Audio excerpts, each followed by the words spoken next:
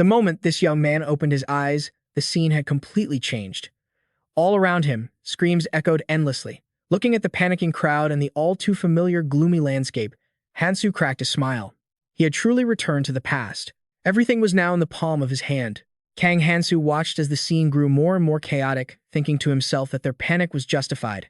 After all, it was their first time in the Otherworld. The Otherworld, a place that devours other dimensions, a place ruled by hell, where everyone who arrives learns skills, but the bizarre monsters have turned it into a nightmare. This is a world of violence and lawlessness. Anyone who descends into hell is transported to the Otherworld, and when everyone from around the globe is present, the gates to hell will open, and the brutal war begins. I have 5 years to get strong. The skills I learned and my strength are all gone. Whatever, it's probably about time for it to show up. Sure enough, not long after, a crack appeared in the sky, and a creature with a grotesque form emerged. Hello, I am Assistant Fairy. I'm here to help everyone with the express registration, so please listen carefully. Kang Hansu looked at the fairy's radiant smile, feeling nothing but contempt. What a bunch of hypocritical bastards. The express registration it mentioned was just telling everyone to charge in and beat each other senseless. The fairy then continued its enthusiastic presentation. First off, welcome to the Otherworld. From now on, everyone will get an unexpected opportunity.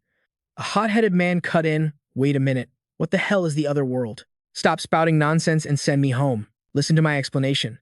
The smile vanished from the fairy's lips, replaced by a terrifying expression. It said, "Here, you all have limitless freedom. Rules, order, morality. Have you ever dreamed of a world with no laws? And that's not all. The physical limits that hold you back will also disappear. Depending on your efforts, that power can become infinite.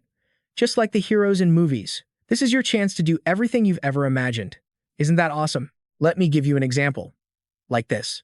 The fairy pinched its index finger and thumb together, aimed at the man who had just spoken, and fired a beam of light that sent him straight to meet his maker. Sorry about that. I really hate loudmouths, the fairy said smugly. The crowd, witnessing this, was terrified and immediately screamed, scattering in all directions.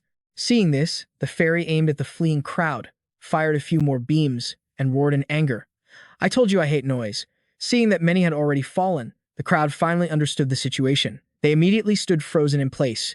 Despite their fear, not a single person dared to make a sound. Silence instantly enveloped the entire area. Just then, the fairy brightened up again and said cheerfully, "Isn't it so much better when it's quiet? Let's continue." It pulled out a stone and explained, "This is a rune. You'll get one whenever you destroy any living thing. There are 8 other runes similar to this one, and they will appear randomly in different colors. But if you work hard and grow, you can get even better runes. And this is a strength-enhancing rune. Does anyone want it?" A hand went up. It was none other than Hansu. The fairy was taken aback and stared at Hansu for a moment. Then, it flew over excitedly, circling around him with praise. "Excellent. Such an enthusiastic attitude. Give me your hand." Kang Hansu's face was emotionless. He held out his hand, just as the fairy said. Instantly, the rune floated into Kang Hansu's hand, and a silver light, the same color as the rune, enveloped his body. Rune now resting on his hand. Pretty cool, huh? Runes can bend the laws of nature. Scientifically speaking, your muscles had a weight limit of 117.1 kilograms, but now it has increased to 122.3 kilograms. Not only that, runes. Kang Hansu sighed internally. So boring. I have to listen to all this stuff I already know again. The fairy was speaking, so passionately, but was put off by Hansu's blank expression, so it flew elsewhere to continue educating the crowd. Different types of runes will have different effects. Your science can't possibly explain their full abilities. I'd like to show you another example. Any volunteers? As it said this, it flashed a demonic smile, making the crowd tremble in fear. Ugh. Oh well. No matter what happens, just remember this. It doesn't matter what rune or what power-up you get. It doesn't matter. They're all useful. So collect as many runes as you can if you want to survive. At that moment, runes began to rise from the bodies of the dead. Everyone was stunned by this sight, but only for a few seconds. They then pounced like hungry tigers, pushing and shoving to snatch the runes for themselves. The fairy watched this from above, thoroughly amused. Right at the climax, it said, "Seeing that young man's reaction earlier, it seems I don't need to explain any further, huh? Then I'll be taking these runes back." As it finished speaking, all the runes flew into the fairy's hand and vanished. Oh, one more thing. If you touch your right hand, you'll be able to see the number of runes you possess. Humans like to measure everything, don't they? Usually the number is 10. Just know that. Strength 11, HP 9. Perception 8. Kang Hansu glanced at his own stats, thinking to himself, my strength just went up by 1. If I collect more runes after hunting, my mana and magic power stats will also increase. It doesn't matter what you get. It'll be a little unfair at the start. At this point, the fairy continued, I will grant you all a special favor. Forget your pasts and enjoy this new life. As it spoke, a knife appeared in everyone's hands. When I leave, the training will begin. Everyone, do your best. While the people were still bewildered, someone screamed in terror. Behind you. Everyone turned their heads in unison and saw a legion of goblins slowly advancing towards them. Just as everyone was unsure of what to do, a girl spoke up to calm them. Everyone, stay calm. Don't provoke them and slowly back away. The others thought the girl had a point, so they followed her lead. Unfortunately, they hadn't backed up far before. A giant wall suddenly appeared behind them, blocking their escape. They could even feel the walls slowly closing in. This meant they were being pushed closer to the Goblin Legion. Just then, one young man surprisingly managed to slip right through the wall, leaving everyone stunned. How in the world did you get out there? The young man answered dazedly. I don't know either. I have no idea how I was able to pass through. Just then, a sharp-eyed person noticed the number 49 appear on the wall. Another person took a chance and tried to walk through the wall and succeeded, and at the same time, the number on the wall decreased to 48. Could it be that only 50 people can leave? Someone proposed this theory, which immediately sparked a chaotic scramble to get through the wall. Kang Hansu sighed as he witnessed the scene. How pathetic. All 100 of us need to keep a cool head and fight together. We might get hurt, but there would be fewer casualties that way. When I first set foot here, about 40 people died at the hands of those goblins. Of all the people who couldn't get past the wall, only 10 survived. But this time is different. First, I need to clear this area and move on to the next floor. Hansu thought to himself. He drew his weapon and killed a goblin that was charging frantically, saving someone in the nick of time. Pressing his advantage, Kang Hansu continued to use his superior skills to single-handedly take down several more goblins, to everyone's horror. Doing this with my body from 10 years ago is a little uncomfortable, but I guess I'm a bit lucky. Kang Hansu checked his stats. His agility had increased by 0.1. The agility stat not only increases a player's temporal perception speed, an increase of 0.1 means the player can perform actions much faster. Just like now, Kang Hansu was able to send a goblin to its doom in an instant. Just as he expected, the remaining goblins went into a frenzy the moment they saw blood and charged forward to attack. But of course, they all met their end on Kang Hansu's blade. A considerable number of the people who witnessed this felt empowered, no longer thinking about fighting each other to get past the wall. Instead, they bravely took up their weapons to fight the goblins. Seeing this, Kang Hansu felt a little more at ease. Usually, there's no need to rush at the beginning, but now is not the time to relax. Including this place, there are still many other travelers. If you count the whole world, the number is endless. The first year here, for the next 3 months, humans will be protected in the tutorial zone. Once the 3-month protection period provided by the tutorial zone ends, we will be forced to fight against the 2nd and 3rd years. But no matter what you guys might think, this is an opportunity, a chance to become even just a little bit stronger. Oh, Kenian, you made the right choice sending me to this time period. Every battle comes to an end, and the team that got wiped out was the goblins. At this moment, the survivors sat panting on the ground, looking at Hansu with terrified eyes. Did he really take them all down by himself with just that short sword? He's a monster. A moment after the battle ended, the fairy appeared again, exclaiming with some surprise, wow, you all did pretty well. You must have had a tough time, but quite a few participants are left. You must have figured out how to survive by now, right? Well then, I'll take down the barrier wall. Just keep going like this and you'll be fine. I still have work to do in other areas, so good luck. With that, the fairy disappeared amidst the crowd's outrage. Taking advantage of the quiet moment, Kang Hansu went to a corner by himself to check his stats again. Strength, 14.3, Agility, 10.9, HP, 10.1, Perception, 11.2. If it's just this, it should be enough for the training round. I also found something quite useful. Hansu glanced at the sword in his hand before putting it away, then continued to think about his plan of action. First, I need to find every possible way to get stronger quickly. Eras, Kangtae, Kenian. What would they do? Hansu remembered Kenian once mentioning a hidden dungeon tucked away in the training area, and it was a dungeon with the highest difficulty. I couldn't clear that dungeon. No one could get through it, Kenian had said regretfully. So you only got through a small part of that hidden dungeon and became this strong? That's right. Isn't the fact that I'm here as a member of the Vakizi proof enough? Kenian smiled smugly, then said seriously, if I could go back to the past, I would definitely try to clear that dungeon first. If I manage that, I might even be able to defeat you, Hansu. One thing was for sure, the higher the difficulty and the more impossible it is to complete, the greater the reward will be upon success. Thinking this, Hansu secretly made up his mind. My goal is set. If I want to do that, I'll have to take care of a few things first. The first floor of the training room is where 100 people gather and act together. We'll be allowed to operate in the permitted area once a week and have to do the job of hunting for 3 months. Then, after completing the second floor of the training round, a safe zone will open up and we can interact with those who arrived earlier. Currently, there are 2 hidden pieces on the first floor of the training round, and no one has ever reached the end. To reach the end of the hidden dungeon, I have to get it. That's the only way to get stronger quickly. But first, I need to get the first, closest hidden piece. Let's see. It should be around here somewhere. While Kang Hansu was frantically looking around, he was distracted by the sound of an argument, not far away. It seemed like a beautiful girl was being forced by a group of thugs to go with them under the pretext of helping each other survive the training, but she was refusing. I don't have time to pay attention to this stuff. I need to find the hidden piece because it will disappear within a week. With that thought, Kang Hansu turned a blind eye. But man proposes, God disposes. Just as he was about to leave, a young man called out to him, Kang Hansu, you're Kang Hansu, right? Just when I'm in a hurry. Kang Hansu grumbled internally but still replied politely, do you know me? The guy was stunned by what Hansu said. Just then, the blonde-haired guy aggressively walked up and confronted him. Hey Hansu, are you nuts? We were in the same place right before we got here. What do you mean by that? How does he know my name? After searching through his memories, Hansu finally realized they were his college classmates. The blonde guy's name was Jin Tae-sung, and the one with headphones was Sang Jin. He had gone on a trip with them, but they all ended up dying afterward, so he'd completely forgotten about them. We're going with him.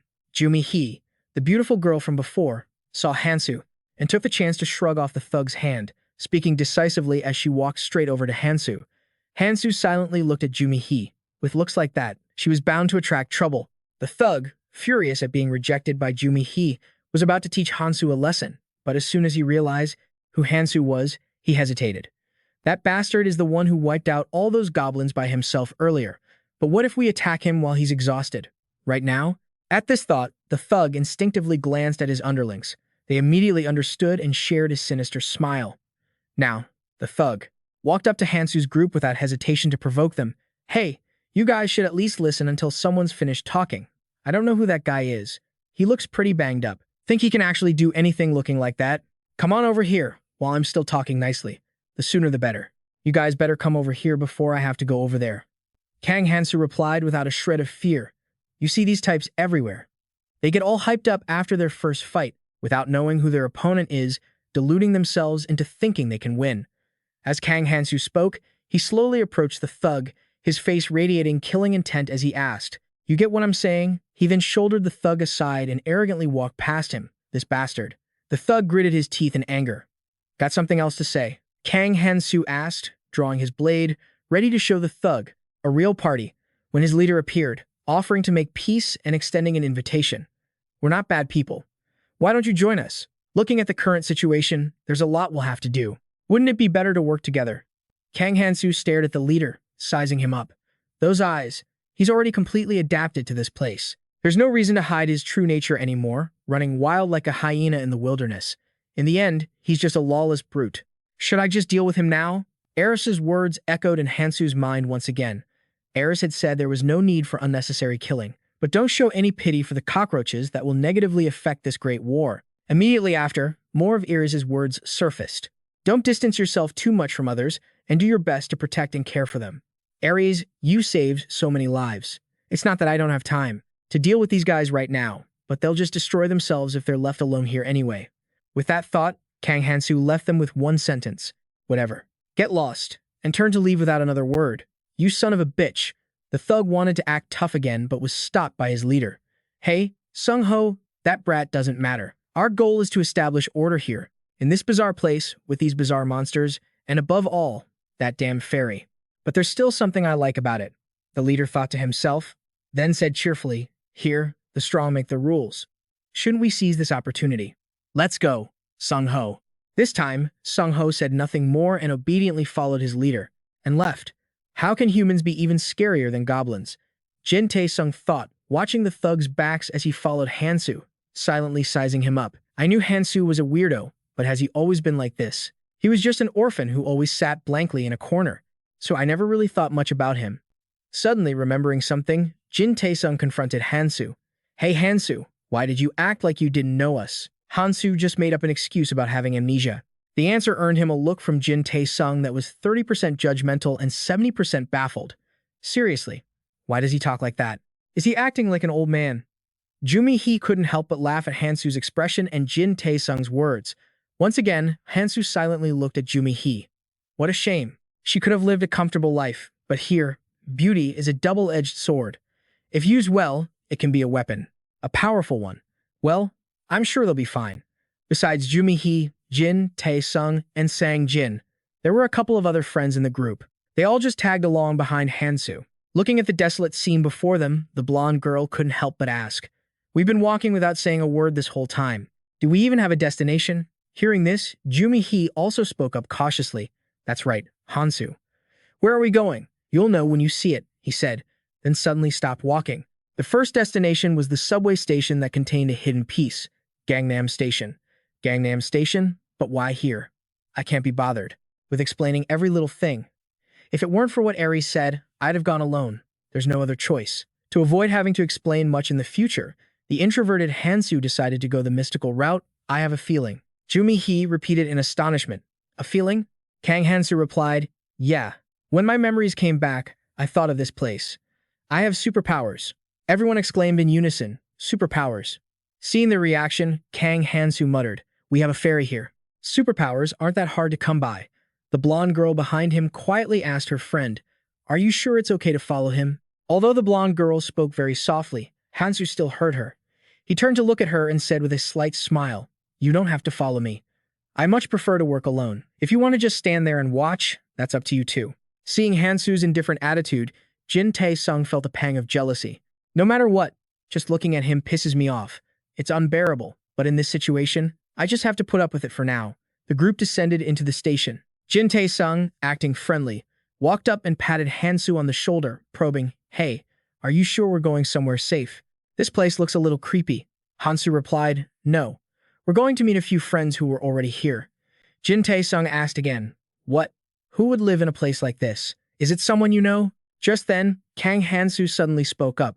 Wait, what is it? Just as Jumi-hee opened her mouth, she seemed to see something terrifying and screamed. Jin Taesung dodged. He turned his head suspiciously and saw Hansu, standing right next to him, thrusting a dagger downward. Jin Taesung's face went pale with fear. Watching the dagger's tip get closer and closer, he screamed, what the hell? But right after, Jin Taesung realized Hansu's target was a worm-like monster right at his feet. Hansu pulled the dagger from the monster's body, picked up the rune stone, and began to explain, this is a dungeon modeled after Gangnam Station, and these are green worms that crawl out after sensing vibrations from underground. They hate sunlight, so they usually don't come above ground. If they bite you, your flesh will easily be torn and start to rot, so be careful. If you get bitten, you'll pass out and die. Before you can even react, I'll show you a simple way to fight them. A moment later, thanks to Hansu's instructions, everyone gradually adapted and started killing the green worms themselves. Hansu stood to one side, observing. He noticed 4 people who were doing quite well. Besides them, one person who had been standing still with a dagger since the beginning also caught his eye. It was Choi Sang-jin. Kang Hansu walked over to Choi Sang-jin and advised him, if you're not confident, stick to the intact marble slabs, and if you see a wet spot on the ground, stab your dagger into it. Be careful with your hands. Not far away, Jumi-hee had just finished off a green worm. She stood up, wiped her sweat, and spoke to the blonde girl. You just have to stab where the ground bulges up. The blonde girl replied thoughtfully, it's like a game of whack-a-mole. Seeing this, Choi Sang-jin gripped his dagger tightly and encouraged himself. I can do this. I have to do this. Suddenly, the ground behind Choi Sang-jin bulged up with a small wet spot. A green worm burst out and shot towards Choi Sang-jin. But Choi Sang-jin was frozen with fear and couldn't do a thing. Luckily, Hansu managed to push him back in time and killed the green worm with 2 slashes. Having survived the close call, Choi Sang-jin gave Hansu a smile. Kang Hansu didn't respond and sharply turned his head away, thinking to himself, the fact that he can't fight is no longer up for debate. He's just going to end up being a burden. At that moment, Jin Taesung walked over and asked Hansu, but it seems like you knew what was going to happen. How did you know? If you tell me. Hansu cut him off. I already told you. This is my special ability. Everyone was left speechless by Hansu's words, so they just focused on hunting monsters. Soon, all the nearby green worms were wiped out. Kang Hansu walked over to a green worm's corpse. As he was picking up the rune stone, he noticed the group was staring at him. So he stood up, turned around, and asked, "Why aren't you picking them up?" Jumi He answered on behalf of the group, "We think it would be better if you took all the runes and protected us. Since you're the one who's going to protect us in this place, you should take everything. It's not like we'll become Superman just by taking a few more of those runes, so you should take them all, and in return, you'll protect us. Wouldn't that be better?" Kang Hansu let out a sigh and said, "If you want to come with me, you take what you hunt. At the very least, follow the most basic principles. The people who have explored the abyss for decades created these basic rules for coexisting. I take what I hunt. In the case of a group hunt, the loot is divided based on contribution, and priority is given in life-threatening situations. Good relationships are easily destroyed. They'll realize soon enough just how vicious and cruel this place is." After that internal thought, Kang Hansu looked at the group seriously and said, "The only thing you should believe in is your own ability. If you're useless, you'll be discarded. That's the rule." Hearing this, everyone was stunned. A moment later, Jumi He was the first to react. She turned and walked towards a worm's corpse. The others exchanged glances and then also began to collect the runes. Hansu thought to himself, soon, they'll get used to it. They won't need to be told, they'll automatically fight to get runes for themselves. Suddenly, Jin Tae-sung yelled, "Hey, look, there's a strange rune here." Everyone gathered around curiously and saw a purple-colored rune stone in Jin Tae-sung's hand. Essence of the Akun Goblin tribe. Jin Tae-sung read the system description and grinned, thinking, "If I take this, I'll get a new superpower." Jin Tae-sung's eyes filled with greed as he thought, "With this, I'll get a special ability." Then, he glanced over at the expressionless Kang Hansu not far away. He was probably just saying that stuff about sharing items earlier. If I make a big deal about splitting this now, he'll definitely give me a hard time. With that in mind, Jin Tae-sung asked Hansu, "Finders keepers, right? You already agreed, so you're not going to go back on your word, are you?" Kang Hansu nodded in acknowledgement. He mused to himself, "Essence of the Akan Goblin tribe, huh. It's a good item to have early in the game because it increases defense and grants the user regenerative abilities. Anyone playing this game needs those two things, so it's a pretty sought-after item. It's also a passive rune, but it does make the user's appetite increase. But once you get stronger, you can just steal food from others, so you don't have to worry about hunger. The rank of a skill determines its power and proficiency by individuals with both a sharp mind and a large amount of magic usually have around 100 skills. Kenian, on the other hand, had over 1,000 skills. But we're not the same. Kang Hansu recalled a time when several runes of different colors were laid out before him. He had picked up an orange one to absorb, while Ares tried to absorb a green one and then spoke with regret. "Just as I thought. We're only allowed a maximum of 7 skills. If I had known this earlier, I would have learned stronger ones. Each person can only learn 7 skills. A rule like that is a death sentence for players, but Hansu possessed a power so immense that such a limit meant nothing to him. Thanks to that immense power, Hansu infinitely evolved his skills. The Doro lizard essence initially only accelerated his regeneration speed. Later, it evolved to the point where it could rival Kang Tae's immortality and Kang Tae's speed burst. Then it became as fast as Kenian's signature move, teleportation. 7 stars was the nickname Ares gave Hansu because he was the only one strong enough to infinitely evolve 7 skills. That's how he was able to catch up and stand shoulder to shoulder with them, despite being 20 years behind. Kang Hansu thought to himself, "My skills define who I am.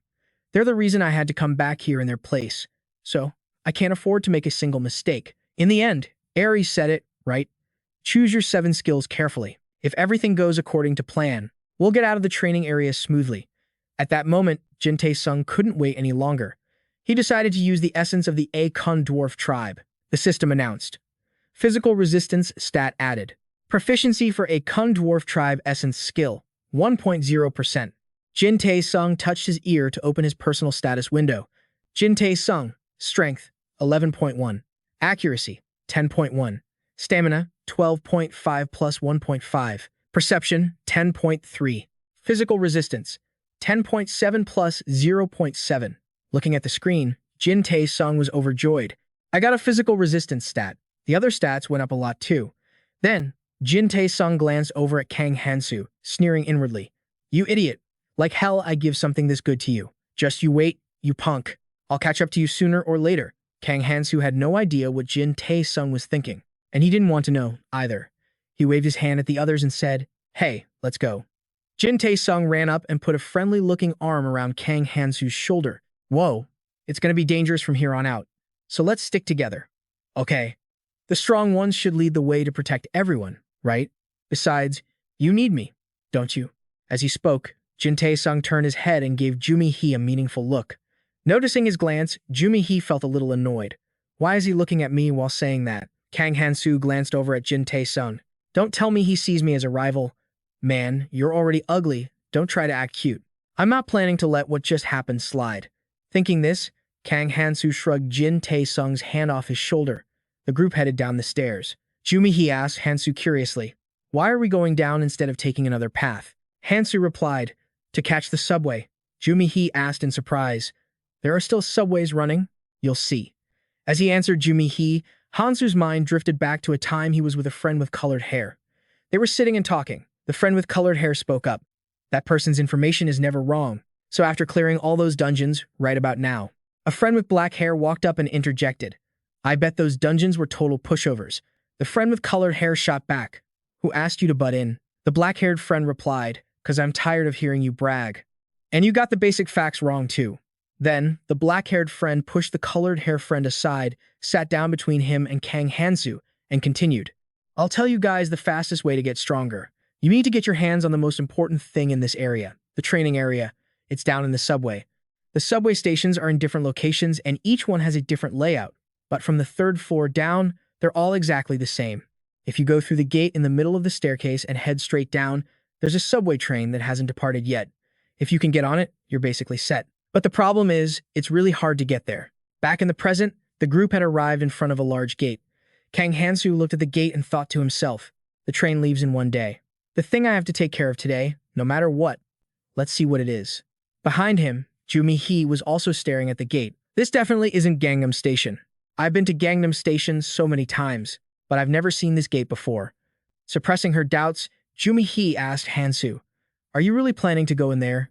You don't even know what's inside." Kang Hansu replied, "I'm just following my instincts, like I said before. Anyone who wants to back out, feel free." Jin Tae-sung smirked and said, "I'm going in." Jumi-hee said with a determined look, "Me too. I'm going in too." Looking at Jumi-hee, Kang Hansu guessed inwardly, "Looks like she's worried." She must have realized her own situation. Someone like her is in even greater danger. From now on, I don't know how, but she has to get stronger, even if it means sacrificing her looks. Just then, the blonde girl in the group spoke up. "We'll stay here. We can just keep hunting here, anyway." Surprisingly, Choi Sang-jin said, "I'm going too. I want to go in there." Jin Tae-sung opened his mouth to mock him. "What are you going to do in there? You were too scared to do anything just a minute ago." Choi Sang-jin gave Jin Tae-sung a dark look and retorted, "Is that any of your business? What I do has nothing to do with you." Jin Tae-sung felt insulted. He pointed straight at Choi Sang-jin and yelled, "What did you just say to me? You're weak, but you sure run your mouth. Take back what you just said." Suddenly, Kang Hansu shouted, "That's enough. Stop fighting over nothing. We don't have time for this, so just get it together." With that, Kang Hansu headed towards the gate. Jumi-hee followed, even quickening her pace to pass him. Jin Tae-sung glared furiously at Hansu's back, cursing inwardly, "How dare those bastards humiliate me in front of Jumi-hee?" Stepping through the gate, Hansu began to ponder. There are over 1,000 types of monsters in the training area and the terrain is diverse, so there must be something in common. Suddenly, Kang Hansu stopped and looked ahead, thinking, "Just as I thought, there it is." Behind him, Choi Sang-jin also cried out in astonishment, "Huh, no way. Is that a convenience store?" Kang Hansu's group entered the convenience store and split up to find what they needed. Kang Hansu walked around, looking things over and wondering. He said there's always a convenience store on the second floor of the station. Is this the reward? Jin Tae-sung picked up a dagger, hesitating. Should I take a bunch of different weapons? Walking over to an aisle of kitchen supplies, Kang Hansu thought. He said it was more like a supermarket than a convenience store, and he was right. They really have everything I need here. Noticing Hansu take out a pot, Jumi-hee asked curiously, "What are you doing?" Hansu placed the pot on a stove, took out a bag, and said, "Cooking." He opened the pouch and poured the liquid inside into the pot. When Jumi-hee saw the solution, she gasped internally, "Is that green warm blood?" She suddenly remembered how Hansu used to collect monster parts in a pouch. At the time, She'd wondered what he was doing. Now, Hansu took out a piece of goblin hide. He tore it into small pieces and dropped them into the pot, thinking, goblin hide becomes highly toxic when it comes into contact with green worm blood. Goblins evolved to fight against green worms, so their toxins are extremely potent. As Kang Hansu focused on brewing, Jin Tae-sung suddenly approached. Sniffing the air greedily, he said, "That smells amazing. Let me have some." Kang Hansu replied without any expression, "It's poisonous." Hearing this, Jin Tae-sung jumped back 10 feet and yelled, "What? If it's poison, you should have said something first." Kang Hansu frowned slightly and retorted, "You're the one who came over here after smelling it." Jumi Hee walked over, smiled at Kang Hansu, and asked, "We never thought of cooking that. How did you know how to do it?" "A superpower. My brain is overflowing with knowledge." Hansu's answer made Jin Tae-sung grind his teeth in frustration. Cursing inwardly, he's clearly just dodging the question. That bastard. In reality, Hansu felt like his brain was about to explode from having to remember all of this. He recalled his training sessions with Kenian. Back then, Kang Hansu had struggled to sit through the lectures, his soul practically leaving his body, but Kenian just kept droning on and on from the front. Even if you go back to the past, it's useless without knowledge. The amount of information you have is what's most important. It's not just about collecting items, but strengthening them is also crucial. If you don't have a brain, you won't understand why it's important, right? But you must not share this information with anyone. Remember this well. Knowledge from the future will only accelerate the collapse of the abyss. You must not become a Prometheus. In Greek mythology, he was a god who could see the future. You can only use this knowledge when absolutely necessary. Snapping back to the present, Kang Hansu looked at the pot of poison and thought, without the exact ratios and cooking time, this stuff would be useless. That should do it. Once the poison was finished, Kang Hansu poured it into an empty bottle. Then from the bottle, he sprayed a bit of the poison onto his weapon. Jumi-hee stood to the side, asking hesitantly, Can we use that?" Hansu replied, "Of course. The cost is half of your strength or 1 stamina rune per use." Jin Tae-sung shouted angrily, "Hey, that's way too stingy. I could give it to you for free, but in the long run, that probably wouldn't be a good idea." Kang Hansu said this because he knew very well that a one-sided relationship could easily fall apart. Jumi-hee spoke up, "I'll give you what you need in a bit. Let me use some of that first." Kang Hansu turned and looked at Jumi-hee intently for a moment before handing her a bottle of the poison. He didn't forget to warn her, "Be careful. It'll hurt like hell if you get it on your hands." Seeing this, Jin Tae-sung quietly gritted his teeth. If he's going to do it like that, then I can't just steal it. His wicked plan foiled, Jin Tae-sung could only say, "I'll use it first and give you the rune later, okay?" Choi Sang-jin also chimed in, "Me too."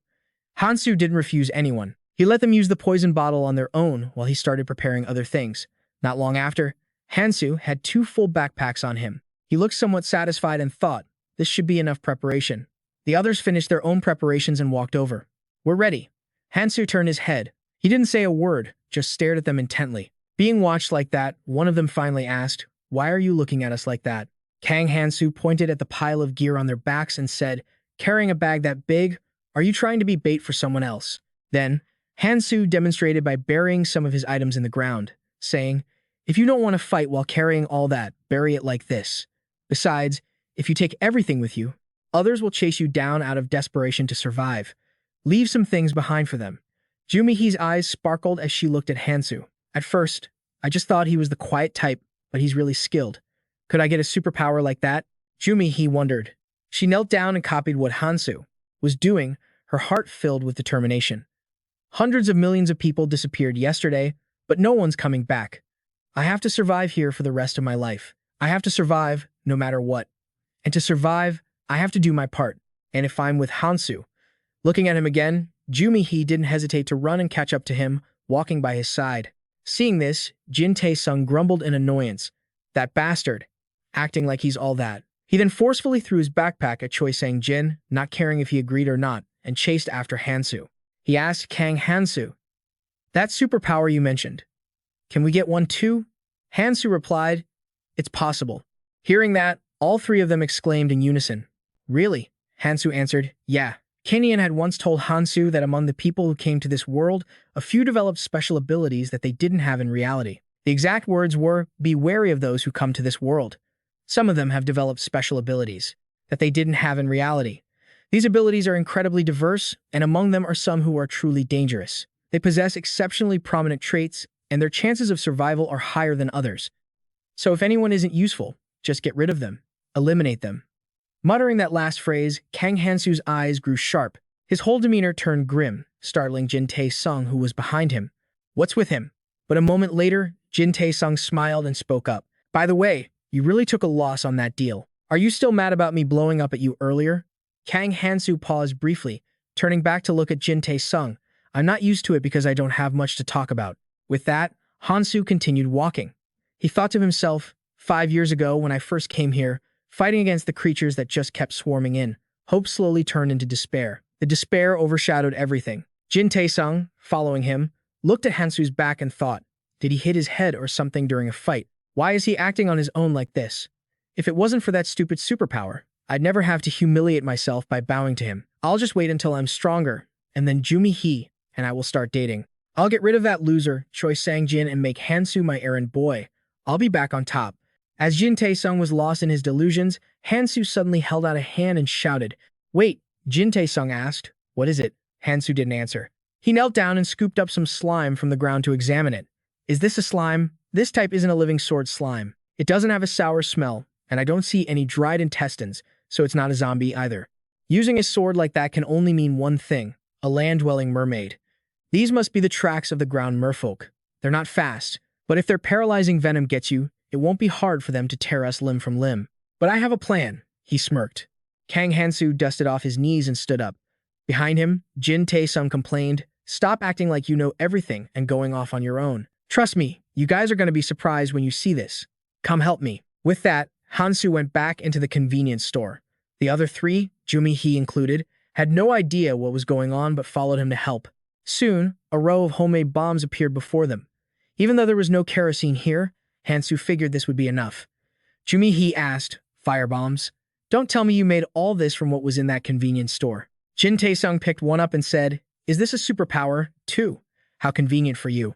You must like this place more than our original world, huh? I mean, you can do whatever you want. If I had the power to do it, I would too. Kang Hansu stared at Jin Tae-sung, a struggle raging in his mind over whether or not he should just get rid of the guy right here and now. Noticing Kang Hansu's strange gaze, Jin Tae-sung shivered and asked, Why are you looking at me like that? Did I say something wrong? Letting out a sigh and temporarily dismissing the thought, Kang Hansu used a wooden stick to draw in the dirt. I'll lay out the plan, so listen closely. When one person throws a bomb, the other three will advance and attack. Whoever is in the lead gets priority on the runes.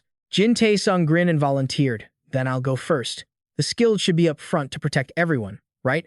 Kang Hansu then asked, Who's throwing the bombs? Jumi-hee and Choi Sang-jin both raised their hands at the same time. Seeing this, Hansu said, Decide between you two. Who's going to throw? After a bit of bickering with Jumi-hee, while Choi Sang-jin was still wrestling with his thoughts, Hansu made the decision. All right, you two can take turns. With that decided, the four of them started moving again. Choi Sang-jin worried to himself, How much farther do we have to go? I can't back out now. I only followed because I didn't want to be left behind. But, are they all really okay with this? Choi Sang-jin looked at the others, and when his gaze fell on Jumi-hee, he was surprised to find that her body was also trembling slightly. Just then, Hansu warned, Stay alert, they're here.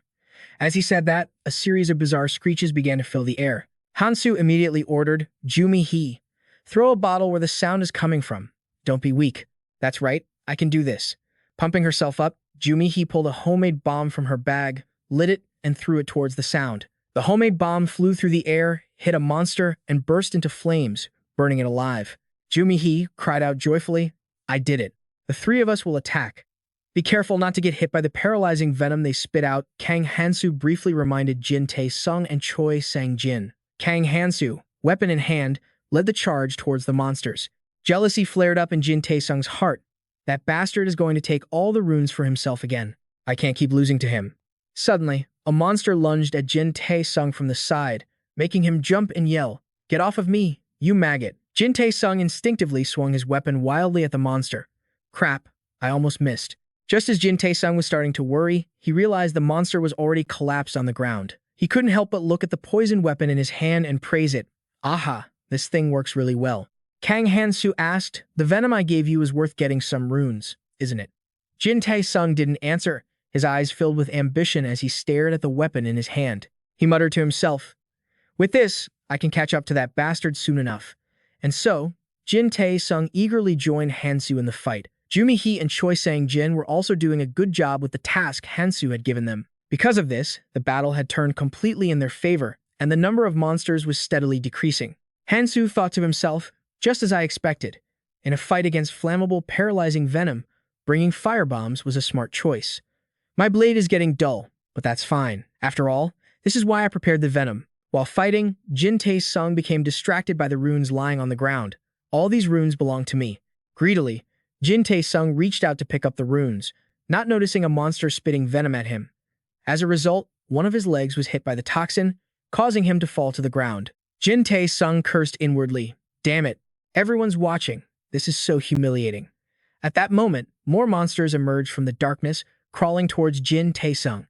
He screamed in terror. You damn things, get away from me.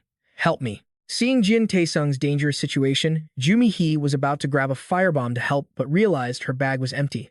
So, she quickly said to Choi Sang-jin, Choi Sang-jin, switch with me.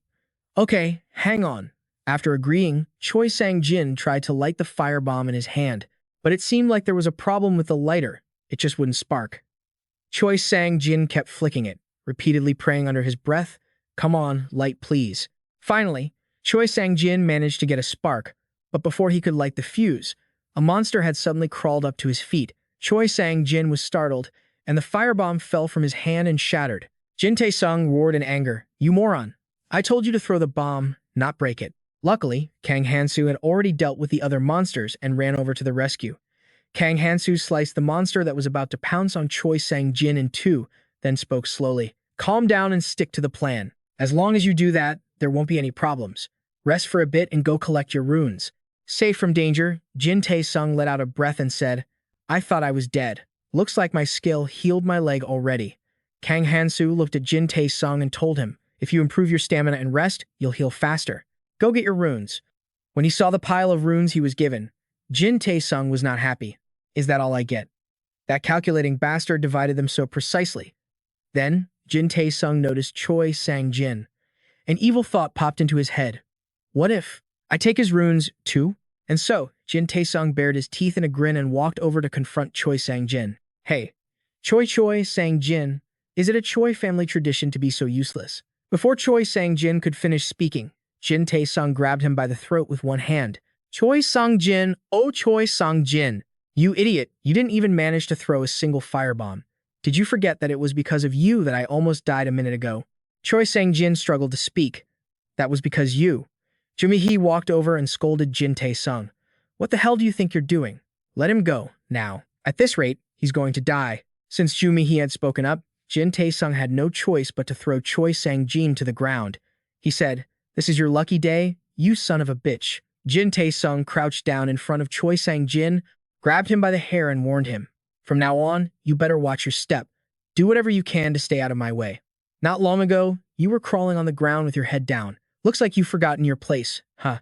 Just follow others around for the rest of your life like your father and stay out of trouble. Then, Jin Tae-sung shifted his gaze to Choi Sang-jin's pile of ancient runes. I'm taking these. With that, Jin Tae-sung reached for the ancient runes, but a dagger flew and stuck into the ground between him and the runes, stopping him. Jin Tae-sung quickly pulled his hand back and shouted, Ah, what the hell is this? The one who threw the dagger was Hansu. He looked at Jin Tae-sung and said, those aren't yours. Jin Tae-sung stood up, laughed, and asked, are you really giving the ancient runes to this useless piece of crap? Can't you see that's no different than throwing them in the trash? What can he even do? Come on, you and I can split these runes. To be honest, we'd be fine without this guy, right? Am I wrong? Kang Hansu calmly replied, we have to divide them fairly. You shouldn't have touched another person's livelihood from the start. Realizing he couldn't change his mind, Jin Tae-sung turned to leave, scoffing contemptuously. Livelihood, my ass. Don't regret this later. Kang Hansu looked at Choi Sang-jin and reminded him, you should watch over your own share. Jumi-hee was observing everything from the side. She looked at Hansu for a moment, then approached him and shyly asked, hey Hansu, are we a bother to you? With the current situation, I just thought seeing other people fight would probably make you uncomfortable. Hansu replied, this is good enough for me. Even if you mess something up, I won't complain. Jumi-hee asked again, so, does that mean you'll stay with us until the end? Kang Hansu, it's just that you act like you could leave at any moment. Kang Hansu didn't turn back. He just kept walking as he spoke. Whether you follow me or not is up to you. You guys are doing fine, so you don't need to worry. Noticing the ancient runes from the monsters' bodies, Kang Hansu mused to himself. They mostly drop strength and stamina runes. Seems I can't ignore the characteristics of these creatures. Huh, not too bad, since strength and stamina are both important right now, and they're the stats I need. Hansu raised his hand to his ear to open his personal status window. Strength, 25.3. Stamina, 24.5. Agility, 14.1. Just a little more, he thought to himself. Hansu then took out his stamina rune and absorbed it. On his personal status window, Hansu's stamina stat changed to 24.8. The system announced that the first accomplishment had been achieved. Along with the system announcement, a fairy suddenly appeared in front of Hansu. Your strength and stamina stats have surpassed 50. Congratulations on becoming the first traveler. Jumihi, startled by the fairy's sudden appearance, screamed. Why did that thing show up here? Where did it come from? Kang Hansu smirked and thought to himself. So I managed to lure it out, huh? The fairy flew closer to Hansu. When it saw his face clearly, it pointed at him in surprise and said, Oh, aren't you the traveler who raised his hand earlier? I was wondering, who was progressing so quickly? It seems my assessment was correct. We always like those who try hard, so for the most proactive traveler, I'll give you a small gift. You're curious what it is, aren't you? Should I tell you? Suddenly, Jumihi raised her hand and spoke up. Isn't that unfair? Our physical stats were different from the very beginning. Why do you need to be so scared? Because once we've started, you and I won't have any contact with each other. We won't kill you just because we don't like you. As it spoke, the fairy flew over to Jumihi, leaned close to her ear, and whispered with a demonic grin. But there are always exceptions, aren't there? And you could be one of them. The color drained from Jumihi's face in fear. Seeing this, the fairy clutched its stomach and laughed out loud. Of course, I was just kidding. Joking like this never gets old. Ha ha ha. Then, the fairy's smile vanished as it glanced at Jumihi. What was that? Unfair. Come on, you know better than that. You have some aspect that's so much better than others that no one can compare, don't you? But you didn't get rid of it to be on the same level as everyone else. Life has always been unfair. With that said, the fairy ignored whatever Jumihi was thinking and cheerfully flew over to Hansu. Talking about this nonsense is such a waste of time. Now, it's time for you to receive your reward. Hansu thought to himself, I know what the reward is. The fairy continued. The reward for exceeding a certain total stat number is 3 runes of your choice. Which runes do you want? Is it perception or intuition? Or perhaps the healing rune? Although it can only be used once, it can even heal a hole in your stomach. And it can cure most types of poison too. It's basically like having an extra life. Kang Hansu silently added. But it's useless if your limbs get chopped off. Hearing about the effects of the healing rune, the 3 of them, Jumihi and the others, had their eyes light up. That meant they could survive a deadly situation at least once. They all looked at Hansu with expectant eyes, thinking that if things went bad, he would at least use one of those runes on them, right? Ignoring the 3 of them, Hansu asked the fairy, Hey, are there any runes for magic immunity? The fairy was a little surprised but still replied with a smile. Of course, there are. Kang Hansu continued to observe the fairy closely. Seeing no unusual expression, he pondered, It doesn't seem to care much, huh? Does that mean a trick of this level is still okay? The healing rune is good, but magic and physical immunity are very hard to get in the tutorial stage, with special exceptions like Kang Tae. Increasing stamina only affects action speed and recovery, while physical and magic resistance are more fundamental defensive or immunity abilities. I can use my experience to somewhat counter physical attacks, but magic attacks are a different story. A moment after Hansu received the reward he requested, his personal status window had changed. Kang Hansu. Strength, 25.3. Stamina, 24.8. Perception, 14.1. Intuition, 15.2. Magic immunity, 13. Kang Hansu wondered if this was enough to avoid getting killed instantly. After giving out the rewards, the fairy said her goodbyes. My work here is done, so I'm leaving. And I'm counting on you, so you better do a good job from now on, handsome Appa. Jumihi and the other two's jaws dropped, whispering, Whoa, was that a girl? Hansu was about to tell everyone to get moving, but when he saw their weird expressions, he asked, What's with those looks? The 3 of them avoided his gaze and replied, It's nothing. Before long, the group of 4 arrived on the 3rd floor. Jumihi had just finished off a monster.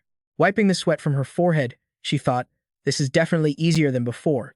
Suddenly, she noticed what Hansu was doing. He was crafting something again. It's probably poison, right? But his actions looked the same as before. Curious, Jumihi walked over and asked, "You have a lot of runes, so why hasn't your speed changed at all?"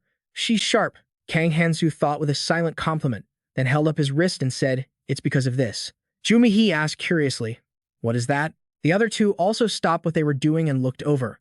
Kang Hansu demonstrated as he explained, "You can collect runes like this. Just hold up your hand and think about the runes you've acquired." Jumihi exclaimed in amazement, "Whoa, how can you do that?" Hansu replied, "With my superpower. Should I give it a try?" Jumihi eagerly picked up a rune to imitate him, but Hansu said, "It's useless for you to copy me." Jumihi, confused, asked, "But why?" "First, it'll slow down your hunting, so you fundamentally won't be able to hold onto many runes. Second, if I die, all these runes become useless anyway. All the runes I collect this way will drop if I die." Choi Sang-jin asked curiously, "Then why are you collecting them?" "I'll use them for trading later on," he added in his mind. "Although it's unlikely to happen now, once a few rules are established, they can be used as currency in the tutorial zone." Kang Hansu then advised, "You guys can't do it, so just keep picking them up one by one." Jin Tae-sung questioned him, annoyed. "Just because we're listening to you, you think you can look down on us? If you can do it, why can't I?" Kang Hansu sighed internally. These people don't even know where they stand. Once they go down there and get hit by the curse, they'll snap out of it. But before that, they still need to be put in their place. Looking at the weapon in his hand, Kang Hansu turned around and looked seriously at the three of them. "Listen up, all of you. Whether you follow me or collect runes, do whatever you want. I don't care. But in exchange, I need you to listen to me now and hand over all your weapons." As expected, Jin Tae-sung vehemently objected. "What are you? A robber? You already have your own weapon, so why the hell are you demanding mine?" I mean, ours. I can't beat the monsters with this." Kang Hansu threw his weapon to the ground and continued, "The blade's too dull. It's useless now. I need a new blade too, got it?" Jin Tae-sung yelled even louder. "You think saying that is going to make me agree? This bastard. You've got to be kidding me. If you take all our weapons, what are we supposed to fight with? We have to fight monsters too, you know. What do you want us to do? Just cower behind you?" Just then, Choi Sang-jin suddenly spoke up. "In that case, I'll offer up my weapon too." He was cut off before he could finish his sentence by Jin Tae-sung. "Shut up." Not wanting to argue, Kang Hansu asked directly, "So, do you want to fight the monster down there?" Without a second thought, Jin Tae-sung replied, "Fine. What's the big deal? Leave it to me. I've always hated that condescending look in your eyes, so I'll show you what I can do this time." Jin Tae-sung's answer was a bit surprising to Kang Hansu. He'd thought the guy would refuse. He didn't expect him to agree so quickly. "Ah, right. He has no idea what kind of monster is down there, but this is as far as I go." With that thought, Kang Hansu gave everyone two options. 1. I back out and you guys fight the monster yourselves. 2. You all step aside and watch me face it alone. What'll it be? Choi Sang-jin said decisively, "I'll step aside." Jumi-hee had a similar answer. "Me too. If you're going that far, that monster must be really dangerous." Seeing this, Jin Tae-sung tried his best to persuade them. "That's why we should work together. We should help each other when it's dangerous." That coward wants to abandon his friends and plans to take all the rewards for himself. Are you guys really going to let him do that? He didn't care whether that loser Choi Sang-jin backed out or not. But if Jumi-hee did too, it would be difficult for him. Friends? Huh.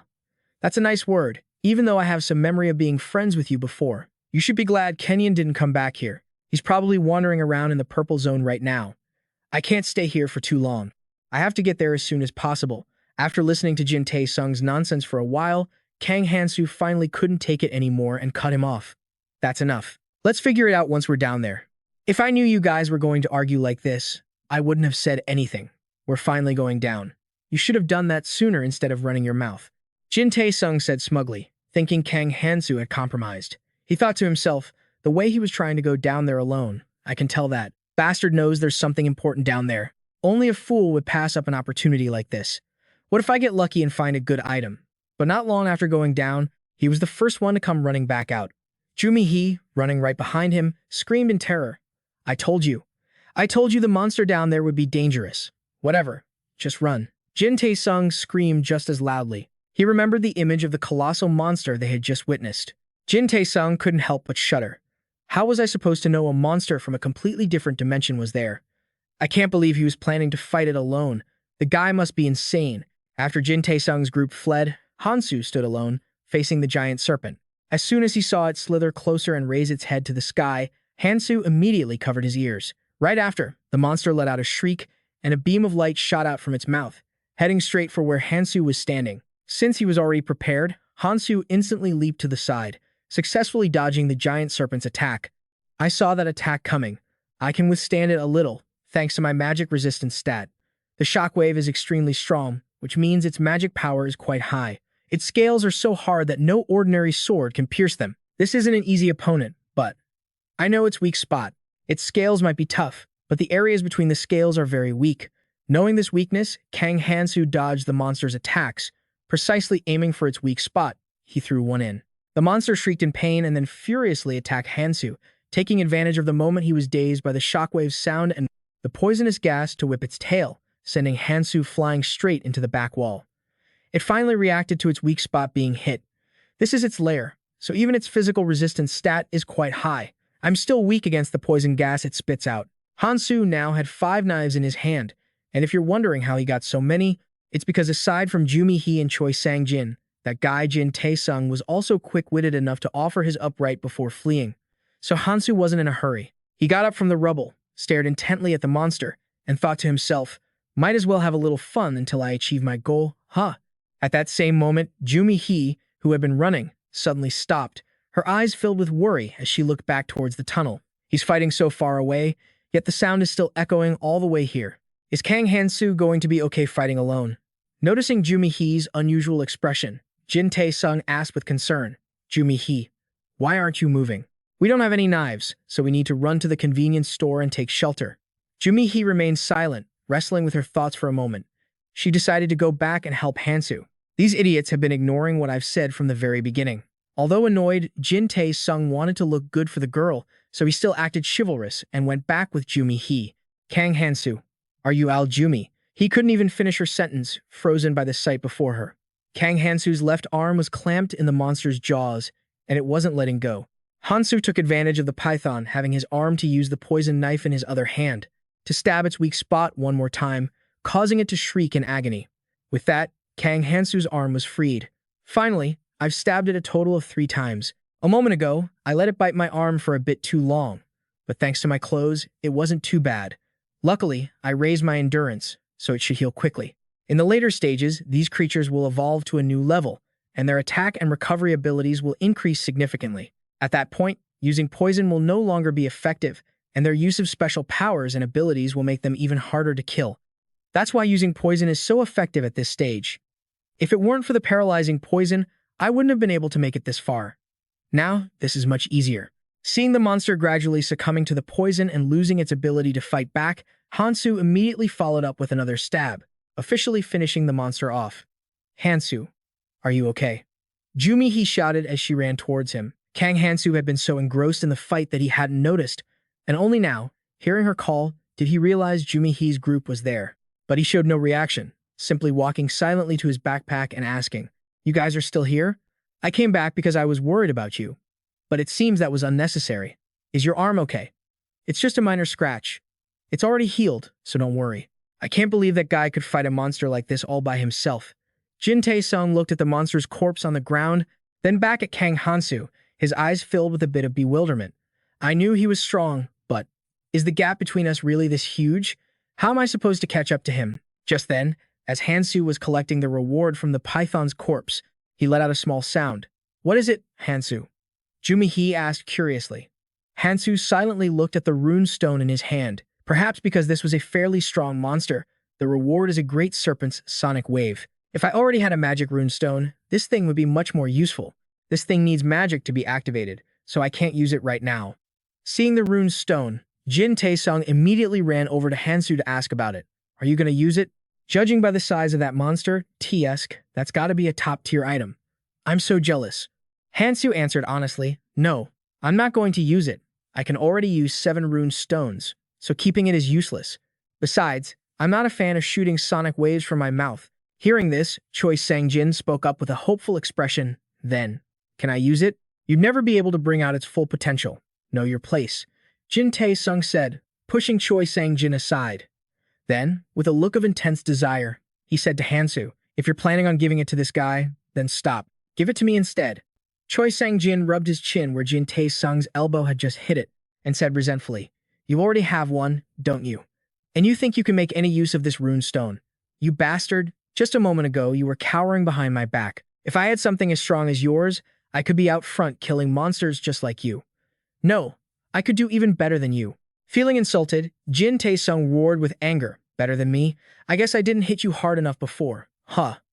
You want me to snap your neck to wake you up?" Seeing the two bickering, Jumi-hee stepped in to mediate, but Hansu just laughed.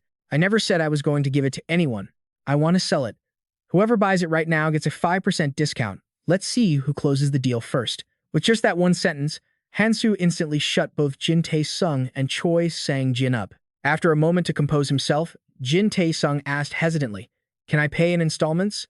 If that's the case, then choose one person to represent all three of you." Hansu gave them some time to discuss before approaching them again. "Have you decided?" Jumi-hee nodded and replied, "Yes, I'll take it." Just as I thought. They don't trust each other, so now there's only one person left to make the deal. On top of that, I noticed earlier she was secretly collecting magic rune stones. Since she killed the monsters and gathered them herself, there's no reason to hide it like that. But it's not surprising. The more a person has to hide, the more advantageous it is for them. Is it her survival instinct? It seems she has quite a bit of potential in that area. After gathering enough items, Jumi-hee went over and gave Hansu 1 agility rune stone and 3 perception rune stones, along with 7 endurance and strength rune stones. Since I said I'd give a 5% discount, I only need 6 strength rune stones. With that, Hansu returned one of the rune stones to Jumi-hee. Jumi-hee gave a forced smile and replied, "You really are meticulous. Don't act like I'm a bad person now. If you get used to receiving things for free in a situation like this, then sooner or later, you'll all end up dead. In this world, nothing comes without a price." After dropping that piece of wisdom, Kang Hansu turned and walked away. "All right, time to get to work, huh? The appearance of that snake proves there's zootorium around here." Sure enough, it didn't take long for Kang Hansu to find the zootorium. He carefully broke off a branch of zootorium, then went to collect some of the great serpent's scales and began crafting something. The entire time, Jumi-hee and Choi Sang-jin were like two little tails, tagging along and watching Hansu's every move, trying to guess what he was up to. Even Jin Tae-sung, seeing Hansu toss the freshly gathered ingredients into a pot to boil, couldn't hide his curiosity and walked over to ask, "What are you planning to make with that? Making more poison?"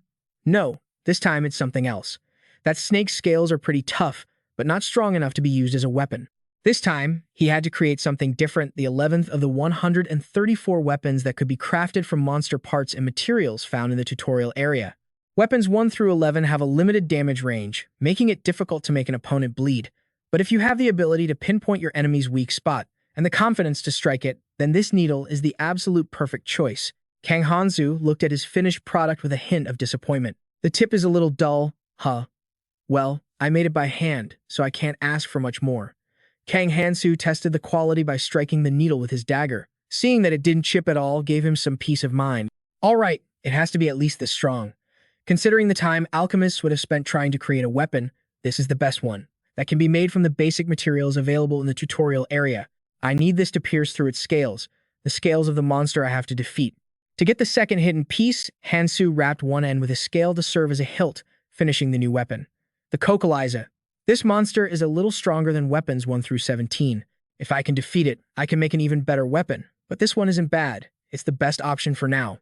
Jin Tae-sung stood to the side, watching him suspiciously. "Look how hard he worked to forge that thing. It must be much better than my current weapon." With that thought, Jin Tae-sung offered to buy the blade from Hansu. "This thing is pretty hard to use. If you're interested, I'll sell it, but I can't make another one right now. I used up all the materials just now." When Jin Tae-sung heard that, his resentment grew even stronger. So this bastard used it all for himself? What a selfish prick. No, there must be better things ahead. It's best to be patient for now. Jin Tae-sung comforted himself and followed Hansu with the others. This must be the final stop. There's electricity, and the train is really clean. Most importantly, that guy who's always on high alert finally looks calm. Looks like we don't have to fight anymore. Now I can finally relax and get my reward. As Jin Tae-sung was celebrating internally, about to board the train with Jumi-hee and Choi Sang-jin, Hansu's question stopped them in their tracks. "Why are you all getting on the train? Only one person can ride. Get off." Seeing the three of them standing there frozen, Kang Hansu turned his head and repeated, "Didn't you hear me? The train will only move with a single person on board. All of you, get off." Choi Sang-jin finally spoke up. "You must be mistaken about something. This is suspicious. How do you know this train only takes one person? Jin Tae-sung chimed in, yeah. And what rule says you're the one who gets to go? After all the battles we fought together, why are you being so selfish? Only thinking about yourself? You only made it this far because we helped you. Oh my god, is this that legendary hypocrite who plays the victim? Is he the one they speak of in legends? I really hope the author gets rid of him soon, cause he's giving me a headache. Anyway, back to the main story. Hearing Jin Tae-sung's ridiculous claims, Kang Hansu let out a quiet sigh. Help? These fools are certainly clever when it comes to seizing opportunities for themselves. But there's still one thing they haven't realized. Of course, there's no rule that says I get to go first. Because in this world, there are no rules. Kang Hansu immediately drew his new blade as a threat. Now, you choose. 1. You get off. 2. You stay here and settle this with me. But if you choose this second option, feel free to write a letter to the United Nations later. Maybe they'll listen. As he spoke, he pressed the pommel of the blade against Jin Tae-sung's neck. With a cold smile, he asked, so, what do you want to do? That bastard. Is he serious? He talks like some 40-year-old man, but he does the craziest things. But if all of us attack him, we might have a chance to win. Plus, if we win, I'll take all his weapons and his ancient runes. And if we lose, we can just apologize. He wouldn't kill all 3 of us, right? It's worth the gamble. Just as Jin Tae-sung was scheming, he met Hansu's murderous gaze. And so, not long after, the train departed. Its only passenger was Hansu. After snapping out of it, Jin Tae-sung couldn't stop cursing himself. That son of a bitch. If I had moved even an inch, he would have killed me right on the spot. He's capable of much more than that. Why did I freeze up just from his glare? We shouldn't have pushed him so far. We owe him for carrying the 3 of us this far. We shouldn't have provoked him like that. Let's keep going. We have to move forward. Hearing these words from Jumi-hee, Jin Tae-sung sneered internally. Weaklings. That's exactly why you'll never make it. Where did that thirst for power go? Aren't we here to get stronger? Doesn't matter what the cost is, right? I will get stronger. While waiting for the train to reach the next station, Kang Hansu thought to himself, if I summarize the information I have on this place, this is what I've gathered. 1. The subway stops at 20 stations along its route. 2. The achievements found at each station are random. 3. Once you've passed a station, you can't go back to it. It's a mentally conflicting structure. Even if I reach the final destination, there's no guarantee of a good outcome. So, caution is necessary. I'm currently at the 12th station. Leiron's bracelet, Kento's claw, Okrang's steel gauntlet. I've collected 8 weapons so far. Perhaps because they are weapons that can be obtained with a hidden piece. Their quality is quite high. The Leiron's bracelet enhances sensory stats, helping to reveal a monster's weak points. But I already know the weaknesses of all the monsters, so it's not useful to me. I have plenty of weapons, so I was hoping for something different. Maybe something to increase my mobility, so I can move freely in battle. Or at least, that's what I hoped. Kang Hansu stepped off the train, staring in awe at what appeared before him. Maniac cigarettes. When you put a cigarette in your mouth, the rune stat starts to increase. As you smoke, the stat continues to rise, and if you finish it and inhale all the smoke, all rune stats increase by 20% and the effect lasts for 10 minutes. Kang Hansu couldn't help but feel excited. Although it can't be used outside the training area, it's still a useful item. Holding the pack of cigarettes, Kang Hansu suddenly remembered her. Are you smoking like you used to again? I've told you every time you smoke, you know you look so much older. Keep it up and you'll ruin that handsome face of yours. Don't worry, this time will be different, Kang Hansu said to himself.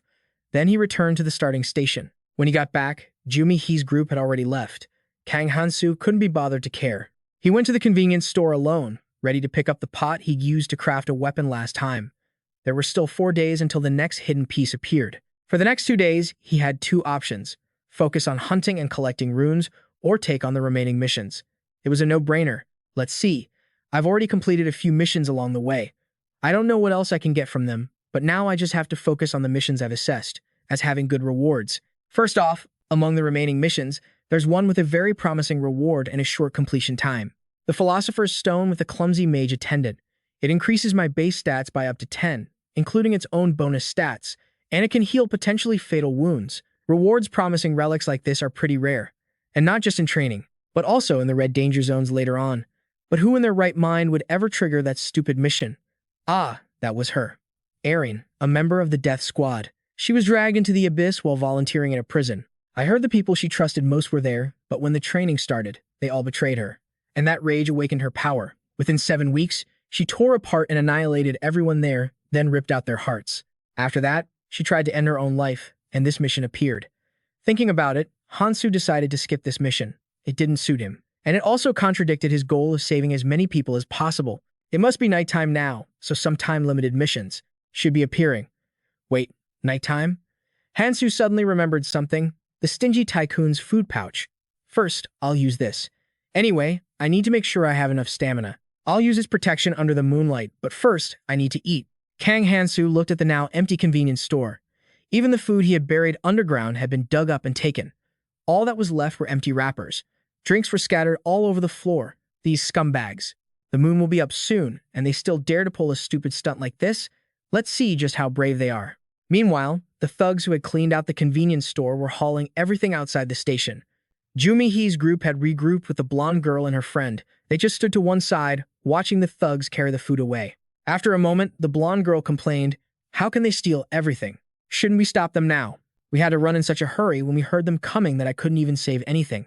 Did they take my share too? How could they bury everything in such a short time?" Jumihee said hesitantly, "We might be stronger, but..." Choi Sang-jin finished Jumihee's thought. "There are too many of them. Even with higher stats, we'd be in danger if they swarmed us. Kang Hansu isn't back yet, so let's not be hasty." The blonde girl's face went blank. Then she turned and whispered to her friend. "I've never heard him talk that much." "Me neither," her friend replied. Jumihee watched the group, a sudden suspicion rising within her. "I can't believe they even knew the location of the convenience store.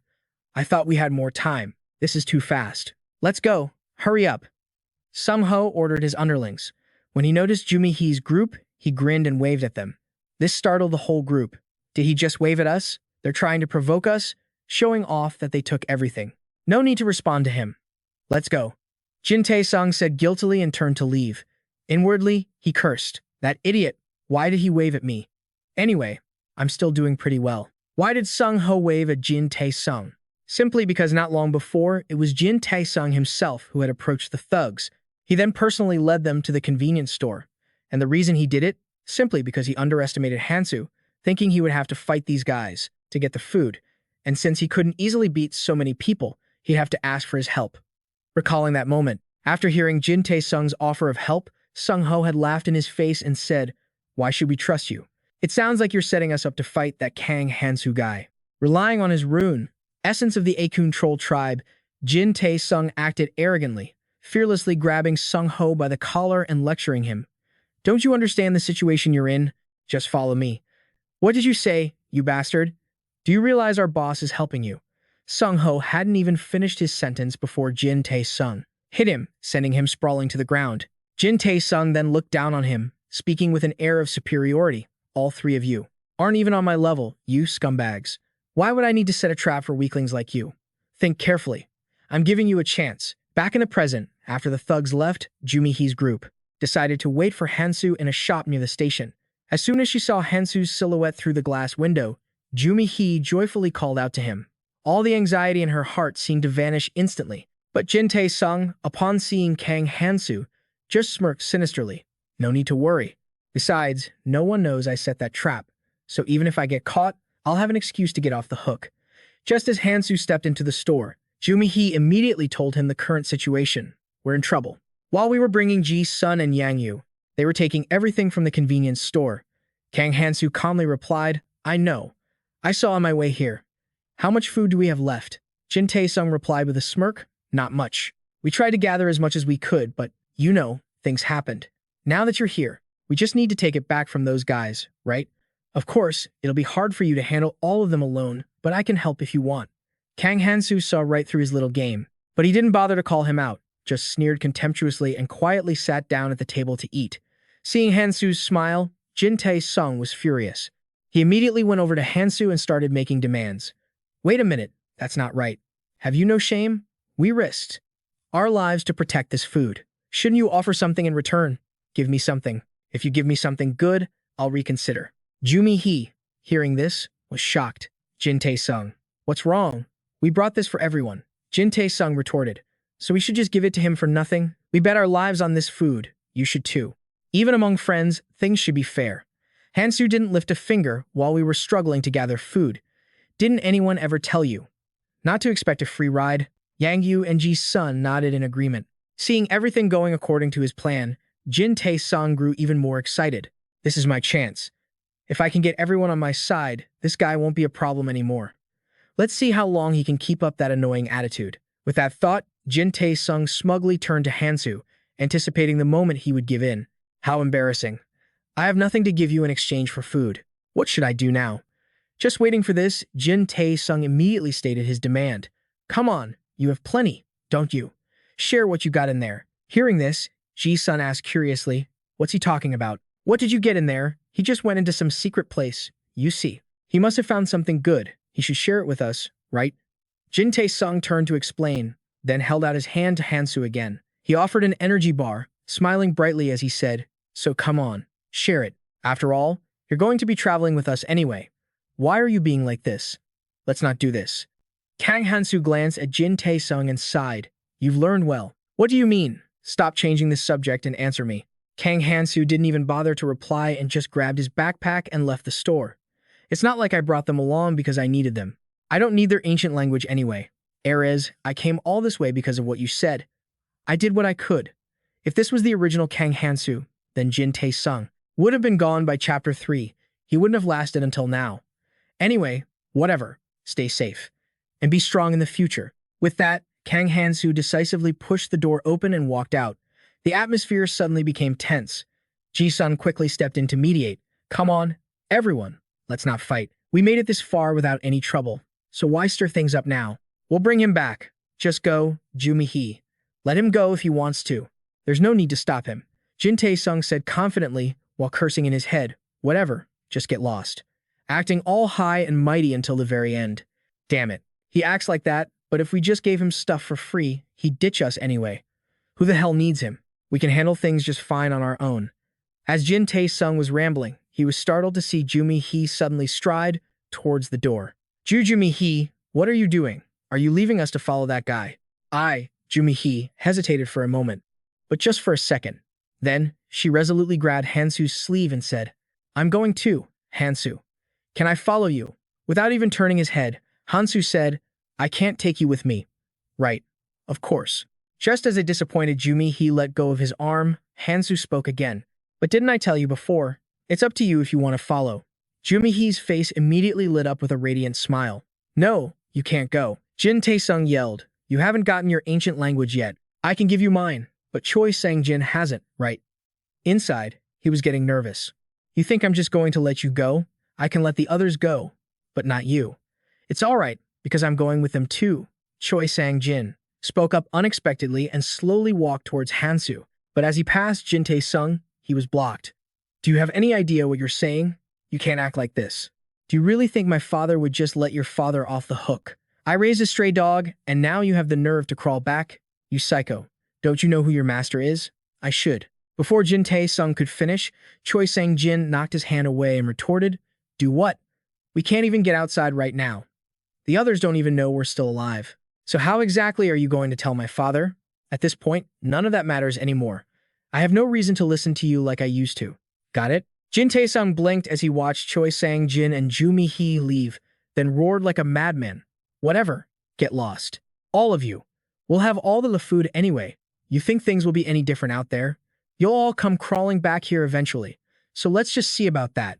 After Kang Hansu's group had walked a short distance, a worried Choi Sang-jin said to Jumi-hee, are you sure we shouldn't have brought some food with us? We don't have much in our bags. You're right. But a clothing store just across the street caught Hansu's attention. He eyed a brand new jacket on display, then took it and put it on, replacing his own tattered one from his solo fight with the Great Serpent.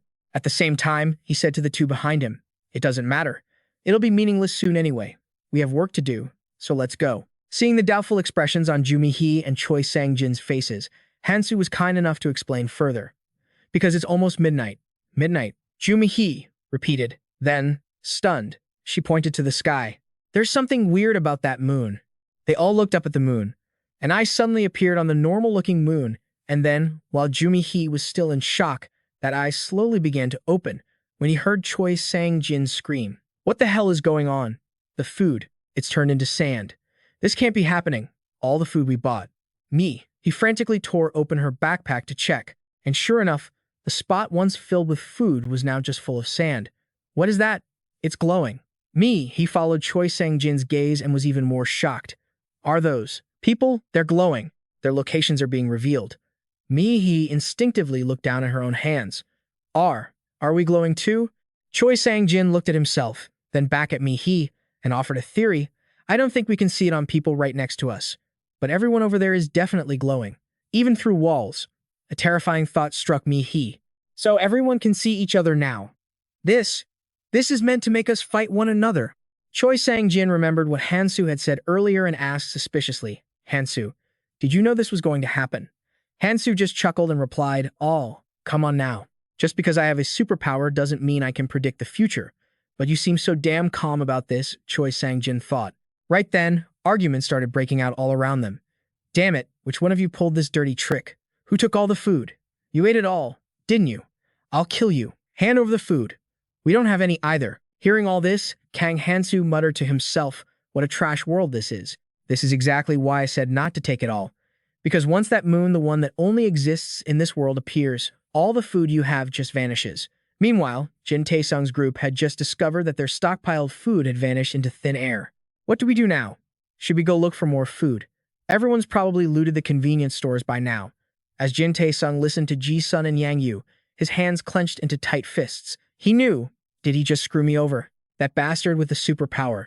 Just then, Ji-sun spotted something and urgently called out, Jin Tae-sung, look outside. That gang of thugs is out there, and they're hunting for someone. Where's that damn swindler? How dare he trick us? Find him. Jin Tae-sung quickly hid behind a wall, his heart pounding. If they all attack us at once, we're done for. Should we try to escape and pick them off one by one? In this desperate situation, an idea suddenly sparked in Ji-sun's mind. Let's just go to Hansu. Jin Tae-sung exploded. You mean we should go crawling back to that piece of trash who ditched us and beg him for help? Have you got any pride? Ji-sun retorted. Then what's your plan? You think you can take on 5 of them alone? Staying here won't do us any good, so think straight. If they can't find us, they'll go after Hansu next. We can help them out if they're in danger, right? Yang Yu added. Yeah, there's no way we lose if we outnumber them. So if we just talk to them, it should work out. They're right.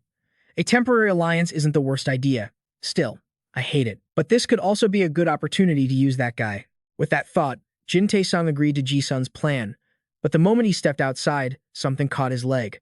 What is this? Crap, it won't let go. Hey, give me a hand. Ji-sun and Yang Yu started to move forward to help, but then they froze in place. Their horrified gazes were fixed on something behind Jin Tae-sung. Hurry up. What are you two looking at, you idiots? Are you sure about that? If you two pull him free, you might end up in wheelchairs. Or, how about you join him? I just want to have a little chat, the gang's leader said with a threatening tone. As soon as they heard that, Ji-sun and Yang Yu turned tail and ran, leaving Jin Tae-sung to his fate. Hey, you damn cowards. Jin Tae-sung screamed after them. The leader slowly walked toward Jin Tae-sung. Tease, such harsh language. And you're so young, too, he said, glancing down at Jin Tae-sung's bound leg. What do you think? It's called an orange flytrap. While you were busy with your little schemes, I was preparing these. It's no fun if we just jump you all at once. Anyway, that's enough small talk. But why are there only 3 of you? Where are the others? When Jin Tae-sung remained silent, the leader raised his foot, causing Jin Tae-sung to scream in terror, but he just stomped on the ground right next to him. Still, it was enough to make Jin Tae-sung shake with fear. He immediately blurted out, I'll tell you everything I know. Ask anything. I can even show you where they are. I'm so glad we could come to an understanding. It's a deal. But first, this guy has a bone to pick with you, the leader said, turning to look at Sung-ho. Let's get this over with and move out. Sung-ho approached Jin Tae-sung with a gleeful smile. Well, look who it is. How have you been? I'd feel sick if I didn't pay you back for what you did. Jin Tae-sung grit his teeth and thought, this worthless maggot, if those bastards hadn't abandoned me, he'd be paying for this. Just keep it under control, the leader said before walking away. You hear that, guys? Belt him up, but keep it under control. Sung-ho reminded his cronies, then he and his crew rushed in to give Jin Tae-sung a beating. As he covered his head, Jin Tae-sung watched Ji-sun and Yang Yu flee, gritting his teeth. He thought, how dare they leave me behind? I'll make every single one of you pay. Meanwhile, it didn't take long for Ji-sun and Yang Yu to find Hansu's group, who were sitting around a campfire, eating heartily. What are you all doing? Are you guys camping or something? This looks great. Let's all eat together, Ji-sun said, trying to sound as casual as possible as he walked toward the 2 steaming pots of food. You're aware that all the food has disappeared, right? Kang Hansu got up, pointing his sword at the two of them. He warned them, still munching on a mouthful of food, "Don't take another step." "Huh? Why are you being so childish? We weren't the ones who had a problem with you." That was Jin Tae-sung. "So what are you going to do if I step forward?" Kang Hansu smirked and replied, "My superpower tells me things won't end well for you." With a sour look on his face, Yang Yu shot back, "Is that the kind of nonsense your superpower tells you?" Kang Hansu turned back to his food and replied, "It tells me other things, too. For instance, that the two of you are in grave danger." Well, you're a sharp one." A familiar voice rang out, making Ji-sun and Yang Yu spin around in shock. There they were, the gang of thugs led by their leader, standing just a short distance away, looking on with amused expressions. In the middle of this ironic mission, the selfish rich man's food pouch, Hansu was chilling hard, casually enjoying a piece of fragrant meat while everyone else stared on, completely bewildered, as if to say, hello, is this guy for real?" Meanwhile, Jin Tae-sung, looking like he just fought the entire world, was unleashing his fury on poor Ji-sundae. Despite Ji-sun protesting like a broken record, Jin Tae-sung remained enraged, the flames of hatred inside him burning, hotter than the fire they were using to cook dinner. Just then, someone from behind cut Jin Tae-sung off. "Hey now, calm down. Newbie, maybe you need to cool it a bit, huh?" the gang leader chided. He then turned to Hansu's group and said, "Nice to see you again. Young man, you've got some skills. Where did you find that meat? Be a good boy and tell me." Without even letting the leader finish, Kang Hansu, while casually chewing on a piece of meat, nonchalantly said, "Meat's everywhere. Surely I don't need to explain to you what it looks like, right?" Seeing Kang Hansu eating the meat so heartily, the other group froze, wondering to themselves, "He dares to eat that? I had my men try it, but they all got dehydrated from the poison. Yet these guys are eating like it's nothing." The gang leaders saw this and said, "It seems you figured out a way to prepare it safely." Then once again, as if he could see the future, Kang Hansu answered before the man even finished his question. "If you stew it with goblin blood, you can eat it. Give it a try. That's all I'm gonna say." Hearing this, the gang leader glared at Hansu, as if to say, "You little punk, you know more than you're letting on." Then, he remembered the other guy mentioning that Hansu had a special ability. He also said that ability helped him collect a valuable item at the train station. Today seems like a good day to pick a fight with him. Even if there's a skill gap, we can overwhelm him with our numbers. Besides, he's just some 20-year-old kid. He might be used to fighting monsters, but that doesn't mean he's used to fighting people, the gang leader thought. With a smirk, he then called out to Jin Tae-sung, "What are you doing, newbie?" Then he ordered him, "Go on, get a piece. Go talk to your friends over there. Nothing wrong with asking a friend for a little favor, right?" Hearing this, Jin Tae-sung cursed inwardly. Who the hell would want to be friends with him? Why is he suddenly ordering me around? He clicked his tongue, but this would work to the leader's advantage since he wouldn't have to start the trouble in front of everyone here. Seeing their intention to approach, Kang Hansu slowly got to his feet, and a tense Jumi Hee stood up as well. Jin Tae-sung stepped forward and said, "He's right, let's have a little chat." Seeing this, Jumi Hee tried to stop him. "No, don't come any closer. Don't cross that line." But Jin Tae-sung refused to listen, stubbornly advancing and screaming, "Shut up, you're all cut from the same cloth, you witch. Just you wait." He even began to speed up. "This is the end," Kang Hansu muttered, "so you've chosen death." He then thought to himself, "Don't blame me for this, Ares." Then, he swung his weapon in one decisive arc. Jin Tae-sung suddenly collapsed with a grunt of confusion. "What happened? I wasn't even touched." Then he fell to the ground, trembling and weakly mumbling, Why? Then, seeing his own leg lying on the ground far behind him, Jin Tae-sung clutched the wound in agony and screamed, "My leg. Ugh, you psycho. Are you out of your damn mind?" The crowd was once again left speechless by Kang Hansu, completely dumbfounded. Even Ji-sun and Yang Yu were just as shocked. Jin Tae-sung continued to scream in terror, "Damn it, my leg. Have you no humanity? How could you do this to me over a stupid piece of meat?" Jumi Hee had clearly tried to stop him, but he refused to listen. All she could do now was sigh. Perhaps she was the only one who knew Hansu would do something like this, because even Choi Sang-jin was as stunned as the rest of them. Jin Tae-sung then turned to the gang leader. "Think about it. He did this just because he didn't want to share food. If he's even stronger than you think, is he going to leave you alone? He'll slaughter every last one of you just to take those ancient runes." Sung then repeatedly urged them on. "You should kill him now. Do you really think you can get on his good side, you fool?" Upon hearing this, the gang leader immediately turned to his men and said, "Get ready." But a man named Sung Ho, who was already terrified by Kang Hansu, quickly said, "But, boss." Sung Ho then fell silent, trying to calm himself down. He looked toward Kang Hansu and thought, that guy's right. He doesn't plan on fighting now, but if he gets stronger later, he'll be able to take us all down easily. We're armed to the teeth, and his body is glowing under the moonlight, so he can't escape. We need to take care of him now." Then, he looked closely at Hansu's cold expression and thought with a shiver, "Damn it, what kind of college student has eyes like that? What the hell has he been through to have that kind of presence?" Kang Hansu didn't have to say a word. His face alone screamed, "If you're scared, go home." Seeing the horde charging at him, he recalled the frequent arguments between Ares and Kenian. Even though they'd agreed to work together, Ares had said he shouldn't make enemies.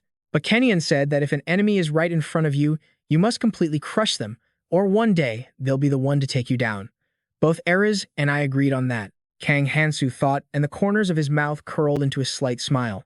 He then raised his hand, summoning several ancient runes as his smile became completely inhuman. This expression immediately made the other group panic and shout, "What tricks are you trying to pull now? It's already come to this, boys. Let's slice him to pieces." They then charged forward, yelling in unison, "Kill him." Seeing this, Kang Hansu tightened his grip on his weapon and issued one final warning. "Since you're the ones who started this, then before the night is over." He then bent his knees, launching himself into the air. He shot forward at incredible speed, saying, "Let me try out some of these new moves on you."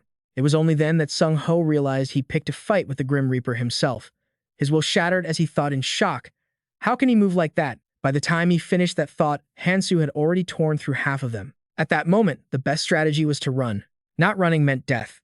The rest of the men realized this and immediately fled for their lives, leaving only their leader standing there in a daze. He was jolted back to reality, realizing, as he collected all of the ancient runes, he then immediately roared, "Don't run. There's more of us. We can overwhelm him with numbers." But his men weren't that stupid. "If you're scared, go home." "I'm scared, so I'm out of here." In the blink of an eye, only 2 of them remained. The leader knew he was hanging by a thread. Even though death was near, his pride still had to come first. He tried to put on a brave face and challenge him. "You think I'm going to retreat, you little punk? Think again. You really think you can live in peace after killing people? This is completely different from killing monsters. What you're doing right now is murder. Cold-blooded murder. You think a brat like you can just do that?" Kang Hansu didn't let him ramble on. With one cold slash of his sword, the leader was cleaved in 2. Kang Hansu was so fast that by the time he landed, the corpse was just starting to react, flying into the air and then exploding like a balloon. After the intense battle, the field was littered with bodies and drenched in blood. The defeated lay scattered everywhere, their pained groans echoing through the air. Suddenly, a cracking sound rang out, as if someone had been skewered. Blood splattered everywhere, startling Yang Yu and Ji Sun who were standing nearby. Kang Hansu calmly walked over, checking each person on the ground. If anyone was still moving, he'd give them a few more stabs to speed up their journey to the afterlife. He smirked, his eyes full of challenge as he looked at Yang Yu and Ji Sun and asked, "Still here? You looking for a fight, too?" Seeing his expression, both of them turned pale with fear. They could only stay silent, looking at each other in utter confusion. Kang Hansu said nothing. He just turned and masterfully swung his staff through the air. Seeing this, the 2 of them immediately bolted, not daring to look back. Retracting his staff, Kang Hansu walked over with the cool demeanor of a confident swordsman. He returned to his seat, bent down, and pulled out a small knife, then casually stuck it into a piece of meat, lifting it to his mouth. Jumi He looked at him, confused, as if asking, "What the hell are you doing?" Kang Hansu chewed the meat noisily, then turned to Jumi He and said, "What? Staring at me like that won't get you any of my food." Jumi He's face flushed with embarrassment as she stammered, "No, it's nothing." After that, the group sat down to rest, finishing off the 2 giant pots of meat. The sky was a vast, cloudless blue, but it held no sense of peace. From a distance, a dazzling light suddenly flashed, and a spherical object slowly descended. It was like a bulging eye, scanning back and forth across the city before quickly closing and disappearing into thin air. The 3 of them quickly got moving. Kang Hansu grimaced as he walked, feeling sick from eating so much that he wanted to throw up. Conflicting thoughts rose in his mind. I've screwed up every mission involving humans, but as he held the small pouch in his hand, Hansu smiled to himself. At least I've secured a food source for the next 2 weeks. That pouch had the magical ability to preserve food from the moonlight and store items in a subspace. Kang Hansu led the way with confidence while Choi Sang-jin and Jumi He trailed behind, not knowing what to say. The atmosphere became uncomfortably tense. Finally, Jumi He couldn't take it anymore. She stopped and asked, "Are you really okay with this? With not killing all of them?" Kang Hansu bowed his head, his face darkening as he remained silent. After a moment, he looked up, sighed, and said, with a grave tone, Girls like you are terrifying. You're actually starting to scare me. Hearing this, Jumihee's face turned beet red. She puffed out her cheeks and stammered in reply. That's not it. I was just worried about you. Kang Hansu didn't say anything else. He just stood there. He knew full well that even if they tried to rise up, they couldn't do anything. Hansu was getting stronger and stronger, and that made any attempt to fight back futile. The journey continued, and the two quickly caught up to Hansu's pace. In their hearts, they reassured themselves that they didn't need to worry about others anymore. If Kang Hansu wanted to kill them for their ancient words, it would only make him stronger. Kang Hansu stuck his hands in his pockets, silently assessing Jumihee. Her demeanor showed she was beginning to understand the dangerous situation here. He also guessed that she had developed a correct perspective on things. Even though he walked ahead, he kept glancing back to watch her. In his mind, thoughts kept swirling about how to save the most people, minimize conflict, and unite their forces. He needed to create rules. He understood that to achieve that goal, he couldn't just kill people for their ancient words. Although killing people and using their ancient words could grant him power, it couldn't make up for their loss. Kang Hansu realized that if he continued to kill indiscriminately, his image in others' eyes would only be that of a ruthless killer. To impose rules and control the situation, a powerful figure needed to step up, and he knew he couldn't show any weakness. The atmosphere grew more tense as these thoughts filled Hansu's mind. He knew that sooner or later, someone would find those ancient words, and that would change everything. Suddenly, Choi Sang-jin stopped and announced that he wouldn't go any further. Hearing this, Jumihee was surprised and asked in disbelief, "What did you say?"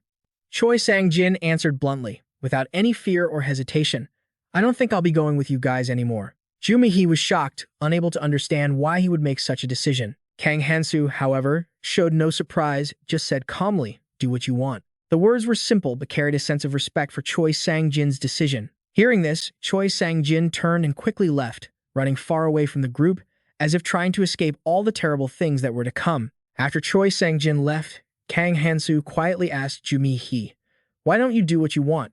The question startled Jumihee. Kang Hansu looked straight at her, his cold eyes pressing on, "Aren't you afraid of me?" Jumihee was still stunned, unable to believe what was happening. She avoided Hansu's gaze but admitted, "I am scared."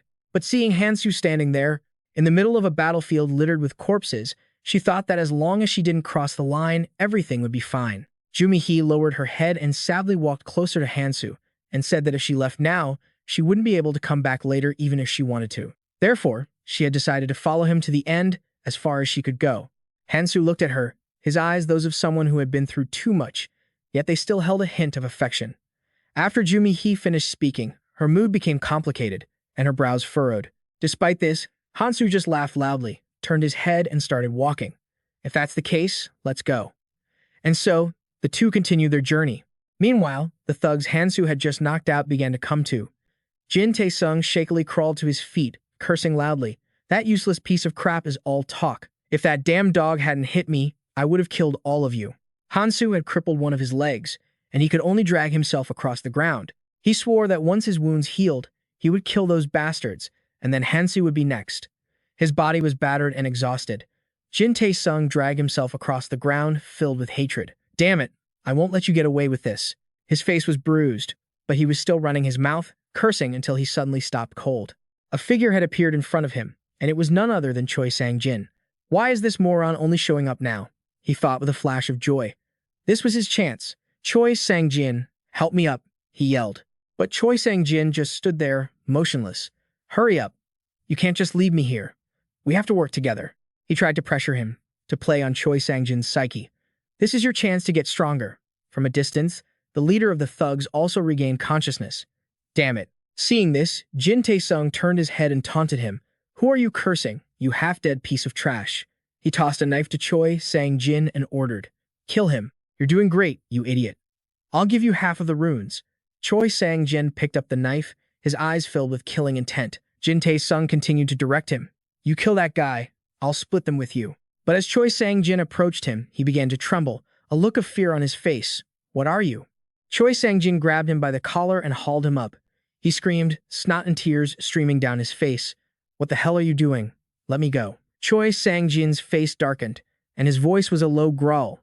"I get it now." Seeing him like this, Jin Tae-sung was terrified. How did he suddenly get so strong? Choi Sang-jin looked him straight in the eye and cursed. "You have to seize the opportunity. I should have done this a long time ago." "Isn't that right?" The man wailed. What nonsense are you talking about? Let me go. Choi Sang-jin's eyes widened, sharp and cold as he stared at him, unable to hold back any longer. Jin Tae-sung tried to grab Choi Sang-jin's shirt, but it was Choi Sang-jin who struck first, plunging the knife straight into his body. He growled out a curse. Damn it, you son of a bitch. You were the one who told me to know my place. Now it's your turn to know yours. He stared right into the man's eyes, letting out all his pent-up fury. You're nothing. Don't you find that hilarious? Especially when you use my father to threaten me. Choi Sang-jin let him go, looked at his own hands, and then burst out laughing. The bloody knife slowly fell to the ground. Choi Sang-jin collapsed, his mind in turmoil, trying to calm himself. Don't be weak, not over something so trivial. His gaze shifted to the ancient stones. Runes were scattered across the ground. This is nothing, he thought to himself. But he couldn't shake the thought. Why didn't you stop me? Hansu. He shot back to his feet and continued towards the gang leader. The terrified leader quickly started begging. Hey, friend, can we talk? If you let me live, we can team up. We'll be stronger. Choi Sang-jin's mind was a mess. Do you think I'm that pathetic? He thought back to everything that had happened. A wave of emotion washed over him. If I'd had the courage to fight with you, if I wasn't so weak, you wouldn't have left me behind, Kang Hansu. He clenched the ancient runes in his hand, his eyes filled with determination. I'll prove that I can become strong, just like you. And if I have to use these fools to catch up to you. He didn't spare a single one of them. The man was finished. Choi Sang-jin turned and walked away, his mind fixed on one thing. Soon, you'll have to see me in a new light. The city was ruined and deathly silent, with not a soul in sight, only demonic black crows. They opened their grotesque mouths and swooped down, tearing at anything that remained. Amidst the black rain of crows, Jumi-hee stood there. Her eyes were wide with bewilderment, watching the frenzied creatures circling overhead. She took a deep breath and screamed, a sound so piercing that it startled the crows. They flinched and shuddered, as if hearing a glitched-out version of a Jenny song. With just one scream, she had caused them to fall unconscious, thudding to the ground. Suddenly, a giant crow appeared from behind, diving straight for Jumi-hee. A blue light flashed, and Kang Hansu appeared. He sliced the crow right down the middle of its beak, and it dropped dead instantly. Jumi-hee felt a chill, fearing she would have been crow kebab without Hansu's help. After taking care of the crow, he gave her some ancient runes as a reward and offered some advice. Not relying on others and acting alone are two completely different things. If a skill has a weakness, then it's essential to have a teammate cover for you. But remember, this is a 50-50 relationship. I'll keep half of the runes. You need to accurately assess your skills, strengths, and weaknesses. Jumi-hee stared intently at her system screen, muttering to herself, has it already been 2 days? Today is the 3rd day since we got here. She continued, tapping away repeatedly. She decided to buy skills from Hansu to increase her magic recovery speed and endurance. Without these skills, keeping up with Hansu would be a real struggle. She glanced around anxiously, trying not to depend on him too much. Jumi-hee let out a tired sigh. Meanwhile, a status window appeared in front of Hansu, showing that his stats had increased. He was pleased with the results. I've taken down 42 crows. The best method is to keep all stats at a similar level. Since Jumi-hee's strength and endurance are a bit lacking, I don't need to put much effort into adjusting the stats. Suddenly, a teasing voice echoed out, hello, hello, mic check, 1, 2, 3. Can everyone hear me? Everyone gather at the starting point right now. Anyone who's late will be punished. Jumi-hee and Hansu listened intently, recognizing the voice of the fairy assistant. Hansu immediately said, all right, let's follow the orders. The two walked side by side, the sound of their footsteps echoing in the silence. Jumi-hee felt a bit tense and glanced over at Hansu. He felt her gaze and was a little embarrassed. If you have something to say, just say it. Jumi-hee's cheeks turned red, and she stammered, unable to get the words out. She took a deep breath. Squeezing her eyes shut to gather all her courage, she shouted, Hansu, do you have a girlfriend? The atmosphere suddenly became incredibly awkward. After asking, Jumi-hee felt her question was tactless, wondering if it was too personal, even though she knew she shouldn't fit that way. But looking at the handsome Hansu next to her, she couldn't help but feel flustered. Jumi-hee fidgeted with her hands, embarrassed. Actually, I wanted to ask something else. Seeing Jumi-hee standing there so awkwardly, Hansu felt a sense of helplessness, thinking that she seemed shy but was surprisingly direct when she spoke. He figured Kang Tae would have definitely liked that question, even if it was just small talk. Hansu remembered how Jumi-hee had been trembling so much she couldn't even speak at first. She looked like a deer in the headlights and said, no, it's nothing. It was just a simple question, yet it made Hansu think so deeply about it. A girlfriend, he thought. Here, she's just a stranger I've never met. I can't lose her again. Finally, he answered aloud. I don't remember. Hansu's answer made Jumihee's mood completely plummet. The conversation died right there, and the two continued their journey. In silence, Jumihee and Hansu finally reached the starting point, where people had gathered like a swarm of ants. Jumihee recognized many familiar faces. It was like she was in a real-life version of a celebrity look-alike show, but the atmosphere turned indescribably bizarre. Suddenly, a yellow-toothed demon zoomed through the air, laughing loudly as it spoke. Have all the adventurers checked in? You all gathered so fast. It's boring as hell. It glanced around with a comical expression and continued. All right then, let's get straight to the point. I have 2 pieces of good news for all of you. The demon raised a finger. First, if you survive for the next 72 hours, you can leave this place. It said this while flying around, looking giddy as can be. Isn't that great news? Give me a huge round of applause. But the crowd's only response was a stunned silence. They stood completely still, as if they had forgotten how to react. The demon's eyes nearly popped out of its head. No reaction, it asked. Finally, to avoid upsetting the demon, everyone began to clap in unison, to keep it from feeling completely awkward. Even though their applause was obviously forced, the demon replied cheerfully, I'm so glad you're all happy about it. Putting on a show, it continued.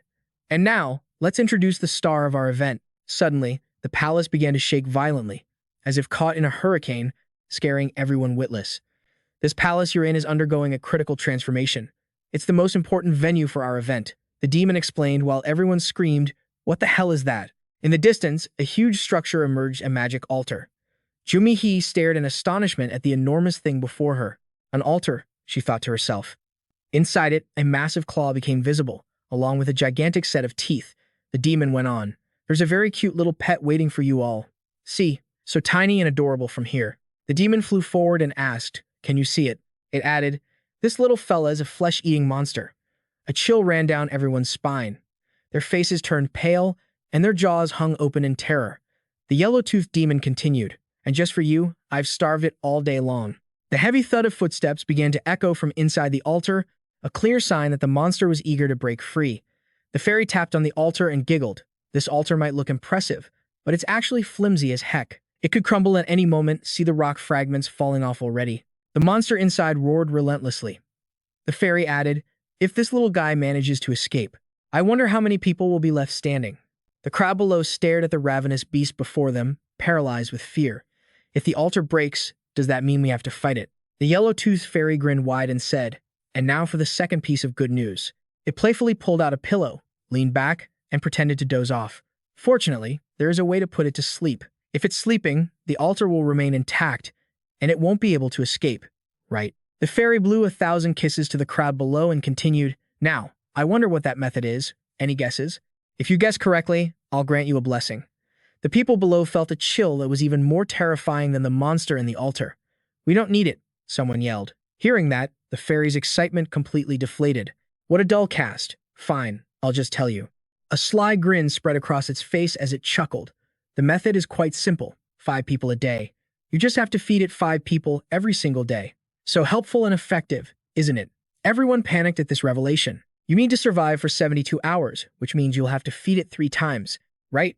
Kang Hansu scanned the area, thinking that with over 60 people present, if the fairy's plan were to be followed, a quarter of them would end up as sleeping pills for the monster. The fairy continued, explaining that they could choose to either fight the monster or give up. For those of you having trouble making a decision, I prepared a little video. With a snap of its fingers, a blue screen materialized, displaying footage of people who had previously chosen to fight the monster. They were screaming in agony, their bodies covered in gruesome injuries, and the monster, with blood-red eyes, was snatching people up and chewing them to pieces. These people quickly became a delicious meal for the beast, becoming its dinner. The fairy stressed that this footage illustrated what happened to people from various regions who had decided to fight the monster, and the dire consequences of that choice. The crowd started murmuring, discussing the idea of fighting the monster and agreeing it was completely insane. Suddenly, one person bravely raised their hand, catching everyone's attention. He asked how they were supposed to select the people to be sacrificed.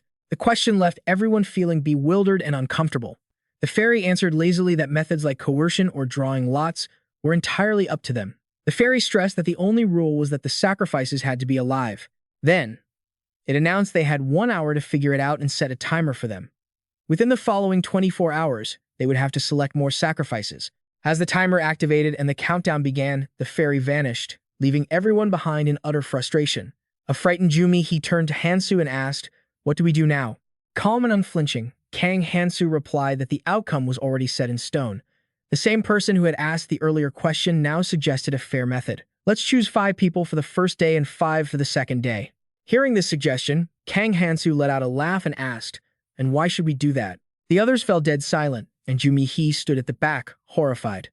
Choi Sang-jin then stepped forward, looked everyone in the eye, and asked with a certain flair, "Why does it have to be fair?" It was a strange and surreal moment as Choi Sang-jin, a guy who was normally riddled with insecurity, suddenly flipped a switch and acted like he was the king of the world in front of the entire group. While everyone else was trembling in fear of the giant monster, Choi Sang-jin walked up without a hint of tension on his face, as if he were just taking a stroll in the park. "What the hell did you just say?" One of the group members jumped up, probably shocked by Choi Sang-jin's calmness. But Choi Sang-jin wasn't fazed at all. He just replied nonchalantly as if he were stating an obvious fact. "I just said it. Is there any reason we need to be fair?" Hearing that, the other guy was speechless but still tried not to look weak. "So what do you want us to do? You can't just say things without offering a solution." Choi Sang-jin, calm as ever, replied, "Why not?" Then he turned and walked straight to a utility pole, placing his hand on it as if he was about to do something big. He said, "We have a simpler way." After saying that, he suddenly smashed the utility pole, snapping it in half without a second thought. The group watched, their faces turning ashen, so shocked they were completely stunned. The broken utility pole fell to the ground with a deafening crash, while Choi Sang-jin looked at the group with eyes that seemed to say, "See that? Pretty strong, huh?" Not stopping there, Choi Sang-jin continued his performance, starting with the most useless weaklings. "We just need to throw in 5 people, right?" Then he turned back to the crowd, as if he was about to choose who would be the monster's lunch. Looking at the faces of his comrades, which were slowly losing their color, Choi Sang-jin felt satisfied, even smiling at how cool he thought he was. He continued, "Now is not the time to waste. We must sacrifice the weak so the strong can live. Forget about fighting the monster. We don't need to do that. We need to cooperate for a greater purpose. And to do that, we don't need weaklings like you." Then Choi Sang-jin glanced with a friendly smile toward one of the guys in the group. But he wasn't done yet. Choi Sang-jin continued, "So obviously, we should throw the weak ones in first as sacrifices, right?" Just then, Choi Sang-jin turned to Hansu, who had been standing silently this whole time. "What do you think about this, Hansu?" Choi Sang-jin asked, expecting an agreeable answer from the strongest member of the group. Hansu looked at Choi Sang-jin, his face calm, but inside, he was probably thinking, "You're starting to creep me out." But before he could say anything, Choi Sang-jin continued to justify himself. "I'm not weak like I used to be, Hansu. You saw that, didn't you? I'm much stronger now. I'll help you, because I have no intention of making you my enemy. I'm going to get even stronger, and to do that, I need your help this time. I'm sure you'll make the right decision, because my idea is absolutely perfect." Kang Hansu crossed his arms, let out a sigh, and replied, "That's not a bad idea. But let me suggest something. If everyone listens, we can all survive. No one has to be sacrificed." Hearing Hansu say that, the group reacted as if they'd just seen a miracle in the desert, clamoring, "What? Is there really a way?" Only Choi Sang-jin started to worry, thinking to himself, "Don't tell me." Then suddenly, a guy in a red beanie, whose mouth was faster than his brain, blurted out, "Don't tell me you're suggesting we all fight that monster together. That's unrealistic. You should have realized that after seeing the video. Even if we tried to overwhelm it with numbers, fighting a monster that recovers its stamina every time it eats someone is basically just a cruel joke." The whole group couldn't understand why they'd have to fight something so tough. And then Hansu, his face expressionless, calmly said, "Nah, dude. Who said you guys had to fight?" The guy in the red hat was immediately confused. Like, "Huh? What now? Are you saying you'll go alone?" And then Hansu smirked proudly and said, "You guessed it. That's exactly what I'm saying." Of course, hearing this sent a wave of murmurs through the crowd, but they were hardly sounds of celebration. Then suddenly, a bald, fat, and ugly old man boomed. "What are you talking about? This isn't some goblin." The old man even brought up the time, like he was a timekeeper. "We have less than an hour to decide what to do." Kang Hansu cut through all the chatter again, but everyone was once again on the edge of their seats. Meanwhile, Choi Sang-jin sat there, his mind in turmoil, muttering to himself, "I thought I had almost caught up to his strength, but now he's strong enough to beat that monster alone." It was as if he was lost in his own world, with Hansu at the center of it. Hansu suddenly said, "I'll fight it, but not right now." Choi Sang-jin immediately saw a glimmer of hope, like, "Oh, so you need help too, right? But Hansu suddenly got annoyed. That's enough. Stop talking. Do you guys enjoy cutting me off so much? You people are impossible. Choi Sang-jin was angry but tried to stay calm and asked again, so what's your proposal? Hansu then fell silent, thinking. Jumi-hee, beside him, looked at him and started to think as well. Hansu will probably take me with him when he fights, but then she refuted her own idea. No, there's no way he'd do that. Kang Hansu thought for a moment, then said, it's simple. If you all give me your stat runes, I'll take responsibility for killing the monster. Immediately, the crowd started to buzz, some skeptical, some like, 60 runes. Who in their right mind would give their runes to someone else? Kang Hansu ignored the buzzing in his ears, calculating in his head, strength 100, stamina 100, speed 50, perception 50. If I can max out all these stats and use a recovery item skill with a few tricks, I can win. The second hidden piece. Even Kenian Ares and Kang Tae couldn't beat it. The only one who figured it out was the Berserk Sovereign, Clementine. Even he, with his fight together passive, was on the brink of death when he finally beat that monster. I absolutely have to get this hidden piece this time around. I'm much stronger and faster than before. As he thought this, Kang Hansu unconsciously clenched his fist, showing his clear determination. He spoke up, I don't care who gives them to me. Once I've collected enough to take down the monster, I'll enter the altar and face it immediately. Hesitating any longer will only cost us our advantage. By now, nearly 20 minutes had passed. On the other side, the bald old man started to react, roaring. A weakling like you can't have that many runes. If we had that many. We've gotten a lot stronger now. He turned to the crowd and screamed, damn it, everyone, give me your runes and I'll fight. Or we could draw lots to decide who gets sacrificed. If we can't decide, let's do that. But no one bothered to answer. They just stared at him like he was a monkey in a zoo. Another person stood up, their voice cold, you selfish bastard. The bald man spun around, furious. What? Who dares to say that? From behind him, a muscular, long-haired guy stepped forward with a smirk. He's talking about you.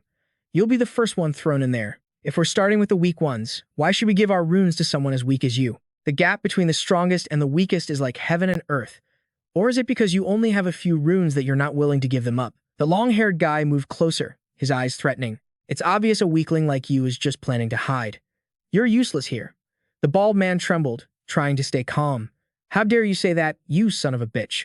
But the other guy pressed on. Don't be stupid, old man. Or do you want your limbs chopped off before you're thrown in? He drew his weapon as he spoke, making the bald man flinch and back away. Is this how you treat your elders? Don't you know what respect is? Don't you know what democracy is? The old man screamed, but the long-haired guy just smirked. Fine, let's have a vote then. We'll see if we should save someone like you. Or sacrifice you. An anonymous vote, of course, since you love democracy so much. Knowing he was outmatched, the bald man ran to Hansu for help. You can easily take the runes from him, right? If you just kill a few of the strong ones, you'll have enough without taking any risks. Before he could finish, a powerful punch sent him flying. What the hell are you talking about? You want to die? Turns out, it was a guy in a beanie. The bald man desperately cried for help. Save me. I'll give you all my runes. I have a family. Please, have mercy. It was a touching scene, but no one paid him any mind. The guy in the beanie yelled, throw him in first. If the monster isn't satisfied, we're all dead. Kang Hansu ignored it all. He looked at his watch and saw there were just over 38 minutes left. He sighed. Everyone shut up. Go home if you want to argue. The chaotic scene left Hansu speechless. They never knew when to back down and when to push forward. It's always the same. It's no surprise this happened. We need to resolve this conflict. Hansu spoke up, and everyone fell silent. The crowd immediately stopped. I'll give you all a few options to find the one we need to sacrifice. If no one is willing to hand over their runes, then this is an order for the weakest among you. Hansu pointed out 5 people, including the bald man, the guy in the beanie, and a family of 3. They were all stunned and trembling. No way. Are you saying we have to be sacrificed? Some of them yelled, but Hansu just gave a cold smile. Because you're worth it. The clock kept ticking. Now, only 29 minutes and 56 seconds remained. The steady ticking sound was unnerving. In front of the magnificent, pearly white altar, Jumi-hee stood with a worried expression. If he's going to be like this, I might as well just go with him. Suddenly, a familiar voice spoke up. From her side, he'd probably let you go with him. Choi Sang-jin's words made Jumi-hee softly say his name. You still don't know what kind of person Hansu is, do you? Jumi-hee's face flushed, and there was a hint of sarcasm in Choi Sang-jin's voice. His words made Choi Sang-jin freeze for a few seconds. His expression hardened, and his eyes shot towards her. You think I don't want to go with him? Jumi-hee sighed, her gaze distant, no longer teasing Choi Sang-jin.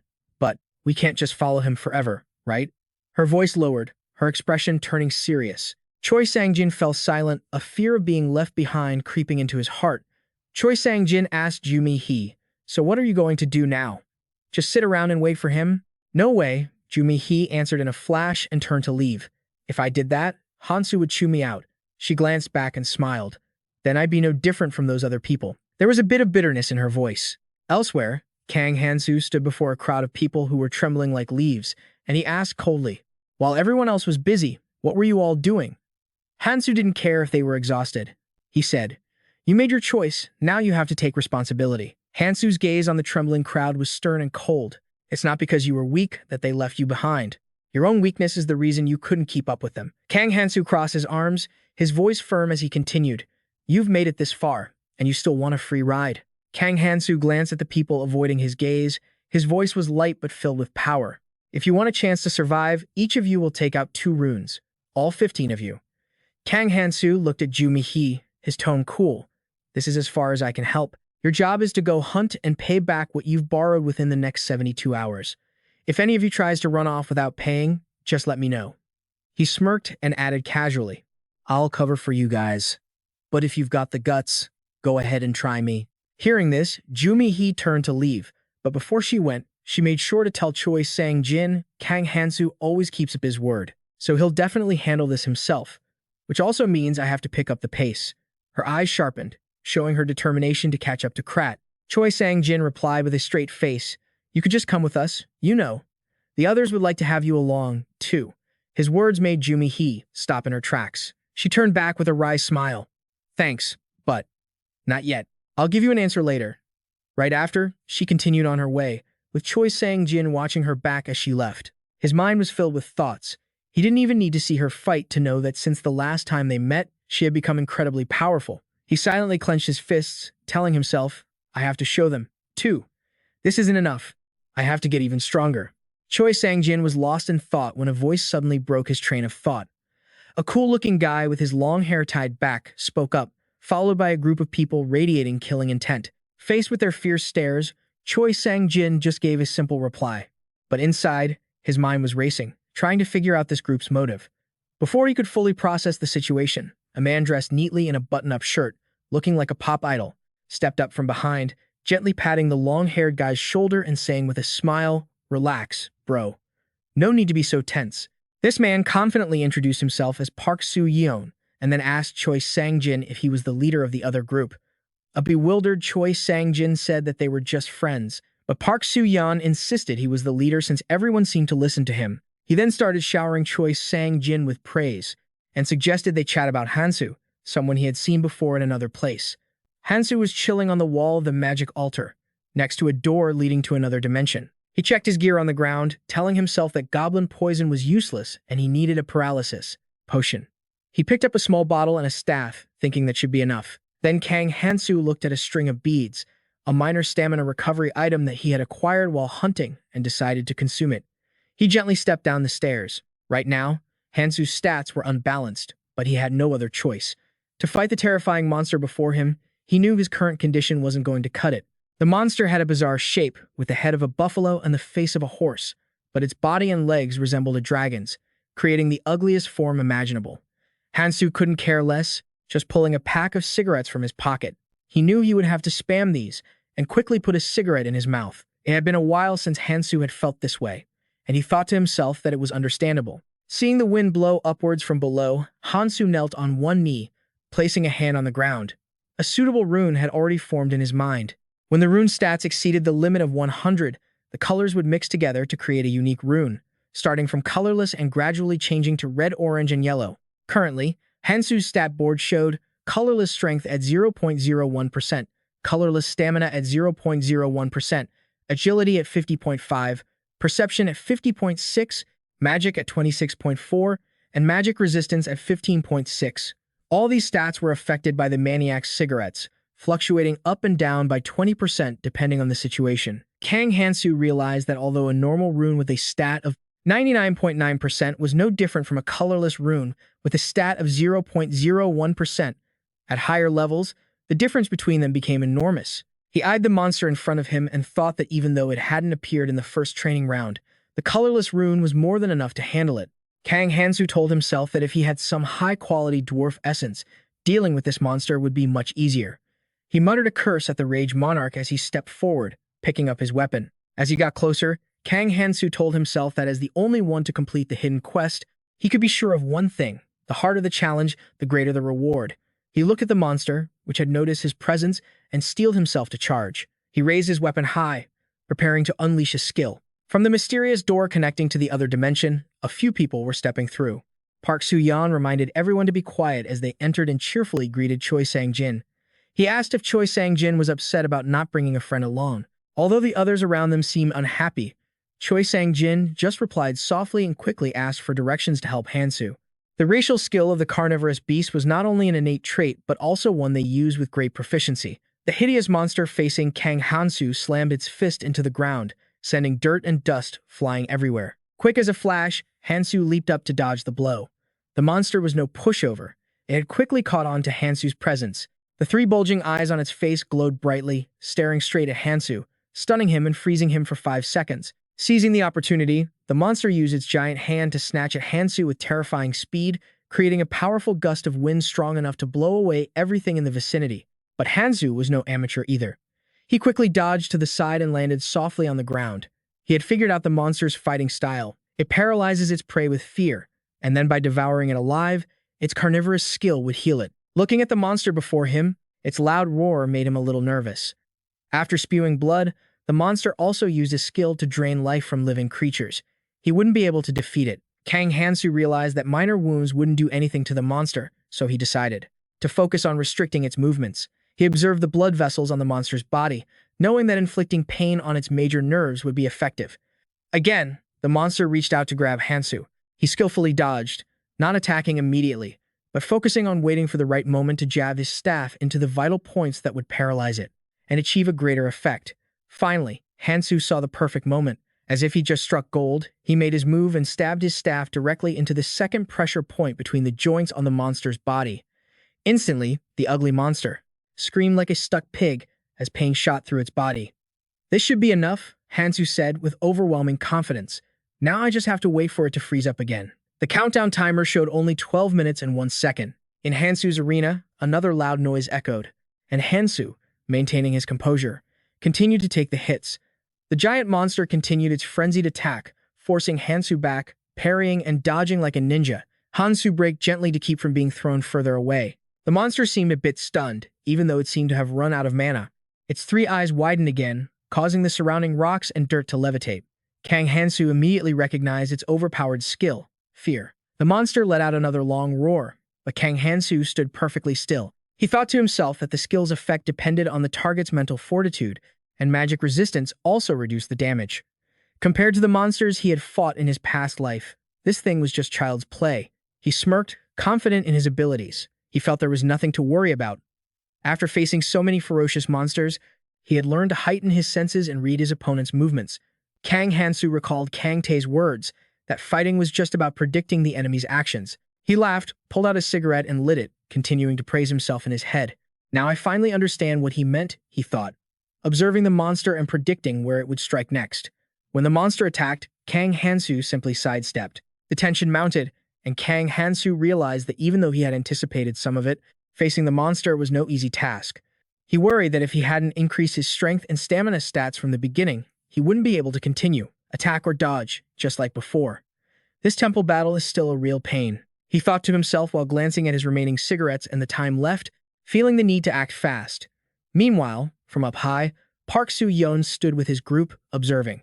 "That guy's strength is no joke." Park Soo-yeon praised him silently. Even with his long hair thrown over his shoulder, he couldn't believe that guy was actually trying to solo that monster, and even had time for a smoke break. What a madman. It seems like he was confident he could take it down easily at first, but now he's rushing because time's running out. Park Soo-yeon pointed out that Kang Hansu didn't need to take their ancient runes anyway, and suspected he might just be trying to rob them. As Park Soo-yeon was speaking, Choi Sang-jin's expression grew serious as he assessed the situation. Without a lot of stat-boosting ancient runes, there's probably no way to beat that thing. The long-haired guy said, then added in a low voice, "Let's go." Be quiet and head down. However, Choi Sang-jin had already snuck over to the edge of the platform. Suddenly, Choi Sang-jin shouted out, "Hansu, we're here to help you." His words made Hansu, who was in the middle of the fight, break out in a cold sweat. Looking back, Choi Sang-jin yelled again, "Hang on, we're coming down right now." This sent Park Soo-yoon into a panic, making him jump and scream. "What the hell do you think you're doing? I told you to go down quietly. What if we get spotted?" Park Soo-yeon grabbed Choi Sang-jin by the collar, sweating as he said, "Don't do that. Try to stay quiet." Meanwhile, Choi Sang-jin just pretended not to hear and replied, "Yeah, sure. Of course Hansu should know we're here. But if you scream like that, the monster will know where we are, too." Park Soo-yoon argued, causing Choi Sang-jin to just rub his head, sigh, and say, "You're right, I wasn't thinking." "You weren't thinking?" "Yeah, it was just a slip-up. Ha ha." Park Soo-yeon stammered with a forced, pathetic laugh. As he turned to leave, he didn't forget to mutter a curse, "God. That idiot never thinks about what he's doing." Choi Sang-jin suddenly broke into a cunning smile and said, "Oh man, I feel so bad." Down below, Kang Hansu let out a helpless laugh and said, "Ha ha, look at that guy. We could be in trouble because of that moron." Park Soo-yeon whispered to the long-haired guy standing next to him. His face was extremely tense, as if the situation had spiraled out of his control. "But don't worry," Park Soo-yeon continued, trying to stay calm. "Once they let their guard down after finishing off that flesh-eating beast, we can send them both on their way. Neither of them will have time to pay attention to us." He quietly started down the stairs, looking toward the chaotic battle below. Park Soo-yeon felt a strange sense of unease as he watched Kang Hansu's actions down below. "He's truly dangerous," he thought. "He's not like us. He's a tiger that's already full but still craves more. His crazed eyes give me the chills, as if he's just waiting for his prey to serve itself up to him." The image from the first night still haunted him. Kang Hansu had taken on that whole group by himself without flinching, seeming to enjoy every second of the fight. "I can't let a threat like that run free," Park Soo-yeon thought, a wave of anxiety washing over him. "Once I take care of him, the rest of those scumbags and that bitch, Yumi-hee, will be mine. Yumi-hee will be useful, and I won't miss this chance." He turned back to the long-haired guy and ordered, "Go down. Check on the situation down there. There's nothing to be afraid of anymore. That flesh-eater's movements are slow as a turtle now." This immediately made Choi Sang-jin, who was standing behind them, pause slightly. Then he suddenly broke into a smile and jutted his chin out, looking away. But as the long-haired guy prepared to go, he noticed the clear suspicion on his face. The long-haired guy turned back and said worriedly, "That idiot is suddenly being unusually quiet." Just then, the section of the staircase they were standing on suddenly collapsed. A large chunk of rock crashed down, making the long-haired guy scream, "Look out, it's collapsing." He cursed angrily as he lost his balance and fell. "Damn it, what the hell is this?" When they hit the ground, luckily, the casualties seemed to be minimal. The long-haired guy coughed violently and said in confusion, "Why did the stairs suddenly collapse?" He looked around and continued to think. "We're trapped, but the beast looks tired. We can do something." However, the monster started to wag its long tail and looked at them hungrily. Everyone felt immense pressure facing the monster's 3 giant eyes. "Damn it, what are we supposed to do?" They cursed under their breaths, feeling fear well up inside them. The monster let out a horrifying growl as it stood before them, and Park Soo-yeon felt a sense of dread. He thought, "We can't attack and defeat it, but we have Hansu here, so it will be fine." However, he noticed Kang Hansu was just standing there with no intention of intervening. "Hey, where are you going?" The long-haired guy shouted when he saw Kang Hansu walking away from the broken staircase. "You're supposed to come down here and help us take down this monster, right?" Park Soo-yeon also turned, surprised and worried. "If we work together, we can take it down quickly." The long-haired guy's face had gone pale with fear, looking like he was about to piss his pants at any moment. "Don't tell me he's planning to bail when it's almost over." Kang Hansu clicked his tongue when he heard him, exhale a puff of smoke, and said, "I was planning to. But now that things have gotten messy, that monster has already recovered all its health." He looked at them and thought, "I had a hard enough time just dodging its attacks, thanks to the cigarettes. They're not skilled enough to beat it. Once it finishes them off, how much paralysis poison will I have left to use?" Kang Hansu turned away, leaving them in shock and worry, and continued to think, "I'll have to level up and try again if I can. You guys try killing it." The long-haired guy yelled angrily. "So you're just gonna turn tail and run?" he screamed. "Looks like you forgot your friend is here too. Maybe we should use him as bait. Bring that piece of trash over here." He turned to ask Park Soo-yeon but got no reply. He roared in frustration, "Where is he?" Suddenly, from up high, Choi Sang-jin calmly walked down the steps and asked, "Are you looking for someone?" He wore a sarcastic smile. Did you guys really think I fell down there with the explosion too? The long-haired guy and the rest of his crew were horrified.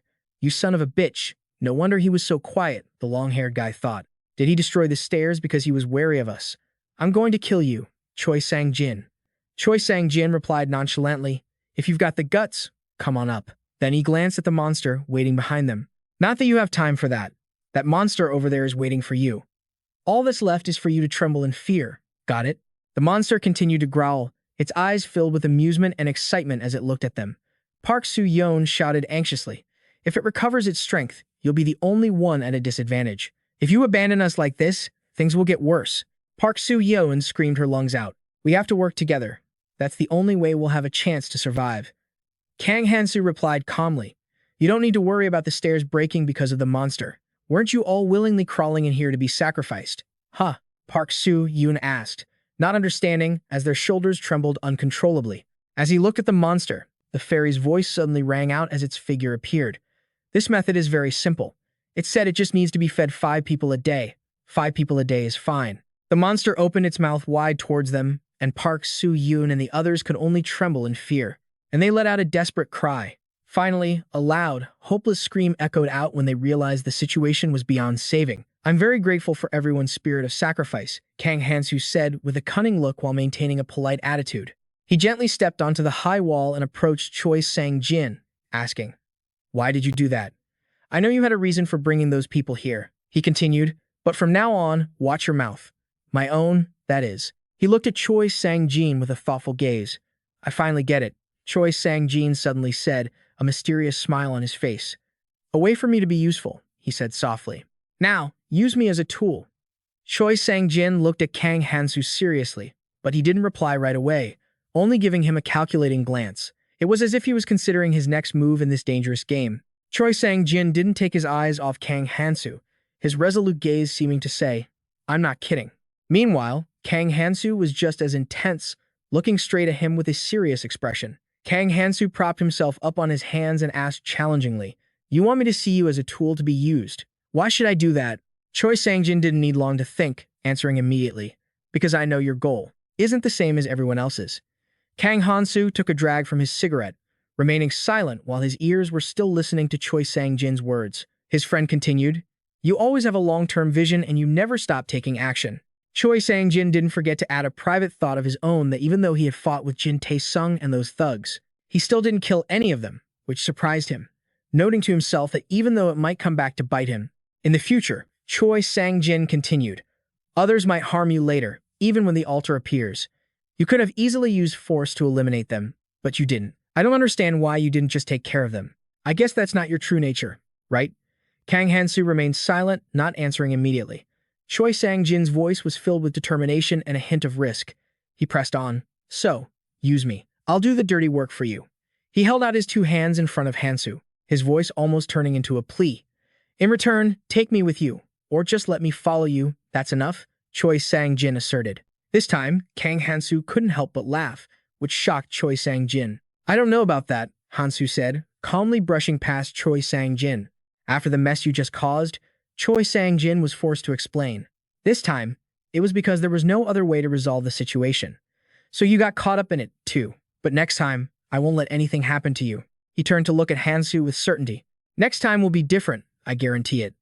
There will always be people who want to get in your way. A series of thoughts flashed through Choi Sang-jin's mind. You stand out so much, so for the people you can't handle yourself, I'll take care of them one by one so you can focus on your goal. Choi Sang-jin thought, if you tell me your goal, and in return let me follow you, I'll become even more powerful. The stronger Kang Hansu gets, the stronger I'll get. Suddenly, Kang Hansu stopped and turned back to look at Choi Sang-jin, which stunned him. Even if I agree with you, what are you going to do if a situation arises where you can't join me? Hansu looked at Choi Sang-jin with a meaningful smile. For example, what if you're forced to retreat? He said. Choi Sang-jin immediately shot back. Then I'll get stronger and come find you. And then you can continue to see me as an ally. Kang Hansu just lowered his eyes and replied softly, go on down. Then he turned away to enjoy the cigarette in his mouth. Choi Sang-jin stood there, bewildered, and thought to himself, damn it, is he still blowing me off? Before Hansu could get any further, Choi Sang-jin stepped closer and said loudly, Kang Hansu, give me a chance. I will atone for all the mistakes I have made until now. At this, Hansu just put his foot down on the burning cigarette, saying nothing more. Choi Sang-jin continued to shout, begging Hansu to use him. Suddenly, Hansu stopped, turned his head to look at him, and cut him off coldly. Don't misunderstand what I said. Choi Sang-jin froze. Before he could react, Kang Hansu continued. Meet me here tomorrow at 1 o'clock. Kang Hansu kept walking, his voice slow as he said, because at that time, the monster down there won't be here. He pulled a pack of cigarettes from his breast pocket, preparing to smoke another. Choi Sang-jin mumbled. His face was still blank, not understanding what he meant. Kang Hansu added casually, also, take all those runes from down there. You took care of those 10 guys, so take their runes. They should probably be enough. He opened his cigarette case, speaking his last words flatly before leaving. All right then, see you later. Hopefully we'll be in a better mood. I'm off, goodbye. And just like that, Hansu left Choi Sang-jin standing there, dazed and alone in the empty space. A few seconds later, while Choi Sang-jin was as excited as a child about the opportunity, Hansu was just thinking quietly to himself. Humph, I'm still not sure about him, but I'll need him later. In his mind, an image of Ares appeared again. She had once told him, no matter what, you are returning to the past to save humanity. But ironically, there will be people who want to stand in your way. Prepare a punisher for yourself. A punisher. Kang Hansu silently repeated the creed. They were the ones who did the king's dirty work, helping him get closer to his goal. He glanced over at Choi Sang-jin, who was busy collecting runes below, and thought to himself that he'd give the guy a chance. But he wasn't sure if Choi Sang-jin would stay loyal once the second training round began. When everyone is forced to move to different locations, will Choi Sang-jin have a change of heart? Still, for 8 runes and a few cigarettes, if he could get a useful punisher out of it, Kang Hansu thought the investment was well worth it. But if it failed, well, there was nothing he could do. He turned away, his mind focused solely on the important task at hand, obtaining the hidden piece. I'll prepare thoroughly one more time and take it down for good. Kang Hansu thought with certainty. Let's see what I get out of this. The carnivorous beast roared again as it blocked his attacks. The condition for the second hidden piece was surprisingly simple. He breathed heavily, a cigarette still clenched between his teeth. Leaning on his weapon for support, he thought, before that carnivorous beast breaks the altar and escapes. Just then, the stones were once again thrown into the air by a powerful force, losing their balance. Meanwhile, he remained focused on his thoughts. Then I just have to defeat it. A man of his word, Kang Hansu now stood alone on the corpse of the carnivorous beast. It's just. No one probably thought someone could actually meet this condition, Kang Hansu said, sighing wearily. In front of him, a golden door to another dimension appeared, along with a notification that the hidden quest was complete. He stepped through the door, reaching for the glowing object before him. The corners of his lips curled up as he held it in his hand, the ring of the vampire lord, Numahan. He looked at the metal ring set with a glowing stone and spoke. That little brat with the Wrath King. I was wondering where she got this thing from, Kang Hansu wondered to himself with a laugh. So that's why no one could find it. The ring of Numahan, a metal ring set with a glowing stone. A true treasure. Brilliantly colored magic items floated in midair. Kang Hansu mused that, in the world of magic, there were countless ways to classify the level of an artifact, but nothing was more important than color. A normal item only had a basic color, while a high-grade artifact had a special hue and sparkled like starlight. However, life isn't always so simple. There were always stunning exceptions, like travelers who created runes with the ability to change an artifact's color, making them look ridiculously cool. Among them, the ultimate items were the numbered series rare magical artifacts that glowed with a brilliant purple light. Just like the shimmering number 9 on the ring of Numahan, the signature artifact of Clementine, one of the special numbered series. Hansu was surprised. An image of Clementine appeared in his mind, a person with pure white hair and red, vampire-like eyes. He thought to himself, Clementine was the sole owner of Numahan before, which is why it became her symbol. This item was so powerful that anyone who faced the 8 authorities from the ring would be completely torn apart. Kang Hansu couldn't believe his eyes. Oh my god, I actually have this thing? He held the ring in his hand and smirked, unable to hide his satisfaction. Incredible. I can't believe it. Kang Hansu slipped the ring onto his finger, a reward for his achievement. Looking back at the hardships he'd overcome, he realized this item was no easy find.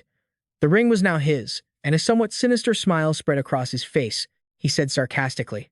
And it's just a numbered item. The system immediately displayed a notification. Ring of Numahan. Currently, only 1 authority can be unlocked. Hansu was a bit skeptical. I heard the Ring of Numahan is supposed to have 8 fearsome authorities, right? Why is there only 1 available now? The system displayed information about the current authority, Authority of Destruction nullifies one trait or ability of a target, including passives and skills. Further explanation, by simply activating the ring, you can directly affect a target, causing the opponent to be attacked. The effect will automatically end after its duration expires. In a red frame, the system panel showed the text Time Limit for Authority of Destruction, 0.00.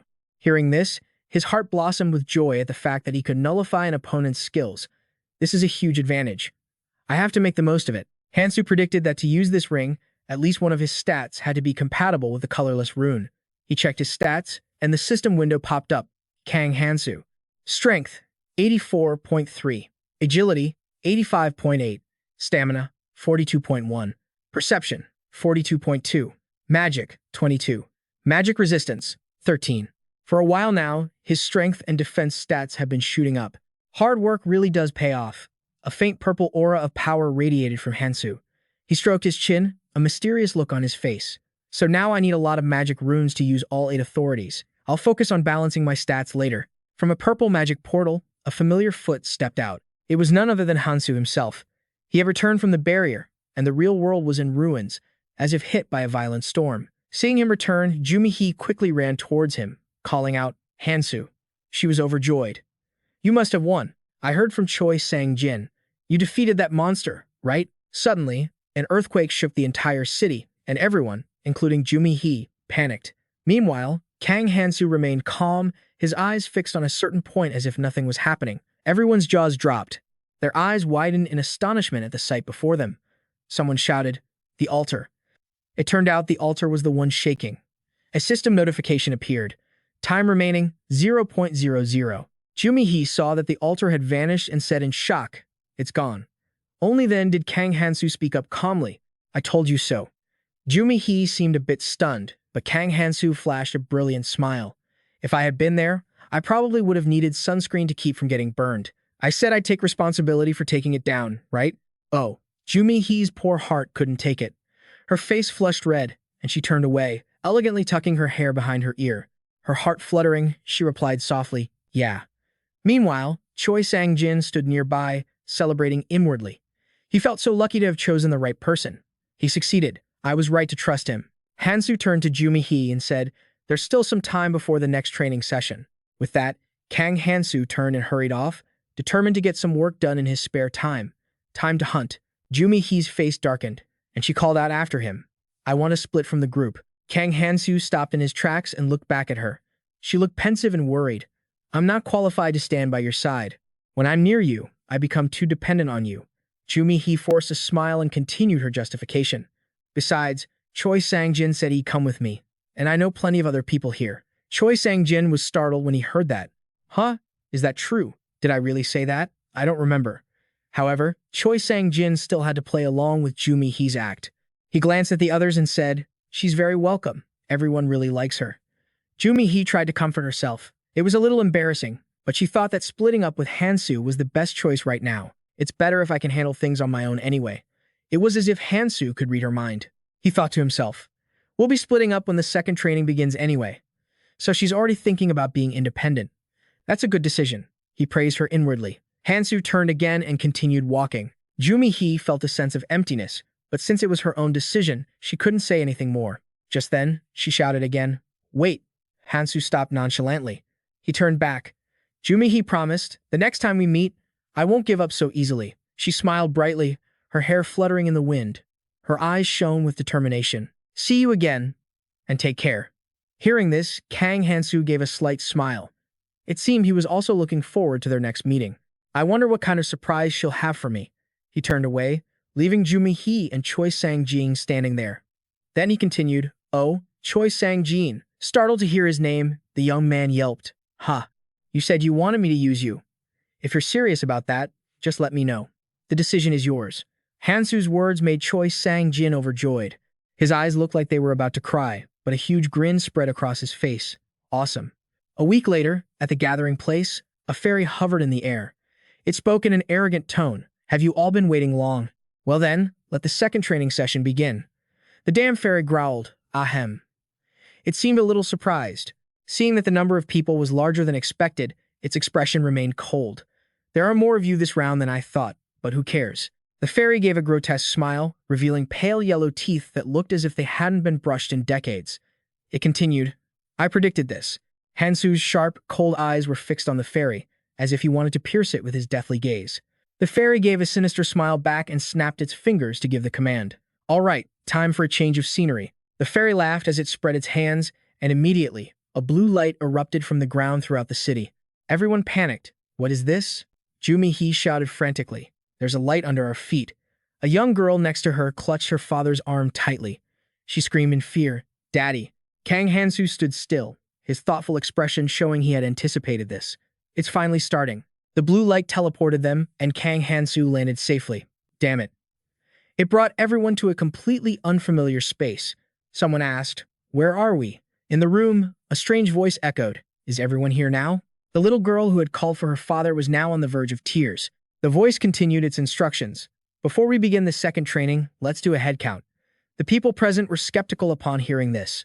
A short-haired young man was sweating bullets as he asked, A head count? The system explained the rule. From now on, there will only be 50 people. Those around him grew anxious.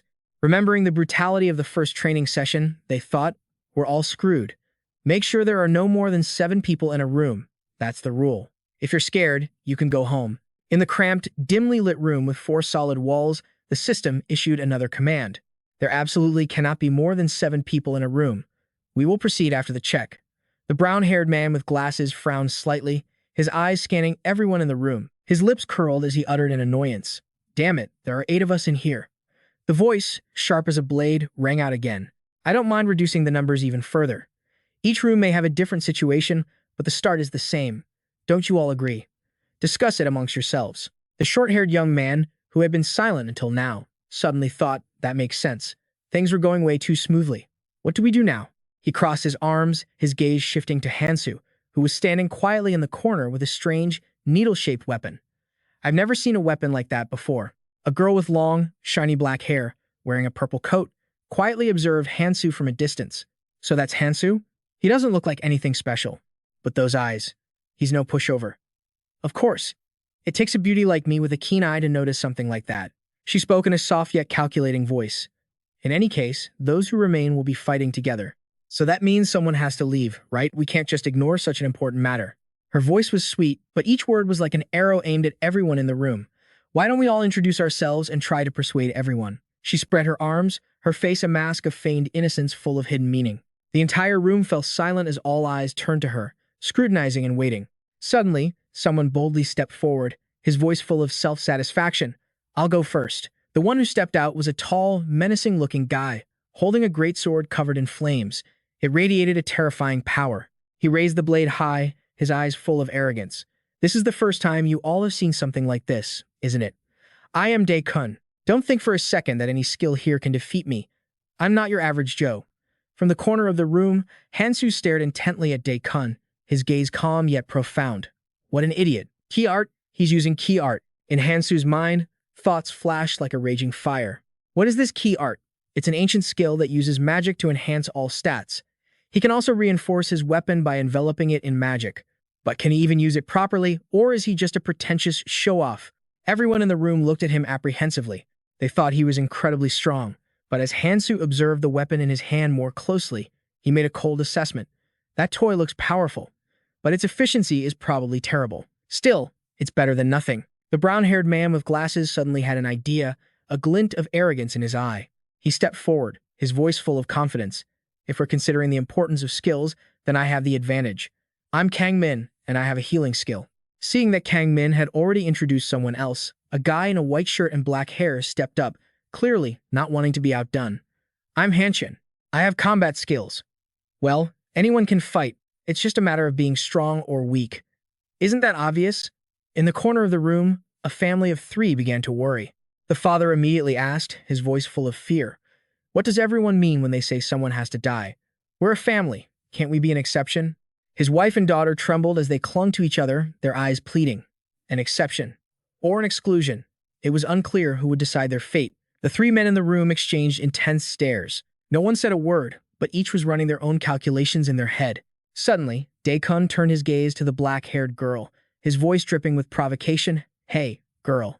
You haven't introduced yourself yet. You're the one who suggested this in the first place, so why don't you set an example? The girl gave a strange smile, but her eyes were still full of confidence. My name is Jimin. She began to walk with a graceful stride. Her figure was slender, yet captivating.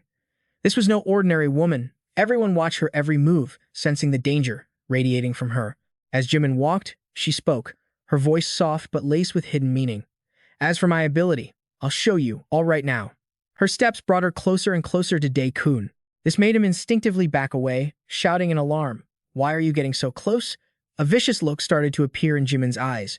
What was she about to do? Everyone held their breath and watched. She paid no attention to Dae-kun's threats, continuing to advance. He growled, raising his weapon. You'll regret it if you dare attack me. But Jimin didn't hear a word of it. He just didn't get it. In that instant, a blade plunged straight into Dae-kun's chest from behind, making him let out a blood-curdling scream that echoed throughout the room. Everyone was stunned, their jaws dropped, unable to believe what had just happened. The father's face turned pale as if he'd just seen a ghost. How is this possible? He stood frozen, unable to believe his eyes. Though terrified, he clenched his fists and stepped forward to shield his trembling wife and daughter. Dae-kun's corpse lay there, his blood pooling and soaking into the floor. All of the shocked, horrified eyes turned to Jimin. What did she just do? Without flinching, Jimin spoke up. How lucky. A fake smile spread across her face as she walked over to Dae-kun's body. I can't believe this actually dropped. I'll be taking this skill. In Jimin's hand was now a radiant red rune stone, the very skill that he had been bragging about. Jimin turned back, her voice soft yet full of authority. Shall we share what's left? In the corner, Jung Hanshin backed away, his eyes filled with suspicion. She expects something for nothing? That woman's a total psycho. I'd better be careful. There's no such thing as a free lunch. He lowered his head and thought, clearly unable to trust Jimin. From a distance, Kang Hansu stood watching with his arms crossed, letting out a sigh. So, a useless guy. Somehow got his hands on something beyond his abilities. This just made things easier. He coldly observed the situation. The atmosphere in the room grew even more suffocating. The daughter, seeing the scene, trembled in her mother's arms in terror. Her mother tried to comfort her. Don't worry, sweetie. But she herself couldn't help but tremble. The father was lost in thought, his expression grim. The people who died in the past are now here, inside this room. The flow of fate has changed. Kang Hansu smirked, intrigued by the current situation. This is starting to get interesting. When their group was down to exactly 7 people, a fairy appeared, hovering gracefully in the air. You guys are the first group to reach 7 members. Its voice chirped in praise, its eyes sparkling with satisfaction. Very good. Now then, shall we begin the explanation? The fairy waved its hand, and a magnificent scene unfolded before them. Floating islands hung in the sky, amidst ethereal clouds. This is the path of ascension, the fairy explained, its voice full of excitement. The mission is very simple. You must climb continuously for 3 months and reach the dormant volcano at the center of the 2nd floor. That is your first objective. The fairy paused for a moment, a mischievous glint in its eyes. But getting there might be even more exhausting than climbing Mount Everest. Be careful not to kick the bucket too soon, boys. It grinned gleefully, revealing a set of strangely repulsive, yellowed teeth. Then, the fairy began its temptation. Pointing to the beautiful landscape in the distance, it said, once you pass this tutorial, a world of adventure will open up before you. A world filled with wonders and power. Its voice was like honey, but laced with danger. After speaking, that damned fairy waved goodbye and vanished into thin air. Before leaving, it didn't forget to leave them with a sarcastic remark. Good luck. The fairy's words left the group standing there, some worried and scared, others acting as if nothing had happened. Were they ready to face this challenge? Who would survive until the end? Hansu smirked. We'll see. Along a suspension bridge hanging in mid-air, the 7 of them moved forward with Hansu leading the way. The air was cold and tense as everyone kept their distance from one another. It seemed as though everyone was afraid of something. Hanshun, always trying to build a connection with the group, spoke up. We're going to be together for a long time, so let's stick together. But seeing the way Hansu coldly strode ahead, he felt his words were meaningless. In Hanshun's mind, Hansu was completely self-absorbed, indifferent to anyone else's fate but his own. What's with that guy? Why is he in such a hurry? Hanshun wondered to himself, a flash of anger rising within him. Suddenly, the father, who was walking at the back with his wife and daughter, screamed in terror. Wait. He glanced back and realized the horrifying truth. The bridge was collapsing. The planks behind them began to fall, one by one, gradually forming a bottomless pit. The group didn't need to think twice. Heeding the father's warning, they bolted forward, running for their lives and using all their strength to escape the bridge that was crumbling behind them. The sound of frantic footsteps and splintering wood behind them only fueled their panic. Finally, they reached solid ground. Hansu was standing there perfectly fine, watching as they all gasped for air, completely exhausted. He was casually unfazed, while the others collapsed onto the ground, panting heavily. Just then, that damned fairy reappeared, pointing to the sky as if it had just remembered something. Oh, that's right. I forgot to mention that over time, the lower part of the island will start to crumble, and the bridge will collapse even faster, so be careful. He grinned cheerfully, carefree, as if nothing serious was happening. Hey, what the hell? Why didn't you say so from the beginning? The group glared at him, shooting daggers with their eyes and cursing him under their breath. We fell for his trap. Who plays like that? After their anger and helplessness subsided, all eyes turned to Hansu. Seeing him just walk away without paying them any attention, Kang Hansu called out, "Hey, where are you going?" But Kang Hansu didn't even bother to answer, just kept walking. Watching Hansu's behavior, the group started to feel a sense of annoyance and hatred. This selfish bastard definitely knew the rules but didn't tell us, they thought to themselves. Anger slowly started to spread. Jimin, who could no longer stay calm, suggested, "How about we just follow him?" Hanshin was surprised. What? She didn't hide her thoughts, speaking loudly enough for Hansu to hear. Who knows? Look how confident he is. He must know where he's going. A sense of agreement seemed to spread through the group. Although no one dared to speak up, they had no other choice. The remaining 6 people decided to follow Hansu deeper into the island. After walking for hours, drenched in sweat, Hanshin started to feel tired and annoyed. We've been walking for hours and there's still no sign of a bridge. Does he even know where he's going? Jimin also started to have her doubts. I don't know. Don't talk to me, she replied curtly, her face scrunched up in annoyance at the swarm of small but pesky insects. Ugh, these bugs. She angrily tried to swat them away from her face. Hanshin sighed in frustration. This is so annoying. They all seemed to be losing their patience, while Hansu just kept walking, cold and indifferent to everyone. Are we even going the right way? That question wasn't just in Hanshin's mind, it was a worry they all shared. Just then, Hansu noticed Hansu eating something with relish as he walked. What are you eating? Hanshin asked, his voice full of curiosity. Hansu heard him and answered concisely, this works as a mild antidote. He held up a piece of tree bark in his hand. Hansu's system note displayed a small line of text. Oak bark, antidote. Hanshin grew even more curious. Why do you need an antidote? But before he could ask anything else, a strange sound from above caught both their attention. A giant green snake suddenly appeared, lunging down from a tree branch with terrifying speed. Hanshin was too startled to react, but Hansu quickly grabbed his collar and pulled him out of the snake's attack path. Hanshin shouted in panic, "What are you doing?"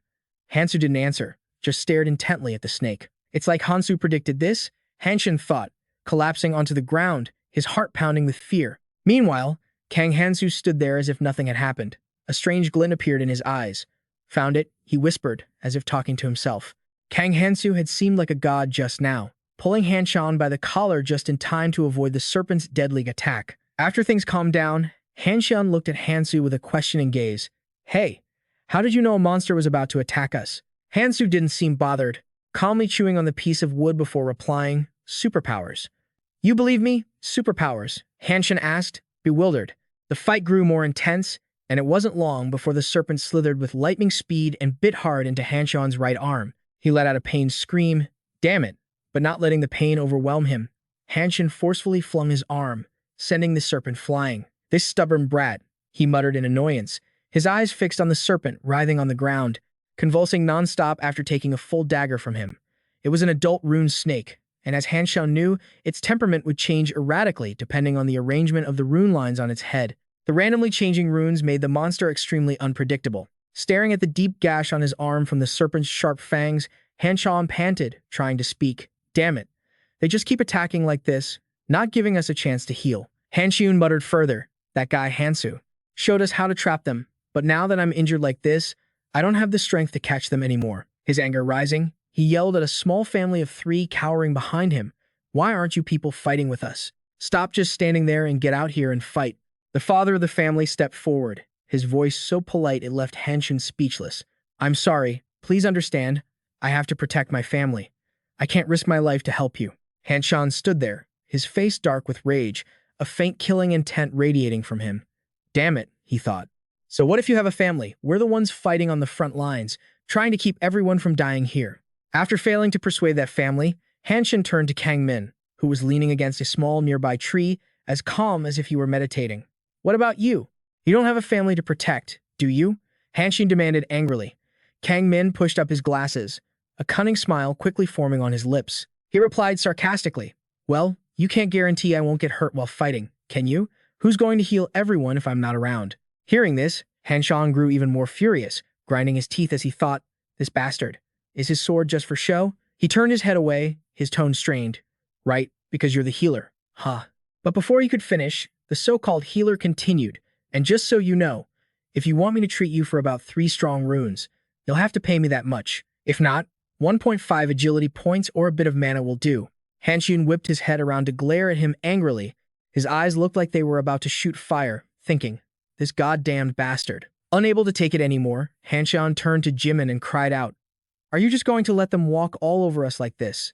Jimin, standing behind Hansu, was silent for a moment before asking, what else is there to do? Despair washed over Hanshan. Humanity is freaking hopeless, he thought, looking around at his group. Meanwhile, Kang Min was happily accepting runes from the father of the small family. He started treating the man's wife, while Jimin and Hansu were fighting like maniacs up ahead. Right, I must be the only one who finds this whole situation chilling. Hanshin muttered, feeling like he was stuck with a bunch of useless people. Kang Min looked at him.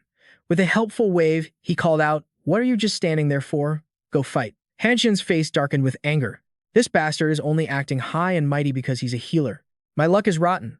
I picked a whole bunch of weirdos, he thought. Suddenly, a voice echoed in Hanshin's head. Can you hear me? The tone from the other side caught his attention. Jung Hanshin. What's your situation? The person asked. Hanshin raised a hand to his ear and mumbled, don't even ask. How are things on your end? Not too bad over here. It looks like there's a rescue ladder up above, so clear a path and start climbing, the voice replied. Try to find some new teammates on your way. Our group will be stronger, right? Hearing this, Hanshin sighed and rubbed his head in frustration, muttering to himself, I'd like to, but I don't know who among these people is even worth bringing along, he thought, glancing over at Hansu, the guy who claims to have superpowers, and Jimin, that crazy chick with the sword. Next is Kang Min, the healer. Cunning, and finally, that useless family of 3. Isn't surviving the most important thing? Captain, I'll meet up with you later. Hanshan messaged back, his reply tired. Meanwhile, none of his actions escaped Hansu's notice. He looked at the sigil on the back of Hanshin's hand, the thing that allowed them to communicate, and he thought, their monarch's trait is developing too quickly. It was a characteristic of players, and all monarchs like Ares or the Berserk monarch. They all possess the ability to lead a group, making them stronger. A monarch grants their group members a unique sigil, and those with the same sigil can connect with each other, enhancing their combat awareness. Kang Hansu drove his staff down into a serpent. As he fought, he thought, the number of people a monarch can recruit is limited, but right now, everyone is busy looking for members. If I have to compete with them, it's going to be tough. He picked up the serpent's glyph, his eyes deep in thought. After a dramatic flurry of attacks, the bodies of the runic serpents lay scattered on the ground. Kang Hansu let out a light breath. Looks like the monsters are thinning out. Seems they've left their territory. He pushed aside some branches, his eyes lighting up at the sight of a wide clearing ahead. He smirked to himself, getting close to the objective. The mutated runic serpent's lair wasn't far now, but before he could celebrate, a giant true runic serpent appeared before him, coiled around a massive tree as if it were doing yoga. When the serpent spotted him, it immediately roared as if it wanted to devour him right then and there. The father from the group suddenly cut in. Wait, do you really think you need to mess with this snake? If we don't provoke it, it won't bother us. How about we just go around? Hearing this, Kang Hansu turned back with a faint, cold smile. If you want to go around, then go. I, on the other hand, have some business to take care of here. With that, he prepared to move forward, causing the man to panic. Wait, what's the point of fighting it? Kang Hansu calmly replied, you seem to be mistaken. I'm not traveling with you all, we just happen to be on the same path. We were bound to part ways eventually. After saying his piece, he coolly walked away without a single glance back. Jimin quietly turned to the group with a slight smile. Well then, there's nothing left to say. When the panicked father asked, wait, who's going to protect us then? Jimin shrugged. He's not our bodyguard. He's looking out for himself. If you want, feel free to stay here. The man stood there, swallowing a gulp of cold air. He didn't know what to do. Jimin simply told the group, let's go, and led the way. But Hanshin remained standing there. His eyes were fixed thoughtfully on Hansu. He's really stubborn, but I can't just leave him behind, he muttered, scratching his chin. Kang Min sighed beside him. Why haven't you left yet? Hanshin just chuckled. I'm thinking about how to get him to join me. Kangmin shook his head. Don't even dream about it. Everyone here has needed my healing at some point, but he never has. It's terrifying. He fights like he's taking a stroll. You can't tell a guy like that what to do. The healer turned and muttered, a guy who likes to fight alone like that. He's gonna get himself killed sooner or later. Hanshan followed behind him, but his mind was racing with thoughts. He's that skilled, and yet there's nothing I can do to pull him into my group. What a waste. And he'd be impossible to manage anyway. Meanwhile, Hansu was in the middle of an intense battle with the giant serpent, his eyes flashing with determination. He was ready for a long talk with this yoga-loving opponent. The true runic serpent suddenly snapped its jaws, biting into a tree trunk near Hansu, forcing him to dodge to the side. However, he remained as calm as ever, constantly calculating in his head. When my glyph activates, it immediately backs away. But the moment it no longer senses a threat, it attacks instantly. Just then, the runic script on the serpent's head began to glow brilliantly. But before it could strike, Kang Hansu moved like a flash, using his weapon to stab repeatedly at its arteries. He thought calmly, it's stronger and faster than a scale serpent, but it's nothing compared to the beast that devoured me before. He observed the serpent in his mind's eye. Formulating a strategy, he noted, when attacked, it shifts its runes to a defensive mode, weakening my attacks. It's not in my favor to drag this fight out. Still, it'll be a pain if something unexpected happens. Kang Hansu held a cigarette in his mouth, his eyes never leaving the serpent. The way to beat it is simple enough, he thought. Focus on that cluster of trees in the middle of the clearing that looks like a nest. Looking at the space the serpent was trying to protect, he smirked. This was child's play to him. He thought nonchalantly, forget the snake, attack that spot first. No sooner said than done, he dashed forward, ignoring the serpent behind him. Instinctively, it will lower its defenses to protect its nest. That's when its weak point will be exposed. Gotcha. Just as the snake seemed to have caught him, something unexpected happened. He stopped on a dime, then quick as lightning, thrust his staff repeatedly into its vital points, causing the serpent to cry out in agony. When the dust settled, Kang Hansu stood there looking as cool as a hero from a Marvel movie. He stepped over the serpent's corpse. He said flatly, turns out this was over faster than I thought. Then, he walked over to its nest, where a large egg was hidden, the egg of a true runic serpent. He spoke softly, but before he could get a good look, the egg suddenly twitched slightly. Kang Hansu cradled the tiny, palm-sized green egg and brought an ancient rune close to it. The warm sunlight bathed the egg, which was being cared for like a precious treasure. Suddenly, with a sharp crack, the egg split open, and a baby snake with bright golden eyes peeked out, looking incredibly cool. Oh my god, it's so cute I could die, he exclaimed, seeing the tiny snake, so small compared to its kind. The system window appeared, ancient rune snake, hatchling stage. Its head was bigger than its body, making it look ridiculously cute, but don't be fooled. It's extremely dangerous. Eat up, little one. Kang Hansu offered an ancient rune to the snake with the sparkling eyes. Its tongue flicked out in the shape of a heart, as if saying, I love you more than anything. Go on, eat. This snake was very special. It could eat any 3 ancient runes and spit out 2 of its master's choosing. It might look all innocent, but the baby snake swallowed a rune that was half its size. Eating 3 and spitting out 2 is kind of a raw deal. Little guy, but the snake was still super dedicated. After swallowing the rune, he gave it a little squeeze, and it spat out another one. Hansu picked it up. Well, this is top tier. From now on, I can swallow ancient runes to my heart's content. Kang Hansu happily cuddled the little snake, who also looked delighted. First, I need to increase my magic and physical resistance, Kang Hansu told himself, then told the little snake to rest. It crawled onto his wrist, and Kang Hansu looked at it affectionately. With you, I can achieve great things. Should I head out now? I wonder. Kang Hansu mused as a small family was fumbling around, trying to find their way. The little girl whispered, Daddy, where are we going? Keep your voice down, the father said, staring intently at the map. His expression was incredibly tense. The island map we got when we left the room is too vague. It doesn't show a clear path. Who knows what's here, or which places are safe? They abandoned us. His wife suddenly shouted, Honey, I hear something strange.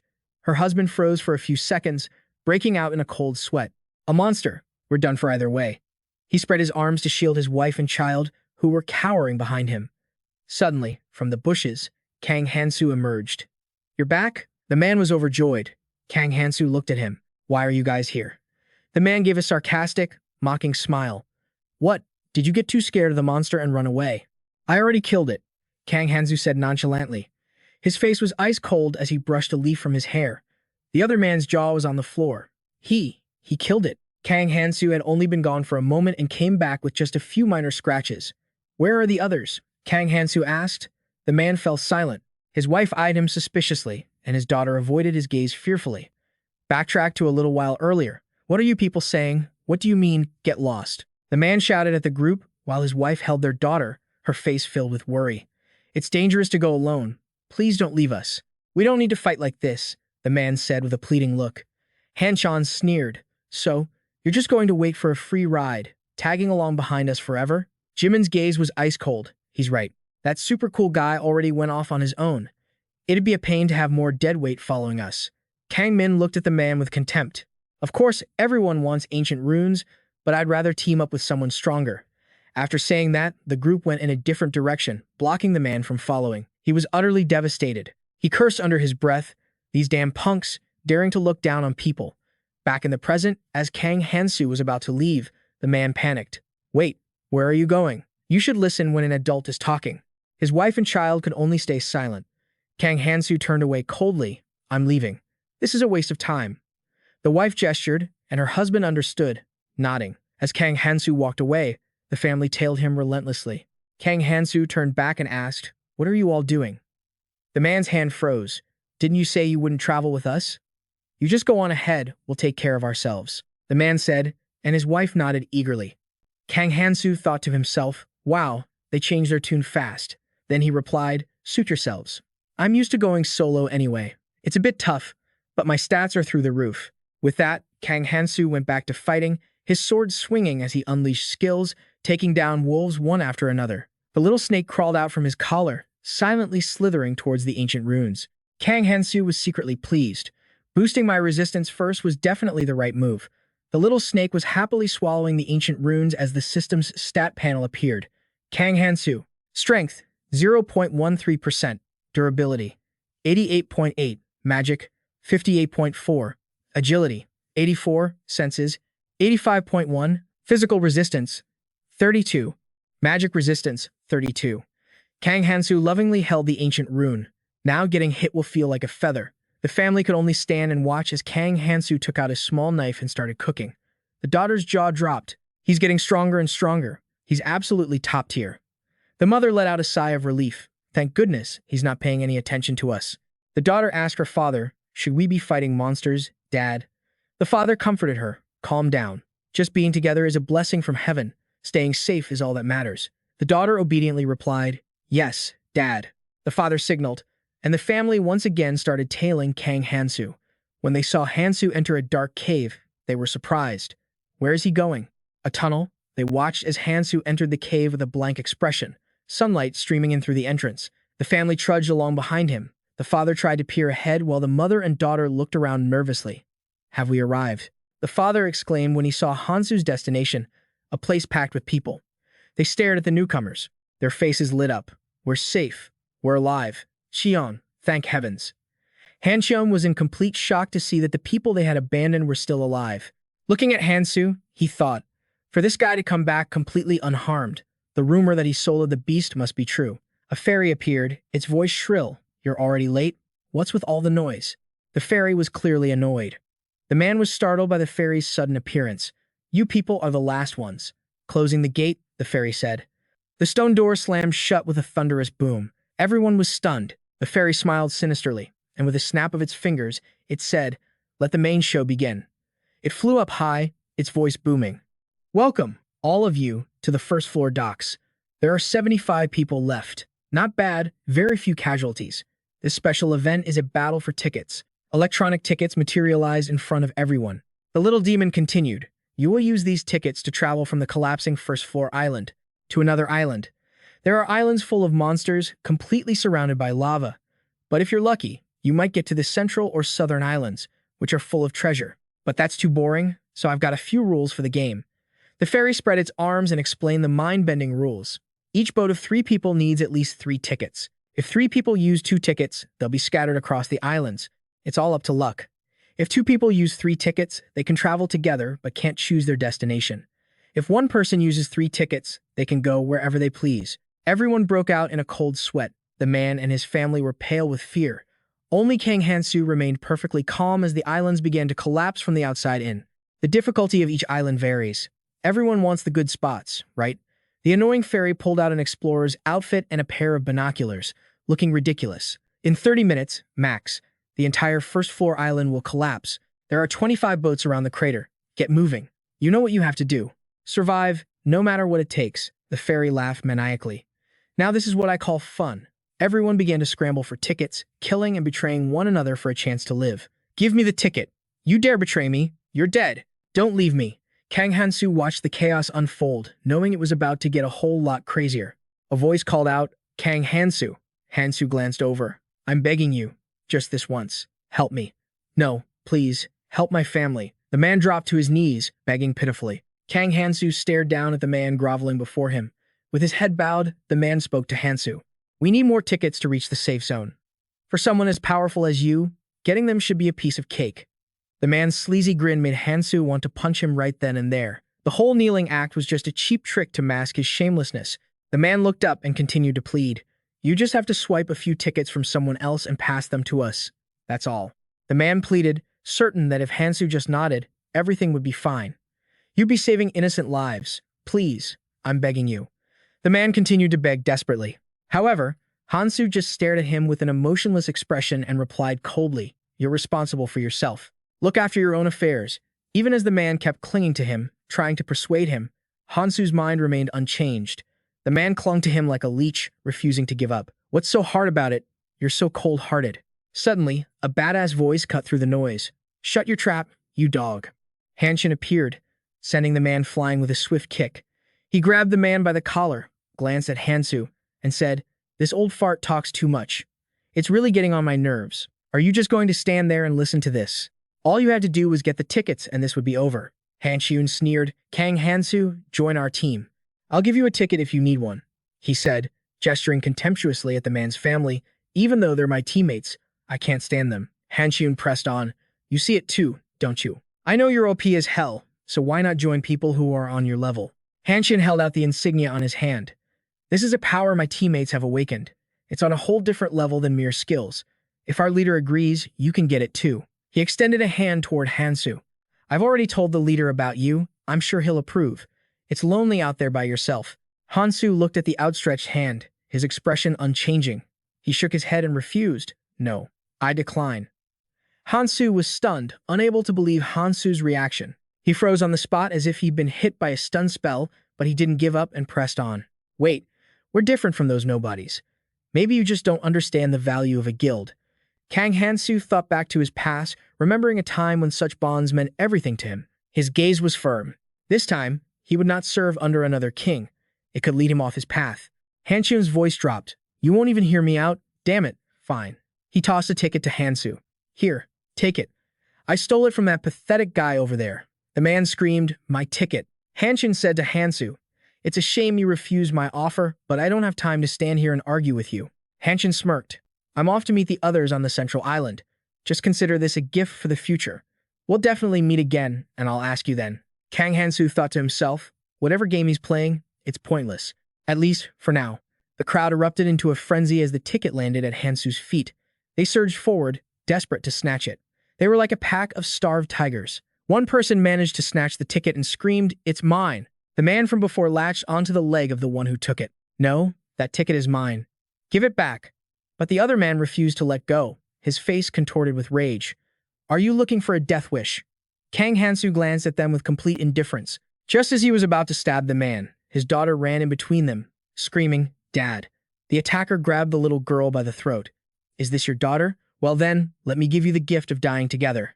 He grabbed the little girl by the throat. Is this your daughter? Then I'll give you a death to remember. The fairy watched the scene unfold, a smile playing on its lips. They put this family together from the very beginning, all so we could witness this exact moment. In the end, they got exactly what they wanted. No matter how much you struggle on the stage they've set, your deaths have already been orchestrated. Its hands pulled at countless invisible strings, controlling the players like puppets. A voice suddenly spoke to Hansu. Hey, why did you turn down Hanshun's offer? Personal reasons. What do you want? Jimin slowly walked forward, the bloody brawl a mere backdrop behind her. I'd also like to make you an offer. She narrowed her eyes. She pulled off a glove, revealing hands sealed by magic. Come with me. She chuckled when Hansu simply ignored her. I had a feeling that would be your answer. But before I leave, I have one question. Jimin looked at Hansu, her eyes sharp and cold. You don't have a shred of pity left in you, do you? I'd like to believe you're not that pathetic. He glanced back at her, his own gaze turning to ice. Humanity. Pity. He let out a short, harsh laugh. She was the last one. Everyone else had already left on the boats. Now, only a single boat remained. No one knew what would happen next. The people left on the shore were like cornered animals. They screamed and begged Hansu. Hansu, you know me. Please, just this one time. You can save us. Hansu looked at them, his heart heavy with the weight of it all. These are all people I should have saved. But the monster in the tutorial zone was too strong. I couldn't save everyone. That's why I have to do what needs to be done. Because if I fail, all of this will have been for nothing. He thought, then turned to face the desperate crowd pleading for his help. I'm sorry. He gripped his weapon, his heart filled with pity, but I know all too well the fate of those who can't make it to the next stage. In the poisonous sea below, monsters watched with glee as they dissolved. Their desperate screams echoed through the air. Don't kill us. It's too painful.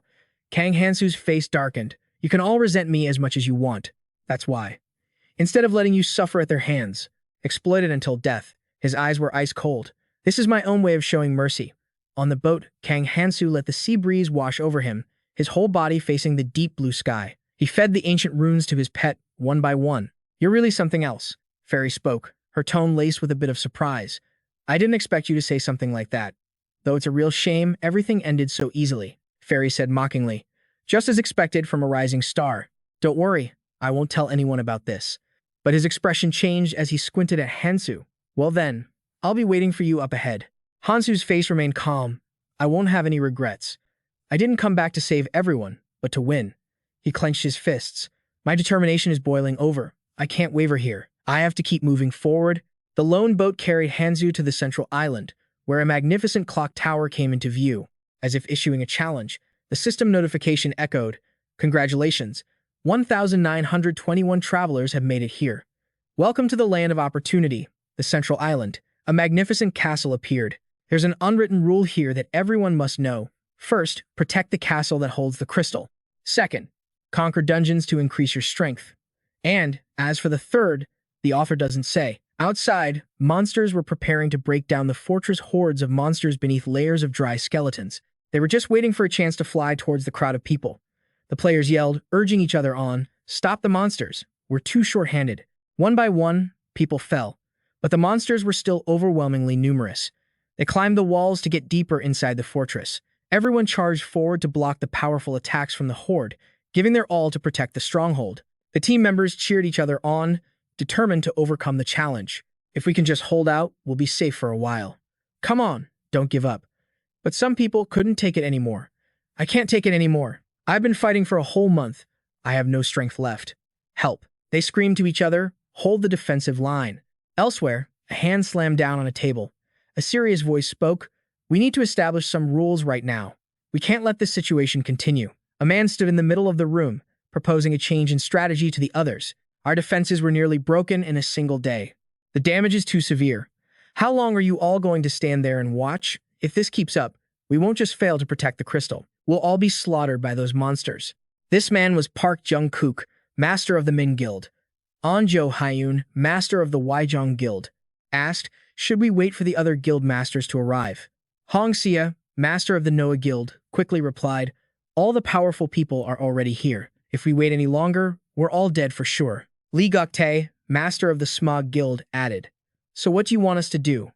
With a grim expression, Park Jung-kook continued, the biggest problem is the lack of defensive manpower. So, we need to bring in the non-guild members, even if we have to use force. Everything is about to fall apart. What about controlling those wandering travelers? Xia asked. We'll handle it with force. I don't think words will work on those unreasonable types. Another wave of attacks will arrive in 3 hours, and there's no guarantee we can hold them off this time, Lee Guktae questioned.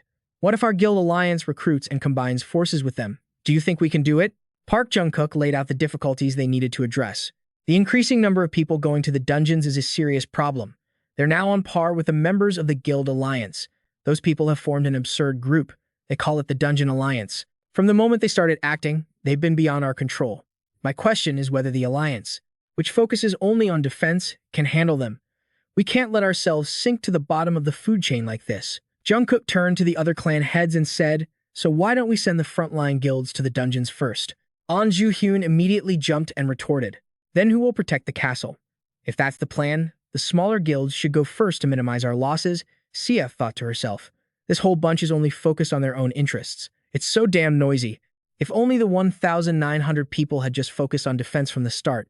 She bit her lip in frustration. Damn it. If only everyone had just stayed to defend, it wouldn't have come to this.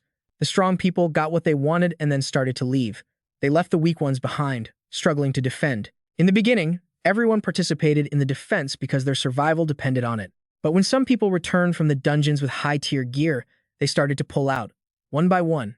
While she was worrying about how to protect the crystal, Jimin walked in, looking cheerful, and said, Sia, I've got some hot news.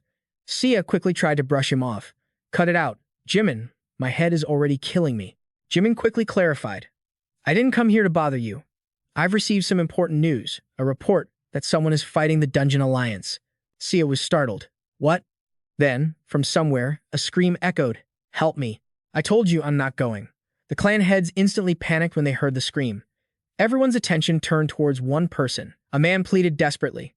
I was planning to hunt for 2 more days and then I'd come back. I'll join when I'm stronger. Let's just talk about this. Without another word, an arrow was fired, aimed straight at its target. It flew through the air and pierced the shoulder of the man who had been begging. He only had time to scream. Ah! The face of a young man appeared, a cigarette dangling from his lips. He said, All right then, starting tomorrow, you all will fight on the upper levels.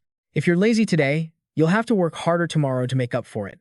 The man from before pleaded, Stay away from me, he thought to himself. His ancient rune stats are clearly lower than mine, so how can I not beat him? It was Hansu, with a cute snake draped over his shoulder. He held out his hand and commanded, I need your weapons. Kang Min said in a panic, That guy. Beside him, an older man said angrily, Who gave you the right to order us around? Without a word, the man gripped his knife tightly and charged straight at Hansu. He calmly analyzed the situation, so it's a knife with a skill that enhances its cutting ability. For a colorless item, this is pretty good. Kang Hansu flicked his hand lightly, revealing a shining ring, the cigarette held firmly between his lips. His expression turned serious. Using only the strength of his arm, he effortlessly sent the guy flying before he could even touch anyone. The crowd cheered excitedly, Get him. Yeah, kill him. The guy thought in frustration. The knife's skill wore off. Even the blade can't pierce this bastard. How much resistance does he have? His hands trembled as the knife's effects slowly faded. My turn, isn't it? Without another word, Kang Hansu threw a punch straight into the guy's face. His face twisted into an ugly grimace. Hansu just thought to himself, having to fight you guys without being able to kill you. What a pain. But it can't be helped. You all are a valuable resource after all. You just wouldn't listen to reason, would you? The man collapsed to the ground, knocked out cold after just 2 punches. Everyone was stunned by Hansu's power, while he calmly said, I only have one thing left, but it'll be enough. Kang Min and the crowd around them were both intrigued and terrified of Hansu. The guild masters rushed over to see what was happening and were also horrified by the fight they had just witnessed. One asked, Who's that guy? Beside them, Jimin was beaming. Finally, all the guild masters had gathered for a meeting. Everyone was thinking about one person, Hansu. One guild master mused, so he's the one Hanshan mentioned.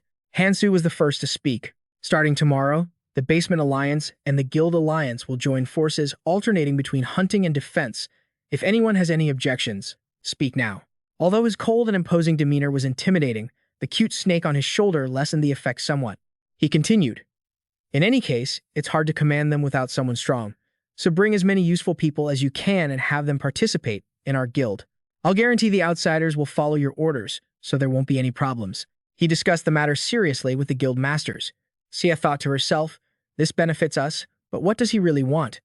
Lee Guk-tae responded defensively. What do you want? Someone unaffiliated and as strong as you just caused this whole mess. Don't tell me you don't have some other motive. Kang Hansu just smirked. He calmly replied, As long as the basic rules and system are established, I have no intention of interfering. However, Lee Guk-tae was still suspicious. Who knows if you'll suddenly change your mind and decide to eliminate the Guild Alliance. Hansu stood up and cut him off. I don't care about petty squabbles, but if you're that worried. Kang Hansu showed off his power, and everyone started shouting in panic. He vanished. He's going to attack. Prepare for battle. Everyone quickly got into a fighting stance, but Lee Guk-tae tried to calm them down. It's just a simple invisibility skill. He can't move from his spot. Kang Hansu's voice quietly emerged. You think I can't attack you? From out of nowhere, he had appeared behind Lee Guk-tae, holding a dagger to his throat. Li Goktae slowly realized.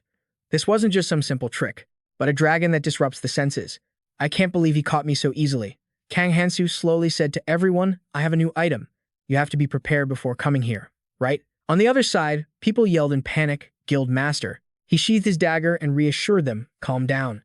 I have no hostile intentions toward you. The current situation forces us to work together, don't you see? That's all I want. Everyone continued to watch him warily, but they listened to what he had to say. Up until now, we've always been fighting each other. It'll be difficult to cooperate right away, but there's still time, he said. The clan leaders frowned, looking at him with a mix of helplessness and confusion. This was just the beginning of what's to come next. He mused to himself as he left the meeting. A voice stopped him in his tracks. Wait, you're just leaving like that? Jimin asked him to talk with her. This time, I want an answer. What do you think? Hello, Kang Hansu, want to join our guild? The simple words flowed from Jimin's small lips. I've asked you before, you know. Do you want to join our guild? She tiptoed closer to him, her breath carrying a faint floral scent. This time, it's a sincere invitation. It must be lonely going it alone. Or are you dreaming of being somewhere else? She continued, her tone a bit teasing. I heard you were with a girl named Jumi Hee in Gangnam. What's that about? His face remained unmoved, as cool as ever. She rested her chin on her hand, her sparkling eyes fixed on him as she thought to herself. No reaction? So it's not a crush, then. A bright smile bloomed on her lips. So that means it's a yes, right? It would be great if you joined our guild. Without a single movement, he swiftly walked past, leaving her with a shocked expression. What the hell? His ice-cold expression stunned her. I'm heading to the wall. Her eyes widened in disbelief. Hey, you can't even pretend to listen to me? Frustrated and disappointed, she yelled, that bastard. He just let out a weary sigh, not bothering to reply. In another scene, screams echoed amidst a chaotic sight. Gather the corpses over here. We need more relief supplies. Support skill users. Get over here now.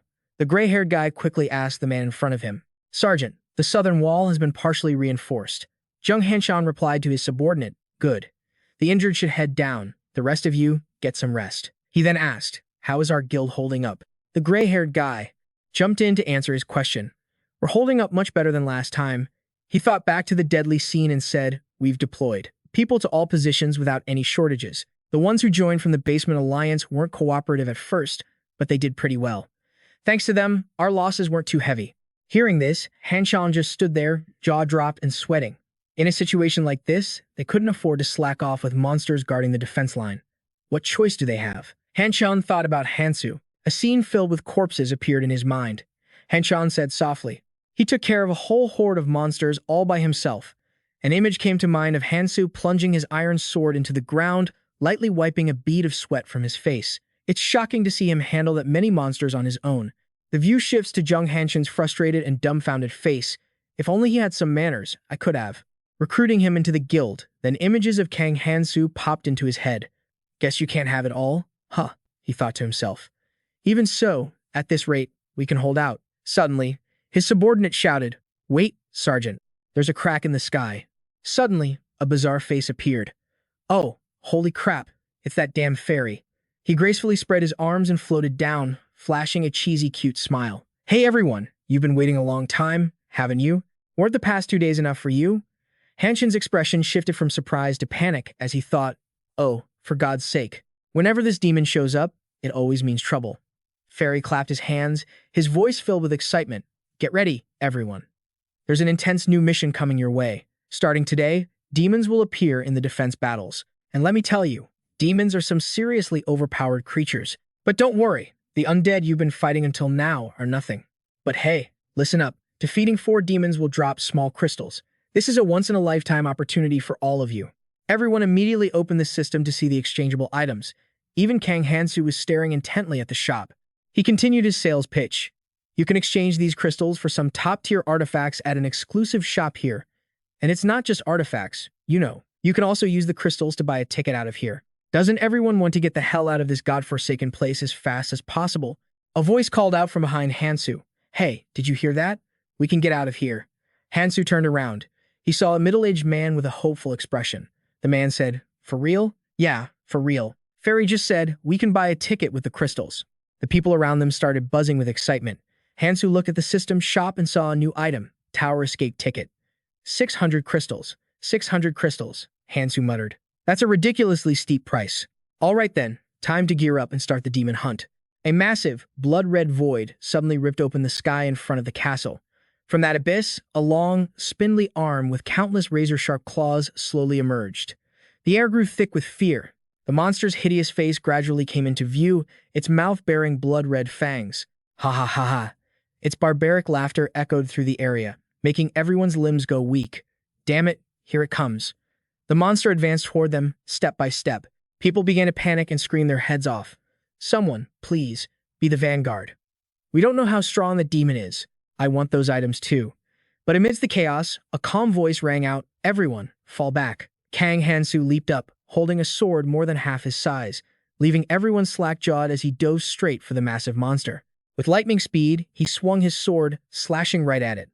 The monster simply raised one hand to block, giving him no time to breathe. It launched a terrifying attack towards Kang Hansu. He dodged it by a hair's breadth, but its immense power shattered the ground beneath him. Resting the sword on his shoulder, Kang Hansu thought, so this is a demon. Even if it's a weaker version, I can't inflict a critical hit on it with normal attacks. It's a good thing I boosted my defense and resistance with the ancient runes. He looked up at it, continuing his calculations, but my attack power isn't enough. Right now, I'll have to make full use of the artifacts I got from the dungeon. Facing the low-grade monster, Hansu's presence became overwhelmingly cool. He tensed his legs, concentrating his power there. The system displayed Boots of Roju's Light. I'll fight it with speed. As he thought it, he acted, swiftly retaliating against the monster. He shot high into the air, raising his heavy sword to bring it crashing down. The monster, also surprised, tracked his super-fast movements with its eyes. It used its hands to block his swift attack. The two immense forces collided, creating a flurry of spectacular slashes, each rapid strike leaving a trail of light. His expression turned more serious as he nimbly unleashed his next slash. The monster couldn't keep up and was forced to take the full brunt of his terrifying blow. But it was no pushover. It gathered power in its palm, forming an orb to counterattack. That immense power was aimed straight at him. He quickly used his sword to parry it. Boom! An explosion erupted after he blocked the monster's attack. He was slammed into a boulder, but survived the ultimate move. The system offered an assist. Instantly nullifies any skill upon contact. Everyone started buzzing about him. Oh my god, he's soloing the demon. Hanchun asked, stunned. Just how much stronger did he get? The person next to him urged, get ready, Hanchun. We should seize this opportunity too. Hanchun then asked his captain, you want us to join the fight? I'm not sure if that's the best decision. Captain Jungkook immediately replied, even if we don't, others will be scrambling for this chance. Droves of people jumped down, yelling to each other. There's only one demon. Everyone, charge. I'll take it down. We're joining in too. Seeing this, Jimin suggested to Sia, I don't really like this, but should we join in? Sia quickly replied, no, just wait. Sia looked at Hansu and whispered, Kang Hansu. I need to see just how capable he is. People started moving closer to support him. He glanced over at them, a thought flashing through his mind as he sighed, so annoying. It's about to use a skill. I can't let these other travelers distract me. Before him stood the powerful monster. It chuckled inwardly. He thought to himself again, it still hasn't used one. Is it possible? He was suspicious of its next move. Kang Hansu stood there, calmly facing the demon while his mind raced. He realized that each demon possessed different racial skills. This made them unpredictable and dangerous. His clear-headed analysis led him to understand that if this demon hadn't used its skill yet, it was likely waiting for a chance to unleash a powerful area of effect attack. He couldn't afford to underestimate any of its actions, because even a small mistake could lead to disaster. This was serious. The monster raised its hand, preparing to unleash a devastating skill, powerful enough to wipe out everything in its path. Tension filled the surrounding air, and Hansu didn't hesitate, shouting a loud command for everyone to fall back. He knew this demon was no easy opponent for anyone who dared to face it head-on. They could very well pay with their lives. Kang Min, standing nearby, couldn't hide the worry etched on his face, a growing sense of unease creeping into his heart. It made him wonder if they should retreat and let Hansu deal with the demon alone. But before he could say another word, another young man cut him off. He adamantly stood his ground, insisting they had to stay close to be ready to strike the finishing blow when the opportunity arose. His determination burned like a fire. He wouldn't let anyone stand in his way. The monster bared its sharp teeth, its mouth twisting into a malicious grin as its hands began to glow brightly. It was preparing to unleash its ultimate move. A blinding light engulfed its hand, and with a powerful slam on the ground, the earth beneath everyone's feet crumbled.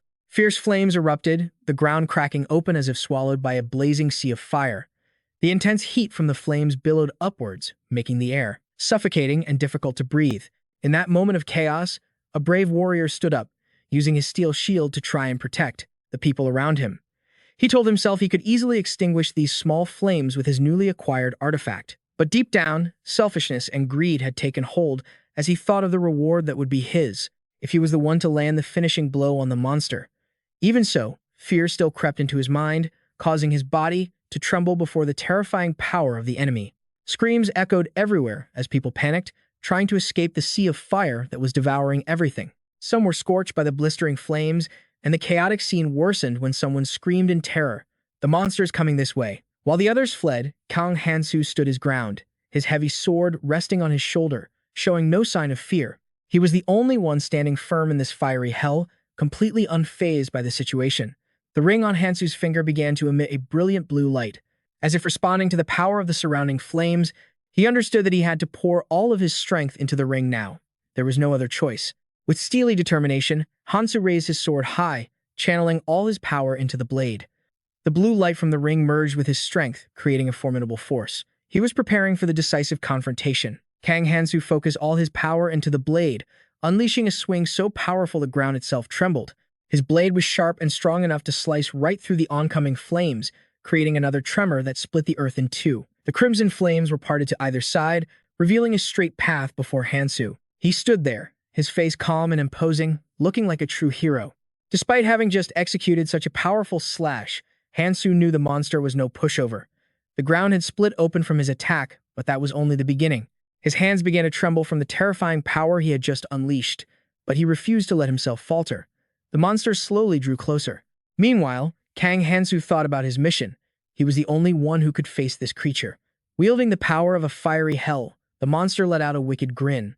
Fire blazed in its palm. With brutal force, it charged toward Hansu, and he readied himself to face it as the monster swung its flame-covered arm at him. Hansu poured his strength into his blade, parrying the ferocious blow. A thick cloud of dust and smoke billowed up, obscuring the view for those watching from a distance. Among them was Lee Guk-tae, who couldn't help but feel anxious watching the intense battle unfold. Lee Guk-tae looked at Hansu with a mixture of surprise and admiration. He wondered if Hansu was just an ordinary traveler like them. They had the same starting point, but Hansu had left them all far behind. Lee Guk-tae knew they needed to come up with a plan to catch up to Hansu if they didn't want to be left in the dust. The battle between Hansu and the monster was nothing short of dramatic. Hansu's parries were not only perfect but also demonstrated enough strength to hold off the terrifying monster.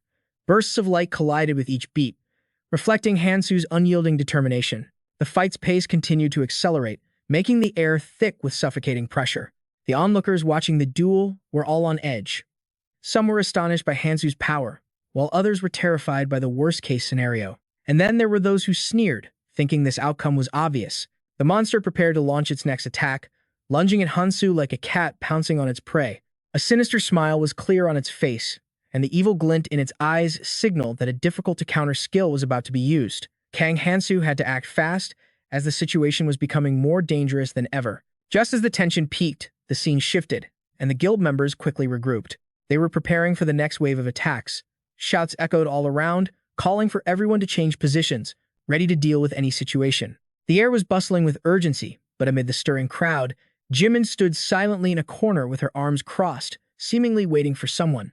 A voice, cold and meaningful, spoke from behind Jimin. Hanshin stood beside her, his voice gentle yet persuasive. He advised her that it was useless to stand here waiting, because every time he waited for someone, everything ended up hopeless. He unconsciously scratched his head, a gesture of his helplessness and frustration with the situation. Jimin remained calm, deflecting by asking Hanshin who he was waiting for. It seemed she didn't want to admit what they both already knew. Hanshin just gave a faint, internal smile, feeling no need to say more, because besides Kang Hansu, there was no one else to wait for. Their conversation continued in a more relaxed atmosphere. Hanshin asked Jimin if she was also following the Sovereign's orders. However, Jimin tried to dodge the question. She didn't want to reveal anything more, but Hanshin, with his calm persistence, continued to persuade her that there was no need to be so guarded, since it was just the two of them here. He also mentioned the Alliance's current situation, that it was faltering, and everyone knew the reason why. His voice grew more serious, as if to emphasize the importance of what he was about to say. Not wanting to appear weak, Jimin reacted instantly. She wondered why Hanxian was sharing such obvious information with her, but before he could explain further, he suddenly stopped. A chill ran down his spine as he looked around. Startled by his action, Jimin asked him what was wrong. Hanxian replied that he had a feeling someone was watching them, but despite looking carefully, he couldn't see anything suspicious.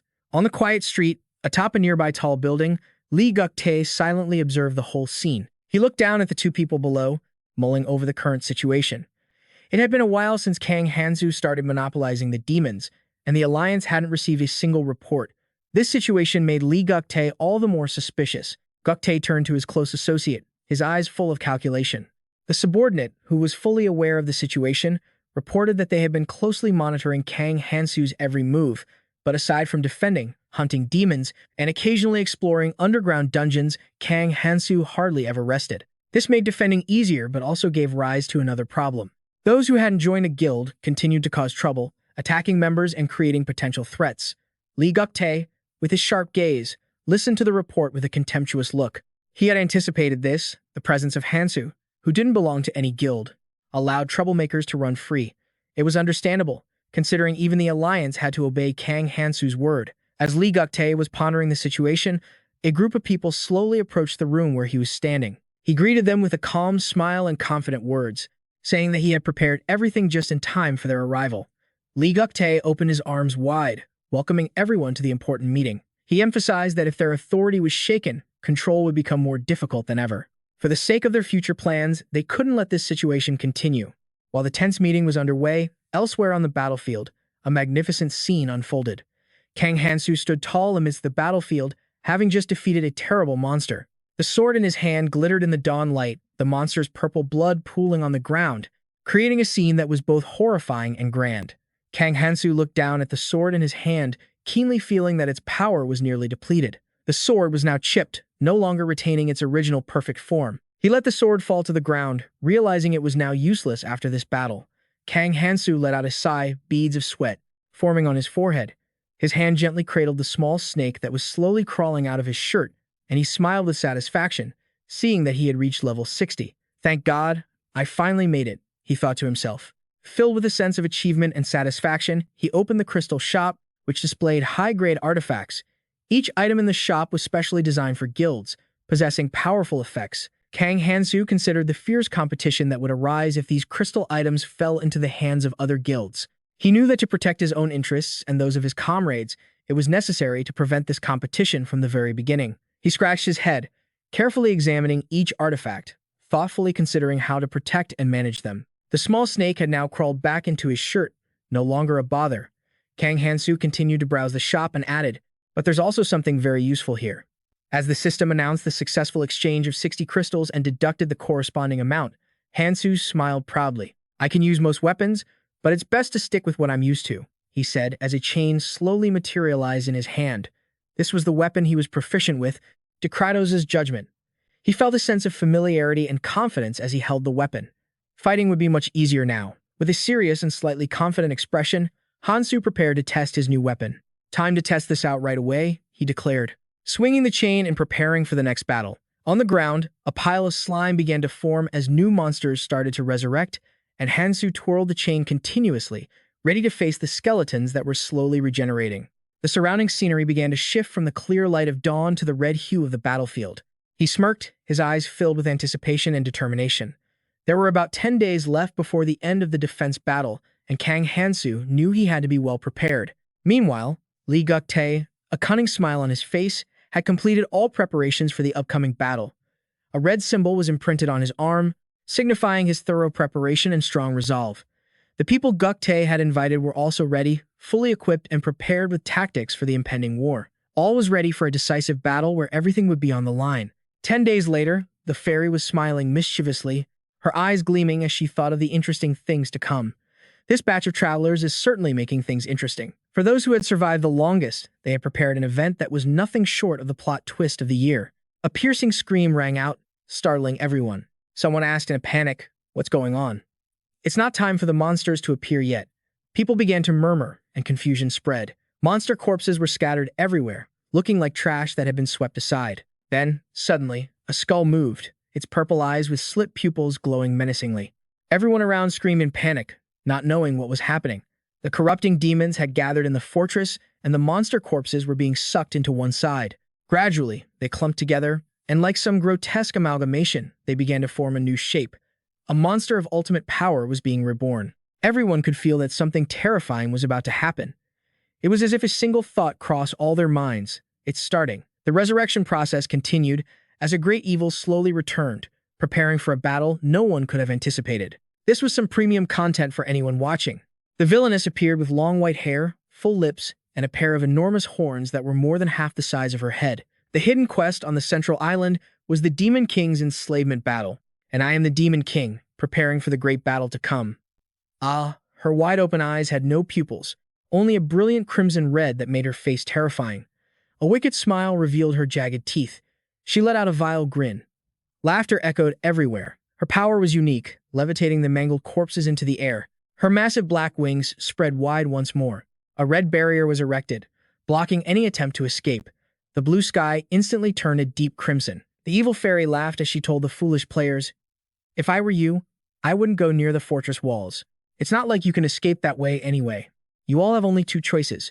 She sneered at everyone's confusion and anxiety, then explained the rules of this battle. Either stay here and fight off the upcoming attack from the undead, or escape using the crystal. But remember, the undead from before are still here. And if you don't want to face them, you can choose to confront the newly summoned Demon King inside the fortress. The already gloomy castle had now become more dangerous than ever. An Ju-hyun's face turned pale with fear upon hearing the name Demon King. The woman standing next to him, likely his wife, immediately panicked and demanded answers. "You didn't say anything about a Demon King before." The fairy, maintaining a calm demeanor, replied as if it were a trivial matter. "I didn't want to mention the Demon King, because there's a high chance you'll all die anyway, but there's no helping it now. No adventurer has ever survived this." The fairy continued laying out the conditions. The crystal will activate 30 minutes after the undead attack begins, and it can only teleport 500 people. Therefore, half of you will be left behind. But if you defeat the Demon King, all of you can leave. Although this is a very special event, I will patiently await your answer." Hearing this, everyone was stunned, as if they couldn't believe what was happening. They looked at each other, their eyes all holding the same thought. Will I be one of the survivors? Sweat broke out as they stared at one another, as if trying to read each other's souls. The system's countdown began to appear. Kang Min said in a panicked and frustrated tone, "Damn it, I thought we just had to survive for a month." The others were also tearing their hair out over this sudden event. Lee Guk-tae tried to calm everyone down, clapping his hands to get their attention. "We'll hold out here for 30 minutes and escape using the crystal. We just need to hold on. Everyone, get ready. Guild Alliance, gather near the crystal." All those in front of him clenched their fists, their faces filled with resolve, determined not to be defeated by this situation. Kang Min, with uncontrollable anger, lashed out. "You think we don't realize you're just trying to find a way for your own people to escape?" His eyes, filled with rage, stared at Guk-tae as if challenging him to face the truth. Lee Guk-tae met his gaze and calmly replied, "Isn't defending better than running around aimlessly? We need to think of a way to save as many people as possible." Kang Min immediately shot back, not yielding, spoken like someone who only thinks about himself. "You don't care what happens to anyone else. You just want to protect those who serve you." Lee Guk-tae gave a faint smile, but his eyes remained calculating. He continued, "Do you have another plan? Even the demons from the first day wiped out dozens of our people with a single attack. How are we supposed to defeat a Demon King?" he said, recalling Hansu's bloody battle. Then, as if provoked, Guk-tae laughed maniacally, taunting Kang Min. "And what about the rest of you? Do you want to survive to see the next island, or are you going to charge in like moths to a flame?" He couldn't respond, silently biting his lip and wiping his face with his cloak in helplessness. Everything had completely changed. The atmosphere between them was now suffocating and tense. An Ju-hyun thought to himself as a selfish idea began to form. "We should ally with the Fog Guild. Maybe that's the only way to get out of here safely." Someone stepped forward towards the clan leaders and declared bluntly that the only way for everyone to escape was to hunt the Demon King. An Ju-hyun looked up, shocked to realize it was Hansu. He went on to explain that if they focus on hunting the Demon King, all the survivors would have a chance to escape this place. An Ju-hyun cursed internally. Why does this guy always have to meddle in other people's business? He should worry about himself first. Lee Guk-tae couldn't help but feel annoyed as he looked at Hansu. He tried to maintain a serious expression but couldn't resist a sarcastic jab. "Are you that confident you'll survive this, or are you just playing the main character in your own action movie?" Hansu shrugged and sighed nonchalantly. "Who knows? But if we just sit here waiting for the crystal, more than 500 people will definitely die. And if that number isn't impressive enough for you, it could be even more. The people Guktae had gathered began to agree after thinking to themselves, yeah, we can't trust that guild. There's no reason to side with them. Might as well treat hunting the Demon King like a field trip. They turned to Hansu, deciding that fighting the Demon King might be less of a headache than listening to any more rambling plans. Let's join Hansu. Anju Hyan cursed under his breath, knowing the situation had spiraled out of control. He thought, I have to stop him right now, even if I have to beat him with a club to do it. But first, I have to find a way to break their morale. Otherwise, before I can even make a move, they'll swarm me like a disturbed hornet's nest.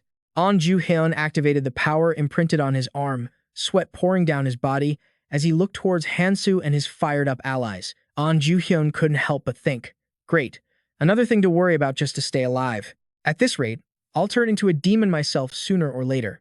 Just as Anju Hyun was plotting, Hansu suddenly turned to look at him with a razor-sharp gaze, causing him to recoil slightly. Hansu smirked, hey, don't even think about infighting. I know what you're planning, but now's not the time. Save your strength for the monsters. He jumped in surprise, hastily dodging Hansu's threatening swing of his chain. The chain's blade slammed into the ground, creating a violent impact. Kang Hansu retracted his chain, his eyes filled with power and coldly warned, you can't handle the consequences. Anju Hyan stood frozen in fear, not daring to move, while Lee Guktae glared at him with murderous intent, clearly not willing to let it go. Lee Guktae calculated internally. For now, we'll try to cooperate and wait for the right moment. We anticipated this situation. Anju Hyun looked back at him, clearly sensing that something was wrong. Meanwhile, another thought crossed Lee Guktae's mind. I'll agree to his plan for now, but there's still a chance to turn the tables. Hanshun and Kang Min can't stand each other anyway. Now, being forced into the same group, the atmosphere grew even more tense. Kang Hansu looked around, noticed the discord within the group, and spoke to his allies. It seems everyone has made up their minds, but wait, we have to deal with this first. Kang Hansu smirked, walking slowly toward the crystal with a powerful swing. He gripped the crystal in his hand, his gaze unwavering. The pressure from his grip caused cracks to begin spiderwebbing across its surface. They spread out, to everyone's astonishment. No one could stop him in time, and in an instant, the crystal shattered into tiny pieces that rained down onto the ground. Both Lee Guktae and Anju Hyan stared in absolute disbelief. Shouts erupted from all around, what the hell are you doing? But Kang Hansu just gave a faint smile, his eyes filled with satisfaction at his decision. He replied slowly, his voice calm yet sharp, because we're going into the fortress, so we don't need that anymore. Leaving an escape route will only make everyone weaker. Hansu's words acted as a jolt to everyone's morale. They all shouted in unison, he's right, we have to look forward. Let's defeat the Demon King together. Follow Hansu. The cheers roared as his allies, fired up with fighting spirit, readied themselves for the battle.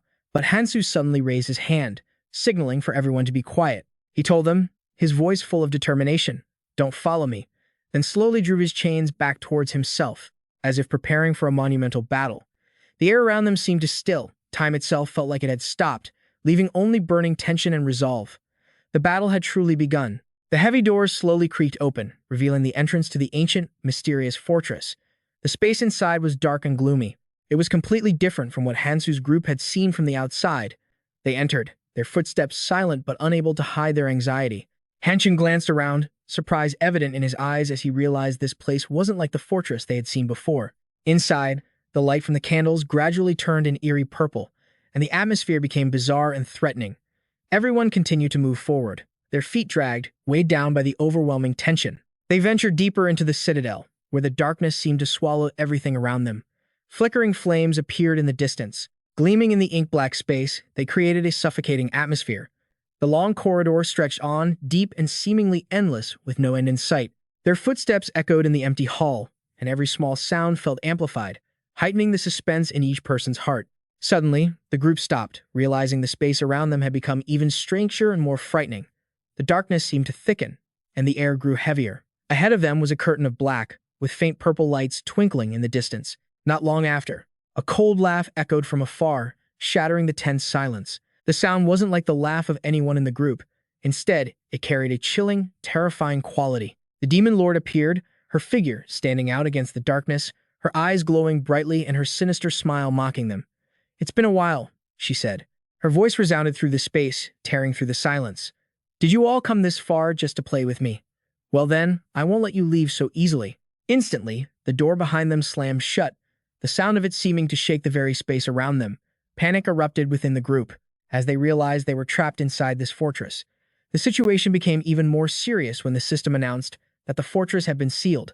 Before they could react, the floor beneath their feet began to shake violently. The sound of cracking came from all directions. The floor fractured, and large chunks began to collapse beneath them. The group screamed in terror as they tried to keep their balance amidst the chaos. The cracks widened, revealing dark voids below. From those cracks, ghastly arms emerged. Slowly, hauntingly. Those arms were wreathed in blazing purple flames, as if they had risen from hell itself. Not long after, hideous creatures appeared from beneath the ground. Goblins with sharp fangs emerged, their mouths wide open as they shrieked. The horrifying sound shook the entire space. A young man in the group screamed for help in fear as a monster prepared to lunge at him. But in that perilous moment, Kang Hansu quickly used his chains to bind the monster, stopping it from attacking. Kang Hansu spoke to his group, his voice calm yet commanding, "Don't panic. These monsters are no different from the enemies we've fought before." Hansu's group gradually regained their composure after his words. They gathered together, preparing for the coming fight. Hansu glanced at the young man he had just saved, his expression resolute and cold. He ordered, "Just stay calm and fight. We will get through this." Kang Hansu turned his gaze to the fractured floor, carefully observing the small movements in the rubble. In his mind, the real problem was the gate. To face the Demon King, they needed to get past the gate. Suddenly, the ground began to shake even more violently, and a pillar of fire suddenly erupted from the rubble. Everyone immediately panicked and began to back away to avoid the dangerous flames. A knight with a sword in hand appeared. A brilliant purple light enveloped it, as if it were born from the very flames of hell. The knight's eyes glowed a vibrant red, brimming with hatred and death. Kang Hansu recognized it immediately. It was the Gatekeeper demon, a powerful enemy they had to confront. Screams echoed everywhere as people tried to get away from the demons slowly rising from the ground. They appeared in droves, surrounding Hansu's group. The demons formed ranks, their glowing red eyes staring them down as if they wanted to devour every single one of them. It let out a deafening and powerful roar. It swung its sword in a long, powerful arc that could sweep away anything in its path. Dust and smoke billowed up, obscuring the group's vision. After reassessing the situation, Kang Hansu quickly ordered everyone to get ready to fight. He assigned roles clearly. We have two enemies. Those in charge of support, move to the back. Long-range attackers, move to the front. Anyone who isn't skilled enough, handle the perimeter. Jungkook, standing nearby, spoke up anxiously. Wait, just charging in like that could get us killed. But Hansu didn't let him say another word, cutting him off immediately. The left flank will attack first. Without another moment's hesitation, Hansu charged straight at the horde of monsters, leaving a shocked Jungkook standing behind him. While fighting, Hansu observed and analyzed. This Gatekeeper demon seemed to be modeled after the Gatekeeper of the Abyss. It's weaker, but its movements are similar. Based on that, Kang Hansu could predict its next attack. He skillfully wielded his weapon, rushing toward the monster like the wind. His long chain shot toward the creature at an incredible speed, but just as it seemed the chain would pierce its head, the monster swatted his weapon away just in time. Kang Hansu didn't flinch, his mind racing. More importantly, I can harness the power of Dekados, these chains that are tens of meters long. The chain wrapped itself tightly around the sword the monster was holding, making it impossible for it to move as it wished. Hansu easily controlled its actions, completely suppressing the enemy's strength. The chain pulled taut, forcing the monster to crash to the ground. Now the demon was bound tightly, unable to move, and completely under Hansu's control. He smirked, confident in his plan. The binding and suppression of his opponent was a success. The chain not only drained the monster's magic but also unleashed a curse, weakening its abilities. Although this also drained Hansu of his own magic, he still had the situation under control. The chain wrapped around his arm was his most powerful weapon against the demon. Looking over at his teammates, Kang Hansu said, "Are you just going to stand there and watch?" His power left the entire party stunned. They were frozen to the spot, unable to believe their eyes. Utterly astonished by Hansu's abilities, it took them a moment to snap out of it. Jungkook quickly rallied everyone. "Of course not. Prepare to attack. Remember that you're fighting for the glory of our guild." At Jungkook's call, everyone responded in unison. "Yeah." Another member also shouted. "Those with low resistance, provide support from the rear. Everyone, charge." Jimin's voice rang out, "I'll take the lead." The entire group surged forward, roaring, "Attack." A storm of weapons and magic exploded in the air, completely obscuring the demon's giant body. Wave after wave of fierce attacks rained down as light from the spells, and fire erupted everywhere. The demon recoiled, its blazing red eyes staring at the sword in its hand, preparing to use its power to break free. Kang Hansu realized what was happening, immediately deducing, that fire. It's trying to summon hellfire. And just as he predicted, a bolt of light struck down, shattering the ground as the group screamed in terror. Ah! The demon began to struggle, trying to break free from the chains that bound it. Its terrifying strength shattered Hansu's control, and in that instant, it let out a ferocious roar. Hansu was knocked back but remained unfazed. He signaled to the others, "Keep attacking."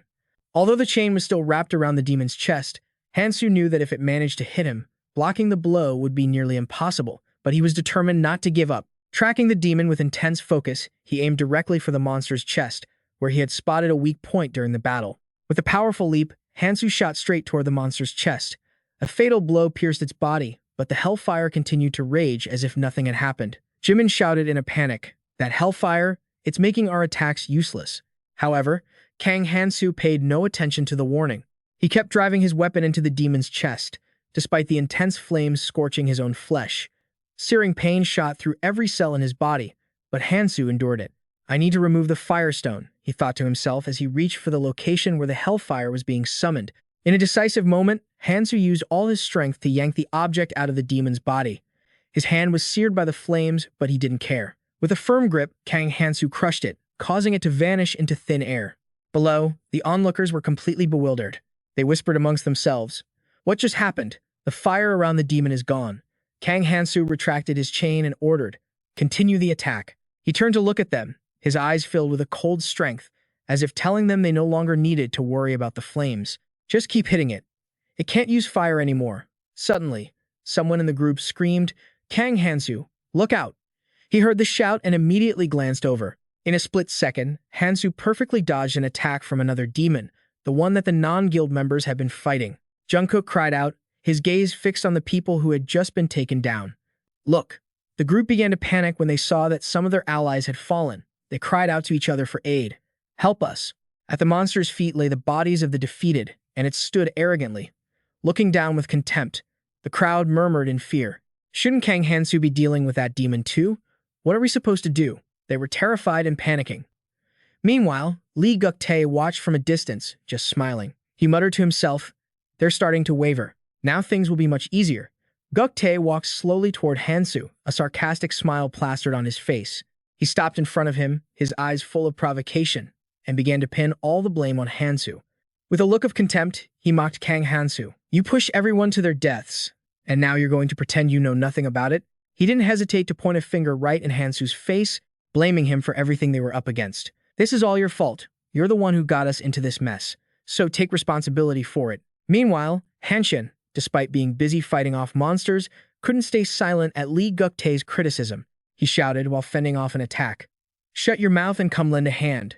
He shoved the monster with all his might and then landed a painful kick that forced it back. Hanshin kept pointing out that it was Lee Guk-tae who was standing on the sidelines, not helping and just spouting nonsense. Lee Guk-tae wasn't fazed by the criticism. On the contrary, he looked at Hanshin with a defiant gaze, declaring that he was not weak.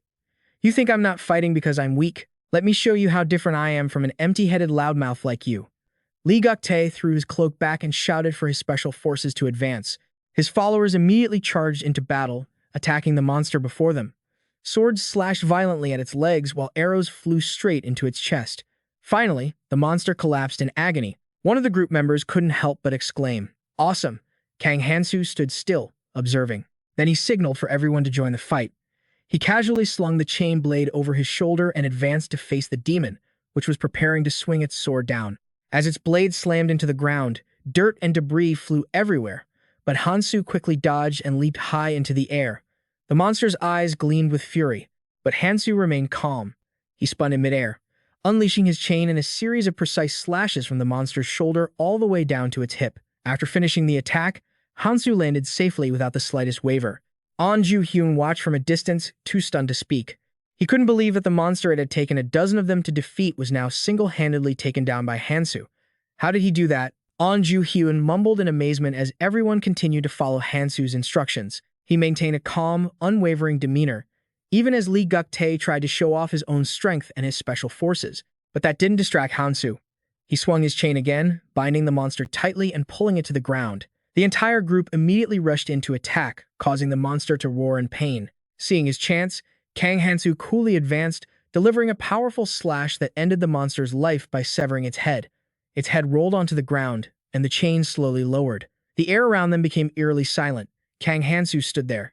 His cold eyes scanned the crowd as if he were the master of this battlefield. Even though Lee Guk-tae had witnessed his power, he was still resentful, but there was nothing he could do. Anger and fear were clear in his eyes, but his feet were frozen helplessly in place. People began to gather around the monster's corpse. An Ju-hyun held a gemstone in his hand.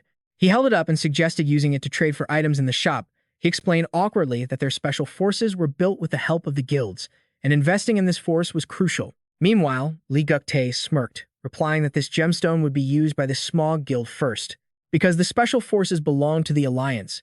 Hearing this, Jungkook asked in surprise, since when did the Alliance create a special force like this? Sia immediately replied that this was the result of secret plots carried out in the shadows.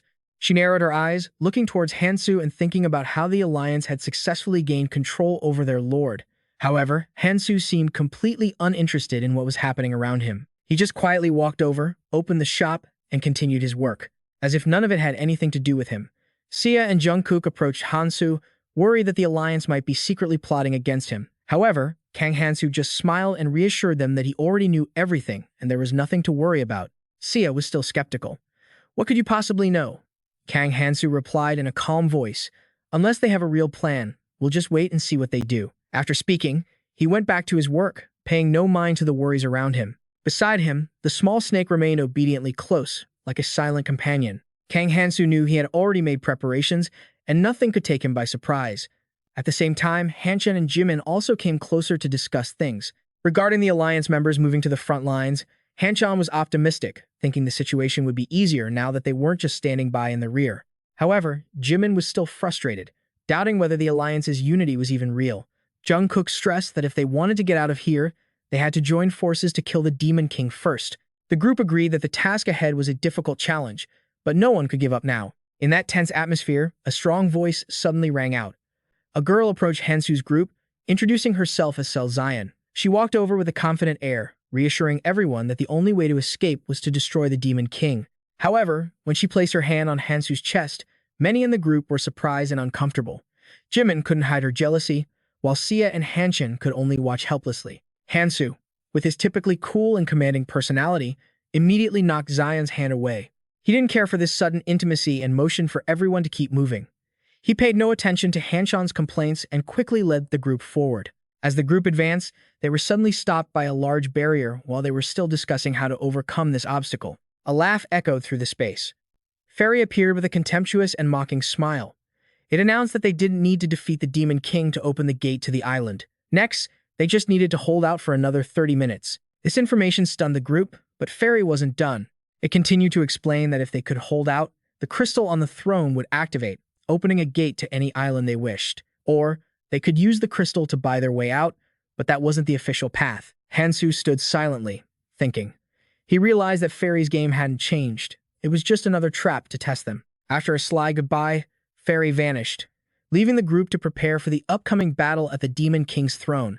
Her silhouette appeared in the dark space. The Demon King quietly gave an order, and the surrounding corpses began to rise, their dry bones assembling into grotesque forms. And from the darkness, reborn dark souls charged towards the battlefield. The Demon King sat leisurely on her throne. Her legs were crossed, an arrogant smile never leaving her lips. Beside her were the minions she had created from dark magic. Kang Hansu stood not far away. His eyes were fixed on her as he silently assessed the Demon King's power. This is just a lower-grade version, not even half as strong as the original from the Abyss. I know it well. As Kang Hansu was still analyzing, a skeletal soul suddenly lunged at him. Its mouth gaped open, ready to take a bite out of him. Instantly, in that moment, the system shop popped up with a notification, suggesting that he could use a crystal to purchase an artifact. His hands began to gather blue light, gradually forming a new weapon. A pair of chain sickles called Dekrados's Judgment. Without hesitation, Kang Hansu threw the chain blade toward the demon. A whizzing sound echoed as the chain shot through the air, embedding itself directly into the skeletal spirit's head. The spirit shrieked in agony, while Hansu carefully prepared for the impending confrontation. He decided to use two skills. Dekrados's unique skills were separation and salvation. The dagger in his hand was empowered, enveloped in a brilliant blue light. Hansu summoned a barrage of small, sharp daggers. This time, he was getting serious, The blades flew straight toward where the Demon Lord was seated. However, she showed no fear. The Demon Lord's minions quickly used their bodies to block Hansu's attack. With a sinister grin, she raised a hand to her face. She imbued her hands with magic and unleashed an extremely powerful attack toward Hansu. The spell shot toward him, carrying terrifying destructive power. How pathetic, the Demon Lord laughed. But Kang Hansu refused to be overwhelmed, quickly throwing his chain up. It blocked the Demon Lord's attack. The repeated clashes created a deafening noise. Still, the Demon Lord didn't stop, relentlessly pressuring Hansu, with her immense magical power forcing him to stay on the defensive. The battle grew more intense as the Demon Lord gave the command to summon another monster. This enormous beast charged straight at Hansu, obeying its master's command, "Tear them to shreds for me." Despite being cornered, Hansu stood firm and commanded his comrades, "I'll handle the Demon Lord. You guys deal with the summoned monsters." Hanshin turned back with a worried expression, shouting, "But there are too many of them." He then yelled over at Lee Guk-tae, "Get in there and fight." However, Lee Guk-tae and his men just responded indifferently in a cold tone. "Stay back. Don't get caught up in this." The response infuriated Jimin. She yelled, "I knew those bastards would do that." Kang Hansu just smirked, realizing Lee Guk-tae's intentions. He said to Jimin, "Hold off the Demon Lord for a bit." Jimin replied in a panic, "What? How are we supposed to stop the Demon Lord without you?" The Demon Lord overheard their conversation, her eyes widening. Laughing excitedly, she summoned yet another monster. From the ground, a giant hand erupted and shot straight towards Kang Hansu. At that sight, he could only stand there in shock. Dong-guk, who was nearby, used all his strength to create a sturdy shield to protect Hansu. He staggered after taking the immense force of the attack, then said weakly, "We can't hold on for much longer. Hurry back." Kang Hansu quickly turned, his ice-cold gaze following the group that was running away. The group was in a panic, yelling to each other that there were too many monsters around. In the chaos, one of them suggested they should help their comrades by buying some time. However, he was immediately stabbed right through the mouth by a blade. He dropped dead on the spot. An Ju-hyun shouted in horror, "What is going on?" Lee Guk-tae, with a treacherous smile, gave an order to his men. "It's time to clean them up." He didn't hesitate to eliminate anyone in his way. Lee Guk-tae's soldiers swarmed forward to attack their former allies. An Ju-hyun stood in the middle of the chaotic battlefield and yelled, "You think we're just going to stand here and take this? Fight back." But his soldiers were completely overwhelmed. They fell one by one, unable to fight back against Lee Guk-tae's brutality. An Ju-hyun, realizing how dire the situation was, tried to negotiate with Lee Guk-tae. "The battle isn't over yet. If this keeps up, all of us will die. You and your guild won't make it out alive either." But Lee Guk-tae didn't care. He laughed coldly and replied, "It doesn't matter. They've already chosen to die for their king." Guk-tae's words made An Ju-hyun break out in a cold sweat. In a panic, he thought to himself, "Their king? Who was he talking about?" Just then, someone charged at An Ju-hyun with a sharp dagger in hand, shouting, "It's time for you to disappear." An Ju-hyun could only stand frozen as the blade flew toward him. But before the dagger could reach him, it was sent flying by a powerful force. Kang Hansu had appeared just in time, saving An Ju-hyun. He picked up the dagger and said coldly, "You've finally shown your true colors, still using the same filthy tricks." Lee Guk-tae, enraged by Kang Hansu's interference, yelled, "You're supposed to be fighting the Demon Lord. Why are you here?" His eyes were filled with rage seeing Hansu interfering with his plans. But Hansu remained calm, realizing that Lee Guk-tae was just a pawn in a much larger game. He was willing to be a sacrifice to stop him. But Hansu knew he couldn't be swayed by these tricks. He replied, "You're mistaken. I didn't come here to get in your way. I came to make you an offer."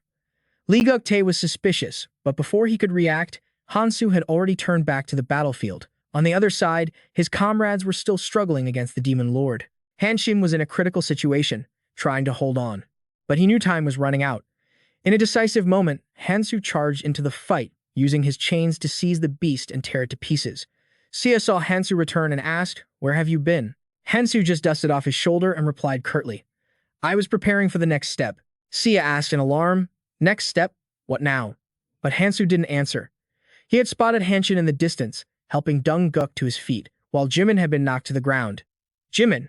Hanshin yelled, looking worriedly at his comrade who was struggling to get back up after being hit by the Demon Lord's attack. Blood trickled from her mouth. The Demon Lord looked at the scene and laughed mockingly. "This is getting boring." She raised her hand, and from the ground, another giant arm rose up, preparing to slam down right where they stood. But Kang Hansu wasn't going to let that happen. He threw his chains toward the Demon Lord, and the chains snaked around her giant arm and then wrapped tightly around her body. The demon lord screamed in pain, her eyes filled with fury. "How dare you?" But Hansu didn't stop, holding up a hand to stop his comrades from advancing. Hanshun asked in surprise, "Why are you standing in our way?" But before they could figure out what was happening, purple flames from the demon queen blazed towards Hansu. Kang Hansu took the full force of the attack, his body sent flying. A massive explosion erupted, covering the battlefield in thick smoke and dust. His teammates screamed his name in despair, "Kang Hansu." A terrifying explosion shook the entire battlefield. Everyone screamed Hansu's name in a panic as thick smoke and dust blocked their vision. "Is he dead?" Someone asked in despair, trying to peer through the dense smoke. They were worried when they couldn't see any sign of him. In that moment, everyone began to feel the terror of losing the hero who had been leading them. Sia tried to remain calm, looking around to reassure the others. There's no way he'd be taken down that easily. But deep down, she couldn't help but worry. Kang Hansu was the pillar of their group. If he fell, they would all face a catastrophic end. Just as Sia finished speaking, Jimin, her face covered in wounds and exhaustion, got up from the rubble. She looked up and pointed, "Up there." Everyone quickly looked where Jimin was pointing, and they couldn't believe their eyes. Hansu was still alive, hovering in midair, preparing for his next attack. Seeing him not only alive but still fighting, everyone was filled with awe and admiration for Kang Hansu's resilience. He continued by unleashing a skill. Reinforced blades shot from his hands, flying faster than the wind straight toward the target below. The sharp blades pierced deep into the chains. The force slammed the demon queen to the ground. Her resistance seemed futile now, as Hansu's power became overwhelming. As Hansu delivered the final slash, one of the demon queen's wings fell off. Blood gushed from the wound, staining the battlefield crimson. Everyone around them cheered with joy. The attack worked. They believed victory was within their grasp. But when the demon queen, instead of collapsing, let out a savage laugh, their excitement quickly turned to anxiety. "Ha ha ha ha. How interesting," she said, her voice dripping with sarcasm. At the same time, she summoned her magical power again. A new, grotesque-looking arm slowly sprouted from where the wing had been severed. Kang Hansu thought to himself, "Is that thing planning to draw out its magic and use that power to fight me? I can't let this drag on any longer." He knew that if he didn't end this quickly, they wouldn't stand a chance. Determined not to let the enemy recover, Hansu gripped his artifact, preparing to unleash the finishing blow. He realized the demon queen was gathering power for a counterattack. Her wings began to transform into giant hands, clapping together to create blinding beams of purple light. Hansu couldn't let that happen. He kicked off the ground, launching himself into the air to dodge the incoming beams. He knew this was the decisive moment. Meanwhile, the demon queen continued to expand her wings, making them even larger and more powerful. She was about to bring them crashing down on Hansu, but he quickly yelled, "Hancheon, the great sword."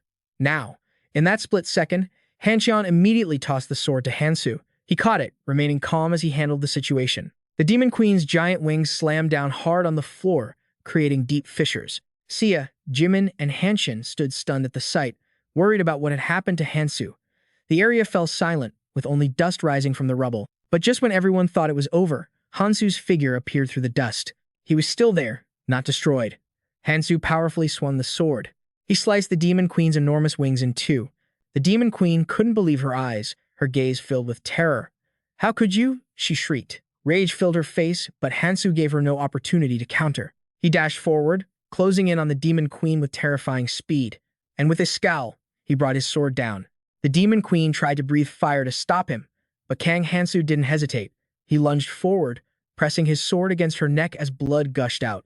She groaned in agony. She couldn't believe she'd been defeated. The others began to murmur, "Is it over?" They looked at each other in astonishment as the demon queen's enormous wings slowly vanished. But that silence didn't last long. The crystal remained unchanged. There was no sign to confirm that they had truly won. Why isn't the crystal reacting? Panicked voices rang out as fear began to creep into their minds. Even after defeating the demon queen, Kang Hansu kept a grave expression. "It's not over yet," he said, his voice cold and tense, as if he'd already noticed something was wrong. He clutched his side, clearly having been severely injured in the battle. But before anyone could react, the demon queen's maniacal laughter echoed out again. Her eyes flew open, glowing a fiery red. "I will not be defeated so easily," she screamed. Another burst of dark power erupted, blasting Hansu away. Kang Hansu was thrown violently against the back wall, his body slamming into it with a painful thud. The demon queen had decided to unleash her true power. Holding nothing back, "I will unleash all of my power," she shrieked, her excited laughter echoing throughout the chamber. Just then, a spear suddenly shot out, piercing through the Demon Queen's arm. The impact knocked back the arm she was about to use for her attack. Everyone was stunned when they saw who had thrown it. It was Sia. She had saved Hansu just in time from the Demon Queen's finishing blow. The Demon Queen glanced at Sia disdainfully. "You insects," she spat, her voice filled with scorn. She immediately summoned another monster. It charged straight towards Sia at a terrifying speed, but Jimin leaped forward to protect her comrade, unleashing a powerful slash, severing the monster's soul. Sia breathed a sigh of relief, praising her. "Nice one, Jimin. But we've only bought ourselves a little time. We need to retreat now." But the Demon Queen would not be so easily defeated. She raised her hand, gathering dark power, preparing to launch a final attack meant to annihilate them all. "Go ahead, try to run. I'll make every last one of you disappear," she cackled maliciously, her eyes filled with madness as she prepared to launch a devastating attack at Hansu. He was still struggling to his feet after the heavy blow, with only seconds to react. A blast of dark energy shot straight towards him, striking where he stood. Everything around him exploded, and the flying debris and thick dust obscured everyone's vision. The powerful shockwave from the explosion swept everyone away, flinging them far back. "We're being blown away by the explosion's shockwave," Hanshin cried out in a panic, trying to find Hansu amidst the thick dust and smoke. He anxiously called out his name. "Hansu, Kang Hansu, are you still alive?" From within the dense smoke, a blue glint of light suddenly flashed and shot forward. It was Hansu's blade. The good news was that he was still alive and hadn't given up. The blade flew straight, piercing through the Demon King's chest as blood gushed endlessly from the wound. Despite being gravely wounded, the Demon King managed a crazed smile. "I didn't expect you to survive that attack," she said with amusement. It was as if she was praising Kang Hansu's resilience, but he, with his face covered in blood, just replied indifferently, "Finally, I can rest." The Demon King's laughter slowly faded as she gripped the blade, trying to pull it out of her body. But even though she was exhausted, she couldn't stop hissing. "Unbelievable. To think such a weak attack could actually hit me. This damn restriction." But she knew her time was running out, as everyone around her watched in astonishment. Despite her severe injuries, the Demon King remained standing before their very eyes. "Look," someone shouted. "The monster is dead. There's the crystal." In that instant, excitement surged as they saw the crystal sparkling brilliantly on the throne. A system notification appeared, signaling that the victory condition had been met. Finally, a team member cheered. "The crystal is glowing. We did it." Everyone breathed a sigh of relief, their faces filled with overwhelming joy. Kang Hansu had defeated the Demon King. Cheers of celebration echoed all around. The survivors were ecstatic to have overcome the terrifying ordeal. "We really did it," they spoke joyfully among themselves, proud to have earned the right to advance to the next island after defeating their most fearsome enemy. But just as everyone began to celebrate, the Demon King's body began to tremble violently. A crimson fire from within engulfed her corpse. The excitement in everyone's eyes quickly turned to terror. "Fire! What's happening?" someone screamed, trying to comprehend the scene unfolding before them. Kang Hansu couldn't hide his own astonishment. He stood frozen, staring at the Demon King's burning body. "Impossible," he muttered. "Both of her hearts should have been destroyed." Kang Hansu's eyes widened as he realized something terrible. The Demon King, despite having been defeated, was once again rising as if she couldn't be killed. She gave a savage smile, her deep, guttural voice echoing, "Finally, I can feel a little excitement. I can't let things end so easily." The Demon King's face twisted into a grotesque expression as she hissed with excitement. She looked forward to her next massacre, her eyes filled with a lust for destruction. "I swear, I will burn everything down before I am completely destroyed, no matter the cost. I will bury all of you here." Crimson flames engulfed the Demon King's entire body, signaling that her power was reaching its peak. She had nothing left to lose, and she was determined to turn everything to ash before she herself disappeared. Kang Hansu sensed the danger, bracing himself for her final assault. But just as the Demon King was about to unleash her devastating attack, a sudden voice cut through the suffocating atmosphere of the battlefield. "That's enough." The sharp, cold voice belonged to the fairy. It pointed a finger at the Demon King, its expression unfazed by her rampage. "I can't believe you dared to use your true power." In the tutorial area, the fairy said, its tone as sharp as a reprimand. "You have violated the rules, and for that, you must be punished." Without waiting, the fairy summoned a gigantic arm from the sky. The arm looked like a massive entity in itself. It seized the Demon King's body and held it tight. The Demon King was horrified as she realized she was being restrained by a force beyond her wildest imagination. The fairy showed no mercy, ordering its creature, "Erase her." The giant arm squeezed tighter, leaving the Demon King powerless to resist. Though she screamed and struggled to break free, the fairy's power was too immense. The Demon King, once their greatest nightmare, was now just helpless prey. In the hands of the true ruler, the fairy pointed directly at the Demon King, its eyes full of contempt, its cold voice ringing out. "Who gave you permission to run rampant?" Without waiting for the Demon King's response, the fairy continued to order its subordinate drag her back here. A short phrase, yet filled with authority. The fairy didn't need to waste any more words. Down below, Hansu stood with his hands in his pockets, looking up. To him, this was no longer surprising. The drama just kept unfolding right before his eyes. He simply sighed to himself. Just another act. Though suppressed, the Demon King refused to go down easily. She roared, her scream echoing through the space. "You're the one who brought me here, and now you won't let me use my power? I'm not going anywhere. I'll kill them all, this scum."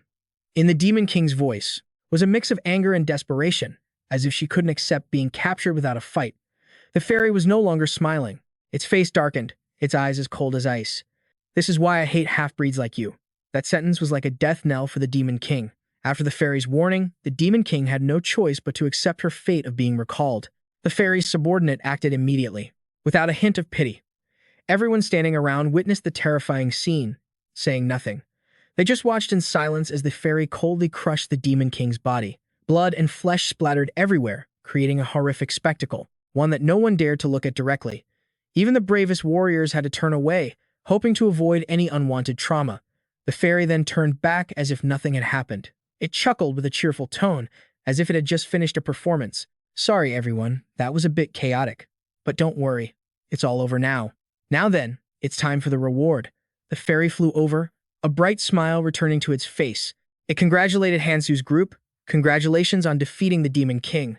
But unfortunately, there's only one reward, so I'll give it to the one with the highest contribution." As usual, Hansu didn't seem too interested in the reward, his face still holding an indifferent expression.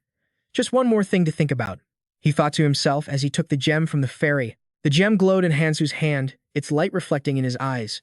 Something powerful. But it's certainly not easy to use the system that quickly provides information about the gem when using all the ancient language stats. It will be fixed at 99.99% for one day, but then all stats will drop to 0.01%. Kang Hansu chuckled softly. What an unpleasant trade-off. The fairy shrugged and smiled. "Well, goodbye for now. See you all on the next island." It vanished right after. Kang Hansu looked down at the gem in his hand, his eyes thoughtful. "I still have a lot of things to take care of," he muttered to himself, reminding himself that this was just a small step on the long road ahead. Hanchan stood next to Hansu, his voice filled with disappointment. "All of us defeated the monster, and there's only one reward?" He looked towards Hansu, unable to hide his frustration, as if all their efforts had boiled down to a single prize. Jungkook, standing nearby, quickly chimed in. "Don't worry, everyone knows you killed the monsters." He tried to calm the situation, but it was clear no one felt any better. Exhaustion from the battle began to show on everyone's faces. Sia stood quietly in a corner, her heart filled with worry. The Smog Guild won't let this go, she thought to herself, feeling uneasy as she thought about the traitors in the fight. "I have to contact my guild members." Even Jimin, who was always ready for a fight, didn't hesitate to suggest, "Why don't we just deal with them right now?" Her voice rang out with confidence, as if this were just another small task they needed to complete. But Hansu just waved away Jimin's idea. It's over. He didn't want to get involved in any more drama. He needed to focus on his main goal. That was the only thing on his mind right now. All eyes turned to the empty space where the monarchs had once stood. Murmurs and whispers arose, mixed with shock and horror. They're gone. The tattoos are gone too, which means they're dead. It's finally over. Sia froze, her whole body trembling. "No way," she cried out, her voice breaking with fear. "The Smog Guild betrayed us. They used their special forces to kidnap the monarchs." Kang Hansu stood by, the corner of his mouth twisting into a cold smile. In the gloomy forest, a mysterious dark figure moved like a whirlwind, covered from head to toe, appearing and disappearing in flashes. The sword in his hand was drenched in fresh blood. Lee Guktae's guild had been completely wiped out, with no survivors. It seemed the cleanup job was done. Rewind a few minutes, Lee Guktae's group was surrounding the large tower, where they believed great power was contained. Lee Guktae smirked, believing victory was already in his grasp. "Excellent. My mission is just to cause a distraction and kill all the monarchs. Piece of cake." Lee Guktae was confident that everything was under his control, but fate had a different ending in store for him, one he never saw coming. As Guktae ordered his subordinates to tie up the monarchs, he could now grant his guild immense power. He recalled what Hansu had given him, sparkling crystals, a bargain for a traitor. Hansu, that fool, he sneered. We only made a deal with him to get away temporarily. Go contact them now, Guktae ordered his subordinate. It looks like we're in a different place from the waiting point. Suddenly, one of the underlings shouted a warning. Someone's over there. A sharp dagger flew through the air, stabbing right into a guild member. A blood-curdling scream shattered the silence. Lee Guktae was startled. Who? I couldn't sense anything. A mysterious voice echoed from the shadows. So you really came? I was a little doubtful. The voice put Lee Guktae's entire group on guard. They tried to find the enemy but saw no one. The thick darkness enveloped them, making it impossible to distinguish friend from foe. An invisible force slowly pinned Lee Guktae's feet, making him unable to move. Why can't I move my feet? I'm sinking into the ground. Lee Guktae's panicked voice rang out in desperation, but no one came to help. He already set the trap. The phantom flickered into existence right behind Lee Guktae. Its pale, expressionless face looked like a hungry ghost that hadn't passed on. It's an item that activates after a set amount of time, he said in a monotone voice. It's all thanks to me knowing your location. I've got a top-tier sixth sense, you know. Lee Guktae stammered in panic. Impossible. How could you know? The phantom smirked. Did you forget I'm the master of observation? My sixth sense is even better than Google Maps. Before he could finish his sentence, a sharp blade pierced through his chest. Lee Guktae fell, his blood gushing out and staining the ground red. An Ju-hyun stood nearby, witnessing the horrific scene, his face drained of all color. Please spare my life, he screamed, his voice trembling. I'll follow your orders. I'll donate to Thaw Ngok's studio. The mysterious person just replied coldly, not a chance, kid. Quick as a flash, he rushed forward and slammed An Ju-hyun's face into the ground. The impact was so strong that the earth cracked, like it had just gone through a mini earthquake. You don't have what I need, he said, slowly lifting his hands. Wait for the ones from this central island and kill them all. Slowly, he took off his mask, revealing a familiar face. This is the first time I've heard about a central island and a tower, he mumbled. I don't know what he means by that. But as always, he's just as amazing as ever. And kind of captivating. In Choi Sang-jin's memory, an image of Hansu appeared and spoke. You want me to use you, right? If that's what you want, then fine. Hansu said, do as I'm about to tell you, and you can become stronger than those who are at the same starting line. Go to the place I told you. Whether you want to follow me or not is up to you. Only a surprising silence remained. Hansu left quietly. Before him, a smile slowly spread across his face, like an addict's, and he whispered to himself, Kang Hansu. Trusting and following you was the best decision of my life. Now, I just have to wait under the moonlight. A glowing crystal appeared in a desolate forest where a couple was talking. Damn it, the old man cursed. The old woman replied, Who? Lee Guktae. Frowning and crossing her arms, she asked, So the central island was a failure, wasn't it? The man answered. His last contact was from the Demon King's fortress, so he must have died there. At least he was useful in clearing out some of the fodder, saving us the trouble. He clenched his fists. A symbol appeared, the same one as Lee Guktae's. He said angrily, I already expected this, so it's fine. It seems we have an obstacle in our path. This time, I'll handle him personally and show him a world of pain. He was certain they were heading to Tower Island, where the rewards are much better than anywhere else. And there's only one route here after using the crystal. At the ready, his guild surrounded the crystal. He gloated, None of you will leave this place in one piece. The scene changes to an image of small, separated islands floating in the sky, all clearly depicted on a map. This map of the islands was distributed on the path of ascension, showing hundreds of islands to climb. The islands are divided into 3 main stages, starting with the first stage on the path of ascension, like a battle royale game where you fight your way from a hot drop zone to the final circle. After a series of grueling trials, they passed through the second stage islands, which included the central island, and finally arrived at the islands of the third stage to complete the tutorial. One of these third stage islands is said to offer the greatest rewards. Kang Hansu explained to the others the rules for traversing the islands to gain power. Tower Island is like a high-tier loot zone in a battle royale game, where the loot is top tier, but the competition is brutal. You can get taken out before you even know what's happening, he continued. However, it's understandable to chase after big rewards, to get stronger. Hansu smiled, but then his voice dropped. He was still chewing on a piece of savory meat when someone asked a question. What do you mean? He looked at them, his voice firm. I'm telling you, if you're only going to Tower Island for the rewards, you need to reconsider. Even as he was explaining, they just stared at him with blank faces, not fully understanding. Nearby, Hanchun was staring covetously at his piece of meat. He was drooling, thinking to himself, just how much food does that guy have in his bag? You wouldn't guess it, but our boy here has a real gift when it comes to eating. Kang Hansu continued to press them. You were all nearly wiped out on the central island this time just because you were chasing rewards, right? His face was still smudged with food, but his eyes were cold as he looked up to warn them. Think it over carefully. That's my genuine advice. His warning made everyone cautious. Surviving on Tower Island will be much more difficult than the central island. It's useless if you die before you even get stronger, he added. Someone asked him, then what should we do? Sia raised her hand. Does that mean you're not going to Tower Island either? In the distance, Ji Jong leaned against a pillar with her arms crossed, apparently having heard the whole conversation. In response to Sia's question, he answered, Every island has rewards.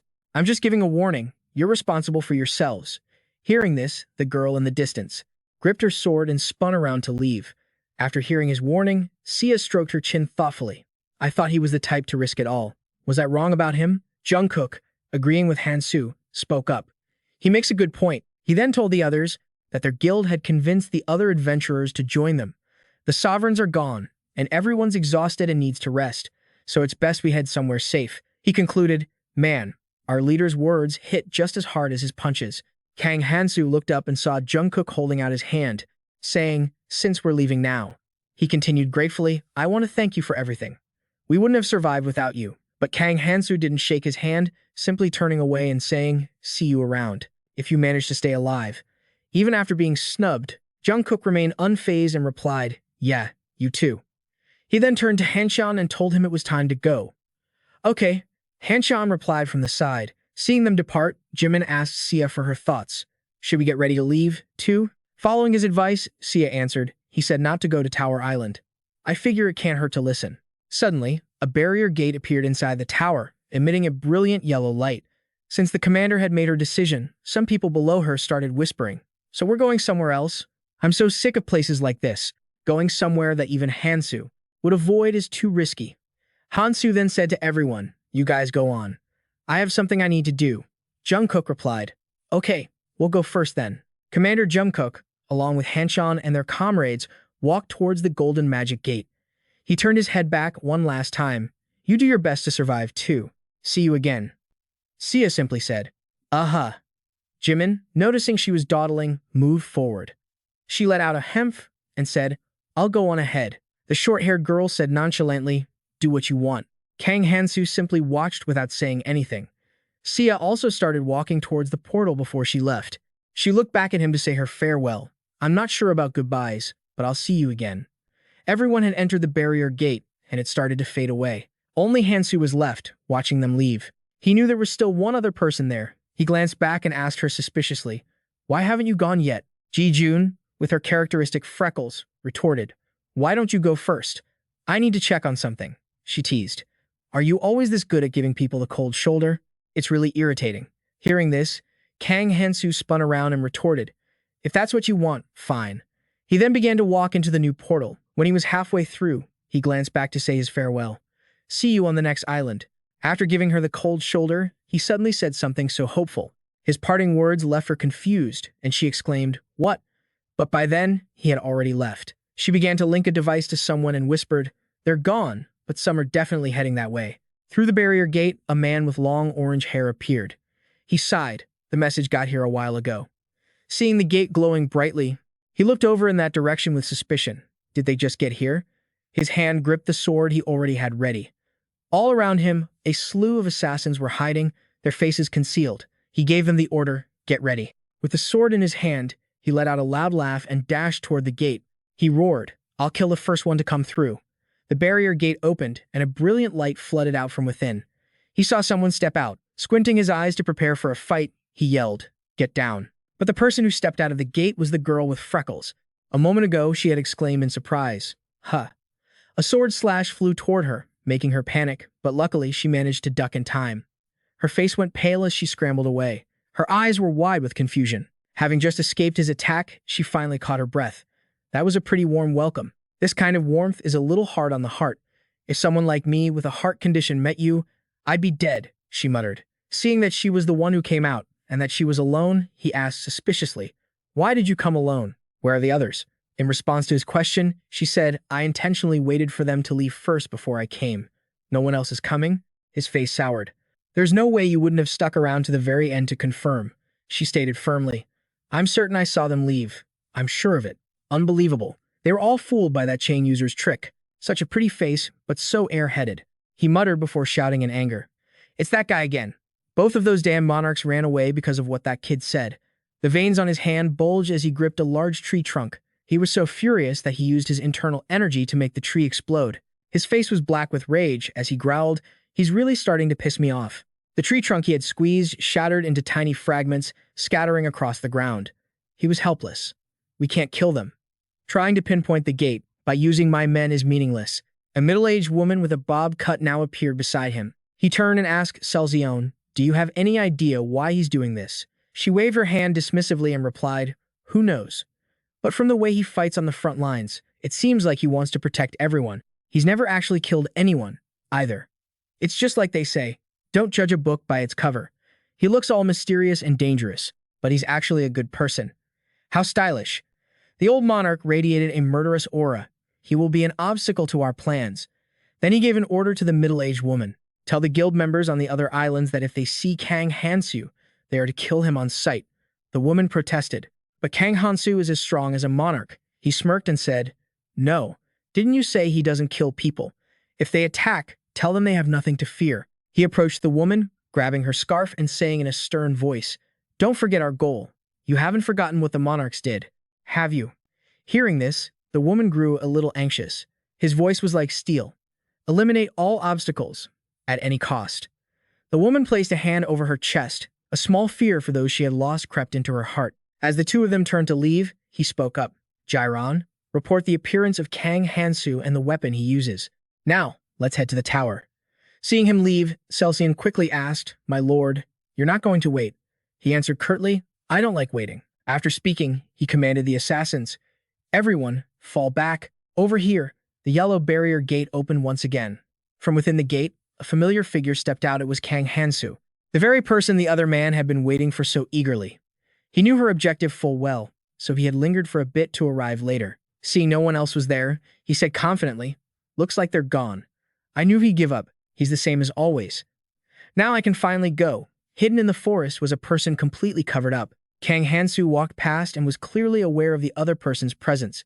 He asked him, "How long have you been there?" Having been discovered, the man was slightly startled. Seeing it was Hansu, he pulled back his hood and greeted him. "Long time no see, Hansu. I did as you asked." Hansu cut straight to the point. "Did you bring what I asked for?" Underneath the cloak was Choi Sang-jin. He smiled and replied, "You're still the same as ever." "Huh. I brought it right here. The earring of the 7 siblings." He handed the ring to him, looking a bit confused. "I don't know what you plan on using these for." But now that he had what he wanted, he praised the man. "Good work." The man let out a sigh of relief. He then said, "Thank heavens. Now I'll head to the next island." Being praised by Hansu, Choi Sang-jin's face flushed red. "Man, things are getting intense, aren't they, folks?" He thought to himself. Then he saw his friend's body transform into a girl's and screamed in shock. "What's with that look?" He was using an artifact. Kang Hansu explained to him, "This way, it'll be much harder to be discovered." Kang Hansu had officially become a girl. Oh my god, she was absolutely drop-dead gorgeous. Now, it was time to go to the tower. In the dead of the silent night, a towering pagoda appeared, looking incredibly gloomy and cold. Inside the tower, on the first floor's main hall, people were splitting into factions. As they gathered together, everyone seemed unsure of where to stand. Should they go to the side with more people, or maybe find a quieter spot? We were lucky to even get here. But there are fewer people than I expected, a young man in an orange hat said while observing his surroundings. He continued, "Right about now, that kid is probably having to use that annoying voice of his to explain everything." As he spoke, the young man glanced toward a girl in a black outfit in the distance. "But he's not here?" The girl had a stunning figure with a bit of an edge, with short, tomboyish hair and a tight-fitting black top. She was talking to someone. The man in the orange hat felt a sense of familiarity. Who was that? She looked so familiar. As he stared intently, he was suddenly caught. The girl turned to look back at him with a cold glare, which made the young man panic. Before he could even think of how to react, she started walking straight toward him. "Are you just going to keep staring at me? Is there something you want to say?" She looked up, her captivating, sea-blue eyes exuding style and personality. The man in the orange hat felt like his soul was about to leave his body. He stammered in reply, "Have we met somewhere before?" He asked the question, but in his mind, he was still thinking. Even the way she talks is so familiar. As the two were talking, a young man with glasses spoke up from a distance. Are you two together? They say people who wear glasses are often dangerous. He called out to them, his tone like one of those multi-level marketing salesmen. Want to join us? The guy in the hat heard her and immediately refused. Ah, we're not together. But before he could finish explaining, the girl had already dragged him away. Let's go. The young man could only think to himself, that's her style. All right. The scene changes to another location. Someone asked, is that everyone? Can we go now? In front of them was a large gate emitting a blue light. He and the other girl were standing with a group of people.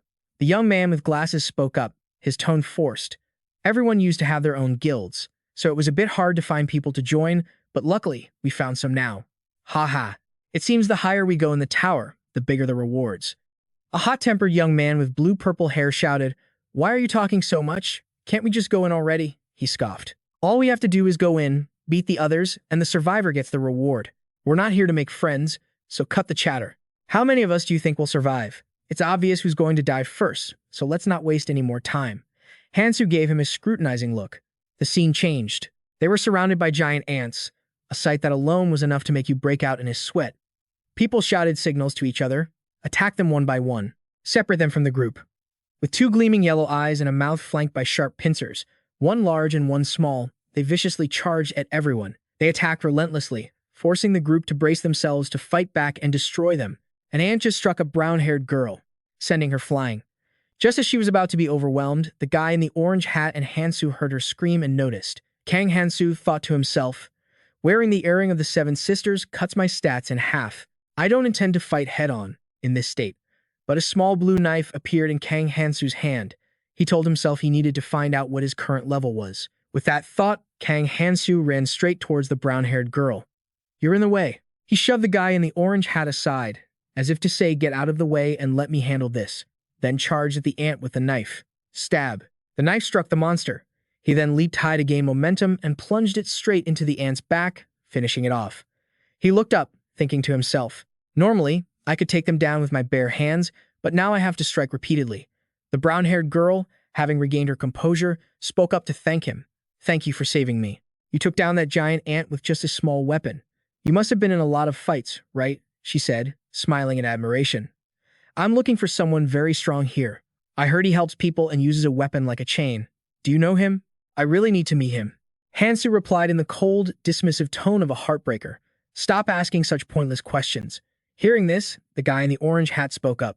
A little conversation won't kill anyone. Why are you so harsh? Seeing she couldn't get anything from him, the brown-haired girl turned to ask him, do you know him? I heard he was amazing on the central island. His name is Kang Hansu, right?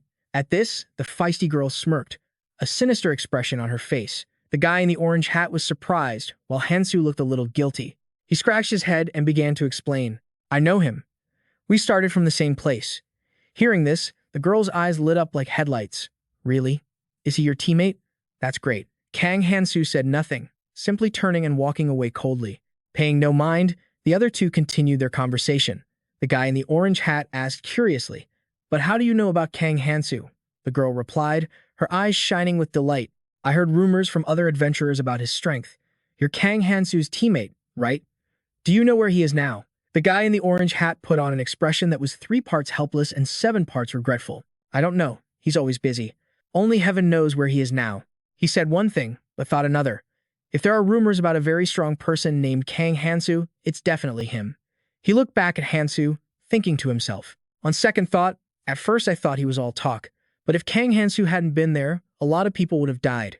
He must have surpassed me a long time ago. The scene shifts to the others in the group, where the blue-purple-haired guy spoke up arrogantly. No artifacts. We killed all these ants and only got runes. With low difficulty and this many people, does the quality of the artifacts decrease? There's a door over there that looks like the one we entered. The guy with glasses pointed out. A giant door emitting a blue light appeared. So we can go to the next floor now. Do we get artifacts if we leave? Then let's get out of here. Suddenly, a shout rang out.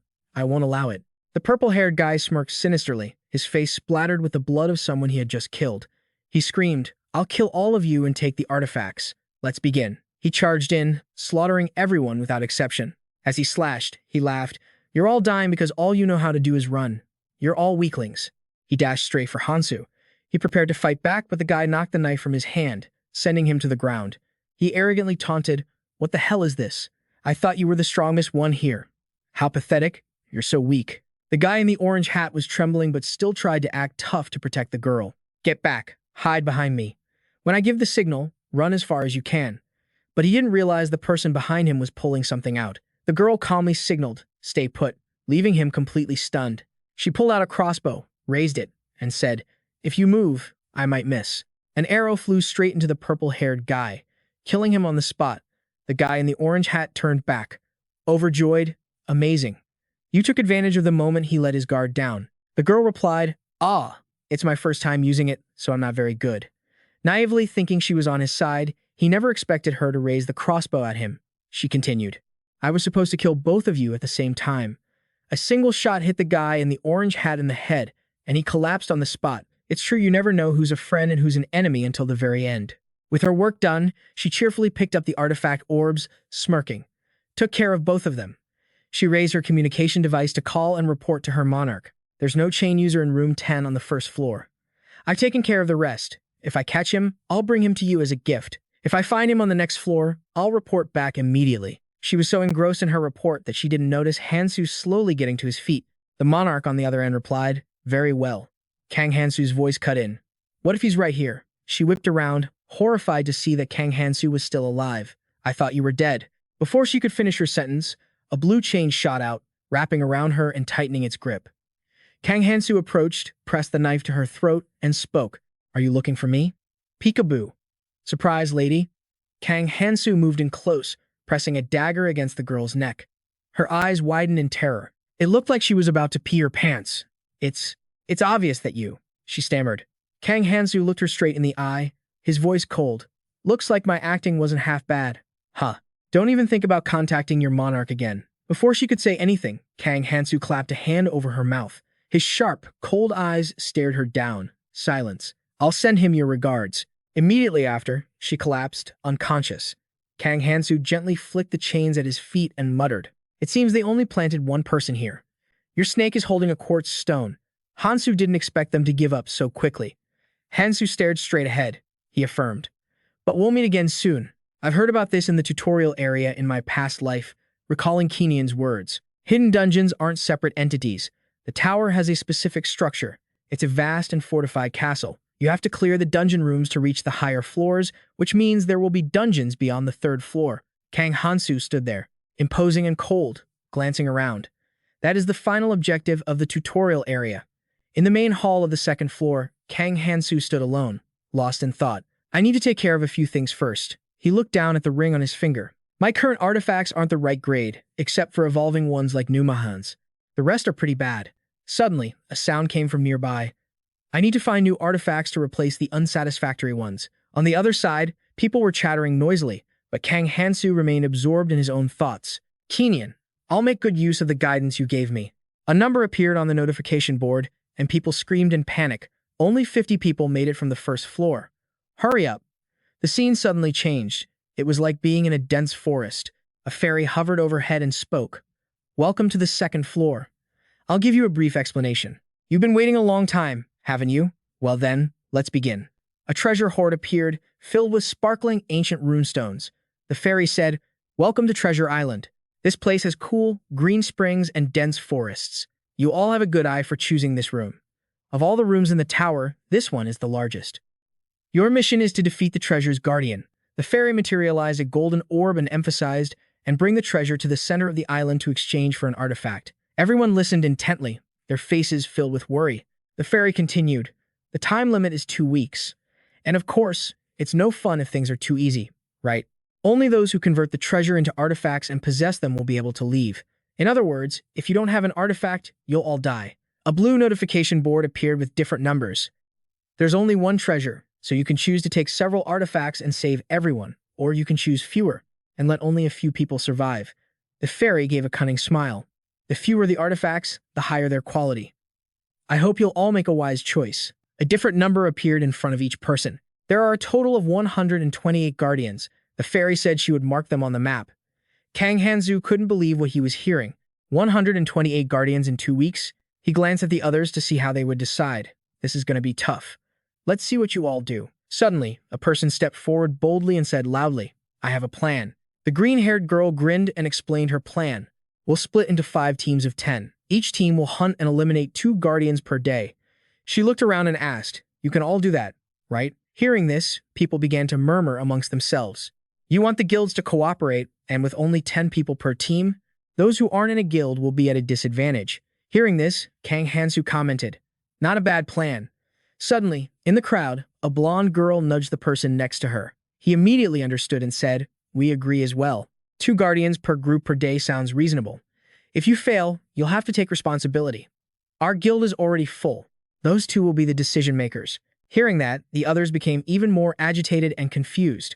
For now, we have no other choice but to follow along if we want to survive. If we find the treasure, we'll inform everyone and head to the center. Immediately, Kang Hansu stood still, watching the people around him. 5 more people over here. Our guild already has more than 10 members. He looked at the map appearing before his eyes. 128 guardians are scattered throughout this dungeon. I have to move fast. Then he quickly turned and left without a word.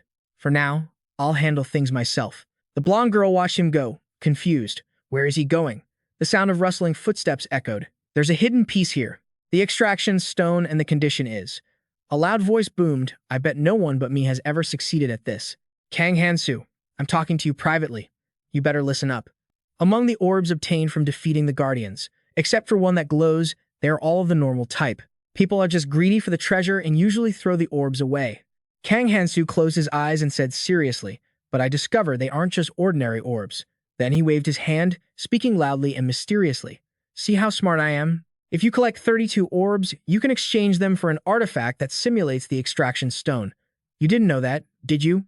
Then he laughed out loud like an idiot. Discovering hidden events is my specialty, after all, which makes everyone else feel annoyed and helpless. Geez, why is this guy always running his mouth? Kang Hansu immediately spoke up. Although it's different from the extraction stone that VRN 8, the effect should be pretty similar.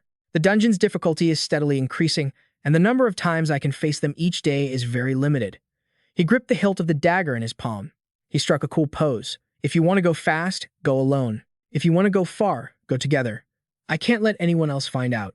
Outside, something was lying motionless on the ground.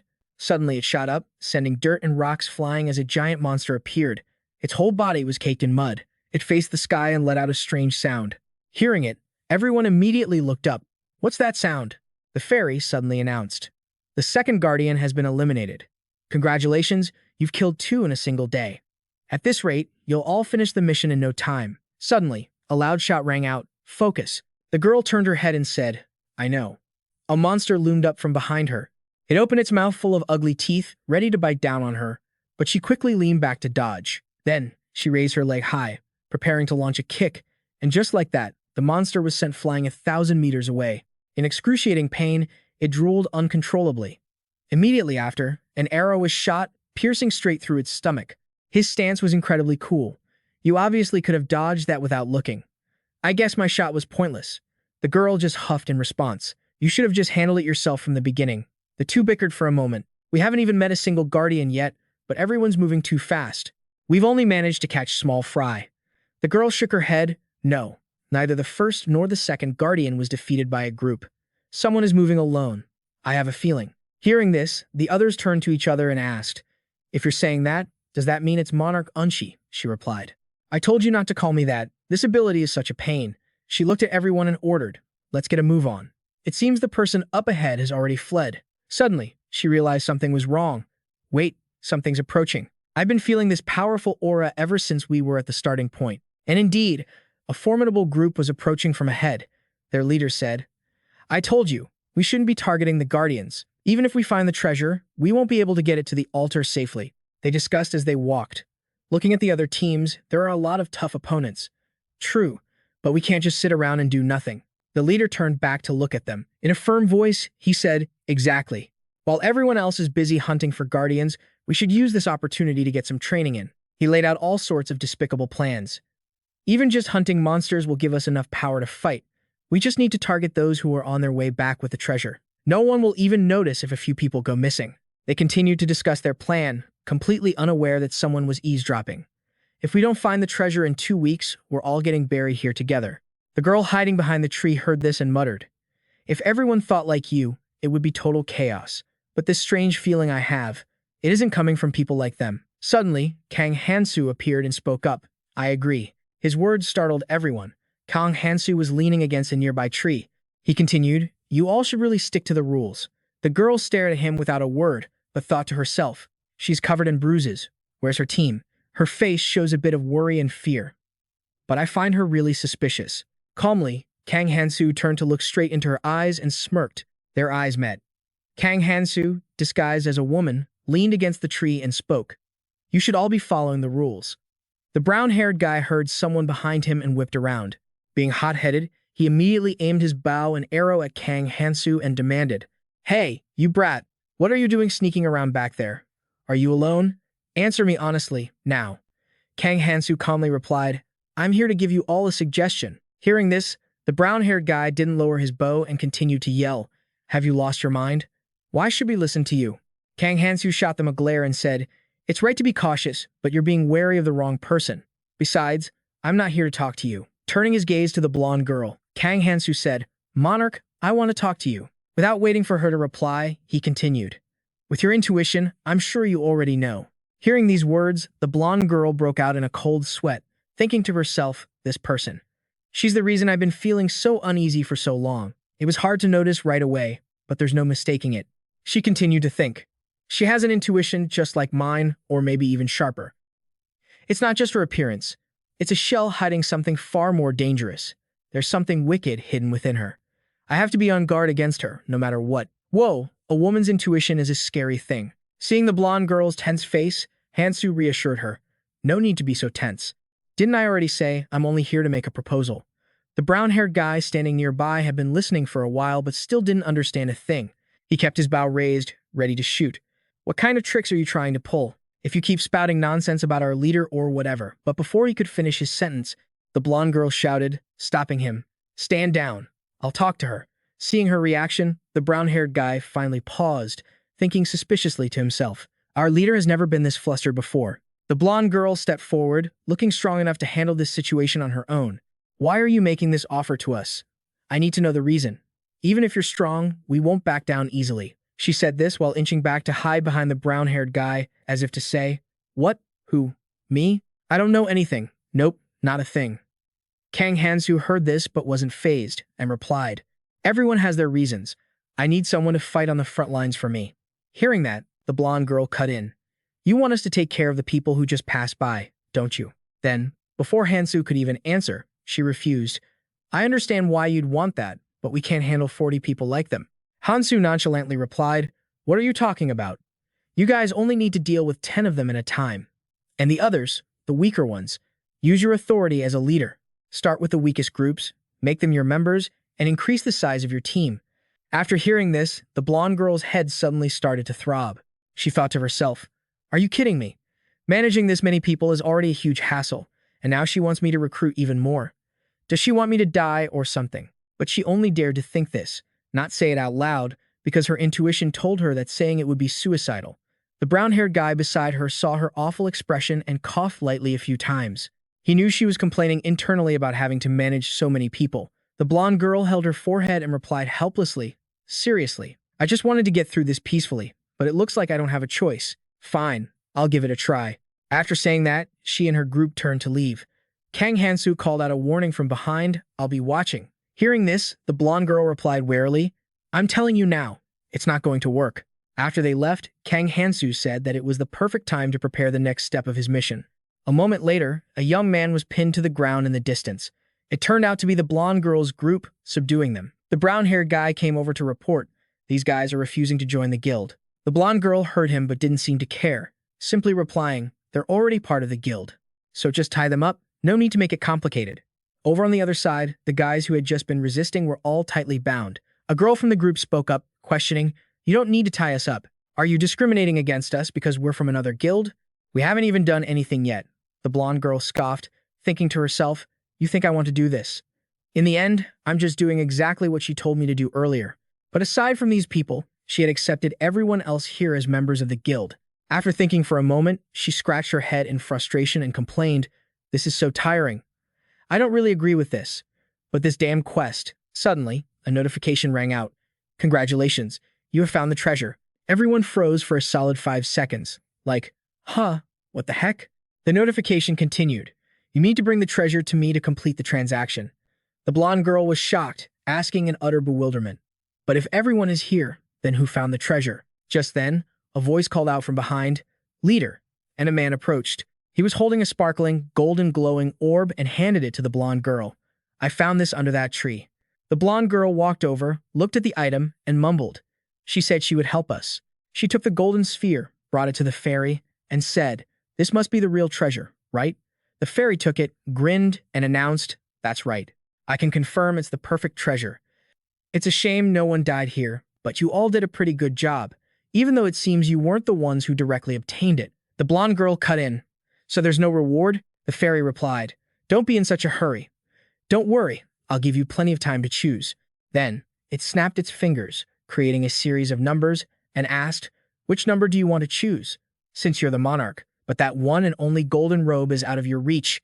Hey. The others watched as the blonde girl prepared to make her choice, swallowing nervously and praying silently. "Please let there be one artifact for each person. It has to be number 50. The blonde girl then revealed her rotten nature, chuckling as she said, What should I choose? Should I choose number 1 and kill everyone?" Hearing this, one of the people in the crowd jumped and cried out, "Please, save us." Then that person shouted, "Number 50. You save all 50 of us. We will follow you forever." The blonde girl looked at the person, her expression practically saying, "Oh, for the love of just shut the hell up." She turned back around with a cold smile. "But this is getting boring. How about we play a survival game? All new members of the guild must either kill themselves or kill each other. That is a guild order." Hearing this, the people opposite her were all furious, thinking, "This girl is insane. Who would put up with this?" They shouted, "No way," and prepared to rush the blonde girl. But just then, the marks on their hands suddenly began to glow. One person yelled, "You think we'll obey just because you're the monarch?" But then they realized something was changing. The marks on their hands began to shatter not just on one person, but on dozens at a time. Seeing this, those people exclaimed, "The guild tattoo on my hand is gone. That means we're not members of the guild anymore. We're free." The fairy interjected with a sneer. "Did you really think that command would work without any loyalty? How pathetic. Go on, get out. This place will be sealed soon. The path to the 3rd floor is now open." The crowd was startled. They started a marathon sprint towards the door leading to the 3rd floor, shouting as they ran, "Damn it, we have to get out of here now." While the crowd was distracted, the blue-haired girl had managed to untie herself. She turned to her comrades and said, "I've untied my bindings. Hurry, we have to report to the monarch." Another person replied, "The monarch went ahead of us. He must be on the 3rd floor by now." Nearby, Kang Hansu stood silently, listening calmly. When he heard the word monarch, he started paying closer attention. The others continued talking, unaware that Kang Hansu was standing behind a tree, hearing everything. One person in the group was talking on the phone with their monarch. "Yes, monarch, we can kill them all. But there's a problem." He couldn't finish his sentence. The monarch on the other end seemed to give an order, and the man immediately replied, "Yes, understood." Then his tone suddenly changed. "What? You want me to come right now?" "Yes, I'll be right there." Ending the call, the person turned to his comrades and shouted, "Let's go. Now." The monarch is in a hurry. "We have to get to the 3rd floor immediately. The monarch is in danger. Stop dawdling." From behind the tree, Kang Hansu let out a small smile. "Got you," he thought to himself. "Now, why don't you lead me to your monarch?" Hansu eagerly anticipated the upcoming meeting. The 3rd floor was a vast place known as Hell. Finding someone here wouldn't be easy. There was only one way.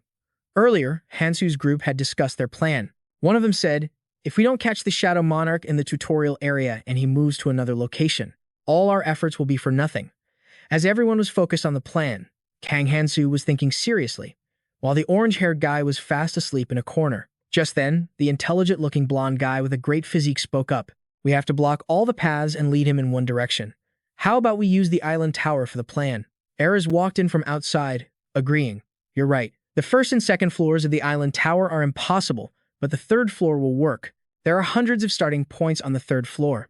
But once he enters the 3rd floor, he'll need help from his guild members, so he'll summon them from all over." She emphasized, "That will be your only chance. The 3rd floor of the tower is the place you have to pass through before entering the next world.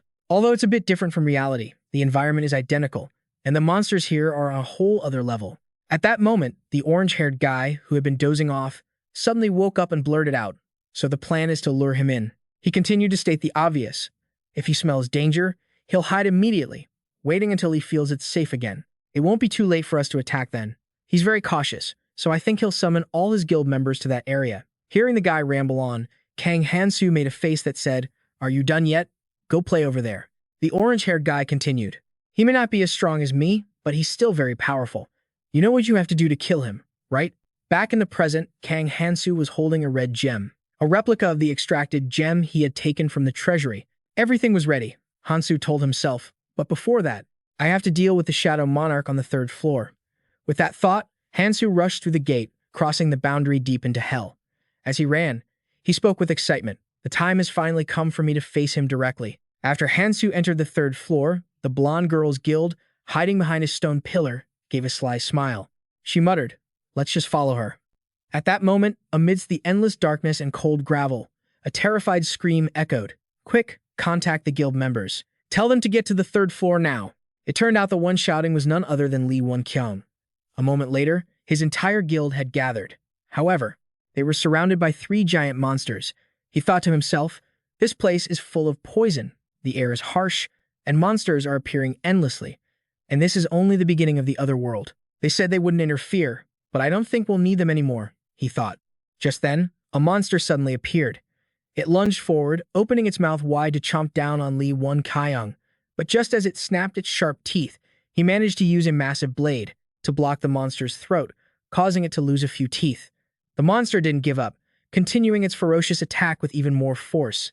It made it difficult for Lee Won-kyung to avoid being pushed back. He gritted his teeth. "You don't want to make me angry. You won't like me when I'm angry." Then, somehow, Lee Won-kyung ripped the monster's mouth apart with a single slash, like tearing a piece of cloth.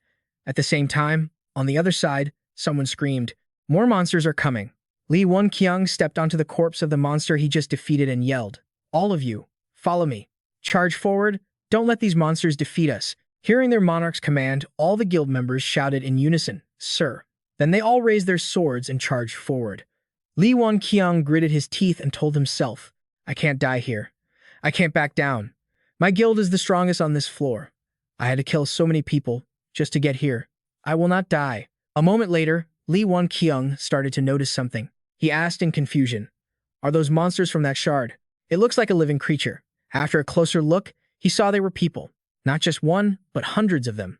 Lee Won-kyung exclaimed, "There are people inside it." Seeing this, he approached the glowing red cross. Noticing his approach, the fairy spoke up, "Isn't it beautiful? The view from here is to die for." Of course, that's not all there is to it.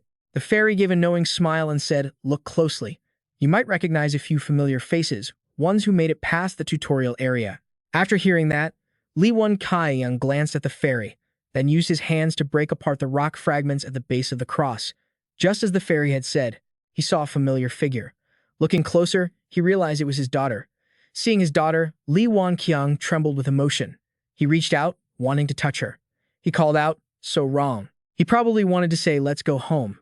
But then he collapsed in despair, murmuring in agony, "So wrong, my daughter. If only I had become a monarch sooner." Lee Won-kyung remembered the past, back on the 1st floor when the monster appeared. Everyone was shouting and running away. So Wrong had grabbed his leg and begged, "Don't leave me behind." She crawled on the ground, her body trembling as she called out, "Dad, save me." Lee Won-kyung. Seeing his daughter like that, he screamed, "So Wrong."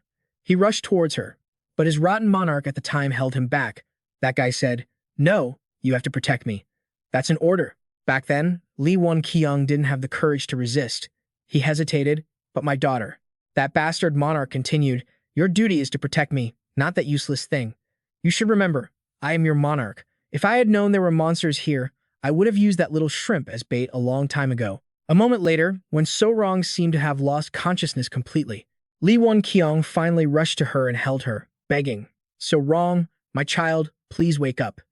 In contrast to his grieving state, the monarch felt no guilt at all. He even arrogantly said, "It is your honor to die for your monarch." At that point, Lee Won-kyung couldn't take it anymore. He stood up, muttering, "If I had known my daughter was just a shrimp in the eyes of a monarch like you, I never would have joined this guild." But that monarch didn't realize that besides the giant monster, another monster had just appeared right beside him. So he was still shouting, "Go now. While the monsters are busy eating that girl's corpse, you can't defy my orders." Before he could finish his sentence, the monarch was struck down by Lee Won-kyung's attack, which sent him straight to the afterlife. After taking out the trash, Lee Won-kyung, holding a blood-stained knife, declared, "If trash like you can become a monarch, so can I." Immediately after, a mark on the back of his hand activated, proving that Lee Won-kyung was qualified to become a monarch. The mission was to kill insects like the one from before. He clutched his trembling hand and said, "Because of this ability, for my daughter, I will rule this world." Lee Won-kyung was filled with regret, and he became determined. The tears fell, and the game was over. He told himself, "I will not stop until I find my daughter." Back in the present, Lee Won-kyung still couldn't believe it. He murmured, "I thought I'd never see you again. Thank God the heavens still have mercy on me." Immediately, Lee Won-kyung turned and urgently asked the fairy, "Quick, tell me how to save her." After witnessing this touching family reunion, the fairy laughed and said, "Calm down. That's just a model. We created a copy of your data and stored it in that cross. Even though it's just a replica, its power and memories are identical to the original.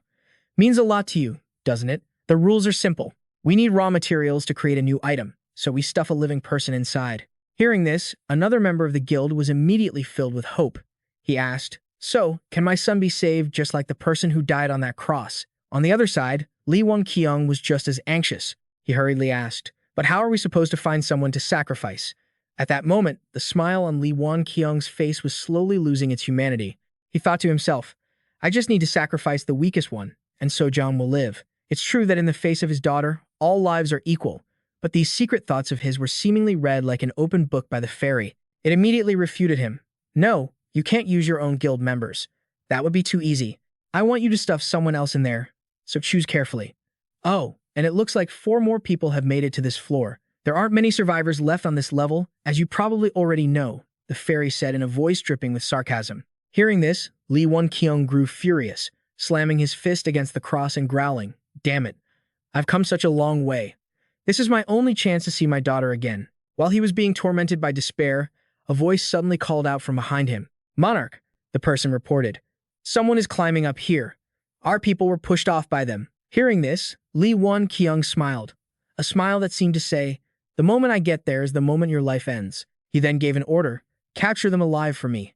Elsewhere, at the spot where the member of Lee Won-kyung's guild had been defeated, a pair of feet walked silently. That person was Hansu. He raised a hand to wipe a few drops of sweat from his forehead and sighed, "This is boring. I could really go for a cigarette right now." Just then, Hansu noticed he had visitors. He glanced over and muttered, "There they are. It's Lee Won-kyung's guild." Hansu looked at the one in the lead and thought, "One of the monarchs I have to eliminate. The Dark Monarch, Lee Won-kyung. It would take a mountain of paper to list all the atrocities he's committed. Although those crimes haven't happened yet, they will soon." The Dark Monarch couldn't save his daughter, so he became obsessed with finding his son and was dragged into the abyss. In his desperation to find his son, he committed a massacre, becoming a ruthless butcher. Kang Hansu drew his weapon, thinking, "Either way, I'm going to save your son, even if it means killing you." A member of the other guild saw the weapon in Kang Hansu's hand, suddenly realized something, and shouted, "It's him, the one who uses chains." When Lee Won-kyung heard he was facing the enemy he wanted to kill, he laughed like a madman and said, "How perfect. The very person I want to kill is serving himself up on a platter. This will surely be a fine gift for Sojong." Immediately after, Lee Won-kyung's expression changed, and he roared a declaration, "I will make use of your worthless life." On the other side, Kang Hansu furrowed his brow but said nothing, possibly thinking to himself, "Pipe down, you little drama queen." Without another word, Lee Won-kyung charged forward with his blade. Kang Hansu quickly took a defensive stance, but before the two could clash, the ground suddenly began to shake violently. Both Lee Won-kyung and Kang Hansu became alert at the same time. A moment later, the ground exploded into pieces, and from beneath the earth and rock, another gigantic monster emerged. It had the shape of a massive worm. As the chubby worm burst forth, sending dirt and rock flying everywhere, the members of the Dark Guild immediately screamed in panic. "Monarch!" Lee Won-kyung stared at the monster before him, feeling that it was overwhelmingly powerful. "This is annoying, damn it. If there's a monster here, we need to retreat now." He turned back and said to Gizian, "Don't let the chain user escape." Gizian turned to keep watch. "Is the problem the skill?" Hansu interrupted. In the next moment, Kang Hansu whipped his chain, quickly wrapping it around the fat worm like a burrito. With a single swing of his arm, Kang Hansu sliced the entire giant worm into pieces that rained down onto the ground. After swiftly dealing with the monster, Kang Hansu spoke up. "Now there's nothing left to stop me. If you're too scared to come here, then I'll come to you." He charged directly at the still-stunned Lee Won-kyung. Witnessing what had just happened, he couldn't help but exclaim in astonishment, "Is this guy a monster?" Then he roared, "All 500 of you, kill him." Receiving the monarch's command, his underlings immediately charged forward. Seeing this, Kang Hansu smirked, "Looks like you're all surrounded. By me." The moment the men rushed him, they were sent flying by a single whip of Kang Hansu's chain. Standing in the middle of the encirclement, Kang Hansu swung his chain with gusto. "Make way. It's my time to shine, boys." Seeing the scene before him, Lee Won-kyung looked up to the sky, cursing his fate, and yelled, "Who the hell said he doesn't kill people?" Hearing this, the white-haired girl asked with a judgmental look, "What kind of garbage intel was that?" On the other side, Hansu's iron chains continued their relentless assault, giving even Gizian a hard time. She was barely able to dodge them all. While blocking a blow, Gizian shouted, "Ag. I know he's strong, but I don't see him using any kind of skills. Is it possible he doesn't know any?" Hearing this, Lee Won-kyung didn't even bother to verify the information and immediately bellowed, "Fine. I'll trust you one more time. Overwhelm him with numbers. If he doesn't have any defensive skills, we just need to crush him with sheer force. Get ready." Lee Won-kyung began to direct them. Members with attack skills, charge forward, block his movements. Hearing their monarch's command, the underlings quickly shouted their acknowledgement. They immediately changed their formation. But it was never going to be that easy. "You guys are still so naive." Seeing them charge, Hansu immediately leaped into the air. Just then, another spectacular twist occurred. Gizian had been waiting in the back, waiting for the moment Hansu jumped. "Bet you didn't see that coming. Try and dodge this," she yelled. Only then did Hansu notice Gizian in front of him. In mortal danger, Kang Hansu's survival instincts kicked in.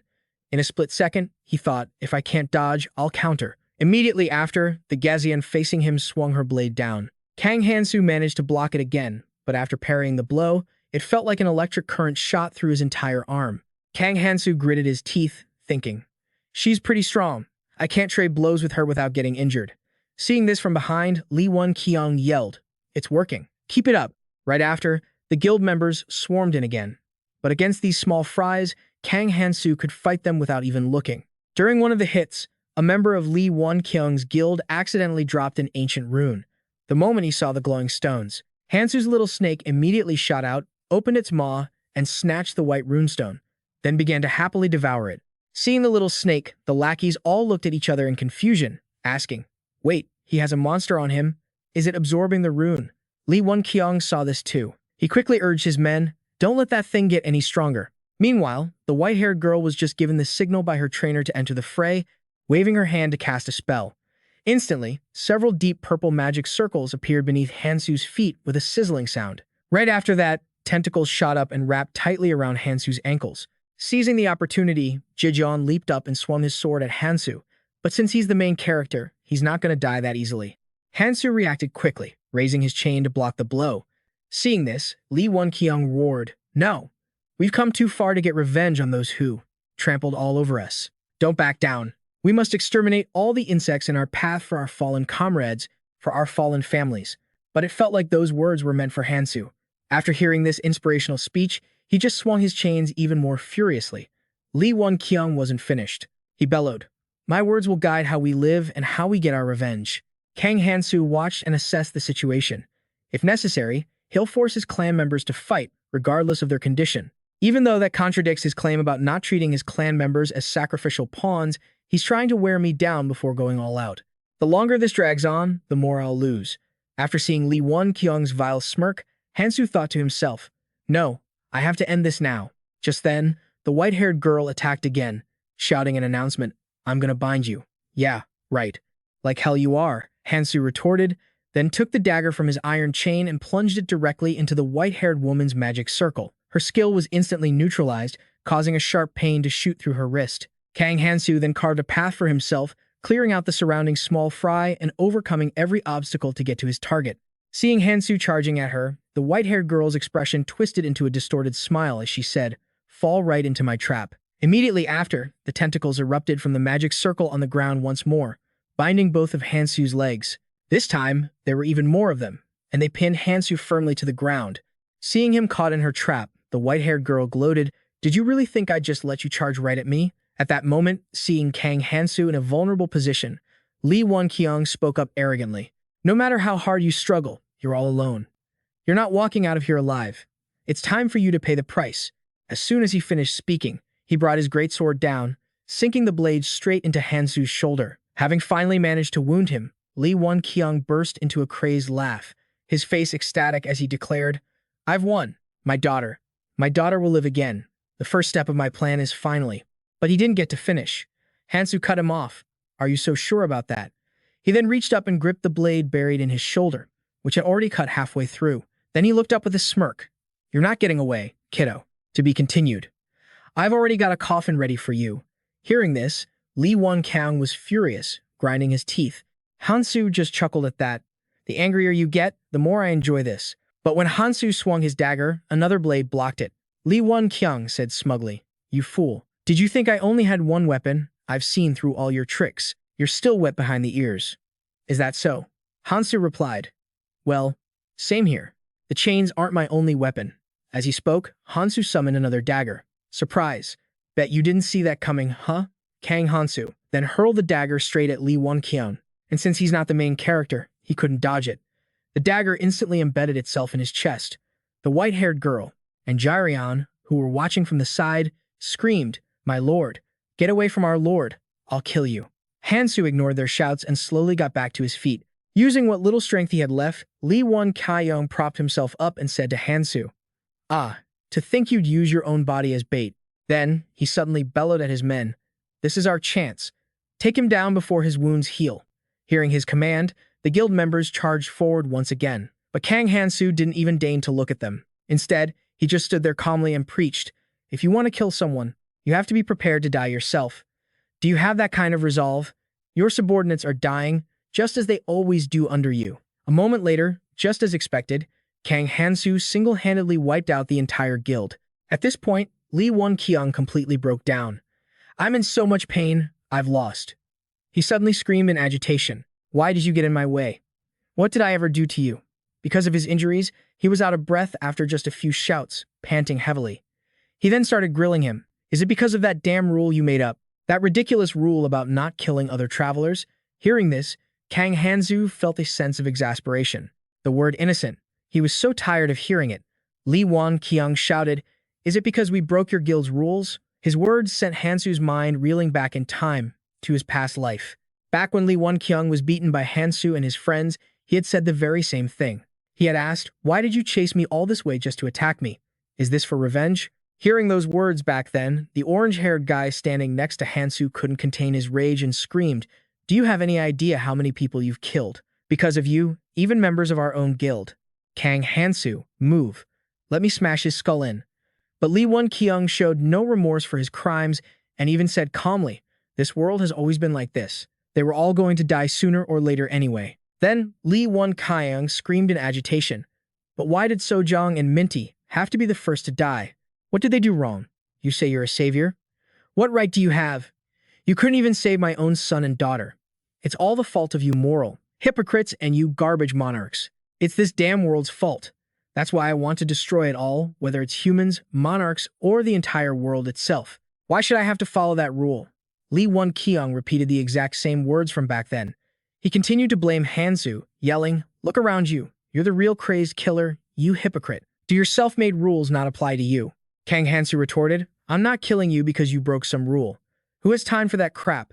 He then sat down in front of Lee Won-kyung and told him, "The power you gain from hunting has its limits. You all are just stepping stones for me. My goal is," a certain blonde-haired man had once said, "not just to unite humanity and overcome the three trials. We must use any means necessary for what's to come in the future, even if it means we have to kill everyone in the tutorial zone." The blonde man then turned to ask Ares, "You don't object, do you?" Ares thought for a moment, but before she could answer, the orange-haired guy next to her quickly jumped in. "Ares, don't worry. With a matter this important, I'll handle it myself.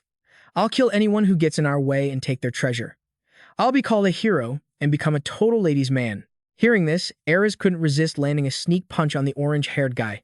She then replied, "While I don't agree with sacrificing the few for the many, we do need to get stronger since we don't know what will appear in the hidden dungeon." Then Ares emphasized, "Still, we need to find another way that avoids killing everyone."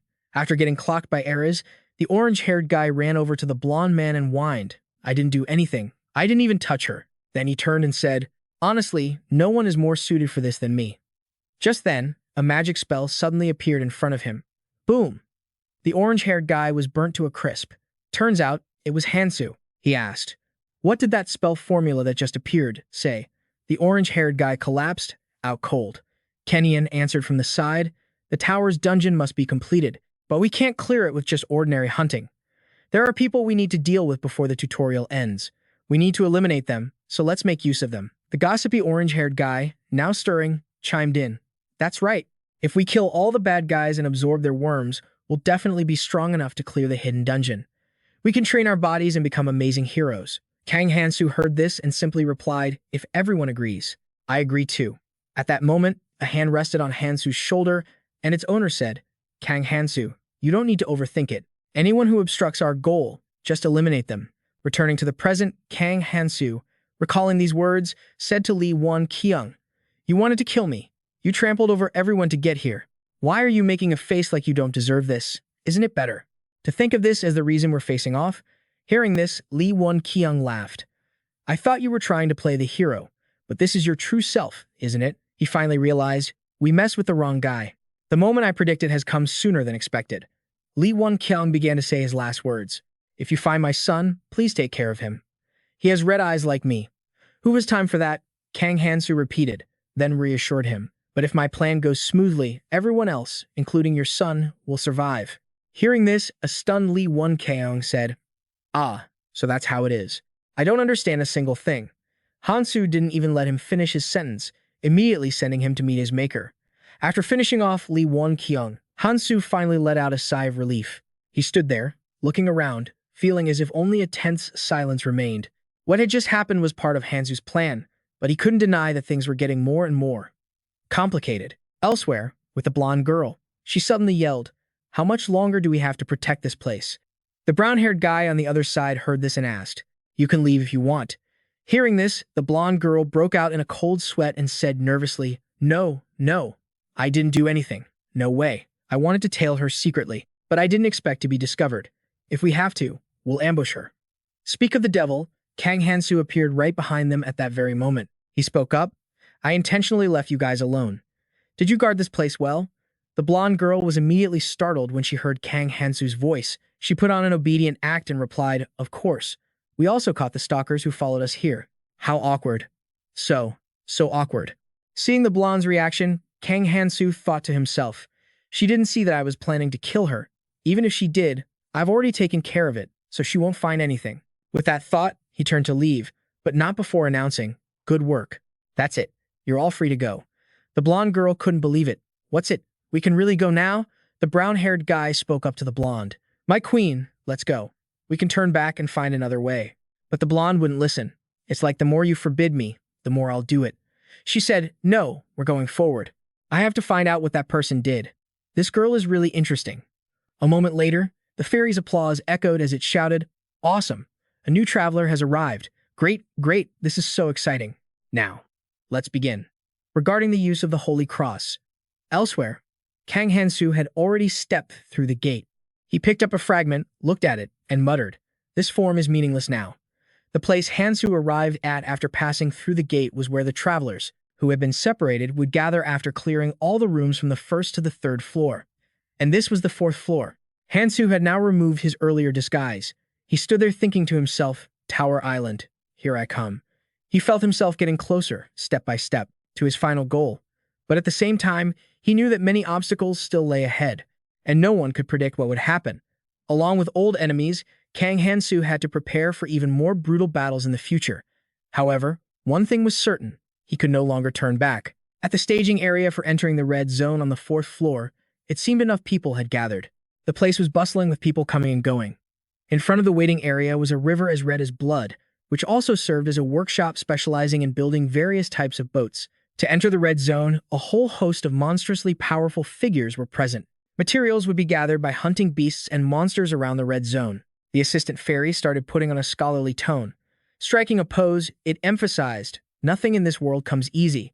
The rank of the boat a player creates will depend heavily on the materials the players use to build their ships." The fairy created some incredibly vivid images to illustrate. It reminded the players of the reward. If a player could successfully build a ship, they could leave with anyone they wanted. Building one large ship is always better than making small ones. The all-powerful assistant, Fairy, was very generous, providing the players with a list of basic and essential materials.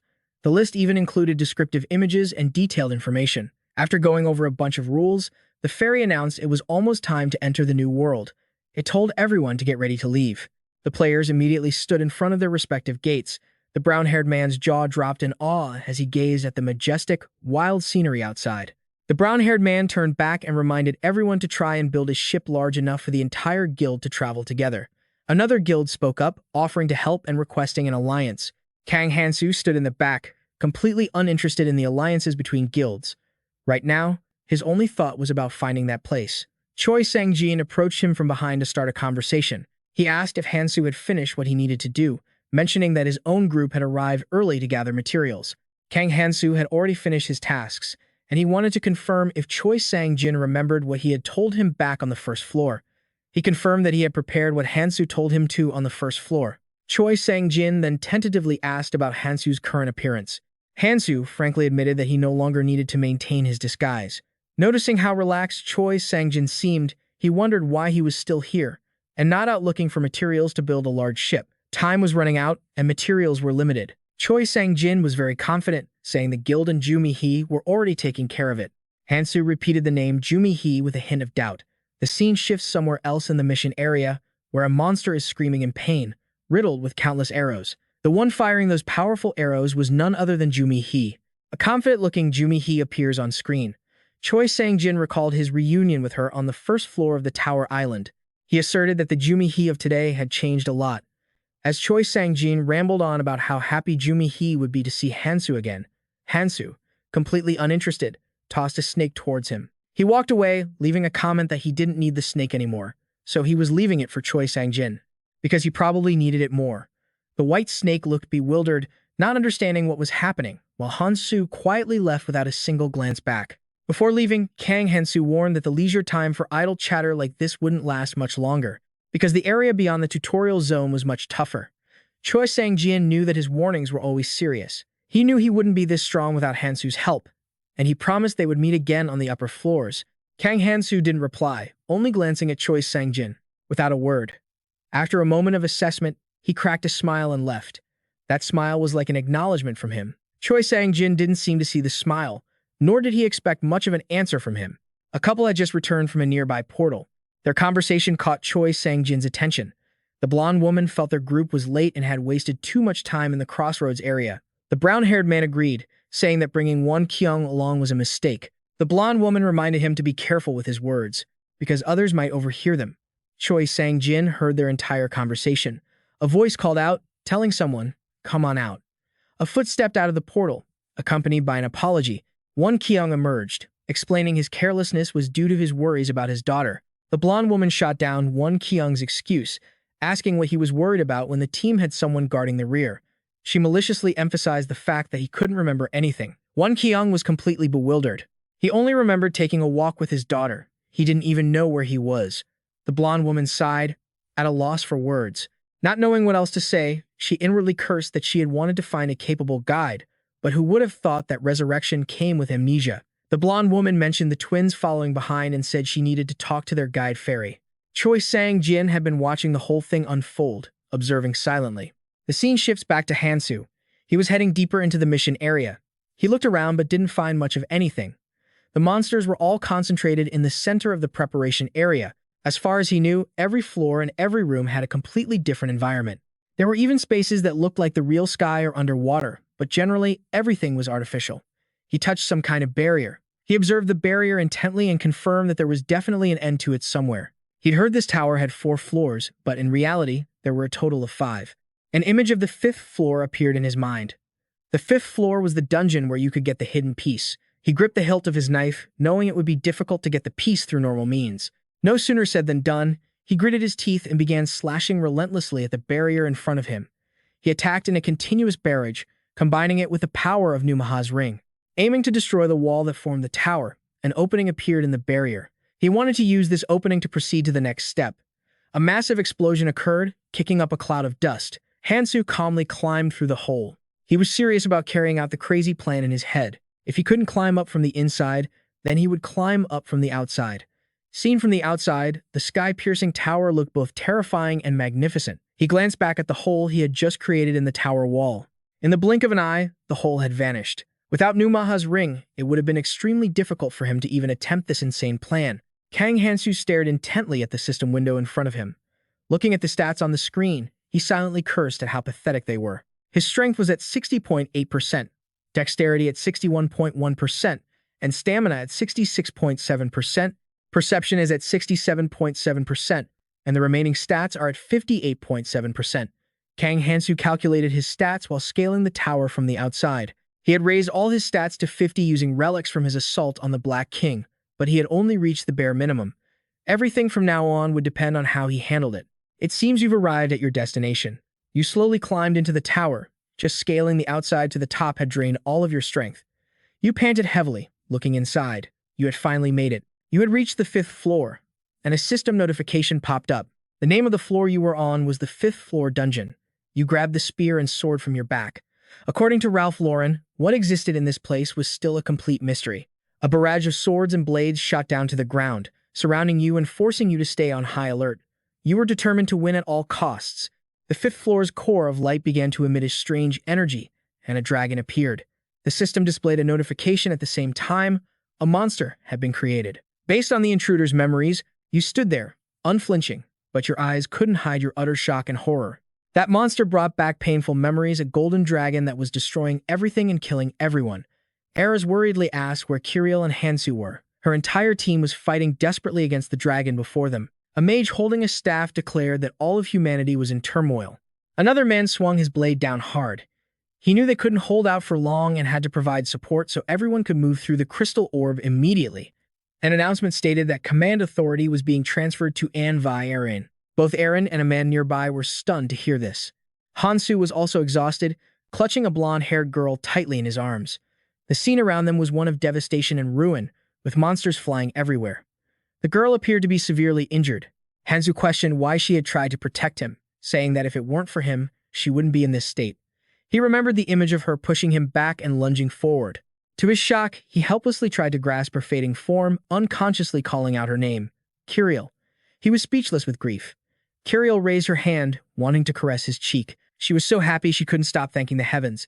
She gave him the happiest smile of her life. Kiriel was happy because Hansu was safe. She didn't want him to stop now, not at all. He could only remain silent and listen to her final words. She wanted him to promise her that he would keep moving forward. After that, she couldn't hold on any longer and passed away. As he watched her body grow increasingly stiff, he couldn't hide the deep-seated sorrow in his heart. He clenched his teeth, blaming himself for his own uselessness. He screamed in agony as memories, along with the pain in his heart, flooded back. Returning to the present, he still couldn't believe the monster the system had created from his memories. It was the dragon that had taken his Kiriel away. The image of the golden dragon of Barium became clearer and clearer. He had finally met it, but the golden dragon had not yet awakened. The recreation was still being constructed. From below, Kang Hansu watched as the strongest enemy from his memories was being brought back to life in the hidden dungeon. Kang Hansu stood in somber silence. The pain from that time hadn't lessened in his heart at all. He knew this was the golden opportunity to defeat the monster, even if it was just a weakened red stigma, but he couldn't be careless. Two strange items appeared in Hansu's hands, items he had brought to this hidden dungeon specifically to overcome the 5th floor. The two stones in Hansu's hands were a counterfeit version of the Philosopher's Stone and the essence of the Demon Jade. Both were items acquired from a treasure hunt. Kang Hansu recalled the event where he traded for the Philosopher's Stone with 32 marbles on the 2nd floor. He knew this thing wasn't perfect, and as soon as he thought it, the stone began to crack. Kang Hansu clenched the stone in his hand, his heart filled with anxiety.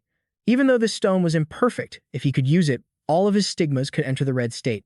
He then prepared to put the essence of the Demon Jade in his mouth. This item alone was valuable enough for him to defeat a Demon King. Then, he bit down hard on the essence of the Demon Jade, cracking the gem. A day after consuming it, a notification window immediately appeared. Hansu's stat information line showed that all of his stat points had reached 99.99%, accompanied by a buff that increased each stat by an additional 99.99%. But this buff would only last for one day. A day later, all his stats would plummet to a rock-bottom 0.01%. He had tried so hard to create a red stigma. An immense energy erupted from his entire body, and streams of crimson aura continuously burst forth around him, creating a crackling sound. His eyes turned ice cold. He had pushed himself to achieve the red stigma precisely for this moment. The golden dragon's recreation was complete, and it let out a heaven-shaking roar. As he watched it open its maw and roar, he swore to himself that he would definitely take it down.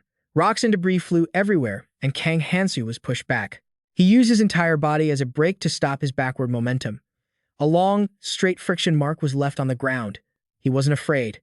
He proceeded to summon the first power of Numaha's ring. His hand gripped the hilt of his sword, and a spot of crimson energy gathered on the blade. The first power was the red power of destruction, 99%. Hansu charged towards the golden dragon with his sword. The golden dragon stood tall, showing no fear or movement. A sharp, unyielding sword strike was unleashed from Hansu's position with incredible power and decisiveness. But even with the buff on himself and his sword, his blade couldn't break through the golden dragon's super hard protective armor. He realized his sword had broken in half. Looking at the damage he had inflicted on the golden dragon, it was just a small wound and a single scale that had been knocked loose, causing the wound to bleed. It seemed his attack wasn't deep enough. The golden dragon took a deep breath, and a sphere of energy began to form in its mouth. Its destructive power would likely be immense. He seemed to recognize this attack from the golden dragon. The energy sphere was almost complete, and the golden dragon opened its maw wide to reveal the crimson orb of energy. It was as hot as a miniature sun. After gathering enough energy, a torrent of power was immediately unleashed, storming straight towards where Hansu was standing. One might think he would run, but he just stood there, waiting for the terrifying energy stream to approach him. Suddenly, a confident smirk spread across his face. The scene shifts to another location in the mission area. A long-tongued chameleon monster lay defeated, its tongue lolling out, eyes wide, and mouth agape. Choi Sang-jin jumped onto the spoils he had just acquired. Yu Jumi-hee ran up behind him, announcing that this adhesive monster was the last one. Over here, Choi Sang-jin was focused on extracting the mucus sac from the creature's body. After getting the sac, Choi Sang-jin decided they would return to the boat-building site to begin construction. Jumi-hee felt a little uneasy, thinking it would be better for all of them to wait for Hansu to come back and go with them. Choi Sang-jin rejected her suggestion, because he knew that even if Hansu were here, he wouldn't go with them. Convincing him to join was incredibly difficult, and Jumi-hee, in disbelief, asked Choi Sang-jin what was so hard about it. She really didn't understand what he meant. He replied somberly that the only reason they'd made it this far was by hiding in Hansu's shadow to move forward. Returning to the 5th floor of the dungeon, the golden dragon launched an extremely powerful energy beam toward him. He watched the attack rapidly close in, silently assessing the situation. This was not much different from the situations he had faced before, but the only difference was that he could completely evade this attack. He vanished without a trace before its very eyes. He had dodged the attack in the nick of time. His eyes widened in intense concentration, looking terrifyingly serious. The golden dragon seemed to be preparing its next move. He summoned a dagger in his right hand. Conventional weapons were useless against this monster. What he was using was the judgment and justice of Degrados. It was a dagger and a scythe, a pair that only showed their true power when used together. Kang Hansu grabbed the chain in front of him. In his hand was the upgraded version of the Degrados dagger, which he combined with Numahan's second authority, hemorrhage. The daggers replicated and linked together, forming a terrifyingly sharp chain. The chain wrapped around the golden dragon's neck, preparing to tighten. The golden dragon seemed to realize the danger it was about to face. The dagger blades stabbed straight into its flesh, piercing through its armor and causing blood to gush gruesomely from its neck. He gripped the chain's handle tightly, pulling with all his might from below. Seeing the golden dragon in agony, he felt a bit of concern. The price he had to pay for this upgraded version was its durability. He couldn't maintain this power for long, while the dragon's breath was still incredibly potent. Gripping the chain's handle, he wondered if he could actually pull this off. His eyes glinted with determination. He couldn't afford to be so unconfident. He absolutely had to do this. He fiercely tightened the chain on the golden dragon's neck. He was willing to sacrifice all of his weapons to maintain the current level of damage. He would attack relentlessly, even if it meant losing all his weapons. The golden dragon whipped its tail powerfully in the direction he was standing, controlling the chain. Since he was locked in an attack stance, he couldn't avoid it and took the full force of the golden dragon's blow. The impact was so strong it sent him flying and his grip on the chain loosened. The golden dragon, on the other side, seemed to have gained some relief from the pain in its neck. The blow was so severe that his head was bleeding profusely, but he paid no mind to the pain and tightened his grip on the chain, preparing for the next attack. The chain wrapped around the weapons he had laid out in advance, and as they touched the chain, they created a piercing, clanging sound. He pulled the chain, drawing all the weapons closer, then used the momentum to hurl all of them toward the golden dragon. The golden dragon moved its massive wings, With just one sweep of a wing, the golden dragon destroyed all the weapons he had used in his attack. But suddenly, the pressure on the golden dragon's neck intensified, causing blood to spray everywhere as it roared in agony. Kang Hansu squeezed the chain's handle tightly. He poured all of his energy into this one attack. The golden dragon roared in such pain that the sound was deafening, its mouth wide open, fangs exposed, and saliva flying everywhere. Kang Hansu charged towards the golden dragon. It seemed he was still continuously increasing his own power while confronting the dragon. The golden dragon was blinded by pain, only able to roar, not noticing him getting closer and closer. The scene changes to Choi Sang-jin's group on their mission. He knew Hansu was incredibly strong and that his team had to work tirelessly just to keep up with him. Choi Sang-jin glanced over at Jumi Hee. He had a job he needed to finish. Choi Sang-jin also informed Jumi Hee that there would be a few more people on the boat. Hearing this, she had no idea who he was talking about. She guessed they might be friends or people close to Choi Sang-jin. Choi Sang-jin looked toward Lee Won-kyung's group. He wasn't sure if that would actually happen. Looking at Lee Won-kyung in the distance, he was certain that man would be useful later on. The scene changes to another area.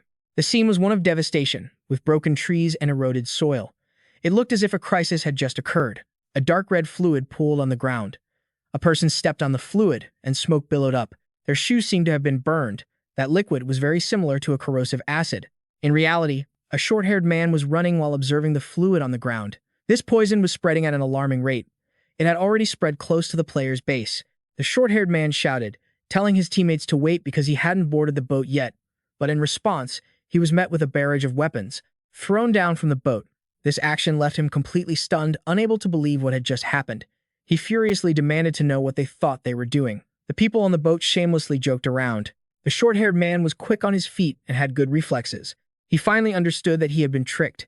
They had taken advantage of him being alone to gather materials for them, and now they were just tossing him aside like this. The person on the boat shamelessly claimed that his guild had no obligation to bring an outsider along. The short-haired man gritted his teeth in fury. In his heart, he cursed the group on the boat, calling them inhumane bastards. The short-haired man didn't have much time left to gather the materials. Arguing now would just be a waste of time, so he decided to head back to the mission area to find the materials.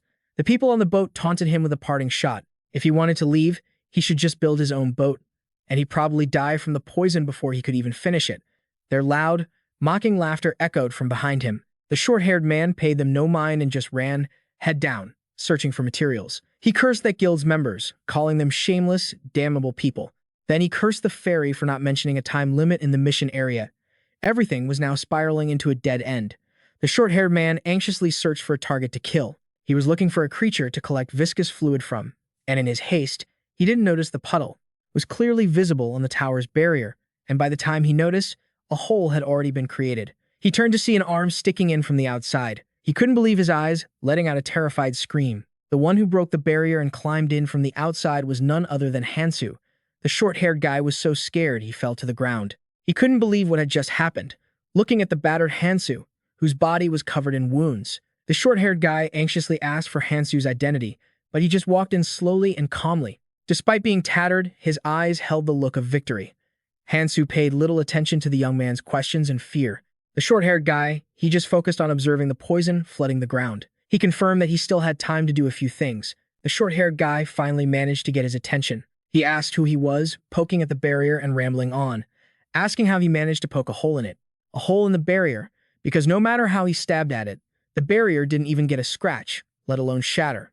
But he just remained silent and ignored all the questions. The guy called out to him for not paying attention, but he just kept walking, having no time to talk to him, because Hansu was very busy. The short-haired guy knew he was in a hurry and said he wouldn't bother him. He said that, but he still asked strange questions like, "Why aren't you wearing a shirt? Why did you tear your own shirt off? Do you have a hobby of walking around shirtless?" He didn't seem annoyed at all. He simply explained that he hadn't finished the shipbuilding mission yet, and there wasn't much time left. After saying that, he immediately activated his skill, creating strong gusts of wind, but the short-haired guy kept pressing. "Time's already up, so how can you possibly finish it all by yourself?" Without needing to hear the question, Kang Hansu launched himself high into the air. He moved at lightning speed towards the targets needed to build the boat. The short-haired supporting character stood below, stunned, bewildered, and completely floored by his supreme skill.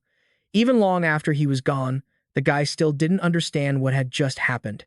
The scene changes to some battle within the area. A man is thrown far away, crashing straight into a tree and shattering it. His teammate up front saw this, and reminded the one who just got hit to calm down and fight, because there wasn't much time left. The monster they were facing was a Galapagos crocodile. It had 4 eyes and a back full of sharp spikes. The brown-haired man looked at the monster before him, his face pale with fear. He couldn't defeat the Galapagos crocodile because it was beyond his group's power. Kang Hansu zipped by like a gust of wind, not forgetting to leave a comment that he would handle this thing if they didn't. He flashed past like the wind, then punched the crocodile straight in the body with his bare hands. To the utter astonishment of everyone watching, they watched him continuously punch the crocodile's body, causing its rough skin to give way and start bleeding. They couldn't believe their eyes because he wasn't using any weapons, yet he could fight the Galapagos bare-handed. Blood splattered everywhere as someone dazedly asked, "Who are you?" While the group was still in a daze, the short-haired supporting character came running up, panting heavily. He had finally caught up with Hansu, quite commendable, seeing him gasping for air like that. The others assumed Hansu was with him, but he seriously denied it and honestly replied that he had just met the guy. Over here, he was still continuously punching the crocodile with his bare hands, beating it to a pulp. With one hand, he pulled the material right out of its body, the Galapagos, without any mercy. Seeing that, everyone was speechless. Everything fell silent when he stopped his attack, and the people around didn't dare to make a peep. He looked at the Galapagos crocodile material in his hand and felt a bit awkward. He didn't need this material. He only came for it because it was blocking his path. A person below suggested that Hansu cooperate. The short-haired supporting character immediately seized the opportunity, wanting to build the ship together with the other group. But he was immediately rejected because the Galapagos crocodile's parasite could only be used to build a 20-seat boat, so space was already very limited. So the short-haired guy started fighting for the material, and the other side wouldn't allow it. Kang Hansu slowly stepped down from the crocodile's corpse and walked towards the two who were arguing. Neither side would give in. Both wanted the parasite in the boat. One guy was grabbing the other's head to claim the credit, but Kang Hansu couldn't care less. He threw the material towards the short-haired guy and the one with the horn-like hair, letting them split it themselves. He just left them with a single comment that he didn't need this thing. He also stated his own goal: a 500-seat ship. So as for these materials, they could do whatever they wanted with them. An image of the Nox rock lizard appeared. Its heart was the main ingredient for making the 500-seat ship. To build a large ship, it was only natural that the materials required would be of higher value. The short-haired guy assessed the situation and stopped fighting over that parasite thing with the others. He noticed that the poison had already flooded the entire 4th floor, and time was just slipping away. Then he considered Hansu's absurd claim of wanting to kill a Nox rock to create a 500-seat boat. It was completely ridiculous. Kang Hansu, ever the righteous one, made an attractive offer to trade with the remaining players. He said to inform everyone else that if anyone wanted to get on the ship, they had to trade some kind of material for it. If they did, he would let them on his ship. The short-haired guy couldn't believe his ears, as he had just been tricked by a guild. He wanted to confirm what he said. People like them could go with him. The scene changes to the players' shipbuilding area. A large crowd had gathered, and everyone was buzzing, wondering if the news that had been spreading was true or not. Everyone was waiting anxiously. They didn't know if Hansu could really kill the lizard, the Nox rock, to create a 500-seat boat like he said. The short-haired guy looked at the pile of materials he had gathered. This was like a final gamble for him, an all-or-nothing bet. He hoped that this time it wouldn't be a lie. While he was lost in thought, outside, a loud noise erupted, grabbing everyone's attention. They all simultaneously looked outside because the noise was so immense. The corpse of a lizard was thrown down from the sky, to the astonishment of all the players. The short-haired guy and the others were utterly bewildered. Because that giant thing was falling right where they were standing, a desperate scream of, "Get out of the way," rang out. The lizard's corpse slammed into the ground, and everyone thought it was a monster on the attack, so everyone's faces went pale with fear as they fled. Kang Hansu appeared from on top of the lizard's back, scanned the area, and confirmed. All the remaining players had gathered. He jumped to the ground and told everyone to get ready. The short-haired guy looked at Hansu with admiration. He never expected that Hansu had actually hunted that monster all by himself. He walked straight over to the assistant, Fairy, and requested a trade, because he had brought the heart of the Nox rock lizard to this place. The assistant, Fairy, stroked its chin, thinking. It was true that he had brought back the heart of the main ingredient, but there were still supplementary materials needed to craft the ship. Fairy also reminded him that his time wasn't up yet. Of course, he knew that. Kang Hansu presented Self's memory pouch and the errand tree. He then added the items that the other players had brought. Finally, there was Aresh's silk thread. These items were the conditions he had set. In exchange for a spot on his ship, Fairy was still being critical, saying that even though the supplementary items were sufficient, It sarcastically pointed out that it still hadn't seen the lizard's heart anywhere. Watching from the sidelines, the short-haired guy wondered about the mysterious artifact that was Hansu's bag. After he said the main ingredient was right behind him, Fairy just laughed it off. It took the necessary materials to craft a 500-person ship, and it didn't forget to congratulate him on successfully gathering the materials. It even wanted to give Hansu a reward for being the only one to bring back so many materials. The remaining players noticed that the poison had already reached them, but Fairy didn't care. Instead, it asked everyone about celebrating Hansu. But the others, seeing death approaching, screamed and urged Fairy to hurry up and build the ship for them. Fairy was exasperated, at a loss for words. It preferred when others screamed out of terror and fear. The materials were collected, and a luxury ship appeared above everyone's heads. Fairy announced that this was the ship they had built from the materials just provided. The short-haired guy was stunned by the ship's magnificence. Kang Hansu allowed everyone to board and also gave instructions. Anyone who contributed materials should come see him. Everyone cheered and raced to get on board. Fairy kindly announced that it would be responsible for steering the ship, and that everyone needn't worry about it. Kang Hansu stared intently at the ship's wheel.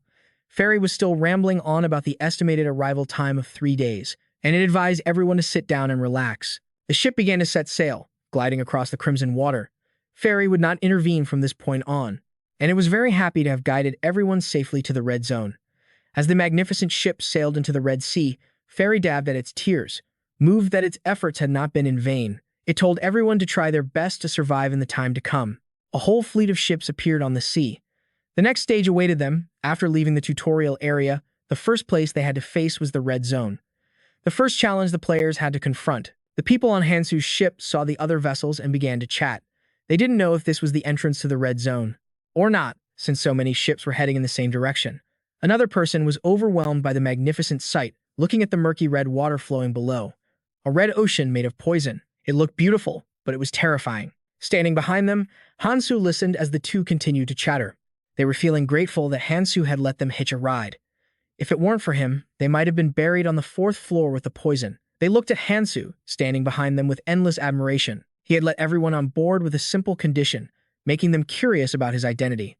Because he seemed like such a righteous and kind person, they had no idea he was in grave danger, as all his stats had dropped to 0.01%. This was because he had used a special skill during his fight with Kim Long. He had anticipated this would happen when he used the essence of the Jade Demon. He looked at some sort of energy in his hand. He never expected to receive this from the fight with Kim Long. It turned out what he received was dragon energy. It was also the first skill he had ever obtained in this life. He used to look down on this skill, but now he could only learn 7 skills. In his current situation, this skill was good enough to be his first. As he was still studying how to use the dragon energy, someone screamed at the top of their lungs. It seemed he had seen something. A ship up ahead had been sunk, its wreckage floating on the water's surface. There were even people desperately clinging to planks to keep from drowning. Upon seeing Hansu's ship, someone screamed for help. The short-haired guy realized the person calling for help was the same guy who had tricked him and left him behind on the 4th floor, back when he had no materials to craft a ship. The man pleading for help was still desperately begging to be saved. He mentioned something was still in this place, but before he could finish, a trident impaled him straight through the chest. Blood flowed in a stream from the trident. The impaled man was lifted into the air, the wound making him groan in agony. The attacker was a muscular figure with pale skin. It seemed they were merman monsters. People shouted warnings about the monsters appearing in the sea. Everyone nervously got into position, preparing to fight. They noticed the ship's course was changing, and someone demanded, "Who changed the ship's direction?" The short-haired guy looked up at the helm and realized the one steering the ship was Hansu. He was the one who had turned the wheel to steer the ship in a different direction. It was impossible to know what would happen next or what he planned to do. The ship began to change course abruptly on the poison sea, but Kang Hansu remained steady at the helm. Everyone on board was confused. The short-haired guy spoke up to stop him. He pointed fearfully at the wreckage of the destroyed ships, worried about what would happen if they kept going that way. The ship could be attacked in the middle of this poison sea, and he feared that no one would survive. He didn't believe that if the ship were attacked, Kang Hansu could save everyone by himself. To him, that was impossible. Everyone on the ship would die. Kang Hansu suddenly recalled an old memory. He couldn't understand why he would risk his life to save others. He had to remember his own goals and those of his friends. Kang Hansu pressed his lips together, looking somber, remembering how the short-haired guy was still trying to persuade him. Getting closer to the sea area with those shipwrecks would be extremely dangerous. He was supposed to steer the ship on its original course, but he wouldn't listen to him. Kang Hansu sensed something interesting was approaching. It looked like they were all getting on. The other guy didn't react in time to Kang Hansu's words, thinking he had changed his mind and was turning the ship back. But then he realized Kang Hansu meant something else. While he was confused, a hand suddenly gripped the side of the ship and climbed aboard. The short-haired guy saw the two people who had just climbed on. The two newcomers were panting heavily, overjoyed to still be alive. The short-haired guy stumbled back in fear as more and more people from the sea climbed onto the deck. They were from the wrecked ships. The first man to climb aboard caught his breath, and he angrily confronted the short-haired guy. He had heard everything he said earlier. He wanted to abandon them. They only survived because they started swimming as soon as they saw the ship approaching. Filled with resentment, he grabbed him by the collar, wanting to see how he'd struggle when thrown overboard. He threw a punch. Just as his fist was about to connect, it was intercepted by something. Completely stunned, he let go of the short-haired guy's collar, making him fall hard to the floor. The aggressor was startled as he looked at what had been thrown at him. It was a sword. It was now stuck in the ship's deck. Kang Hansu was the one who had stopped him. He stopped everyone from making any more noise. He informed them that it was coming, which successfully stopped their fighting and left them bewildered, wondering what he was talking about. The ship began to shake violently. Someone screamed in terror. "It's here!" The monsters were at the bottom of the ship. They were the guardians at the entrance to the red zone, the cursed survivors. These creatures could only exist in the toxic sea, and their simple attack method was to drill holes in the bottom of the ship. Right now, they were trying to break through the hull. Everyone on board was terrified. If this continued, their ship would be sunk. They had to stop them, but the problem was, how could they even reach them? Those with ranged attacks needed to shoot at them from the surface. They needed more firepower because the monsters were blocking their attacks. Kang Hansu climbed onto the ship's railing. "If you all won't go down, then I will." With that, he immediately jumped into the sea, catching everyone completely off guard. They couldn't believe he was that crazy. He quickly hit the surface of the sea. Everyone on board was terrified of jumping into the toxic water without any equipment. They were sure he would die. Kang Hansu sank into the toxic sea, surrounded by purple water. The monsters had spotted him. They all turned to stare at him at once. The toxic water was easily pushed aside by his dragon arts. With his magic stats in the red zone, he could handle the monsters that were beginning to attack. They all rushed towards him at once. Kang Hansu activated the power of his dragon arts, a skill that allows a person to harness the energy of a dragon. Furthermore, it was a skill that gradually transformed the user's body to be more like a dragon's. These types of legendary skills and items were known as number 0. Dragon scales began to appear on Kang Hansu's face. The dragon arts certainly deserved its title. His arm had transformed into a dragon's arm. Power surged through him, though he couldn't yet use its full strength. Kang Hansu threw a punch so powerful it pierced straight through the monster's chest. There was now a gaping hole in the monster's chest. Kang Hansu marveled at the piercing power of the dragon arts. He had nearly died to obtain it, so he couldn't let this power go to waste. The monsters were startled to see their comrades so easily defeated, and they started to flee.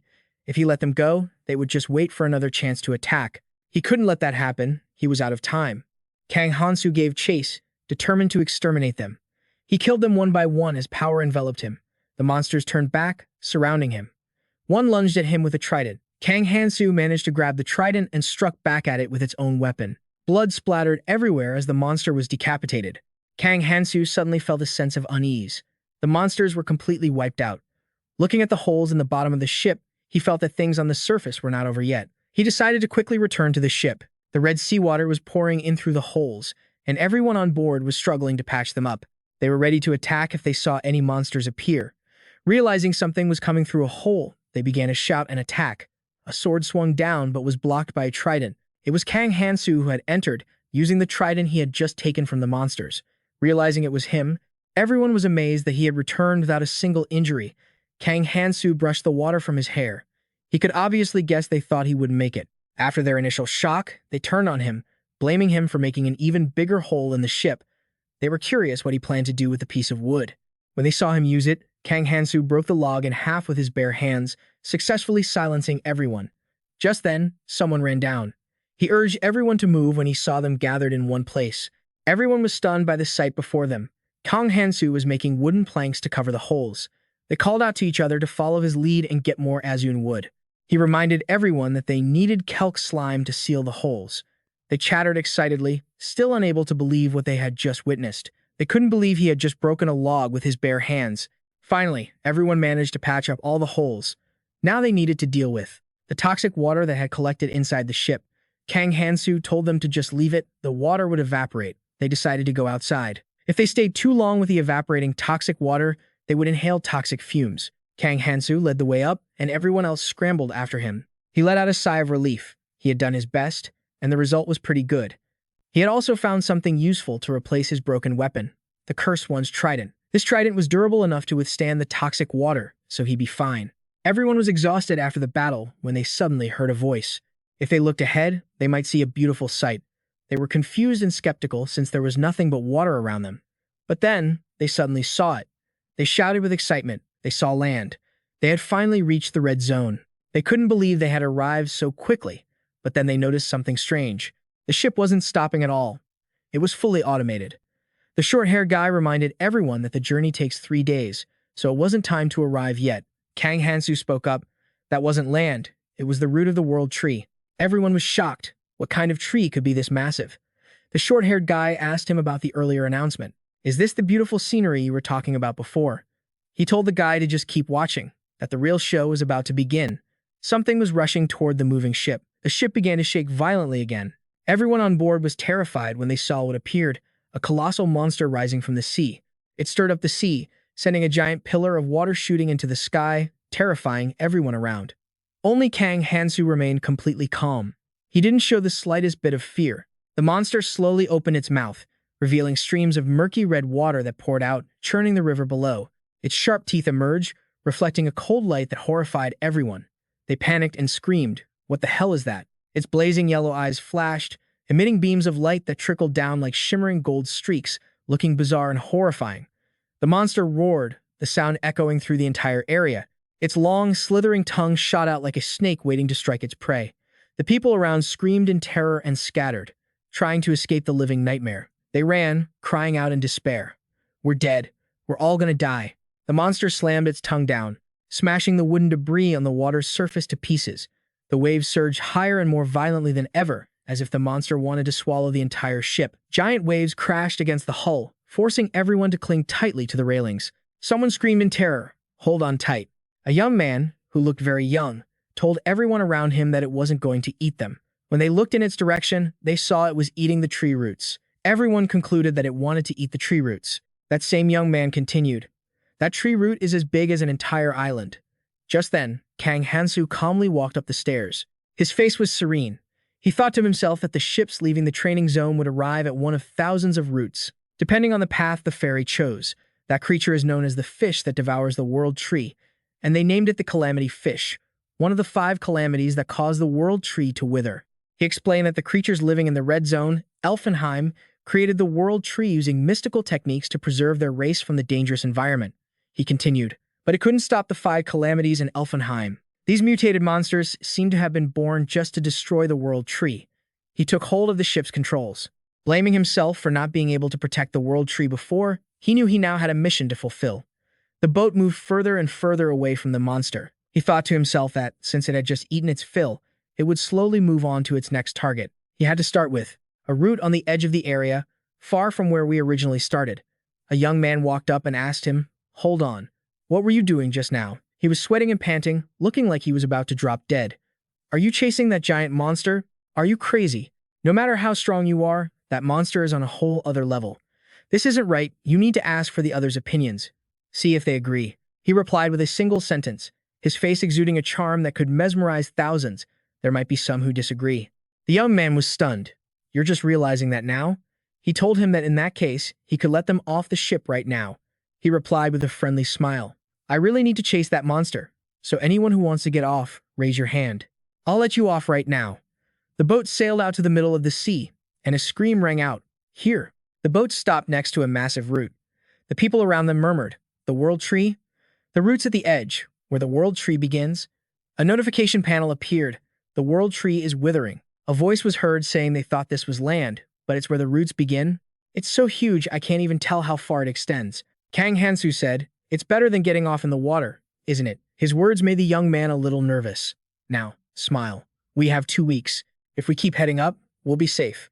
The young man turned to him and asked, "What do you mean? 2 weeks? The fairy just told us we needed to go to the world tree." A man spoke up, "Hey, aren't you going?" The young man was stunned.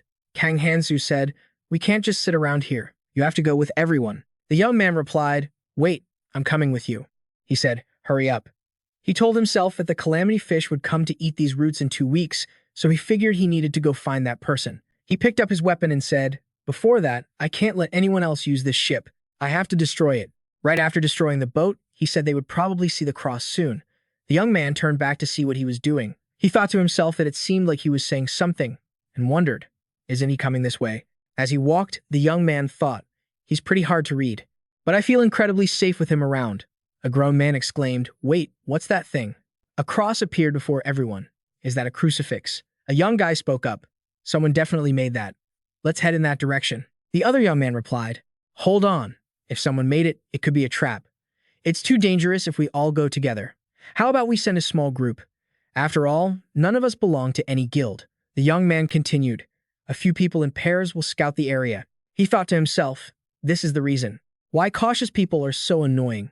A voice rang out, "It might be better for survival, but it's such a pain." Everyone around shouted, "Who's there?" They looked up at the cliff and saw 3 people standing there. The man with black hair said, "You're the only one who finds it annoying. Take care of it before they get the wrong idea." Then, the blonde-haired guy jumped down, causing a loud explosion. Everyone around them screamed, "Ah!" The blonde guy looked them over and said, "Let's see. 148 people. I'm surprised so many people without a guild managed to survive." One of them commented. They replied, "I'm from the Van Kiri Guild, a member of the Helper Group." The blonde-haired guy named Aaron Park is a member of the Van Kiri Guild's Helper Group. "We're basically your new saviors." A young man spoke up. "What does he mean?" He then explained, "As you all know, after the tutorial, those fairies don't interfere or guide you at all." He continued, "Of course, they're watching us from somewhere, but they won't back down, so you all just have to follow us." The people started murmuring, "Is that okay? There aren't many of them, maybe we can take them down." Hearing this, a man said sarcastically, saying that is no different from siding with the enemy. The black-haired man introduced himself. "I'm Big Minjin from the Helper Group, and this is Pam Paris. Let me explain clearly." He began to explain that they were helpers ordered to assist the travelers coming from the tutorial zone. Aaron Park replied, "Is that so?" The people asked, "So who gave the order?" They replied, "Eris Valentine, the sovereign of our Van Kiri Guild. She left us, the helpers, here 20 years ago before she went to the Orange Zone." Pam Paris continued to explain. "Actually, she said she found it hard to trust us, but she and they came here to help you all adapt to the Red Zone. They said that this is the final realm, quite far from the World Tree, so everyone would need their help." The people around were all discussing. They don't seem to have bad intentions, and if worst comes to worst, there are more of us. Everyone thought it would probably be fine. Just then, Big Minjin spoke to Aaron Park. The young man then said, "All right, we'll follow you." The other 2 were surprised and replied, "What did you say?" The 2 of them began to argue, making the young man feel very awkward. Miss Pam Paris spoke up, "That's enough. Let's not waste any more time. We have a responsibility we were entrusted with. Now guide them." Aaron Park replied, "Oh, and tell them not to use their numbers to bully the weak." The young man grew worried hearing what they said. "The 30,000 helpers here have been here for several years. If you don't want to die, you better behave." Aaron Park thought to himself, "These newbies will turn pale just from hearing that number. The more they know, the more they'll realize there are creatures whose names alone are terrifying. The Red Zone has its own rules. No one is allowed to touch the newbies." The young man turned and said, "What's that noise?" He wondered if someone was fighting. Aaron Park reminded him, "Don't pay attention to it and keep moving." A loud explosion was heard. It seemed like someone was fighting over there. Aaron Park was stunned. "You all can't deal with anyone here yet." Eris Valentine replied, "Wait a minute, that skill looks familiar. Why is that woman fighting?" Aaron Park replied, "What, a woman?" The explosion roared violently. The woman was attacking Kang Hansu. "Why are you attacking?" she yelled. "Shut up." She told him that she had just finished the tutorial and had no idea where this place was. "And you dare spout nonsense?" Sofia Vera gazed out over a destroyed beach, whispering to herself, "So, you've finally come." The reflection of a creature appeared in her glasses. It was the calamity fish. Her face fell, and she asked herself if she still had the right to avenge her parents. She fell into a daze. She looked up at the sky and thought, "I thought this was for both me and my little sibling, who will eventually be dragged here too." She said that she would end everything. She cried out internally, "Master," she thought to herself. The look in people's eyes when they see the one who killed the calamity fish is insane. No one would dare risk their life to kill a monster larger than a mountain. She told herself that perhaps that ship had already sailed. A young man with a muscular six-pack appeared. He asked her, "Are you Sofia Vera?" Startled, she turned around. "Huh, a newbie? How did you know I was here? The muscular young man was Kang Hansu. He thought that he couldn't see her exact stats, but she looked like she had just arrived in the red zone and didn't seem to have any decent weapons or items. He spoke to her coldly, saying he had something to discuss about the calamity. Fish. Hearing this, she was stunned and froze for a few seconds. He said to her, "Let's talk." "I need your help."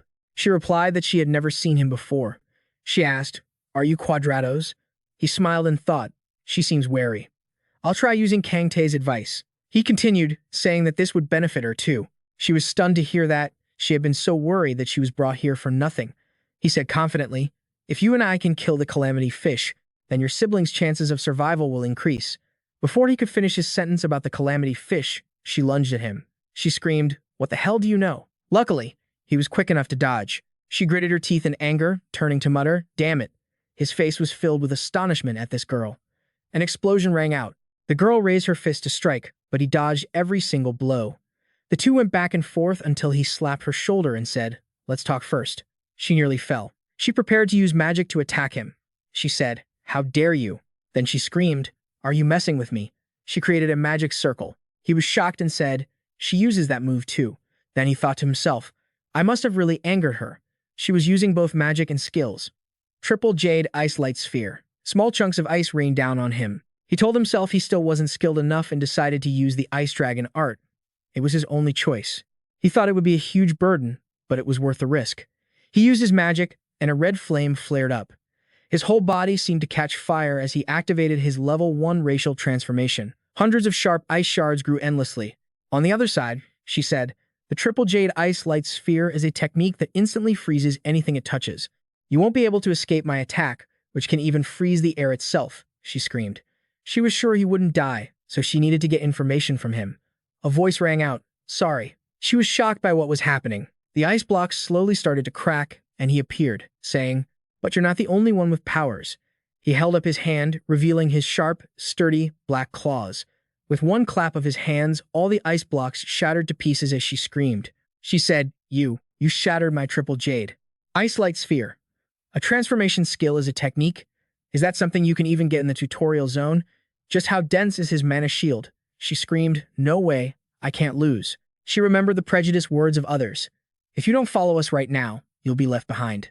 Are you going to waste your time on something like the calamity fish, a creature that can't be killed?" She roared. "No." She kept casting her spells, screaming, "It's impossible." Thousands of small paper shards rained down as she cast a spell into the book, Alice. She used a freezing spell, and a statue emerged from the book. She yelled at him, "I'm not staying here just to be looked down on by people like you." She attacked him directly. He got into a ready stance, his hand crackling with electricity. A single strike was enough to neutralize her power. Having used too much energy, he reverted to his original form. He stood up and asked if she wanted to continue. She screamed in despair. "This is meaningless." He asked her, "Why are you backing away? Are you done?" But deep down, he knew he could still go on. She retorted, "Do you take me for an idiot? Your special technique isn't even perfect." She explained that there are 3 factors that determine the rank of a skill. First is the expansion and amplification value of the seal. Second is the efficiency and power of the mana barrier. And third are its unique minor abilities. Depending on the unique ability a skill possesses, its power and usage can change drastically. She thought to herself, "I was planning on pushing him to the brink of death, but seeing him withstand my attacks without a scratch. His skill is already top tier by Red Zone standards. There's no need to probe any further." She turned to him and said, "I get it, you're strong. But how do you plan on killing the calamity fish?" She told him people gave up after it swallowed more than 1,000 people. "Do you have any idea what it means to fight a monster that can swallow an entire ship? It's considered more of a natural disaster than a monster," she continued. "And there are even fools who worship that thing. I'm tired of fighting alone.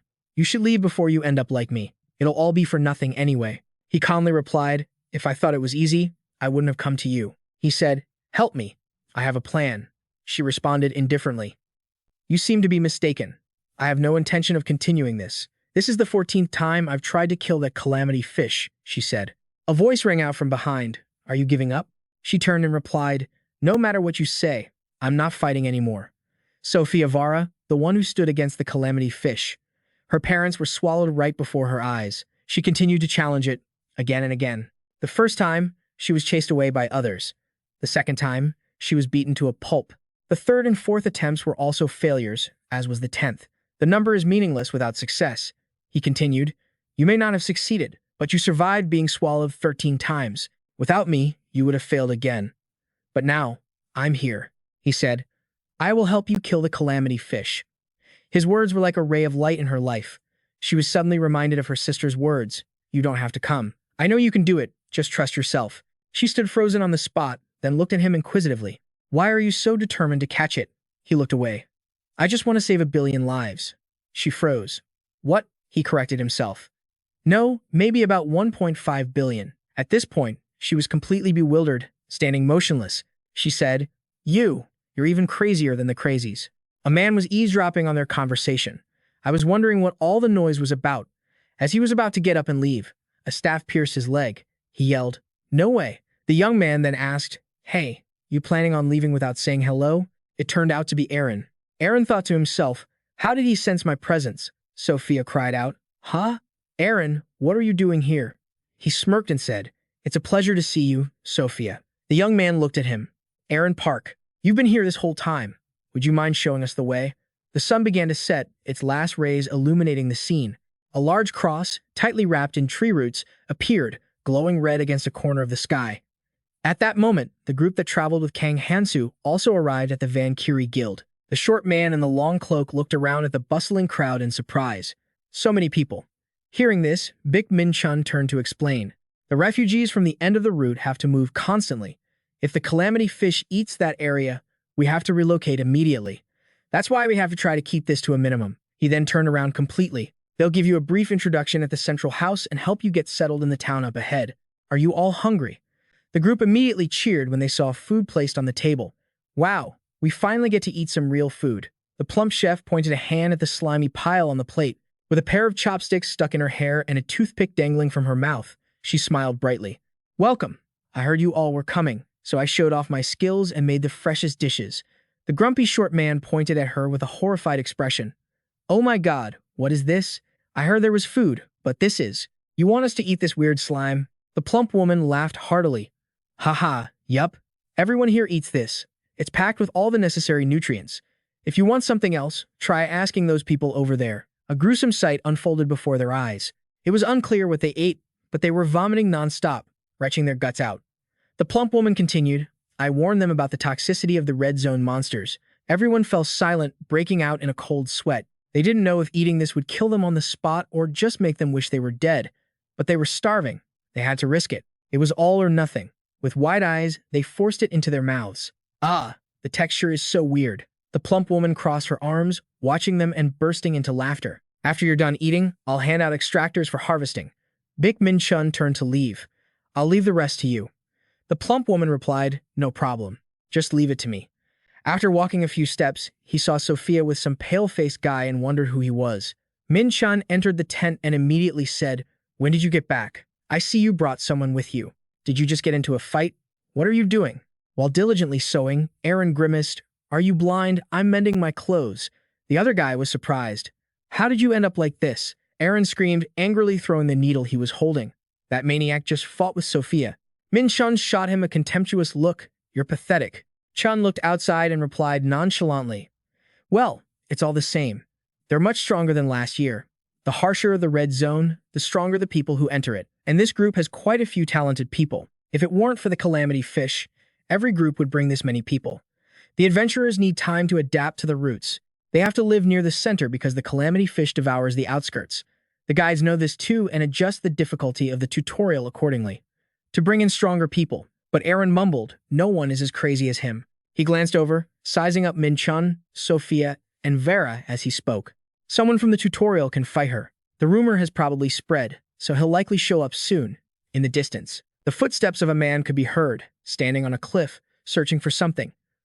Let's see. Then, he let out a devilish smile. It was as if he had found his direction, his eyes glowing crimson. A red line on his chin clearly showed his arrogance and cruelty.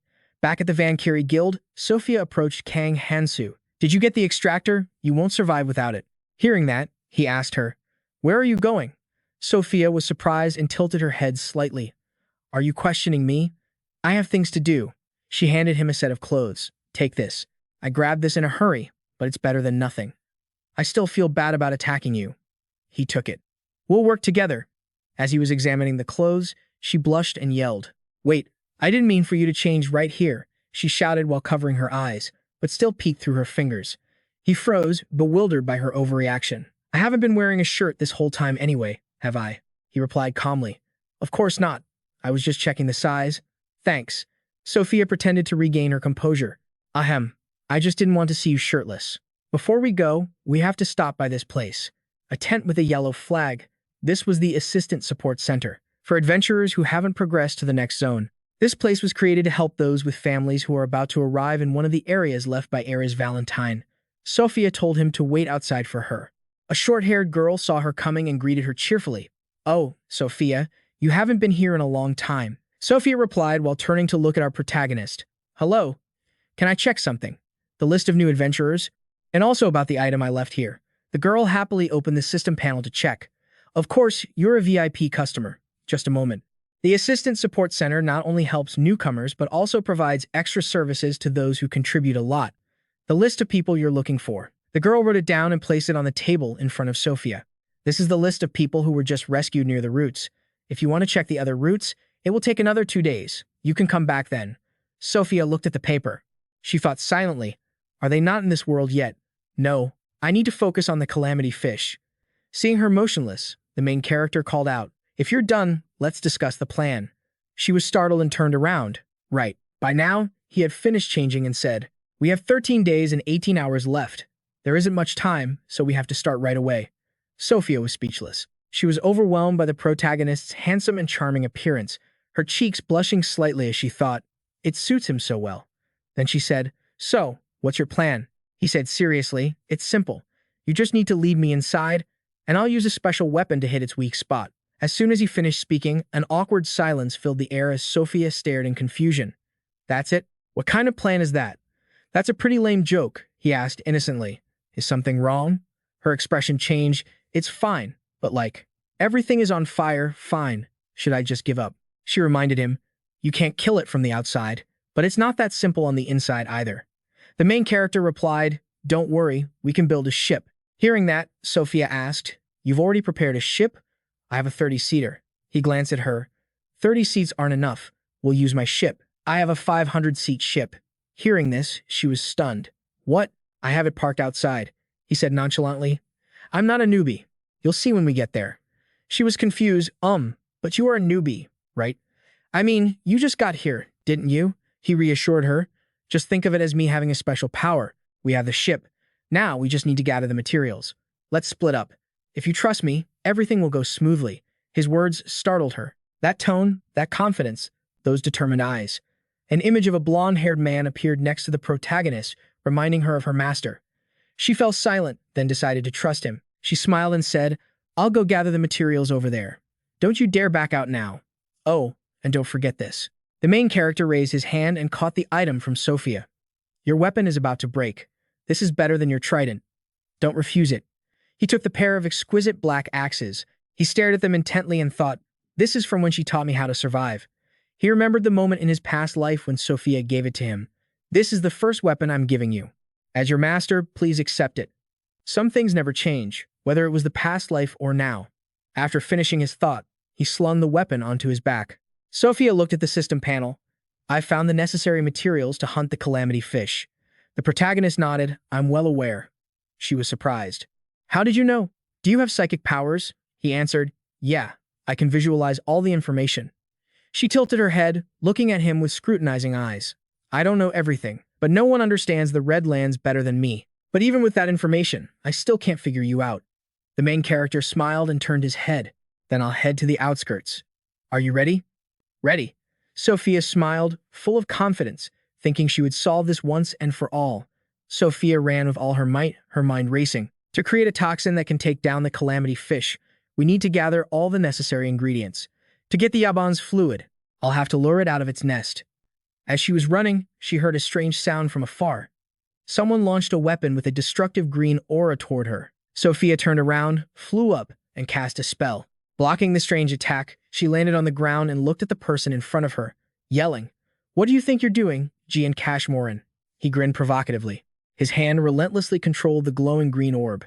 Hey, Sophia, your body is as amazing as ever. Want to go out with me? She snapped. Get lost, you bastard. Are you here to kill yourself? I'm way too busy to deal with trash like you. Get lost. But hearing that, he wasn't the least bit fazed. In fact, he seemed perversely excited. So bold. Are we that close already? Come on. That's part of your charm.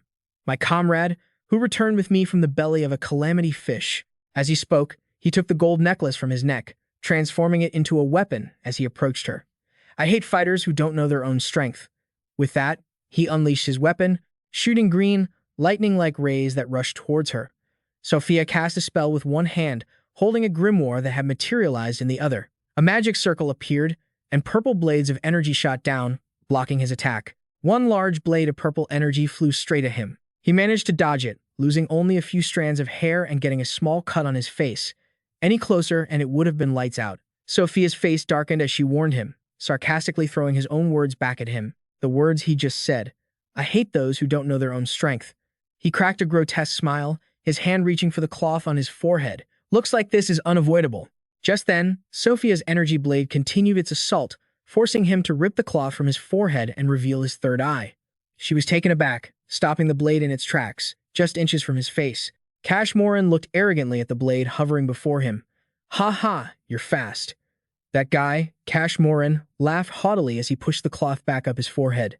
Ha ha, you know about this eye, don't you? The lighthouse is watching. Did you really think I'd attack without a backup plan? I have an entire organization supporting me, and it's not just the lighthouse. We have things that concern you, too. It'll get messy if you interfere. Sophia gritted her teeth in anger and glared at him. The jealous, clairvoyant eye. He really has an irritating ability. Seeing her tension, his attitude suddenly shifted. Just as I thought, you're as sharp as ever, Sophia.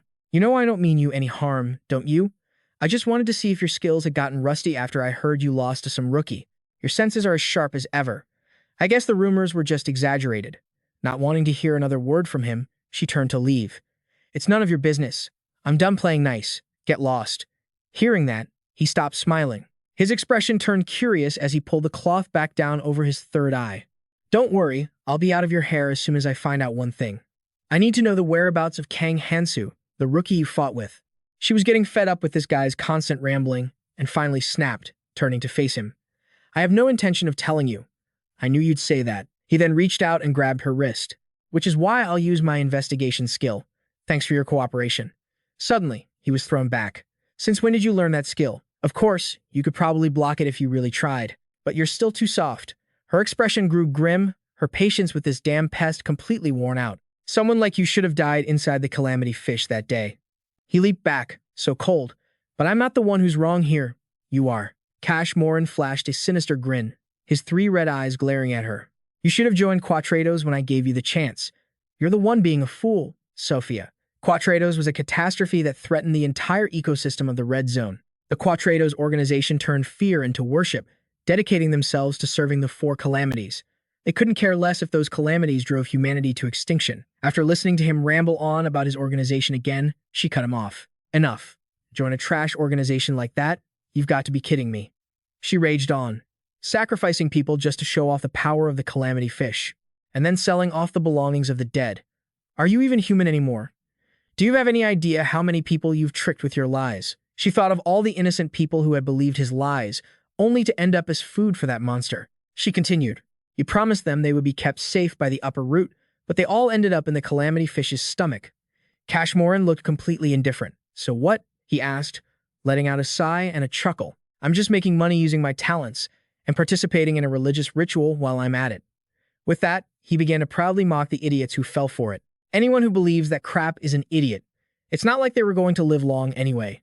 They should be grateful they got to spend time in the magnificent space inside the calamity fish's stomach, even for a little while. At that moment, Sophia's face was brimming with murderous intent, which had reached its peak. He just kept smiling as he said, I hope you come to your senses soon. Maybe you'll get it after a few more incidents. See you around. And with that, he vanished, catching her completely off guard. He's so fast. That bastard, Cash Morin. If only I'd known back then that you would change this much. From a normal person into such a ruthless monster. And twisted. He changed completely after almost dying in the calamity fish's stomach. Should I go after him now? Just as she was thinking that, she remembered Kang Hansu's instructions. Don't worry about me. Don't get distracted by anything else. Just focus on gathering the ingredients. She remembered her own hesitation, torn about whether to pursue him. In the end, she decided to stick to her mission. Sorry, but I'm leaving this to you, Kang Hansu. Meanwhile, in the middle of the Red Lands, someone was running for their life. It was Kang Hansu. As he ran, he scanned his surroundings, searching for the item needed to kill the calamity fish, the sclerosing solution. This solution was the culmination of mage's knowledge and the perfect poison to combat the calamity fish. All of a sudden, he spotted something, ran over, and leaped down into a cavern. First, I need to get one of the base ingredients, a kukunja heart. To find the kukunja, I have to locate a deep valley between the middle root and the end root. Something like that. A cave near the end of the root, where the kukunja hide to avoid the calamity fish. They dig burrows within the roots and build their nests inside. He observed the cave and nodded to himself. Found it. He stepped forward, walking slowly through the strange purple-colored water, thinking to himself. The other ingredients for the sclerosing solution are relatively easy to get, but the kukunja is difficult to find in the end root, so it's best to get it now. Suddenly, the surface of the water rippled violently. It's coming. Kang Hansu reached back, drew his weapon, and activated his dragon art technique. His aura intensified, and his weapon transformed, glowing yellow as if crackling with thousands of tiny lightning bolts, activating his enhancement magic.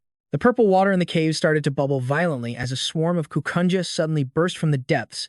Without a single wasted movement, Hansu gripped his weapon and charged head-on into the swarm. With a single, merciless slash, one of the creatures went down, writhing in pain. He kept going, leaping and cutting them down one by one, relentlessly finishing off every last one. He landed and looked at his axe. It seems a weapon infused with a powerful aura art doesn't last long. I'll have to adjust my attacks until I can find a proper weapon. Just then, a kukunja tried to launch a sneak attack from behind while he was distracted, but thanks to his keen senses, he spotted it and threw his axe at Kukunji's head, knocking it out cold. Kukunji was down, but another one with horns on its head recklessly charged forward. It had no idea that Kang Hansu was now controlling the axe lodged in the first monster's head with just his finger, making it glow once more. The axe tore free from the first creature's head, flew into the horned ones, and then returned to Kang Hansu's hand. Seeing that one-on-one attacks weren't working, the remaining kukunjas decided to gang up on him. They surrounded Kang Hansu and lunged all at once. Their tails acted like springs, launching them even further as they shot straight towards him. Each one opened its jaws wide, trying to bite down on his head from above. Seeing this, Kang Hansu leaped up to meet them with a flurry of attacks, wiping out the entire group. One wave after another, he sliced through them with just his axe. As Kang Hansu landed, the kukunja fell like sacks of potatoes, their bodies splitting in half and dropping to the ground behind him. He stood there, thinking. The ones he just defeated were all young kukunja. The adults must be somewhere nearby. Should he kill more? He picked up the red worms from the monster's corpses. Using his skills continuously had drained his stamina and mana, but for now, he decided to collect the worms first. He picked them up, absorbed them, and then peered deep into the tree roots. With a loud rumble, massive tree trunks shot towards him like a storm, forcing him to block the attack. He narrowed his eyes to assess the situation, then swung his axe. A stream of light flew out, causing the axe in his hand to develop even more cracks. I used it too hastily while they were already weakened. Jan Kasmorin slowly walked over, hands in his pockets. Whoa, you actually blocked that. He revealed his true face, complete with 3 eyes, and walked up to Kang Hansu with a cheerful expression. I was going to stop if you died, but you're better than I thought. I didn't mean to fight. I was just testing you, so don't be mad. I'm here to make you an offer. Kang Hansu gripped his weapon tightly, wary of this despicable bastard. He continued, come to Quadrados with me. Someone has their eye on you. Kang Hansu's face was now scowling. The man said, this is a good offer for you, so just come along.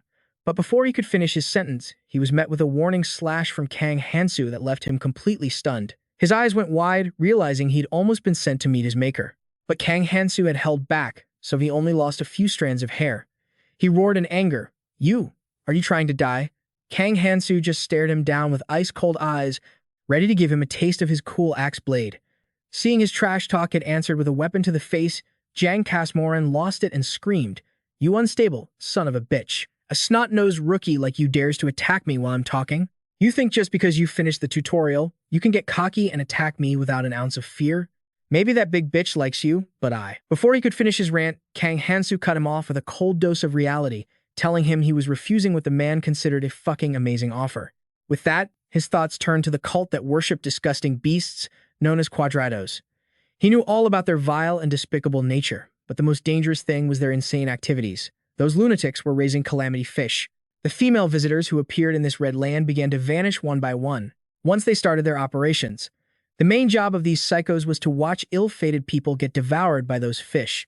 The more brutal and savage the act, the more money those freaks made. He silently swore to himself that he would deal with that unhinged organization as soon as possible, and he would send every last one of them straight to their graves. Finishing his train of thought, he looked at Jiang Kasmoran with contempt and replied, "And what the hell does your business have to do with me? Why should I listen to a useless rookie like you?" Hearing his perfect Superman in a skirt appearance get insulted, the man shrieked like a banshee. He screeched, "What the hell are you talking about?" But he quickly calmed down, let out a bizarre laugh, and dropped his preening attitude to say that he would personally teach him a lesson. Then he reconsidered. He had to bring the boy back to those lunatics, or they'd throw a fit with him. Like it or not, he knew he still had to bring him back. However, a few broken ribs or a missing arm or two should be fine. He said this while revealing the perverted face of a complete and utter sicko. Kang Hansu flashed a genuine, heart-stoppingly handsome smile and told the man that they were quite alike, two peas in a pod. "I also desperately need some information from you," he added. "And I'm sure that even with a few broken ribs or a missing limb or two, you'll still be able to bark out the information I need." Hearing this, the man could no longer control his temper. He summoned his weapon and attacked, whipping it toward him and shouting, "Let's see how long that smart mouth of yours can last." A green whip shot out with the speed of light, rapidly approaching Kang Hansu. He leaned to the side, dodging the attack. But the man just laughed perversely and said, "You utter fool." Instantly, the whip grazed his shoulder, leaving a wound on his right shoulder blade. Drops of blood splattered everywhere. "So," the man asked, "are you ready to talk now?" Inwardly, though, he was thinking, "I deliberately made that a surprise attack, to take his arm. But for some reason, the cut was too shallow to do the job. Was my swing not strong enough?" He couldn't be sure. He then arrogantly claimed that if he crippled him, he'd lose all his value.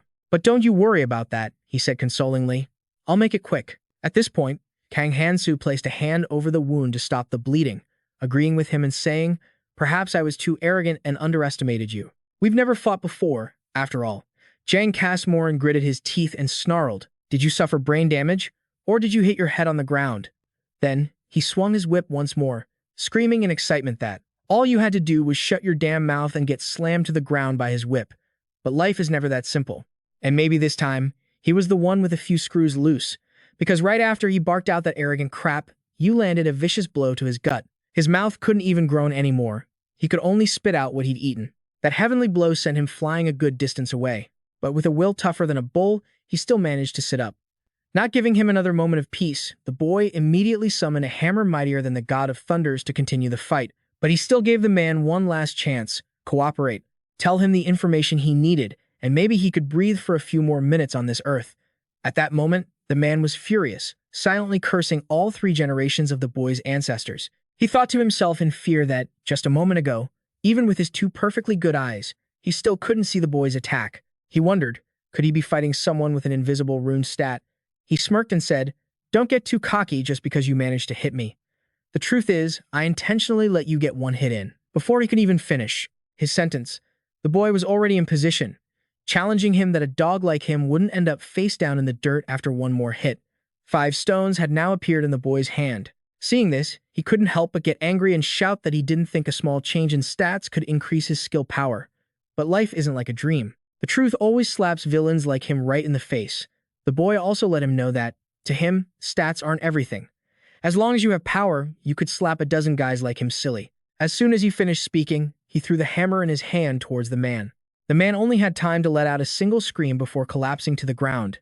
Seeing this, the boy cheerfully asked him, "Is that all it takes to make you cry like a little bitch?" Shaking and gritting his teeth, the man angrily thought that it was impossible for the boy to be that strong. Immediately after, he went berserk, charging towards the boy like a moth to a flame. The rope in his hand had now transformed into a long sword. The boy wasn't stupid enough to just stand there and take it. He activated his secret art on his ring. With the boy's bare hands, the man thought to himself that with his awesome, Power Ranger-like skill, this slash would tear through everything in its path, including the boy's hands.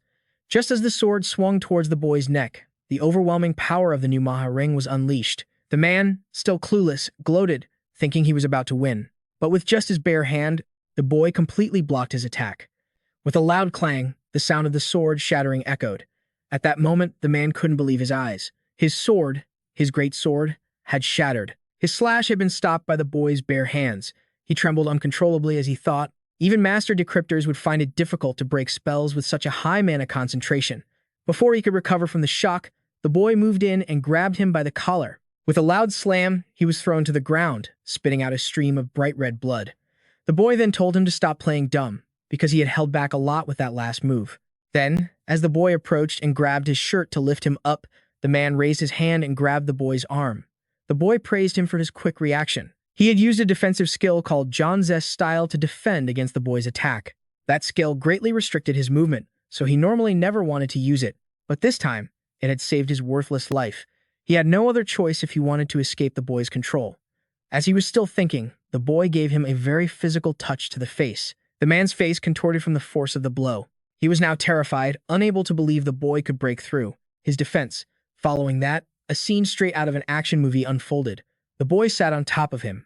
Punch after punch rained down, never missing their mark. His smug face was no longer intact. It was bruised and completely distorted, just like his own rotten personality. At this point, he screamed at the boy that he would tell him everything he wanted to know. He said that he had no other choice, as business wasn't going so well, and he was just a guy following orders, nothing more than an obedient dog. He claimed he was a good person because he hadn't actually harmed anyone. If the boy spared him, he would give him a rune skill, and he would reveal who ordered the boy to be taken away. But by now, the boy had run out of patience for him. Everything he was saying was completely useless. Immediately, another devastating punch landed on his face. The boy let him know he was nothing but an annoyance. The man thought resentfully, "You're the one who wanted to talk this all out, and now." Cash Morin, his face purple and bruised from Hansu's beatdown, yelled, "So what? I've told you everything I know."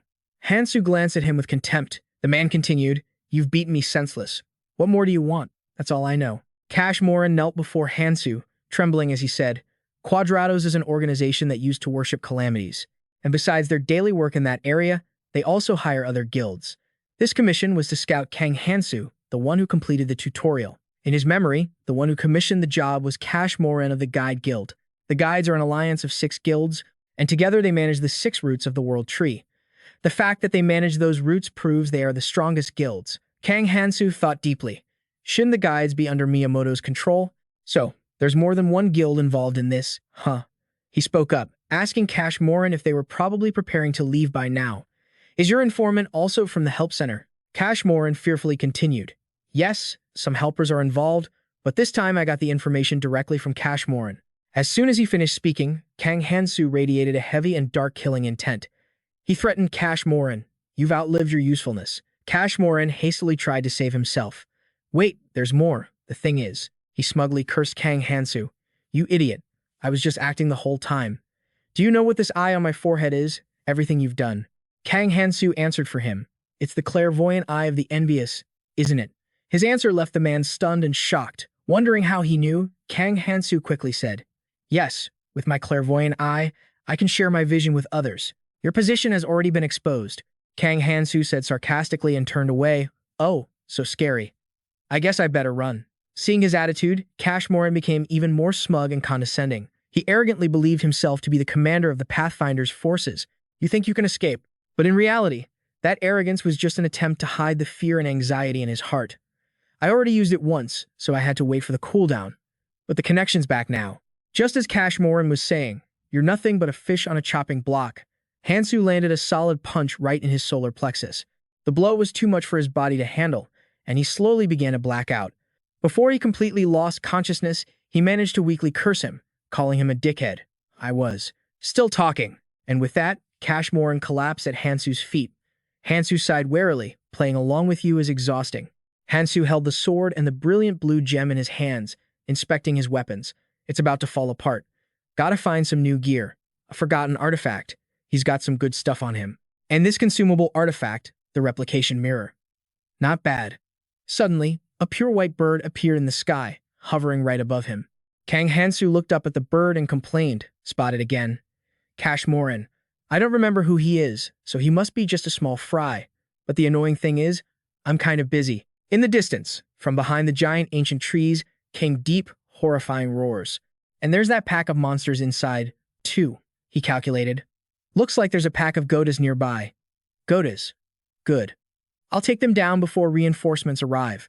The thunderous sound of animal footsteps echoed like a storm, proving that it wasn't just one monster on its way.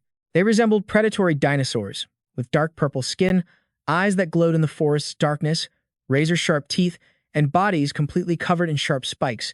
Gadas, a species of monster that hunts in packs. The Gadas monsters were chasing three suspicious-looking people in cloaks. One of them shouted an order. Everyone, use stealth.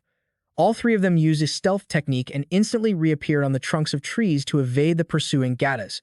They panted heavily after the relentless chase. One of them, Chen Quadrados, spoke up. That was too damn close. I thought I was a goner. This is why I didn't want to be the bait. Another person asked, how many more Gadas do we need to lure? Chen replied, the more, the better. They sat on the trees to escape the pursuit of the monsters, ferocious beasts on the ground below. However, since we have to hold our breath to use stealth, using it continuously is really difficult. For now, let's just lure them to the valley. We can rest there before continuing. Chen asked in annoyance, by the way, where is that brat? His only job was to bring the rookie. What's taking so long? Someone else replied, you mean Gazu, the one who took the request? Chen said tiredly, yeah. He's probably off slacking somewhere again. While the rest of us are doing all the work, he then looked up at the sky, and they all saw the same pigeon that had appeared before Hansu. And now it's here. The bird landed on Trang's hand. A blue carrier pigeon. There's only one person who can materialize a pigeon. With this much detail. It seemed Trang had realized something serious. He ordered the other two. Let's go. There's an urgent message for us to head to Kukuza Lake. From the perspective of a groggy Cash Moran, he saw Trang sneering down at him. Did you really lose, you Moran? Cash Moran sat up after being unconscious for a while. He said, lucky for me, I passed out in a low-toxin area. My leg almost got completely fried. What about him? Trang replied, he had already knocked you out by the time I arrived. He's long gone. Trang mocked him. Are you telling me that someone who survived inside a calamity fish like you failed to capture a little brat, and now we have to clean up the mess you made? Cash Moran cursed. Damn it, my weapon. What the hell? What's with this wound? Suddenly, a hazy memory surfaced in his mind. Kang Hansu was holding a packet of medicine and telling him, sleep a little longer. I'll give you this gift. In return, I'll be taking that decaying weapon of yours. He was stunned. What the? Get up. We have to report this. Cash Moran sat on the ground, clutching his head, trying to remember something. Shut up. I remember he said something. Trang, growing even more frustrated, snapped. What about her? Are you addicted to poison or something? He ordered another man. You. Carry him. We're returning to the airship. Trang raised his hands, creating a pigeon, and said, just in case, I'm going to contact the nearest commander. And the client, too. The blue carrier pigeon was a support skill that allowed messengers to communicate with each other. My carrier pigeon can only send the most basic information, but it has to be crystal clear. But it seemed his bird reached its destination only to be snatched out of the air. Brutally, the bird was destroyed, vanishing into nothingness. Pathetic fools. Moran gave a cold command. Let's go. Follow me. In a flash, Moran appeared right in front of Trang. Trang exclaimed in shock, Sir, you're here so fast. I just sent the pigeon. Moran coldly shoved him aside. Get out of the way. Moran looked down with contempt at the pathetic sight of Cash Moran on the ground. Well, look at you, Cash Moran. You actually dare to show your face here, after getting your ass handed to you by some rookie. Cash Moran deliriously muttered his own name and title. Cash Moran. Cash Moran. Pathfinder. Force Commander. Unexpectedly, the man flew into a rage and punched Cash Moran in the solar plexus again. Who the hell do you think you are to say my name? Moran stepped on Gazu's body and sneered. I never expected the Quadrados to become this useless. So, what are you going to do with this piece of trash? Chen bowed his head in apology to Moran. We will take full responsibility. Just then, a subordinate noticed something and quickly reported to Moran. We've got trouble. The goddess pack we gathered in the valley, they're breaking out and heading straight for us. Hundreds of Gadas are following the trail. Their trail, which was leading them straight to where Moran and his subordinates were standing. How is that possible? Trang thought in a panic. Once a Gadas pack starts running, they can't change direction. I used that very trait to lure them into the valley. They were all shocked and confused, asking, why would they break out of the valley and head here just because we took one of their young? Moran pondered for a moment, his eyes landing on a suspiciously purple bandage on Gazu's wound. He then cursed at Cash Moran. You idiot. Then, before Cash Moran could react, he stabbed his knife into the man's unhealed wound. Cash Moran grabbed his leg and screamed in agony. My leg. Model Moran furiously cursed. You just brought back another piece of trash. Morin pulled the knife from Gazu's thigh. Stuck to the blade was a packet of powder that Hansu had been holding. This is the blood of the Gadas. It'll lure them here, and it even has an amplifier to increase its effect. If I hadn't used Erin's tracking, no one would have ever known. Morin thought to himself, Hansu is a rookie who just arrived in the red zone. Yet he knows the Gadas traits well enough to lead us into a trap. Realizing something, he let out a loud, amused laugh and said, "Now this is interesting." Morin ordered Chen, "You there, bring Kang Hansu to me. I need to see his face for myself." Chen looked down below the boat, frightened and worried. But there's a swarm of Gadas down there. The boat won't last much longer. Morin furiously repeated himself for Chen. "Let me make myself clear." A mystical purple light appeared on his hand as he said, "I'll handle things here." Chen was anxious, but Morin grabbed Trang by the collar, threatening, "Don't make me repeat myself." Flames erupted from his hand, creeping up Trang's collar. Trang screamed in terror, "Fire! Please, help me." Morin threatened, "Hurry up and bring him here, or I'll throw you to the Gadas for food." He said it with a cunning, sly expression that terrified the other man. Morin said, "I'll handle things here, so make your choice, now." With that, he threw a screaming Chen to the floor. Morin's entire body was then enveloped in purple light and crackling lightning. Morin channeled magic in the palms of his hands, taunting Kang Hansu. "If you think this is enough to stop me, you're dead wrong."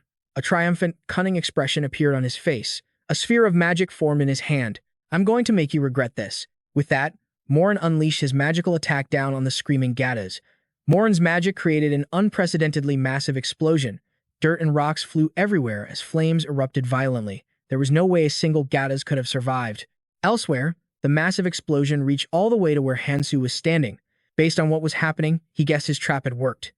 Hansu said proudly, "I just bought myself a little more time. Time to keep moving." Kang Hansu stuck a flask into the ground and pulled it back up. He looked at it and complained, "Are dried bones the only nutrients here? Not eating for 2 days is making me exhausted." The world trees had their massive roots submerged in water, and a nutrient-rich liquid flowed through them. Some roots absorbed toxic water, while others purified and detoxified it. Kang Hansu told himself, "I have to find the roots with nutrients." But ever since the world tree died, the number of nutrient-rich roots had decreased. He held a pouch of food ingredients. "I have almost all the ingredients I need now, thanks to this selfish rich guy's food pouch. It'll be more effective if I leave here soon. The only thing left is the deep lake in the tunnel where the adult Kukunza live." Hansu was standing on giant tree roots. "This isn't a structure with shallow water like back there, so I'll have to build a bridge." In his hand, he held some black, seed-like pellets. They were lily pad seeds, which absorbed toxic water to grow into giant lily pads. He then dropped them into the water, and the seeds quickly bloomed upon contact. They blossomed on the water's surface, forming massive lily pads. Kang Hansu jumped down from above and used the leaves to cross the river quickly and easily. He drew the green sword he'd taken from Cash Morin. "It'd be easier to just guide myself up, but I'll go on my own." Just as he finished speaking, bull-headed monsters emerged from the water, attacking the lily pad where Hansu was standing. Let the hunt begin. Elsewhere, Morin stood amidst the chaos, surrounded by a sea of fire and the corpses of the Gadas he had annihilated. He asked Rachel, "Has the messenger bird arrived yet?" With that, he turned back towards her. She replied that it was still on its way. Morin turned to Cash Morin and said, "The most powerful reconnaissance skill can only be used once a month, and Hansu just wasted it." He bent down, grabbed Cash Morin by his shirt and threatened, "If you hadn't taken on the role of guide, we in the Quadrados would have thrown you into the poison sea along with Hansu." Morin stood up and said to Rachel, "Take me to the last location." Rachel remained still and asked, "Are you planning to go alone?" He gave a sinister smile and said in a mocking tone, "Yeah. Hunting prey with my own 2 hands is fun, you know." Morin said to himself, as if it were a warning to Hansu, "Hansu, don't even think about running." Below the giant tree roots, where Hansu had created the large leaves, his face was visibly pale, his breathing was ragged, and his body staggered. Kang Hansu reminded himself that his stamina was almost gone. He raised the hand that was still holding the sword, but because his strength was nearly depleted, he could no longer grip it tightly. Looking at his trembling hand, he thought, "It's hard to even swing my sword now." Gazing at the large creature sprawled out on the water, Kang Hansu thought, "This is the last Kukunza heart I need." He was completely unaware that in the distance, someone was drawing a bow, preparing to shoot him down. Just as the arrow was about to be released, Hansu sensed the danger from behind, which startled him. The arrow barely missed him. Luckily, he had jerked his head to the side. As a result, the arrow pierced straight through the monster that Hansu had just taken down. The arrow's power was so terrifying that it hit the monster and blew its corpse into 100 pieces. It turned out the one who shot the arrow at him was Trang. He said in frustration, missed. Based on the arrow he'd just shot, Kang Hansu judged that a precision-type skill would be hard to avoid. Before he could recover, Trang fired off several more powerful, destructive arrows.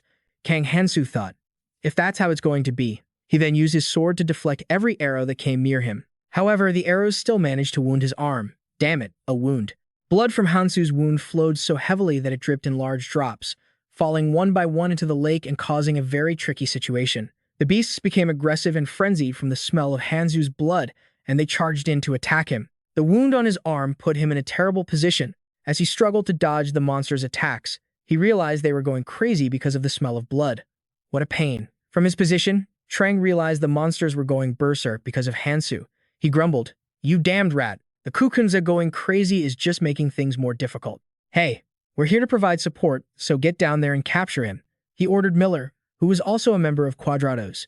This surprised her, and she asked, "What? You want me to go down into the Kukunza swamp? The splashing water will ruin my hair." Chen furiously yelled at Miller. "Otherwise, he'll get away. They only chase after the ones who are bleeding, so what are you so afraid of?" This made her cover her ears and obey. "All right, stop yelling. You'll get wrinkles," Chen reminded her. "I'm sending the pigeon. You go handle him, understand? We have to take him alive." With that, Miller landed on the surface of the lake where Hansu was struggling with his wounds. "So, take him alive? Huh, fine by me." She pulled a sharp dagger from her side, taunting Hansu. "You better keep me entertained until we're both exhausted." Seeing her about to make a move, a coordinator sent someone to support Miller. "Just make sure he doesn't run." A thick, murderous aura emanated from Miller, proving she was dead serious about fighting Hansu. "It's been a while since I've had a proper fight like this." In a flash, she darted across the giant leaves, rushing toward Hansu with incredible excitement. "Let's play." Miller continuously attacked Hansu, but he maintained a solid defense to protect himself. Suddenly, a monster lunged at him. Hansu spun around, raising his sword into a defensive stance, then moved in and eliminated the monster with a single slash. It was one problem after another. Before he could even catch his breath, Miller appeared behind him. "Where are you looking, handsome?" As the blade neared Hansu's face, he recognized her. She swung the dagger at him without holding back. Hansu quickly twisted to dodge the attack, and then he swiftly kicked Miller in the side. The blow injured Miller and sent her flying away from Hansu, but she was still able to get up and assume a defensive stance quickly. For someone on the verge of collapse, you're still pretty tough. Miller wiped the blood from the corner of her mouth and said arrogantly, "I'm going to make you pay for scarring my face." She had no intention of letting Hansu go. "I'm not going to go easy on you, even if you surrender." A look of exhaustion appeared on Hansu's face. He analyzed Miller's every action and attitude. "She gets closer every time the Kukunza go crazy for blood. If I cause a commotion, it'll be dangerous." He assessed the current situation for both himself and his opponent. The situation is in her favor. The longer this fight drags on, the worse it is for me. Thinking from another angle, he came up with an idea. "So why don't I change things up a bit?" His hand tightened on his sword's blade, and he gripped the hilt firmly. Miller noticed the change in Hansu's posture and attitude. It turned out Kang Hansu had extended his sword, turning it into a whip-like chain that he launched at Miller. Miller managed to block his attack. She said contemptuously, "What? I thought you were so smart, but it turns out you're not all that." She mocked him. "Isn't that formless sword Garisu's weapon? You shouldn't go around stealing other people's weapons like that." Then she looked down at the wound on her hand with a smug expression. "A wound like this?" Miller was stunned when she realized the wound was more serious than she thought. "What? The wound isn't healing. Why is it getting bigger and bigger?" She didn't realize her own blood was dripping into the lake water. Dazed by the wound, she was caught completely off guard as a monster leaped from the water to attack. "This can't be," she screamed in panic. Chen, watching from above, couldn't understand what Miller was doing and urged her on. "What the hell are you doing? Seize the opportunity.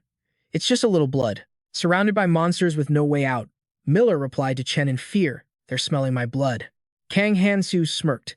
In his hand, he held a special power, the Ring of Numaha. Its second ability, Hemorrhage.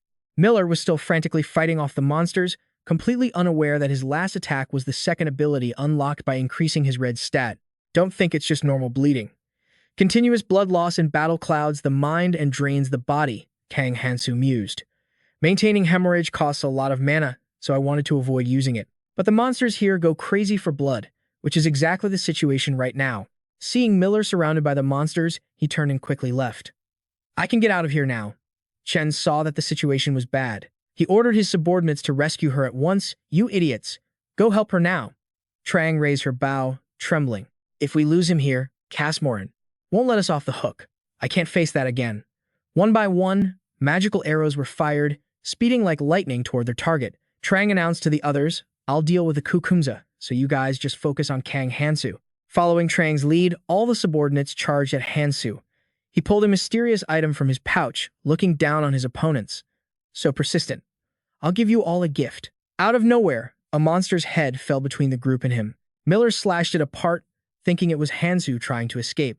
That won't work on me. When she looked again, she noticed the blood. Is this Agatis's head? Hansu reminded her. Did you know? Gata's blood is the perfect lure to make the Kukunza go into a frenzy. They won't think twice before charging straight at you, he continued. Imagine what they'll do if you're covered in Gata's blood. Before he could finish, the crazed monsters swarmed Miller. She and the other subordinates were horrified. They were frozen in place. You lunatic. Hansu looked down from above as they struggled against the monsters and laughed. Have fun with them. Hansu gently touched the trunk of a tree and noticed that its roots were all withered too. Looking at his surroundings, he grew worried. At this rate, everything will be barren by the time the rescue party arrives. It's spreading so fast, I'll have to check the areas above, too.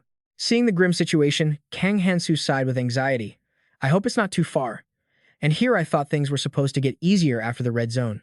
He continued to check the surrounding area. As he walked, he muttered a curse at Kenian. If I ever see him, I'm going to beat him to a pulp. Elsewhere, a group of bandits was harassing some pilgrims. The leader spoke up. Look, some people from the sky. He mocked them. Fell down and got lost here, you idiots. This is our territory. The captured group began to beg for their lives. But the route down below is completely out of nutrients. We can't take it anymore, and the liquid the rescuers brought is all gone, too. Please, sirs, have mercy on us. But instead of listening, the men just shot back. Why didn't you manage your resources better? This route belongs to our guild. The leader, holding a vicious-looking knife, threatened the other group. You newbie runts. You really think you can take this from us? He said. Newbies are supposed to go hungry for a bit, aren't they? Everyone was seething with resentment, but no one dared to protest. In their minds, they thought about how hard they'd struggled just to get here. And this place they fought so hard to reach was a decaying world tree. Naturally, the roots below had no decent nutrients. The upper roots were rich in them, but they were also overrun by monsters. Every time they tried to climb, some gang would block their way. Were they just supposed to starve to death? Suddenly, the leader yelled ferociously, Who the hell are you? When did you get here? Catching everyone's attention, he had just started yelling at the stranger to get lost when he took a heavy blow to the stomach. One of the pilgrims recognized the hero who had saved them. It's you. The man realized it was Kang Hansu, the one who had taken down the leader of that gang of thieves. Seeing this, his underlings yelled for the others to run away. He took down the captain in a single blow. Let's get out of here. As for the pilgrims, they were filled with joy and hope. They ran off. Can we get the liquid now? I can't believe I'm seeing the day I'd be thankful for this. All of them, as one, rushed forward with their flasks to get some food. Johan was impressed that Hansu solved the problem in a single move. While Hansu was collecting nutrients, Johan approached him and asked, You're Kang Hansu, aren't you? Long time no see. Hansu jumped down in front of Johan and asked, You know me? Johan replied, You don't remember? We were even on the same ship. Johan continued, What have you been doing lately? This is the first time I've seen you since that day. He was incredibly grateful to Hansu. Well, it's not that important. It's just great to see you again. Thank you. If it weren't for you, we would have all starved. Hansu replied casually, I only did it because I wanted to eat too. Help yourselves. Seeing his chance, Johan asked, In that case, could I ask you for one more favor? You must know, right? Though nothing was said, Hansu probably didn't want to get involved in these things. The resolve of a man pushed to his limit was clear on Johan's face. That ship we used to be on. We need it. He explained his reasoning. All the paths are blocked, so we need to use the ship. Before Johan could even finish, Hansu immediately shut him down. No. He turned to leave. A flustered Johan rushed to explain, I'm not just asking for a handout. The nutrients here could run out at any time. The calamity fish are destroying the outer roots, so let's use the ship to go up together. Kang Hansu reassured him. That won't be a problem for much longer. It's all about to be resolved. He said, breaking off a bud with his knife as he reminded Johan, You all will be safer here. Don't even think about going up. Johan asked indignantly, What are you talking about? Kang Hansu threatened him, I'll kill you. He declared confidently, I'm going to use the ship to kill the calamity fish that are attacking the world tree. I'll kill the calamity fish myself, so you don't have to worry about dying. Hansu's answer left Johan surprised and stunned. He chased after Hansu, asking, "What do you mean by that? Please, explain yourself." Hansu gathered the fruit in frustration, thinking to himself, if the calamity is gone, the red zone will recover and everyone will be safe, so I'm not wrong. Johan was tearing at his hair, extremely worried. I don't know what you mean, but you've done so many impossible things already, so maybe it's true. I just want to ask you one thing before you go. Why are you trying so hard to save everyone? Johan's question made Hansu freeze for a moment. He even asked himself, why am I? I have to save as many people as possible. That's the reason I came back. After answering, he fell back into thought, doubting himself. But, is that what I really want? Seeing him pause, Johan asked, Kang Hansu, why did you stop? Hansu turned and tossed a stone to Johan. He explained, it's a mimic stone. It'll be useful. Just keep it. Then he turned and walked away. Johan quickly called after him, hey, wait.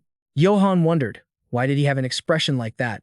Holding the stone Hansu gave him, Johan thought, that guy. He's truly unbelievable. He thought back, but it's just like that time he got the ship for us. Back then, we also thought he was talking about impossible things.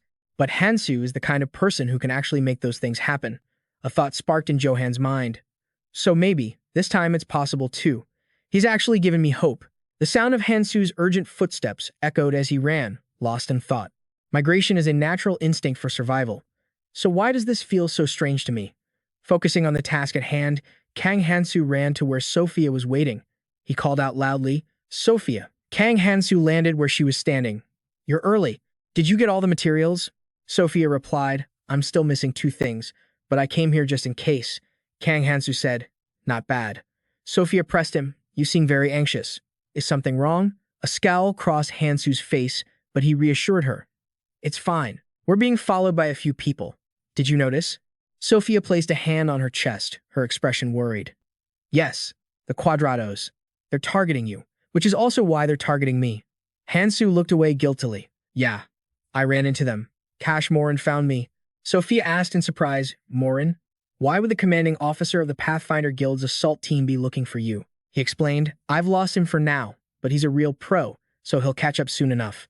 Sophia reminded him impatiently, he's not just some ordinary enemy. No matter how strong you are, you can't fight him one-on-one. Hearing this, Hansu held out his hand toward her and made an offer. Then, let's team up. He laid out the plan he devised. One person would continue gathering materials, while the other would act as a decoy for Cass Morin. Sophia couldn't fathom what was going through Hansu's mind. Don't you understand? The Pathfinder Guild is one of the ruling guilds in the Red Zone. That organization.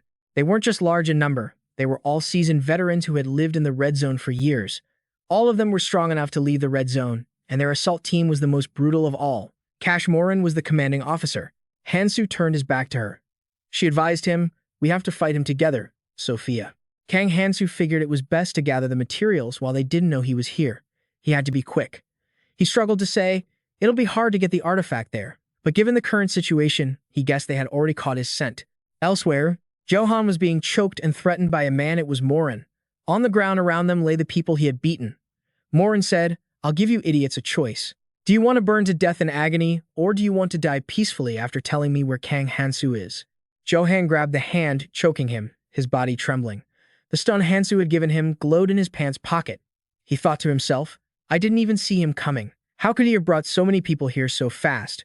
Around them, bodies were piled up like mountains. Johan was terrified and trembling. He said, we don't know who that is. Johan told Morin he had the wrong guy, which did nothing to calm his rage, instead making it boil over. Suddenly, Morin released his grip on Johan's neck, causing him to fall backward involuntarily, desperately gasping for air. Johan lay sprawled on the ground, coughing uncontrollably. The man bent down and asked, your name's Johan, right? Before he could answer, Morin placed a hand on Johan's head. Then with horrifying strength, he grabbed his head and slammed it into the ground, mocking. A rookie who doesn't know his place. After the impact, he lifted him up again, blood pouring from Johan's head like a fountain. Morin cursed in frustration. Such a damn liar. He used his other hand to point at his own nose and asked, don't you know that lying makes you stink? I know he came through here. Aaron and Locator. That was his tracking skill. Thanks to Morin's ability, he spotted Hansu's blue-colored tracks. He erased his tracks, but I can still smell the scent he left behind. Morin held up a blood-stained, tied-up bundle. He said his mistake was leaving this trail, even if he was trying to lead me into a trap. Johan, collapsed on the ground, was both terrified and exhausted. Morin tossed the bundle aside and said, "Now, let's get down to business." He asked, "Where's Kang Hansu?" Johan was scared and trembling before his overwhelming presence, but he stubbornly pretended he wasn't involved. "I really don't know." Morin knew he was lying. "You still reek of deceit. Then I guess this is it." Casting a fire spell, his eyes flashed with cruelty. "Die." Morin raised his hand high, preparing to strike Johan down. But then, he suddenly stopped. Johan trembled in fear. Then, the man grinned slyly as Morin turned to look in another direction. He chuckled. "I can smell him." From a distance, a tall figure appeared. It was Hansu. Morin shouted in excitement. "There you are." Kang Hansu approached, asking with a smirk, "Were you looking for me?" Morin stood a short distance away and confirmed, "Are you really Kang Hansu?" But Kang Hansu's body was translucent. He challenged the man, "Come and get me." Just as Kang Hansu said, I am Morin launched a kick straight into his face. He stomped him to the ground, sneering. Just a cheap trick. It turned out to be just an illusion he had created. It was an artifact that consumed an illusion stone to create a simple clone. It must be in that guy Morin's hands now. Morin held up the stone Johan had been holding and declared, "Looks like that fool got robbed of everything. Lucky for me, the scent hasn't completely faded." He was thrilled by Hansu's provocation. "Even if it's bait, I'll gladly chase you." At that very moment, Johan was struggling miserably on the ground. Hearing Morin's words, he couldn't help but worry for Kang Hansu. At the Kukunja breeding pool, a place Kukunja created solely for reproduction, Kang Hansu was sitting on the branches of enormous ancient trees. It was made by uprooting the outer roots of the world tree and filling it with nutrient fluid, which almost neutralized the poisonous upstream water. He examined his body, noting that the nutrient he just drank was working well. "My wounds are all healed." Kang Hansu noticed something was off. "Looks like the illusion has disappeared, too."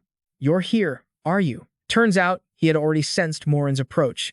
The man stepped forward and provoked him. "Tired of running, are you?" Holding some kind of insect, Morin taunted. "Because a filthy little rat like you has finally shown its tail." Kang Hansu was just as defiant, retorting arrogantly. "You should be grateful. Your hound dog nose is even worse than I thought. You couldn't have found me without my help." Morin shot back. "What are you talking about?" He scoffed at his words, then suddenly burst out laughing as if he'd heard the funniest joke. Morin conjured fire magic in both hands and got into a ready stance. He jested. "You're really entertaining. Quite the comedian. Let's see if your skull is as hard as they say." Then Morin got into position, looking like he could charge at any moment. He warned, "If not, you'll burn to a crisp in my hands." Kang Hansu accepted the challenge. Fine. Then he reached into his pocket, about to take something out. But suddenly, he turned and ran, shouting back, "Not today. Let's play hide and seek again next time." He left the man so stunned he couldn't react. Morin went ballistic, cursing, "You bastard. You dare run right in front of me." He immediately charged after him. "You think I'm going to lose your trail?" As he ran, Morin chanted a spell that turned into a red fireball, which he then hurled at Hansu. The powerful azure flame technique shot forward, hurtling towards him. Kang Hansu quickly spun around to dodge the powerful magic spell. In his hand, he held the Quaitro seeds he had taken from his pouch to counter Morin. Kang Hansu threw the seeds into the water. Red-green art, Quaitro seeds. The seeds in the water quickly sprouted and grew. They transformed into giant leaves. He assessed. The poison concentration in the breeding pool is very low, so they won't last long. The Kang Hansu quickly stepped onto the leaves to make his escape. "As long as I can get inside, it'll be fine." Morin chased him to the water's edge. "You think you can escape just by going into the water?" He continued to shoot fireballs at Hansu. He challenged, "Come out and fight me hand to hand." The two of them gave chase across the water on the giant leaves. Hansu saw Morin right behind him. He thought, "Good, he took the bait. Now then." Hansu then drew a green sword, a blade coated in the fluid from Gaddaz's body. He raised the sword and slashed his own palm. He planned to mix in his own blood to enhance the scent. Drop by drop, Hansu's blood fell into the water. He calculated that the smell of prey would attract the Kukunja flock, who were on edge during their breeding season. Instantly, the monsters lurking beneath the water's surface began to rise. Hansu quickly got out to evade the monsters' attack. He knew this would provoke them, making them easier to catch. They then turned towards Morin, the one chasing Hansu, the intruder who dared to violate their nest. Morin wasn't fazed in the slightest. He reacted instantly. "Is that all you've got? It seems you don't know how to do anything else. Did you really think I'd stop chasing you just because of some Kukunza?" Three of the monsters lunged to attack him. Morin already had fireballs prepared in his hands to counter. He launched his Azure Flame technique at the monsters and said smugly, "I'll just burn them all and tear them to shreds." Chunks of the monster's flesh rained down. Morin arrogantly boasted, "Didn't I tell you? I just need to eliminate them." Kang Hansu didn't flinch. On the contrary, his face showed a look of triumph and contempt. The man stopped and pointed at him. "Kang Hansu, it's your turn. Running away won't change anything. Why won't you face me?" Kang Hansu calmly replied, "That's a fair point." Morin was surprised. "Why are you acting so calm?" Kang Hansu assessed the current situation. In a water environment, there was no better artifact than Ahun Kiris's breath. Morin would surely chase him into the lake. He said one thing to Morin, "Take care while you're returning my stuff." Then he dove straight into the lake, catching Morin off guard. What the? The man had underestimated Hansu and cursed. That idiot. Does he think I won't dare follow him into the water? Morin immediately cast a fire spell. If I just sit and wait, he'll have to come up for air eventually. But I prefer to hunt rather than sit around waiting. He then unleashed a series of attacks down into the riverbed. Let's see how long you can last. Hansu swam deeper into the river, but Morin's fireballs shot straight down to his position, unhindered by the water's resistance. Kang Hansu was certain. Looks like he plans to just fire randomly until I surface. If I come up now, I'll definitely be burned alive. At that moment, he knew he couldn't use his Dragon Key technique because he had no magic left, but I already prepared for this. Kang Hansu had a backup plan ready. It was the Anham pouch. Air is stored in the flower buds, causing them to bloom when they release sap. I can hold out for a while with this. From the depths, the silhouettes of two massive monsters appeared, letting out a roar as they shot towards the surface. Kang Hansu quickly dodged them. Knowing their characteristics well, he came up with another plan. The calamity fish weren't the Kukunza's only natural enemy. Finding a monster with a stench so horrible it's hard to get near isn't difficult. Hansu took the Ahan gallbladder from his pouch, a monster organ with such a horrific smell that even the Kukunza would avoid it. He crushed it, causing its scent to spread through the water. The monsters quickly caught the distinct odor. Because it was so foul, all the monsters swiftly moved away from where Hansu was swimming. I'm sure I can get rid of these obstacles with this. Thanks to his extensive knowledge, Hansu quickly swam towards their nest. He knew that Kukunza mix poison with nutrients when they reproduce, and they dilute it to form their nests. Their nests all lead to the sea of poison. I have to get there fast. From behind, Morin used his magic necklace to create a circular shield around himself. Underwater, he launched a powerful attack that flew towards Hansu without any resistance. Kang Hansu grew worried. He's here. Even though it was the Crimson Flame technique, the attack was even more visible underwater. Morin's attack quickly wounded Kang Hansu's arm. He couldn't help but cry out in pain. It only grazed me, but he started thinking in another direction.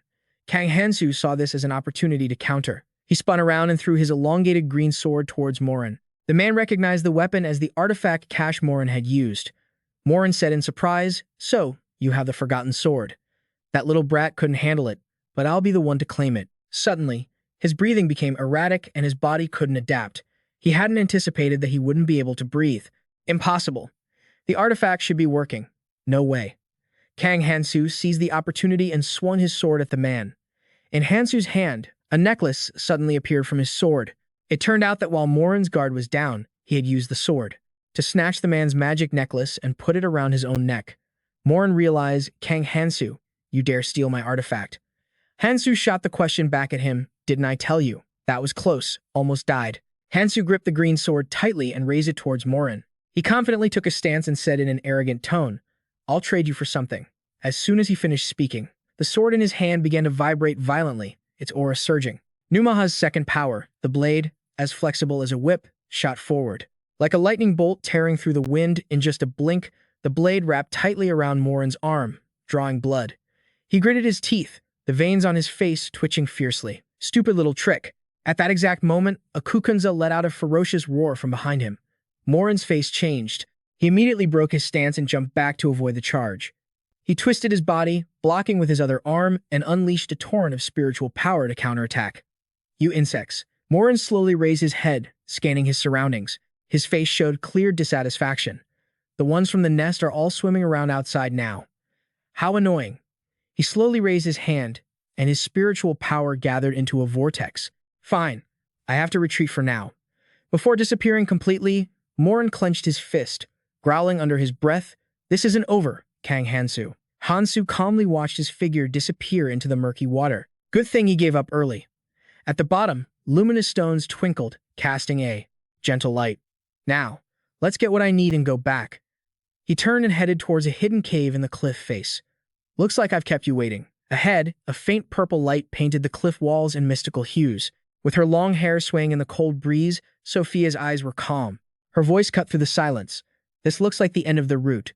Come to think of it, this is where I first met Kang Hansu. The worry on her face was clear in her wavering eyes. Her hands clenched unconsciously. When is that guy going to show up? I should have just fought the guide. I hope he's okay. Sophia adjusted her glasses, her eyes scanning the area. But more importantly, where is the ship he was talking about? There was nothing to be seen, just dark cliffs and the unusually calm water below. There should be a lot of people looking for that ship. It's supposed to have room for 500 people. If he doesn't show up because he couldn't get the ship, then I guess there's nothing I can do. Suddenly, the water below began to churn violently. Like a crashing wave, a sense of disappointment washed over her. But if she were to suggest using the 30-seat ship she owned, she whipped her head around, her eyes immediately becoming wary. The hull of a ship as massive as a fortress emerged.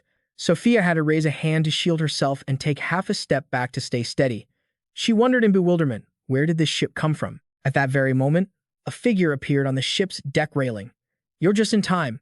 Kang Hansu casually leaned against the railing. With a nonchalant air, he said, Get on, we're setting sail soon. The colossal ship began to glide forward slowly as the sun began to rise. The first rays of sunlight streamed across the horizon. Sophia stood tucked away in a corner of the deck, quietly observing the scene. I can't believe you thought of hiding the ship in a toxic sea like this. I can't tell if you're an idiot or a genius. She turned to him, a mix of confusion and curiosity in her eyes. So, where did you get all that ancient text? He gave a forced, somewhat reluctant smile. Let's just say it was from a friend, though they weren't exactly eager to help. But thanks to them, my magic tower has reached its peak. Sophia spoke with a casual but meaningful tone. The important thing is, how did you do it? Kang Hansu froze, his expression becoming unreadable. What do you mean? Her long hair swayed in the cold wind, her gaze calm. I'm talking about the method for using the seat of waiting. The seat of waiting can only be found at Lake Kokunza, so it's very difficult to obtain. Sophia looked directly at him, her tone heavy. At a glance, there's no way to know it would germinate when dropped in toxic water. And you haven't been in the red zone for very long. A glint of light flashed off her glasses as she spoke bluntly. How do you know so much about the monsters? And the ecosystem here? Not only that, but the stats she could see with her librarian's eye were clear system notifications. Average red zone index, 13%. Strength, 14%. It's high compared to a first-year female guest, but it's not enough. Sophia looked straight at Hansu, a hint of suspicion in her eyes. You have a pile of items that a normal female guest from the red zone wouldn't even dare to dream of. It's not about his low stats, but his knowledge. He became thoughtful, his hand tightening around the crafted item. I can make a stronger item or create something new. Hansu's sharp gaze stared straight ahead as his firm, cold voice rang out. Optimize the original item. Lines of notifications immediately appeared on the screen. Red Zone Formula 1614. Crystallized saltpeter solution of alchemy and crafting for humanity. Then he calmly turned to face her. His eyes and the corner of his lips were full of arrogance. There isn't much, but there are endless ways to use it.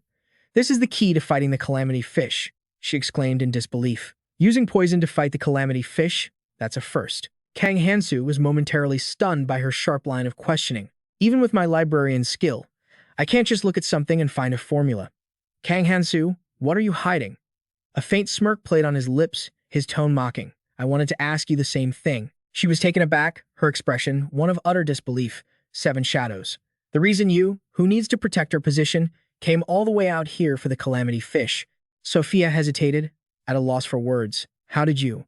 Hansu cut her off, standing up casually. Well, time's up. His calm eyes met hers, his lips moving. It's here. The waves suddenly became unnaturally still. A giant scale silently surfaced, and the system screen displayed a notification. Fish of destruction, the calamity fish. It was quietly watching the ship from a distance. The massive vessel glided forward slowly. Kang Hansu stood leisurely on the deck, looking indifferent. Do you know the way in? Sophia observed calmly and answered firmly. Yes. If there are no problems, we should be able to get through its gills. His eyes instantly sharpened. A flicker of calculation crossed his face. They're about to arrive, too. Kang Hansu's expression turned serious as he warned in a low voice. From now on, you must follow my orders without question. Otherwise, I'll leave you behind. Her posture seemed a bit pensive, but her tone was firm. Don't worry. I won't be a burden. Sophia stared straight ahead, her hand clenched into a fist. As long as we can kill the calamity fish, it doesn't matter who you are. Her eyes filled with determination. Her tone was mocking. My goal is to eliminate that fish. I'm only working with you for that reason.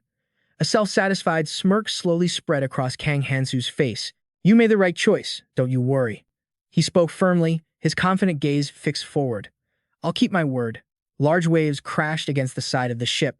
Kang Hansu grew thoughtful. I'll start changing the red zone little by little to build a foundation for my future survival. There's no second chance, so I have to succeed now. The air suddenly became unnaturally quiet, then abruptly. A rain of arrows tore through the wind, hurtling toward the ship. The vessel immediately lurched violently as powerful waves splashed onto the deck. Sophia lost her balance. Her body swayed as arrows pierced the hull, creating numerous holes. The ship's taking direct hits. At this rate, we're going to sink.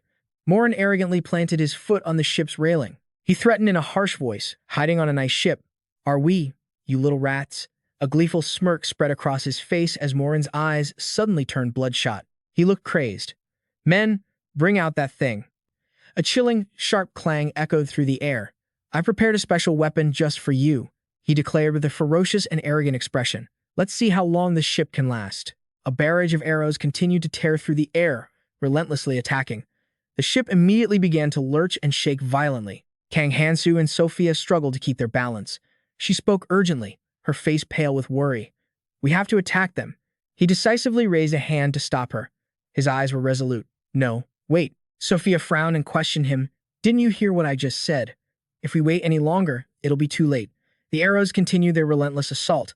Even if this ship was made by a fairy, it's already damaged. And we're only staying afloat thanks to the leaves from the germinated seed of waiting, she mumbled, her eyes wild with panic. If we just keep taking hits like this. Beside them, Kang Hansu calmly spoke up. The calamity fish is very sensitive to magic. He slowly laid out his plan. With a meaningful look, he added, a blow strong enough to sink a ship is nothing to that fish, as you already know. It only reacts to magic or skills. The giant calamity fish surfaces, causing the water to churn violently. It's most likely because of the magic from the world tree. Just a small movement is enough to be lethal when you're near it. Hansu's eyes showed a hint of hesitation, his expression thoughtful. It's true. We're at a disadvantage. Sophia cried out in alarm. Then what do we do? Her face grew anxious, her complexion pale. Did I come all this way just for nothing? What else could be done? He immediately spoke to reassure her, his expression nonchalant. Don't worry. The disadvantage I was talking about is Kang Hansu. He clenched a large stone in his hand, his tone confident. We don't have a good way to fight a long-range enemy without using skills. Sophia froze, shivering slightly. If you can't do it yourself, you just have to call for help. He used another artifact, and a rain of arrows once again tore through the air in a relentless assault. Should I act as bait? But with so many of them, I just need to hold them off for a bit. A moment later, the corner of his mouth curled up in a smug smile. Now then, shall we go fishing? She had also become more confident, her gaze resolute. I've decided to trust you. Let's do it. By now, the ship was completely wrecked. Morin watched arrogantly, declaring aggressively, that ship will sink to the bottom of the sea soon enough. Looks like that guy is nothing special after all. Bring out the rest of the harpoons. I'll force him to jump into the sea himself. Chen's eyes were filled with confusion as his worried voice rang out. But what are they really planning over there? Wooden barrels were thrown down one after another, his expression showing a hint of confusion and doubt. They just keep throwing things into the sea. Is it a trap? The man gave a decisive order, his voice sharp as steel. Doesn't matter. Destroy them.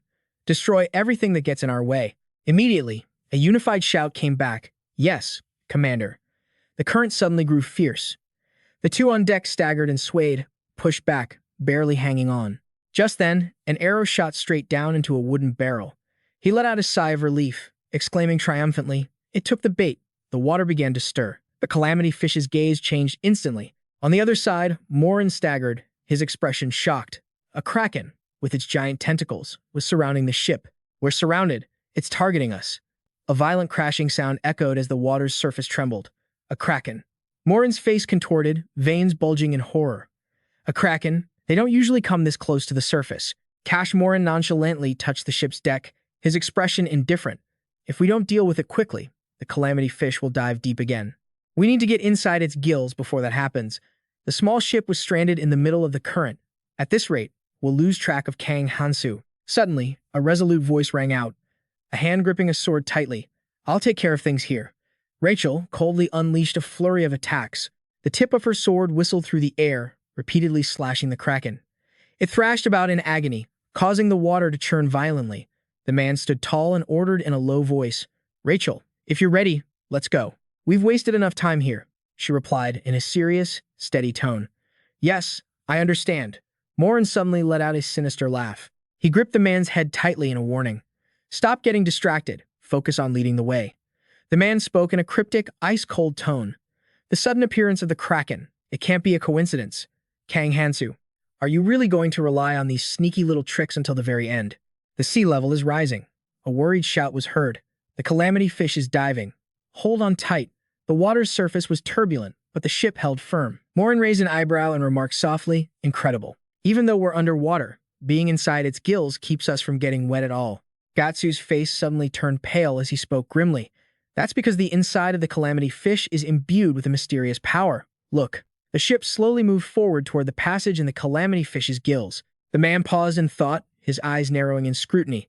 "We just need to go straight down this path, right?" He calmly watched the enormous mass of flesh moving slowly. "The entrance will move around a lot before it closes. We just need to pay close attention to avoid it." From behind, Rachel spoke slowly, her tone heavy as she advised Commander Cash Morin. "Instead of chasing Kang Hansu, we should prioritize this journey." Everyone froze, their expressions changing slightly. "I'm sure you know this as well, sir. We need to recruit promising adventurers to Quadratus." Morin immediately slammed his hand down on the ship's hull. His voice was irritable and dissatisfied. "I know. There's no rush. Once we're inside the calamity fish, we can't get out anyway." He slowly turned his head, his gaze filled with cold, killing intent. "So, what do you think a guy like that can do without a guide? It'd be strange if we didn't come across his corpse along the way." Inside the stomach of the calamity fish. The stomach of the calamity fish was in miniature dimension. This was where everything it ate was sent, forming a large island. Looking at the desolate scenery, one couldn't help but shudder. It was no different from a dungeon. The group quickly moved ashore, surrounded by wreckage. Morin slowly surveyed the area, radiating killing intent. The flow of magic is distorted, so it's quite difficult to sense anything. But his face twisted in displeasure as he thought to himself, "I'm back, and I still don't like this place." From behind, a barrage of dissatisfied questions arose. "Look, there's a wrecked Quadratus ship and a half-decomposed corpse here. We didn't pay to see this, did we?" Cash Morin stood tall and leisurely exclaimed, "It seems you people don't understand. This is a wonderful place, a blessing bestowed by the calamity fish itself. This is the main event." His footsteps were heavy as he moved forward. "The only thing truly absorbed in the calamity fish's stomach is the sap of the world tree. This is where the remnants of Elfenheim, the founders of the world tree, gather." Skeletons were scattered all around, looking terrifying. A crucial treasure inside the calamity fish. Cash Morin suddenly burst into a hearty, crazed laugh. "If this many people are buried here, what do you think happened? With all the artifacts they possessed, a necklace glittered, causing everyone to freeze. It's simple. The only reason I survived my escape from this hell was thanks to the things I found here. Do you want power?"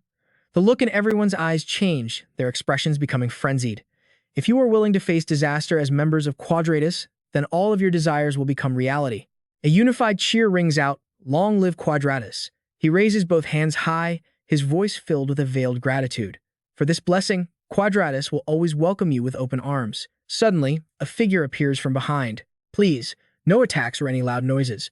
If they hear us, we might have to get out of here fast."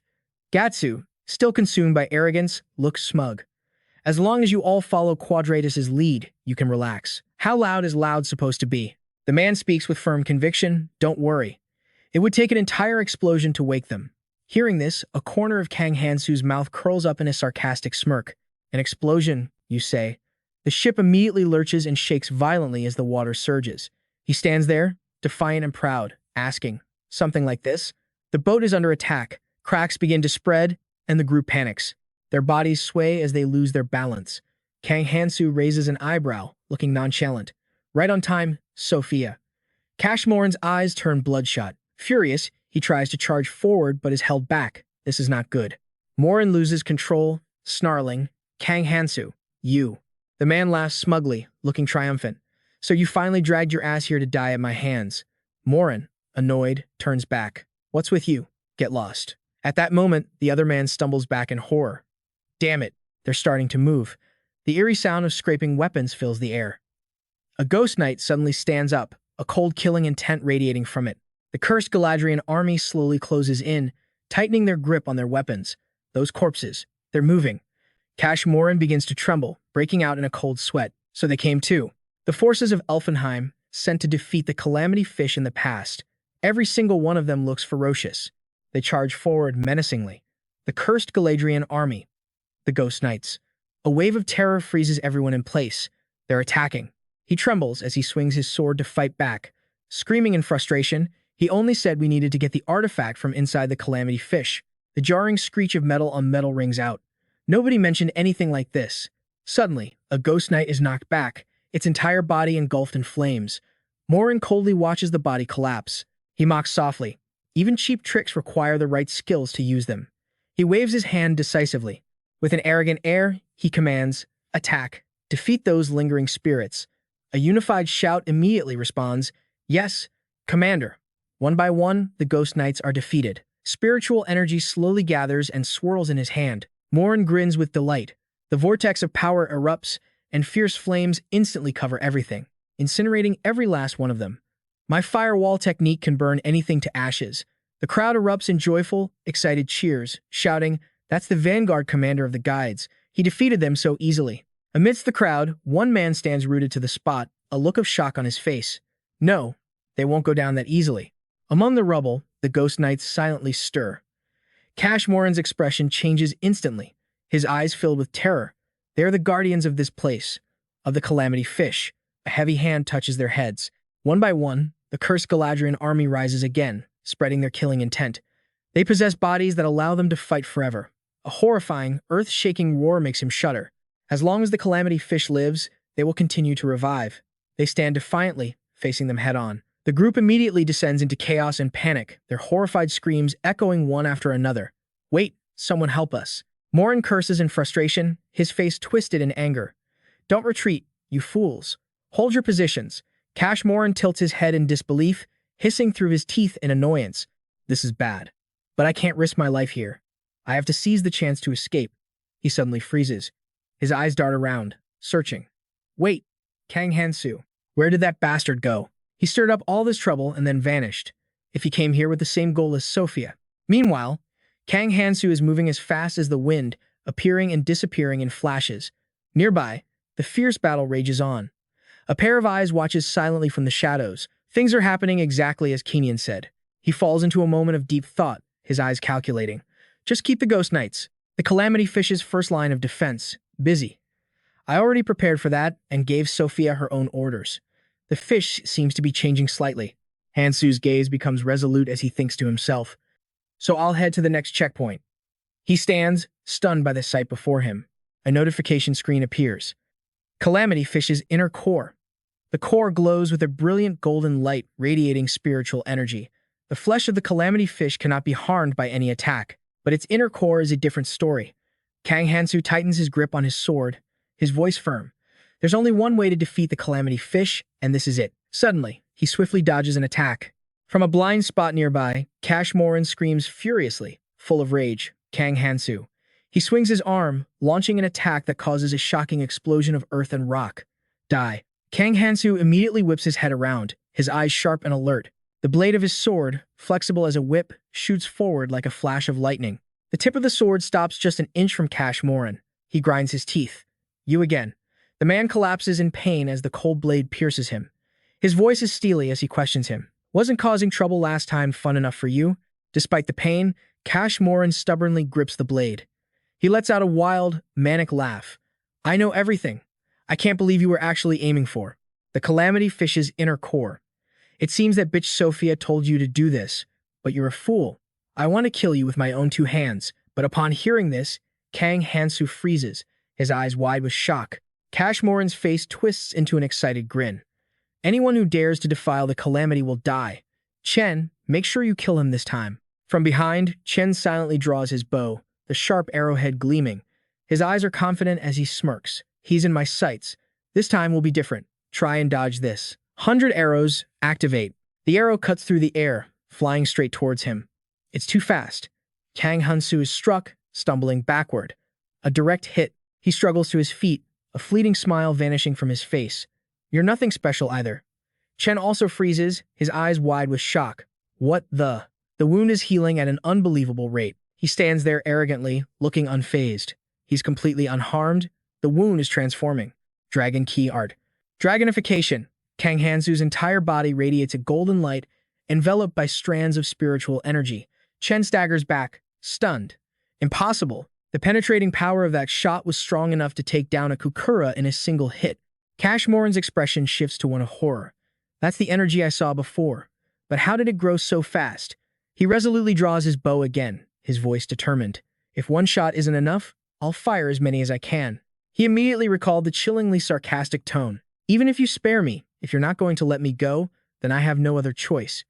Hansu's hand transformed into sharp claws. The dragon key I used has depleted my energy, but I've already figured out what to do. His eyes changed in a flash, his expression turning crazed. I won't hold back. On this side, the fierce struggle with the knights continued as the skulls kept falling. Morin roared in order, his expression urgent. Just attack. Don't give them a chance to regenerate. But the ghost knights kept reviving. As they attacked fiercely, their regeneration speed continued to increase. We can't do it.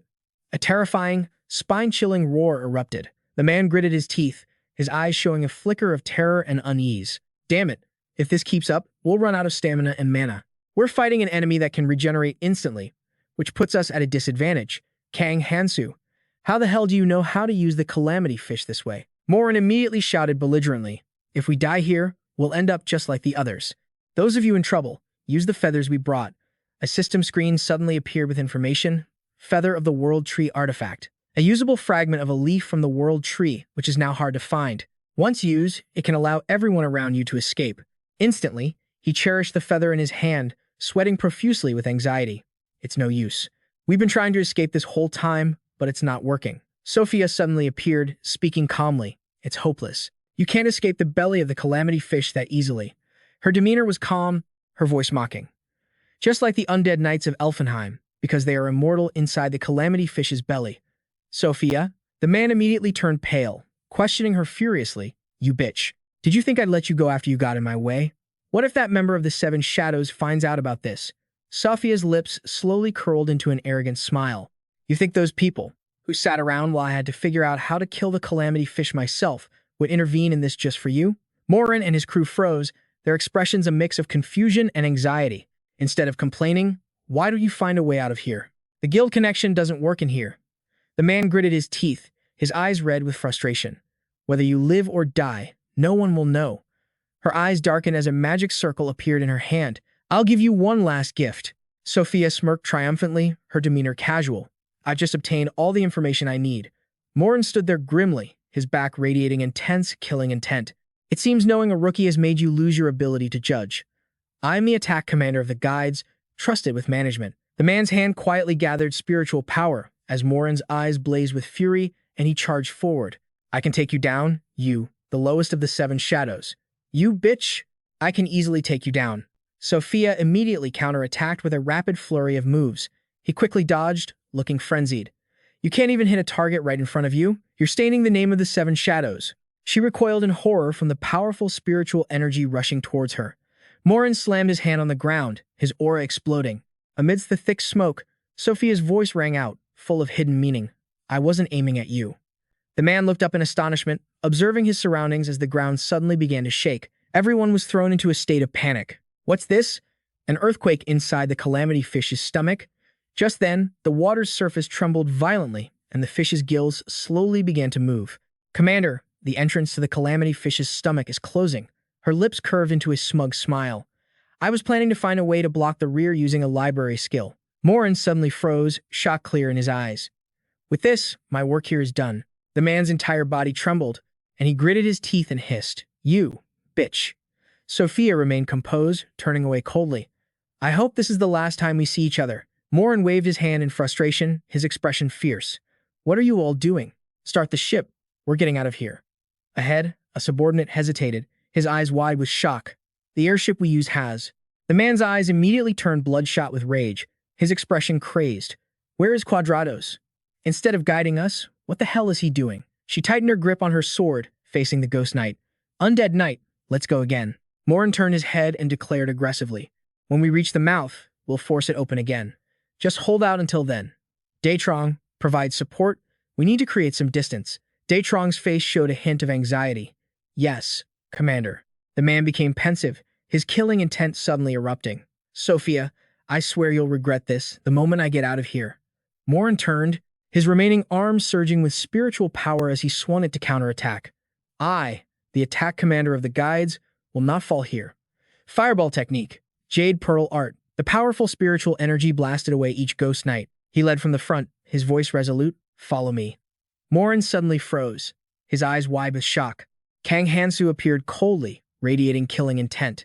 Kang Hansu, the man roared, questioning him furiously. How dare you? He casually dragged Lekaz Morin, who was barely breathing. I guess I look a bit like the villain, showing up at a time like this. Hansu decisively threw him flat on the ground. That's what a warning looks like. If you're planning to make a deal, I'm not listening. Morin's face twisted in frustration, his expression crazed. You arrogant bastard, you're a dead man walking. The man stepped forward decisively, his voice threatening. I was going to take you down without any losses, but things have changed. I've changed my mind. As soon as he finished speaking, he lunged forward like a flash. Hansu's eyes were cold, his killing intent exploding. There's no need for any more chatter. The sharp sword slashed decisively towards Morin. He fell back in pain as the impact created a deep crater in the ground. Rachel ran over in a panic, her anxious voice calling out, Commander. Trembling all over, Morin forced himself to sit up. I was pushed back. Even though he's been running away this whole time, has he gotten stronger by absorbing the ancient words of those Quadrados guys? The man's hand tightened, crushing the rubble. No, even so, he doesn't stand a chance. Morin scrambled up, looking crazed. You think you can face me just because you absorbed their ancient words? I'll crush you and take back the breath of the soul you stole from me. He immediately got into a ready stance, his eyes determined. Cash Morin and his companion said, We will support you, sir. He immediately cut them off with an irritated tone. Get lost.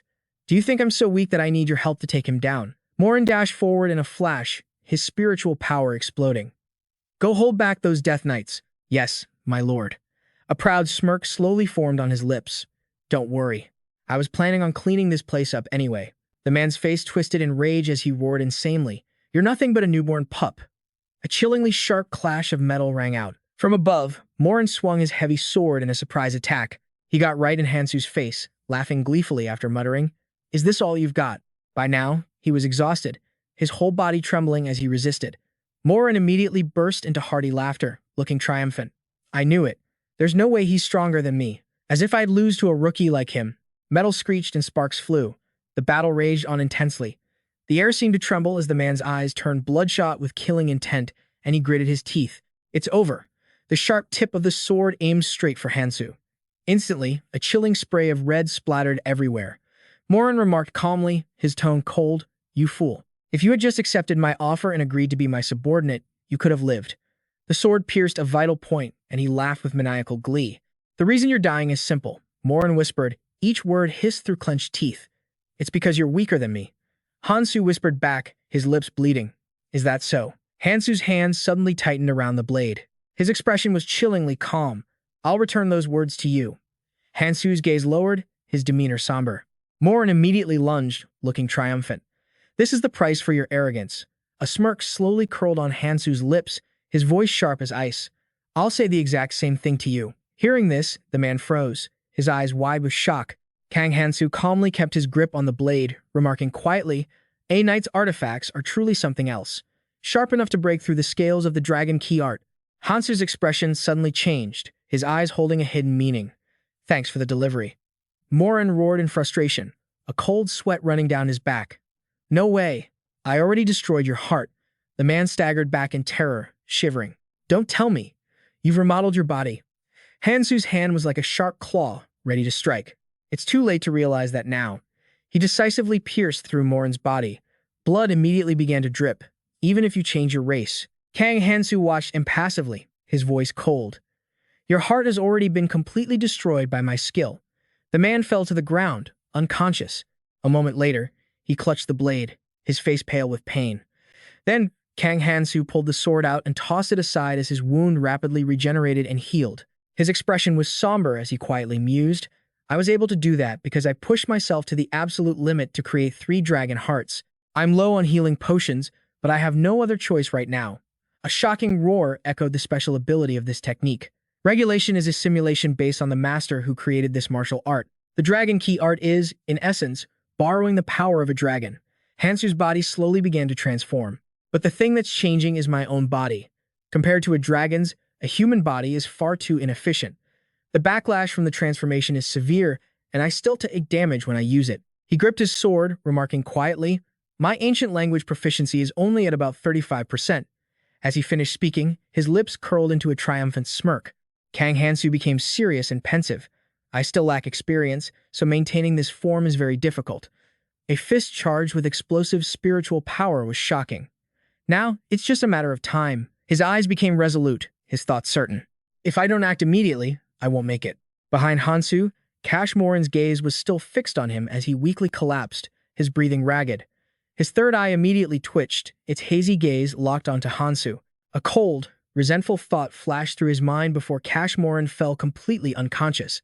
Kang Hansu, I will remember this grudge against you. Hansu carefully observed the scene inside the calamity fish's gills.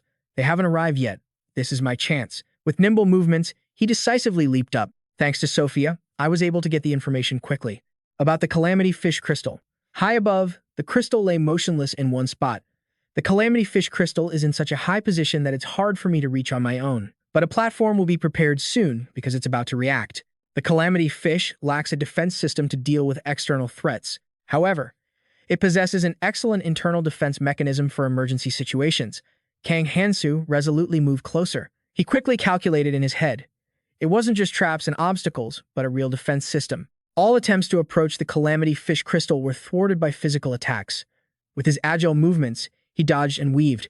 It's simple, but nothing is more effective. Kang Hansu swung his sword, and spiritual energy immediately erupted. I can take them down. But with every slash, they instantly regenerate. Considering the calamity fish's regeneration speed, simply cutting them down won't solve anything. His expression changed as he approached calmly. To stop the regeneration, Kang Hansu slowly pulled a vial of solution from his pouch. He threw it with a powerful swing of his arm. There's only one way, to land a decisive blow on the calamity fish.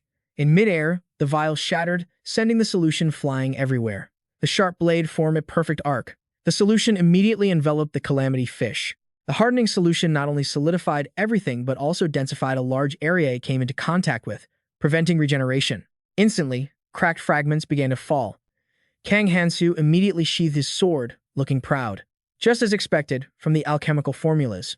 It's really effective. Now that I've confirmed the results, the tip of his sword stabbed downward, shattering a vial and coating the blade in the solution. His eyes were resolute as he got into a ready stance. All that's left is to reduce their numbers. With agile movements, Kang Hansu calmly approached the calamity fish. It suddenly surfaced, causing the area to shake violently. At that moment, on the shore, Min-chun slowly spoke up. What did Ferris say? Aaron Park's face was pale, but he answered calmly. The nearby support members must be on high alert and stand guard. He then spoke in a heavy tone. I've never seen a calamity fish cause such a commotion. The calamity fish was out of control, thrashing violently. What could have agitated it so much? Sophia, with a quiet demeanor, silently skimmed across the water's surface. It's as if it swallowed fire, and is now writhing in agony. Min-chun's eyes immediately widened in confusion. Wait, something's approaching. He quickly waved his hand to stop them. Now is not the time. We need to scout the other areas, and fast. Just as he finished speaking, he was startled by a shocking crash that echoed through the area. There's nothing we can do. Aaron Park was suddenly crushed, collapsing to the ground. She immediately sat up, her voice strained. Any closer and I would have been a goner. Min-chun was confused and stammered. You're Sophia. Where did you come from? Sophia scrambled to her feet, her face filled with panic. There's no time. Move. What? He froze for a moment. Move where? Ahead, the calamity fish emerged, looking absolutely frenzied. The calamity fish is writhing even more violently than before. She fell silent, her gaze heavy. I've never seen anything like this before. The calamity fish. It's in real pain. Sophia quietly sensed each and every one of them. It was a statement that sounded so absurd, one that people would treat as a myth. She clenched her fists until they trembled. I'm furious I couldn't do it with my own hands. But Sophia immediately felt a pang of self-blame as silent tears streamed down her face. Finally, I can be free from the disgusting guilt that has haunted me for so long. An image of Hansu flashed through her mind, and she thought to herself, he really kept his promise. The calamity fish opened its mouth, revealing terrifyingly sharp teeth, a horrifying sight to behold. It thrashed in agony, causing the ground to shake violently. Min Chun turned back in shock as his collar was yanked tight. Over here, Aaron Park was also being dragged away. The ground trembled violently as a terrifying sound echoed, and the two stumbled backward, their faces pale. Sophia forcefully pulled them away from the collapsing debris. A shocked and panicked voice cried out, "What is that? Is the calamity fish throwing up what it ate? But why?" He scowled and demanded loudly, "What did you do?" The corner of her mouth slowly curved into a smirk. "We did it." Sophia smiled in satisfaction, her voice choked with emotion. Kang Hansu succeeded. After speaking, her tone turned serious, and she looked rushed. "We're out of time. We'll get swept away. We have to get away from these roots now." He stammered, "Wait, let go." Michael looked up grimly to observe. "This skill is?" His eyes shifted as he mumbled, "Sophia." Behind him, she spoke in a panic. Looking uneasy, she said, "Michael, if the calamity fish's rage gets any worse, the damage will spread to this area." Michael replied in a cold, low voice, "Have you sent the report?" A hesitant voice replied, "I just sent a carrier pigeon, saying we'll monitor the calamity fish's condition. That's not enough." He turned his head, his voice sharp, "Send another one." Michael's face turned pale, his expression hesitant. A sudden impact rang out, shaking the entire area. This might only be the beginning. Chillingly cold eyes silently watched the imbalance in that area, an equilibrium that had been maintained until now. Inside the calamity fish's membrane, it suddenly shook, sending dirt and rocks flying everywhere. The calamity fish's core crystal seemed to be transforming. Kang Hansu warily stabbed his sword into the ground, his face pale as he let out a long sigh. Just as I expected, Kang Hansu looked up, his eyes filled with determined admiration. Relying on human strength alone is just too exhausting. He bowed his head, deep in thought. The physical strain on my body is increasing from using dragonification. Kang Hansu sighed softly as a thought flashed through his mind. More importantly, the calamity fish's tentacles. They're cursed with a recovery reduction skill. He immediately gripped his sword tightly, his expression resolute. With agile movements, Kang Hansu leaped into the air. A direct attack is the only way to get through this. Claws immediately tore through the air, rushing towards him. He swung his sword decisively in a rapid flurry of slashes. Hansu executed a series of techniques perfectly. The sharp tip of his sword plunged down forcefully. Seeing it flinch, the corner of Hansu's mouth curved up slightly. "So, you can feel pain after all." The cracks began to spread. He spoke nonchalantly. "The subspace that forms its stomach is collapsing now that the core is destroyed." A brilliant red aura spread out. Seeing this, Kang Hansu spoke with a firm voice. The space trembled for a moment, and the cracks instantly shattered. Now for the next step. He moved slowly, silently calculating.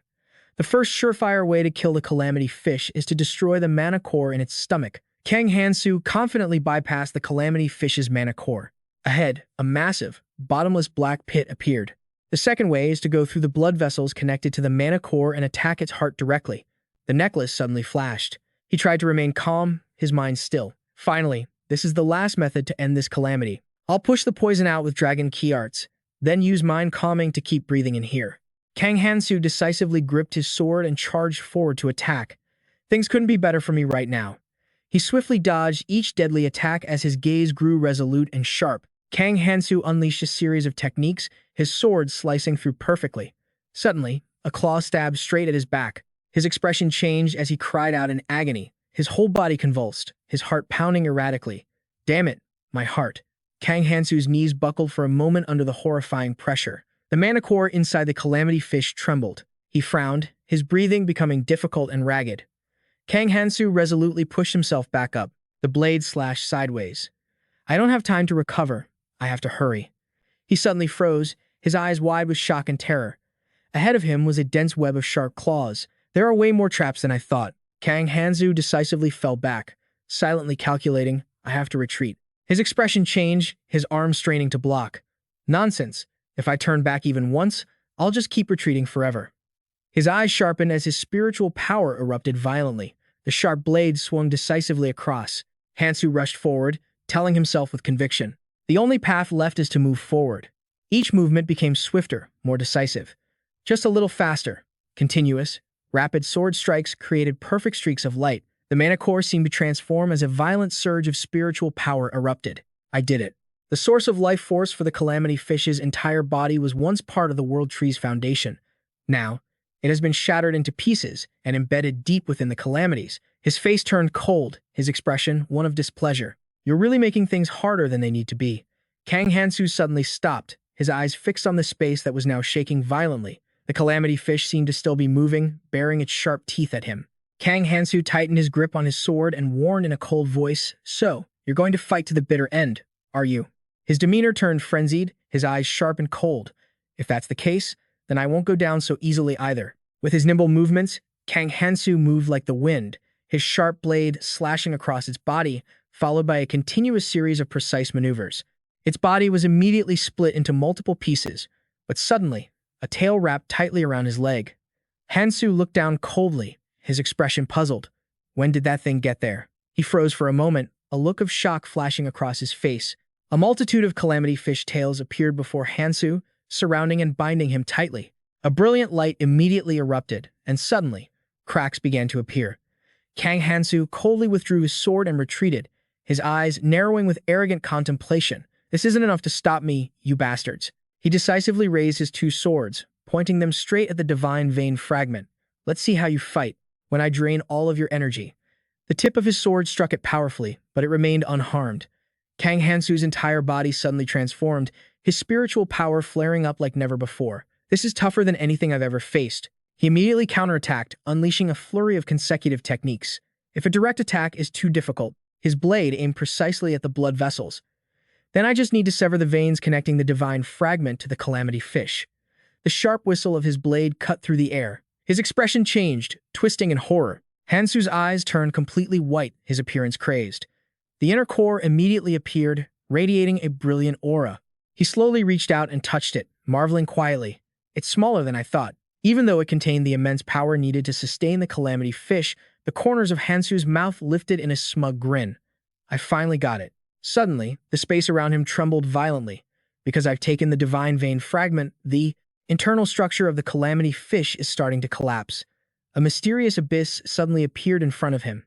"At this rate, I'll be swept up in the destruction." He closed his eyes to focus, his demeanor calm. The calamity fish launched a surprise attack, knocking Hansu backward. His hand went limp, causing the inner core to fall. His breathing grew faint, his vision blurry. Hansu's body slowly sank into the water. A cold, cryptic voice echoed slowly. "Those are his orders.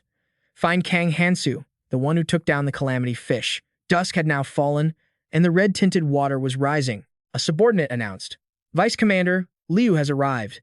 His commander was none other than Liu Hong of the lighthouse. He looked over to confirm. So, it was true. Liu Hong examined the item.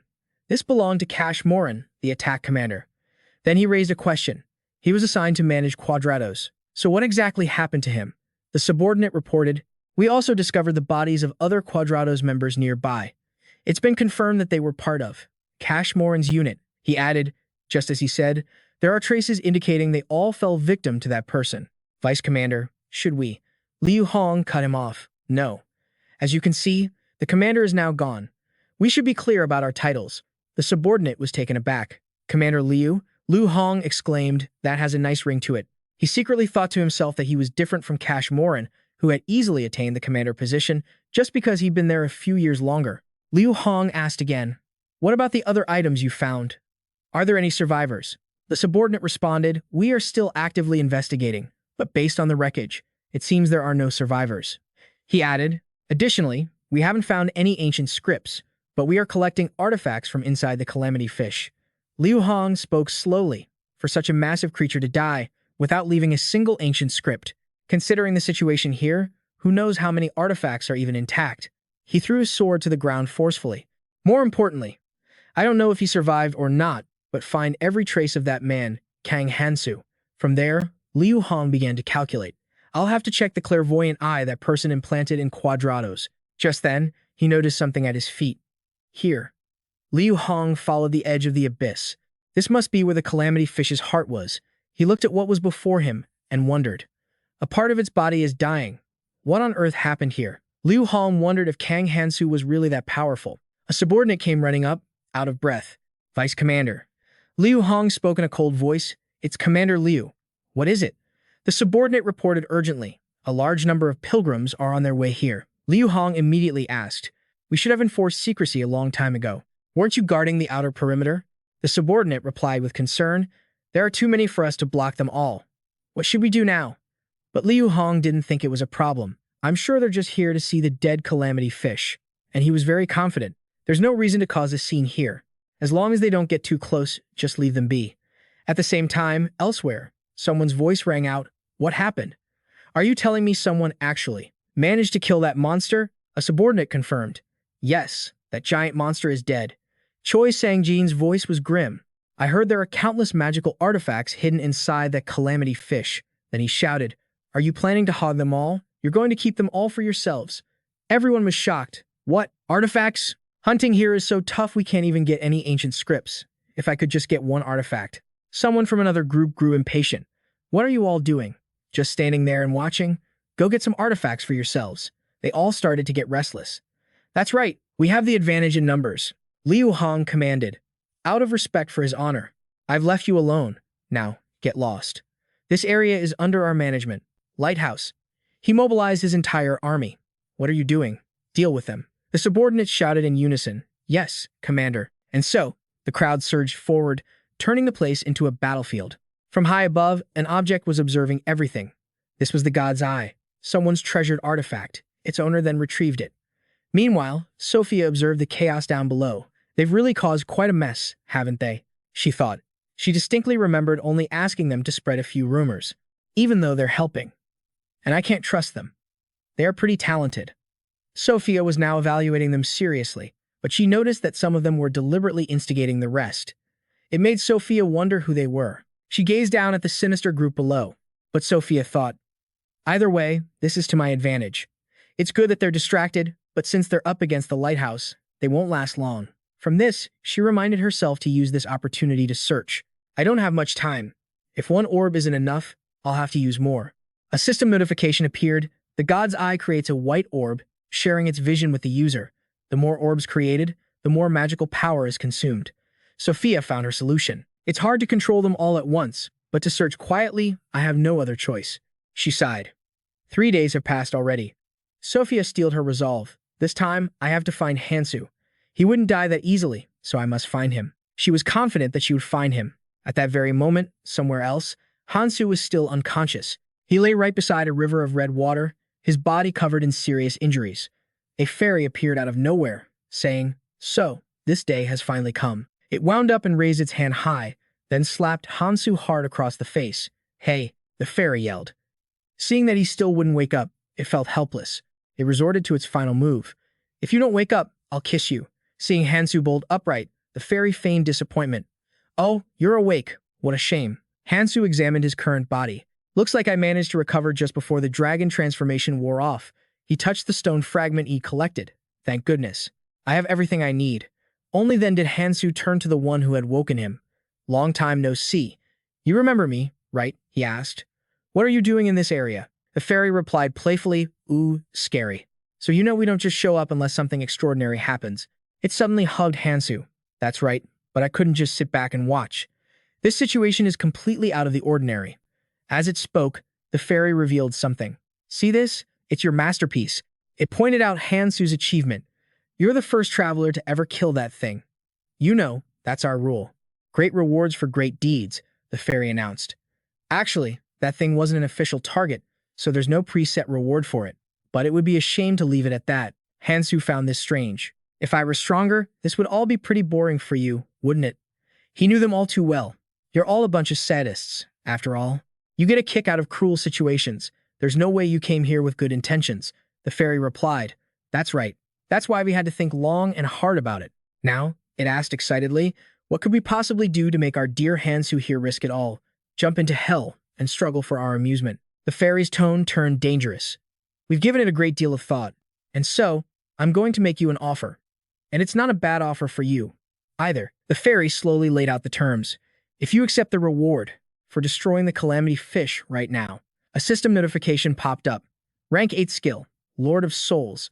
Kang Hansu silently evaluated it. It allows you to turn the dead into specters and summon them. No, that's not all, he realized. It also has a special effect of magically enhancing your ki. I can't even imagine how powerful that is. For someone like me, who can only possess 7 skills, this would be an incredibly useful reward. The fairy chirped, "Don't get too excited just yet." It then revealed another part of the reward. There's a condition attached related to the other calamities. Kang Hansu wondered suspiciously. What are these skill fragments? Suddenly, a faint smile crossed his face. Then he spoke up. No, that's enough. The fairy was bewildered. But I haven't even explained it yet. Kang Hansu cut it off. I don't need to hear any more. I'll choose the second offer. The fairy explained. Unlike the first offer, the second one requires you to destroy all of the calamities to get the reward. If even one is left, you get nothing at all. It asked again. You're still going to take it? And Hansu affirmed without hesitation. That's fine. He immediately dove into the river. See you around. The fairy marveled to itself. He accepted it without even a proper explanation. You really don't disappoint, do you? It was just a test. If you had chosen the easy reward, I would have been so disappointed. The fairy knew that just identifying all the calamities in the area was difficult enough. I hope you struggle. For a long, long time. Elsewhere, the roots of an ancient tree swayed, shaking the very fabric of space. Its face was a mask of pure rage. The ancient tree spoke in a deep voice. I can't hear it. The voice of the calamity fish. It then opened its foul-smelling maw, uprooted itself in a fury, and charged forward. The red river continued to flow violently. A supremely powerful figure strode through it. Kang Hansu slicked his hair back after surfacing from the water and took stock of the situation. Even though I accepted the fairy's offer so easily, the situation is actually quite complicated. And Hansu realized one clear truth. My very existence has accelerated the decay of the abyss. He then reminded himself that he had to end things much faster than he did last time. Hansu recalled Kang Tae's words. If we don't travel using the Kenian time-space crystal, then the more we use our knowledge of the future, the faster the abyss's decay will accelerate. He had specifically warned him, so you better move as fast as you can. This is a real pain in the ass. You can go back to the past. I don't want to. Kang Hansu sighed, thinking, it's a pain to have this whole mess dumped on me. But he had to agree. Thinking about it, I really was forced into this. In fact, Kang Hansu unconsciously raised his hand into the empty air. His beloved Kiriel appeared before his very eyes, but it was just an illusion Hansu was seeing. And right at that moment, Kiriel began to fade away. Hansu clenched his now empty palm. Then, he scanned his surroundings and reminded himself that, in a situation like this, every single skill is a precious asset. Kang Hansu knew he hadn't expected any reward for killing the calamity fish in the first place, and he was aware he'd have to do it to maintain balance in the red zone and find the next calamity. Hansu had already planned for this, since he could lure them with just a fragment from the calamity fish. He stuffed the piece he just picked up into his pocket. Hansu considered that, unlike the last time he destroyed a calamity fish, he got what he wanted and paid off his debt to Sophia. From this, he figured out his next move. I should meet up with Sophia, but first, I have to go somewhere else. Just then, two people rushed toward him. There's still a straggler hiding here. What are you doing here? Instantly, Hansu was surrounded, but he wasn't the least bit worried. Perfect timing. Hansu casually stretched. There's something I want to confirm. He charged forward in the blink of an eye. It's good that there are so many of you. I can ask for directions. The leader, now under attack, was furious. You, Kang Hansu said in a low voice. Don't worry. I'll make sure you can at least still talk. It only took a few minutes for him to deal with all of them, and he was now holding the leader in his hand. Kang Hansu instinctively glanced to the side. At this rate, he figured 3 days must have passed. That meant the other calamities must have already started to move. Hansu sighed. Damn, I can't believe I was out for so long. For a moment, he was worried. At this rate, I'm going to miss my chance. Hansu suddenly dashed forward, looking at the object that had just fallen to the ground. Kang Hansu looked up coldly as a figure hovering in the air spoke. So it was you, wasn't it? Michael had appeared out of nowhere. Kang Hansu. He let out a satisfied laugh. Hansu looked annoyed. What do you want? I'm busy. I need to leave right now. But Michael's legion was surrounding him. Haram Park, standing nearby, thought to himself, Sophia was looking for Kang Hansu. Wasn't she able to find him? Michael had to get to him first. Michael warned Haran Park, I will ensure you take responsibility for assisting with the Order of the Seven Departed Souls for your own agenda, even as a supporter of the Van Kiri clan. So don't do anything stupid. The moment he finished speaking, he leaped down, and Michael landed with incredible force. Dealing with Kang Hansu was the top priority. There wasn't a second to waste. He immediately drew his sword. With a single wave of his hand, the entire area was enveloped in Michael's magic. Sophia suddenly appeared. I've finally found you, she remarked. You always manage to get involved with the most useless people. Sophia let out a sigh of relief. Anyway, I'm just glad you're all right. Michael couldn't help but ask, Sophia Vara, why are you, one of the 7 departed souls, helping him?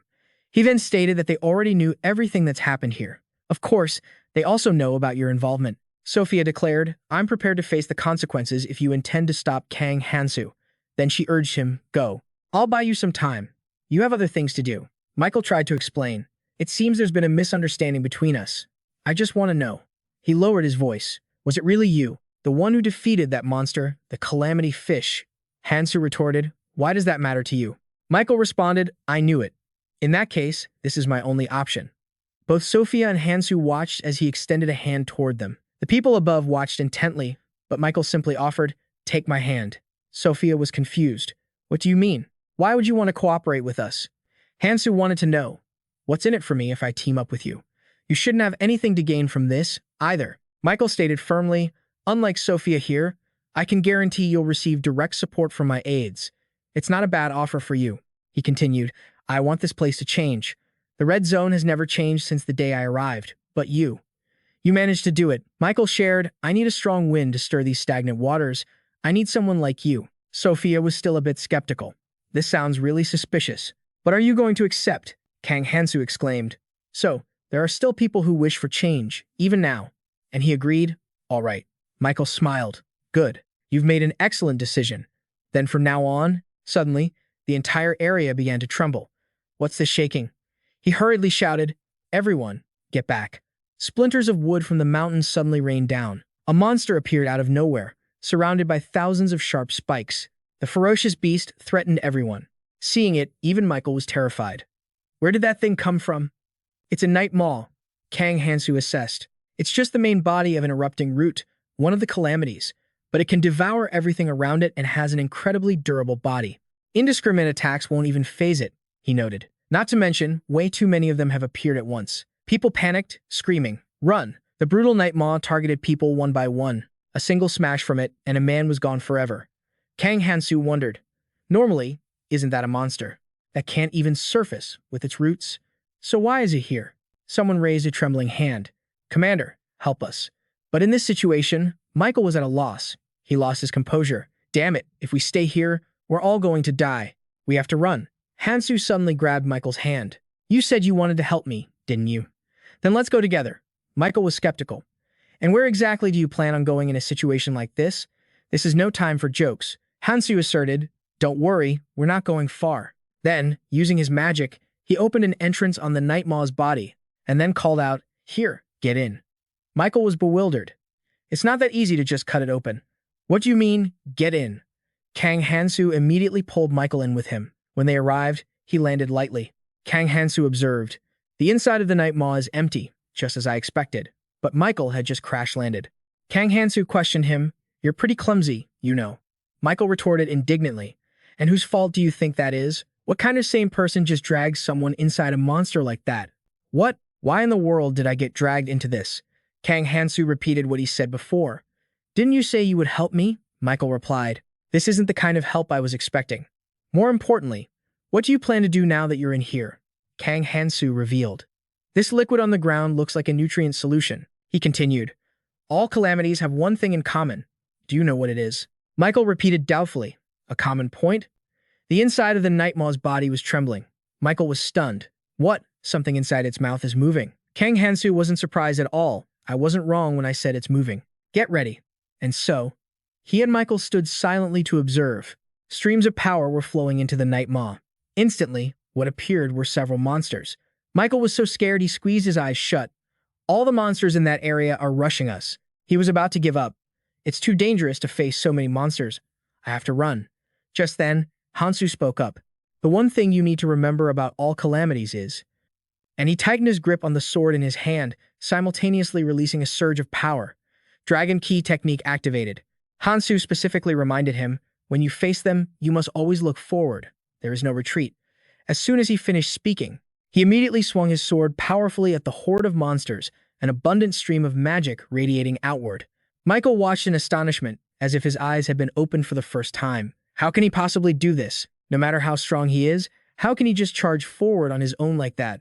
Then Michael asked aloud, aren't you scared? Someone's voice called out, you just don't understand. A familiar magic came with it. Sophia said. You've only just met Kang Hansu. She questioned. I can't believe you disappeared without saying a single word. Did you think I would just automatically follow you? Kang Hansu responded, Sophia, I know your personality very well, and you've only known me for a short while.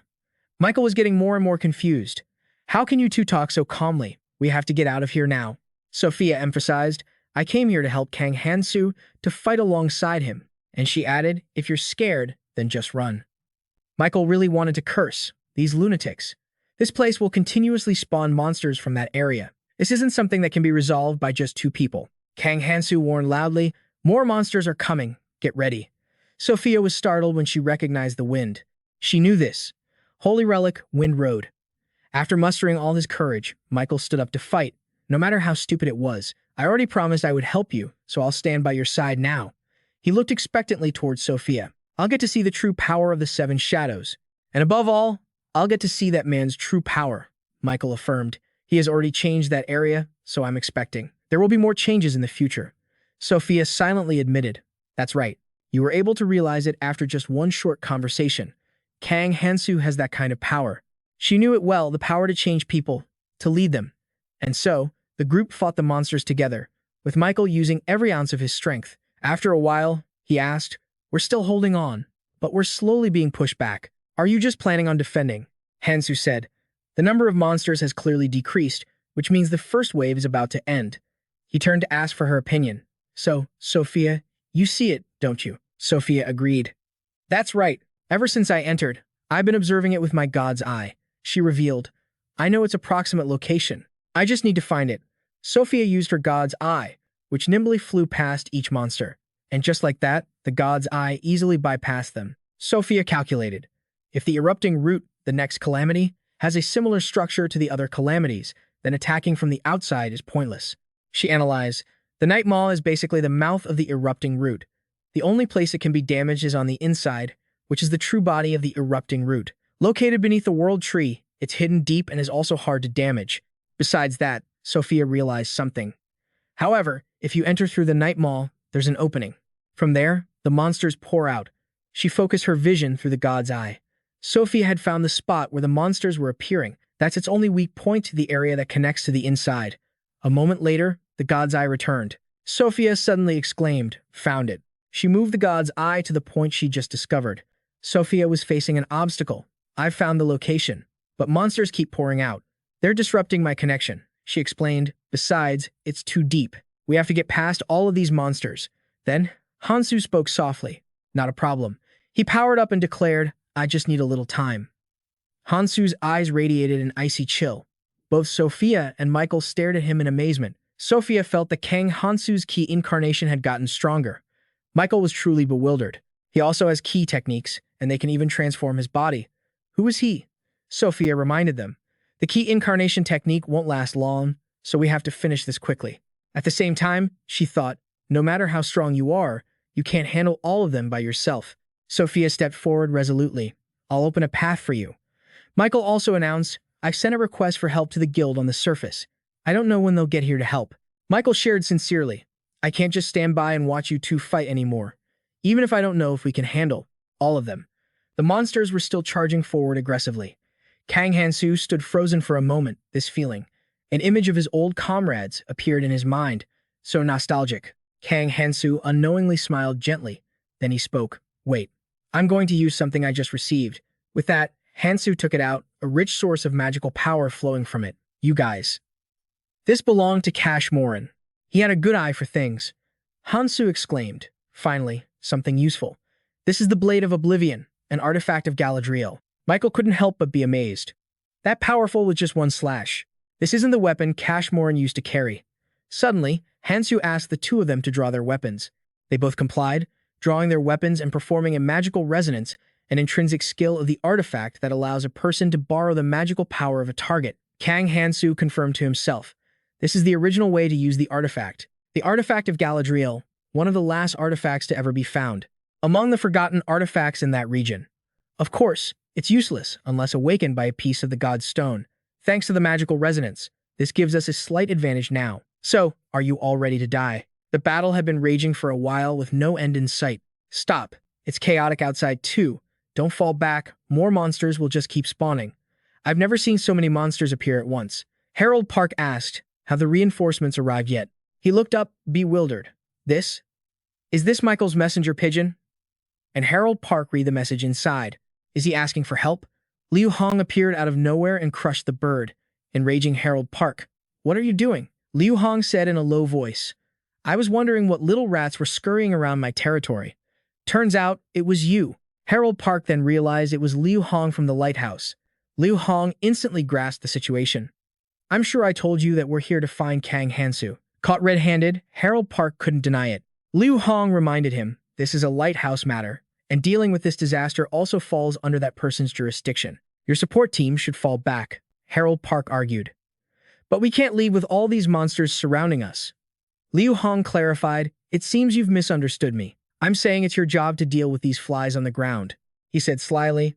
Besides, we have other things to worry about. With those words, Liu Hong vanished, having now moved inside Lebanon.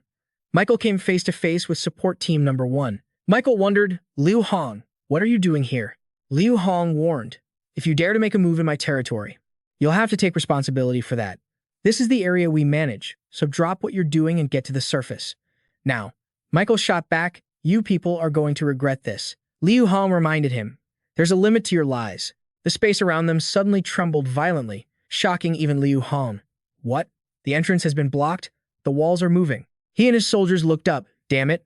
I've never heard of a monster's mouth moving like this. Michael informed him, that's the problem. Besides, using skills in here is harder than outside. I never thought one of my messenger pigeons would summon someone this important. If you want to get out of here alive, you have to cooperate with us. Liu Hong grew furious. I'll make you. Just then, Hansu finished wiping out a horde of monsters. Pointing over there, he warned, shut up. If you want to live, get to work. Liu Hong silently acknowledged, he's really strong. I've never seen him before. Is this the man who took down the disaster, Kang Hansu? He gritted his teeth in resentment. As long as the entrance is closed, wasting energy here is pointless. Then, Liu Hong gave an order. We have no other choice. Advance and take down the monsters. He took out the messenger bird. I have to inform that person of the situation here. Dealing with Kang Hansu can wait. Even if he's a newbie, he's a skilled fighter who gets strong fast. But that's all there is to it. Of course, he'd be stronger thanks to Sophia, one of the 7 shadows. Hansu suddenly appeared behind him. That's still not enough, Liu Hong thought with malicious intent. If I can take him out, that person will surely promote me to commander. He spoke up.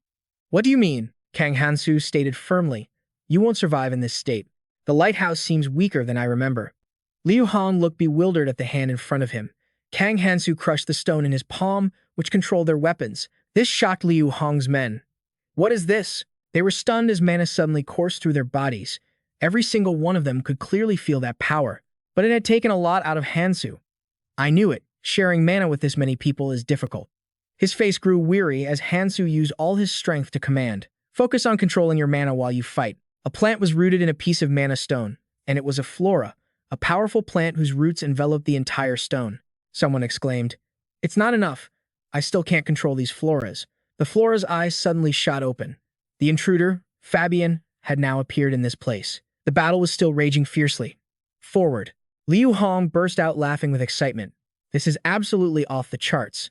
He had just discovered some kind of secret. I've never felt so useless before. What a novel feeling. Kang Hansu. So this is the power you were hiding. Liu Hong had to admit it. Impressive. He was eager to report it immediately. That person probably still doesn't know Kang Hansu's true strength. Liu Hong believed that with such power, even if trapped in the Knight's Maw with a magic seal even stronger than the one outside, he could still easily break through the wall of roots surrounding us. Wait a minute. An idea came to him. If I can capture Kang Hansu, the one who delved deep inside and escaped, that person will see me in a completely different light. I'm not like that loser, Casmoran, who died a pathetic death. Liu Hong rashly charged forward. I'll take you down. But he was blocked midway by a monster. Damn it. Liu Hong fumed. Why did the magic circuit suddenly disappear like this? An attack on the monster saved him, allowing Liu Hong to land safely. I won't be helping you again, so figure out how to handle it yourself. Liu Hong was disgusted, not believing he had to accept help from the biggest heretic among the 7 shadows of all people. He snapped, Where's the attack team? Hold your positions and take them out, now. Sophia quietly turned away, looking a bit tired, because Sophia realized she truly couldn't help him anymore. The magic Hansu had shared with her had been growing unstable for a while now. She looked in bewilderment at the scene before her. What is happening in there? Kang Hansu volunteered. I'll go in. Sophia quickly tried to stop him. Wait, I told you. It's dangerous to go in without dealing with the monsters in the passage first. It's fine. We can't keep dragging this out anyway. The only way is to go deeper. Kang Hansu replied. But I can't just leave an enemy at my back either. So I'll go in first. I'm counting on you to handle the rear. And so, Sophia could only silently communicate. Don't worry, I'll catch up to you soon. Inside the central route, Fabian was there. Before long, he sensed Hansu's presence. That's right. I knew you'd show your face as soon as I came in. Hansu commanded the route's internal defense system. He gripped his sword, his entire body overflowing with killing intent. Hansu glared with sharp eyes at the last member of an extinct race, the sole survivor of the Elfenheim Legion. He gathered all his strength, preparing to attack. Meanwhile, Fabian stood as still as a statue. Kang Hansu kept moving nimbly, yet Fabian remained completely unharmed. Only now did the man raise his giant hand. Fabian smashed it down on the spot where Hansu had just been, forcing him to struggle to block the blow. He poured all his strength into his sword to defend himself. He noticed his opponent's movements were completely different because he was still alive. If that's the case, Fabian still had Hansu right where he wanted him. He planned to prioritize using the power of Numahan over the awakened artifacts. Using another sacred stone shard, and Hansu had practiced exactly as planned. I can nullify that pathetic magical defense. Seeing Fabian get hurt, he acknowledged the attack was effective. Hansu focused intently, but the wound was still too shallow. I need to focus even more power. Fabian's sharp fingertips scraped against the ground as Hansu launched another move from the other side. Fabian raised a giant hand towards him. The mere sight of that hand sweeping through the air was terrifying. Without much effort, Fabian slammed Hansu down again. The attack was so powerful it tore up the ground. A system notification appeared. Egyptran, Elfenheim Legion, Grand General Fabian. He muttered in a low voice. The Elfenheim Legion. A Grand General. Just as expected from one of the deceased 5 Grand Generals of Elfenheim, Kang Hansu felt a pang of regret. He could have dealt serious damage with the power he just used, but they used an artifact to block it. He said aloud, they're the protective devices of Elfenheim, originally used to protect the tree. Even though Elfenheim fell long ago, they're still active. Kang Hansu felt the pain sharply. What terrifying power. Normal attacks won't work. My right arm was broken by that last hit. Just then, he glanced at the notification panel. The growth rate isn't bad. The text read, Kang Hansu. Strength, 33.2%. Stamina, 31.5%. Accuracy, 35.3%. Perception, 33.9%. Magic, 35.1%. Physical resistance, 31.1%. Magic resistance, 35.4%. Skill, Dragon Key Art Proficiency, 3.5%. From this, he analyzed. Even though my growth rate increased significantly, on par with using red ancient words, I still can't completely block the damage. Kang Hansu thought, I left my power behind to clean up the rear guard. Everything is still going according to plan. If something unexpected happens, there's only one possibility. He was certain the generals of Elfenheim were using their artifacts exceptionally well. I've awakened. My artifact with a sacred stone shard, but mastering it is another story. Kang Hansu knew what he had to do. He had to use as much power from the sacred stone and the artifact as possible. He laid out his plan clearly, and my target isn't the Grand General of Elfenheim, but what's behind them, the source of their power. The hands of monsters were clawing their way up from the ground. Hansu cursed. Damn it, has the second protective device been activated? Before him stood the entire Galadriel Legion. They charged at Hansu like hungry tigers, but he showed no fear. If you guys plan to overwhelm me with numbers, I've got a surprise for you, too. Just then, the sound of hurried footsteps approached. Sophia had arrived just in time. Seeing the Galadriel Legion targeting Hansu, she was confused. What the hell is this? We just fought through a swarm of bugs to get here, so why are there zombies popping up now? They're so strong. Sophia was stunned. The Galadriel Legion, controlled from within the Calamity Fish, was originally the Guardian Legion of this place. Liu Hong was also fighting with all his might, completely taken aback. I thought the magic circuits felt strange, but who would have guessed a battle of this scale was happening here? At this rate, the plan is ruined. Kang Hansu, how long were you planning a fight? Hansu swung his sword with immense force, putting all his strength into attacking the monster. Its black slime splattered everywhere. A mana stone fell from above. Kang Hansu sighed inwardly. I'm still dealing damage, but they regenerate too quickly. He braced himself and swung again. Kang Hansu was annoyed. That guy who keeps shooting is a real pain. Blood was already pouring from his mouth. The more I use the dragon key art and drag this fight on, my body won't be able to take it. Because I'm using dragon power to forcibly heal my body while maximizing my magic, the blood vessels in my body are going to burst. So, Hansu focused. I just need to aim for one thing. Everything else is a distraction. The heart core, a magic sphere created from the accumulation of the entire swarm. The Elven High, as the stories go, were a race that once ruled the Red Zone in the past. To control the ecosystem, they created a genetically magical organism, the World Tree. And the thing that served as both the foundation of the World Tree and the source of all life in the Red Zone was something truly unique about this tree. It was an entity, a species they had hidden deep beneath the roots of the World Tree. Over time, the entity gradually lost its function due to interference from calamity-class creatures. One of them was the spewing root. It once had a purpose, originally created to support the entity, but now things were different. But it ended up becoming a disaster that sent the entity into a state of chaos. However, without sufficient authority, the only thing it could do was stall for time. From this, Kang Hansu understood. Perhaps that's why it activated the security system to buy time. He silently analyzed the army of the Elven High. More accurately, they are beings that exist solely to protect the entity. The 5 Grand Generals, by casting preservation magic on the remnants of the Elven High, became an immortal army, retaining the destructive power and regenerative abilities from their prime. The Elven High's physical bodies were already far more durable than humans, making them incredibly tough opponents. Besides that, Hansu knew. But if I activate dragonification with the Dragon Key technique, I can create a momentary opening. From this, he concluded. The thing we need to be most wary of is their regenerative ability, fueled by the magical power from the entity, which continuously maintains their healing mechanism through the central core. Kang Hansu felt like he was fighting a horde of immortal zombies. If this keeps up, the battle will never end. He was sure of one thing. The 5 Grand Generals are just a decoy. I have only one target, the Ring of Numaha, the power of destruction. Kang Hansu followed his plan. I will activate Dragon. Ification to increase my magical power to its absolute limit and focus it all on a single point, he calculated. Based on the relic's original power combined with the God's Stone, I will stack the magical power from the Ring of Numaha on top of it. Hansu steeled himself and poured all his strength into one attack, unleashing several powerful slashes with his sword. He relentlessly attacked Echidren, who grew enraged and tried to charge, but Hansu was resolute. Even the Fabian armor, forged from a Galabrian relic, couldn't completely block the destructive power of the Numaha ring. A unique grade item. He leaped high into the air. Just sit there and regenerate. Echidron was so overwhelmed by the assault, he had no chance to fight back. Kang Hansu glanced back to admire his handiwork. Just then, Echidran launched a surprise attack. Kang Hansu quickly deduced that each of Echidran's particles had the same durability as Fabian armor. In other words, I can destroy them. Based on the current situation, he wondered if he should increase his power, but Hansu had his doubts. I haven't even used my full strength, yet it's splitting on its own. But he sensed something was off. This cunning old fox. Did he intentionally loosen the magical energy around the relic to bait my attack? Does that mean as long as the main body is unharmed, the relic will remain intact? Echidran's eyes glowed a deep red, his hands brimming with power.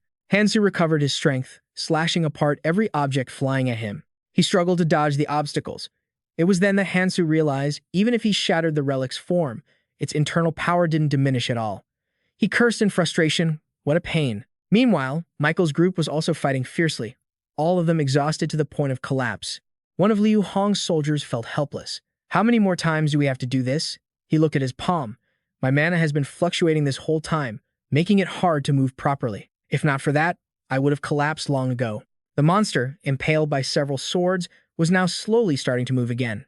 The subordinate yelled out in protest. Commander, how much longer do we have to fight like this?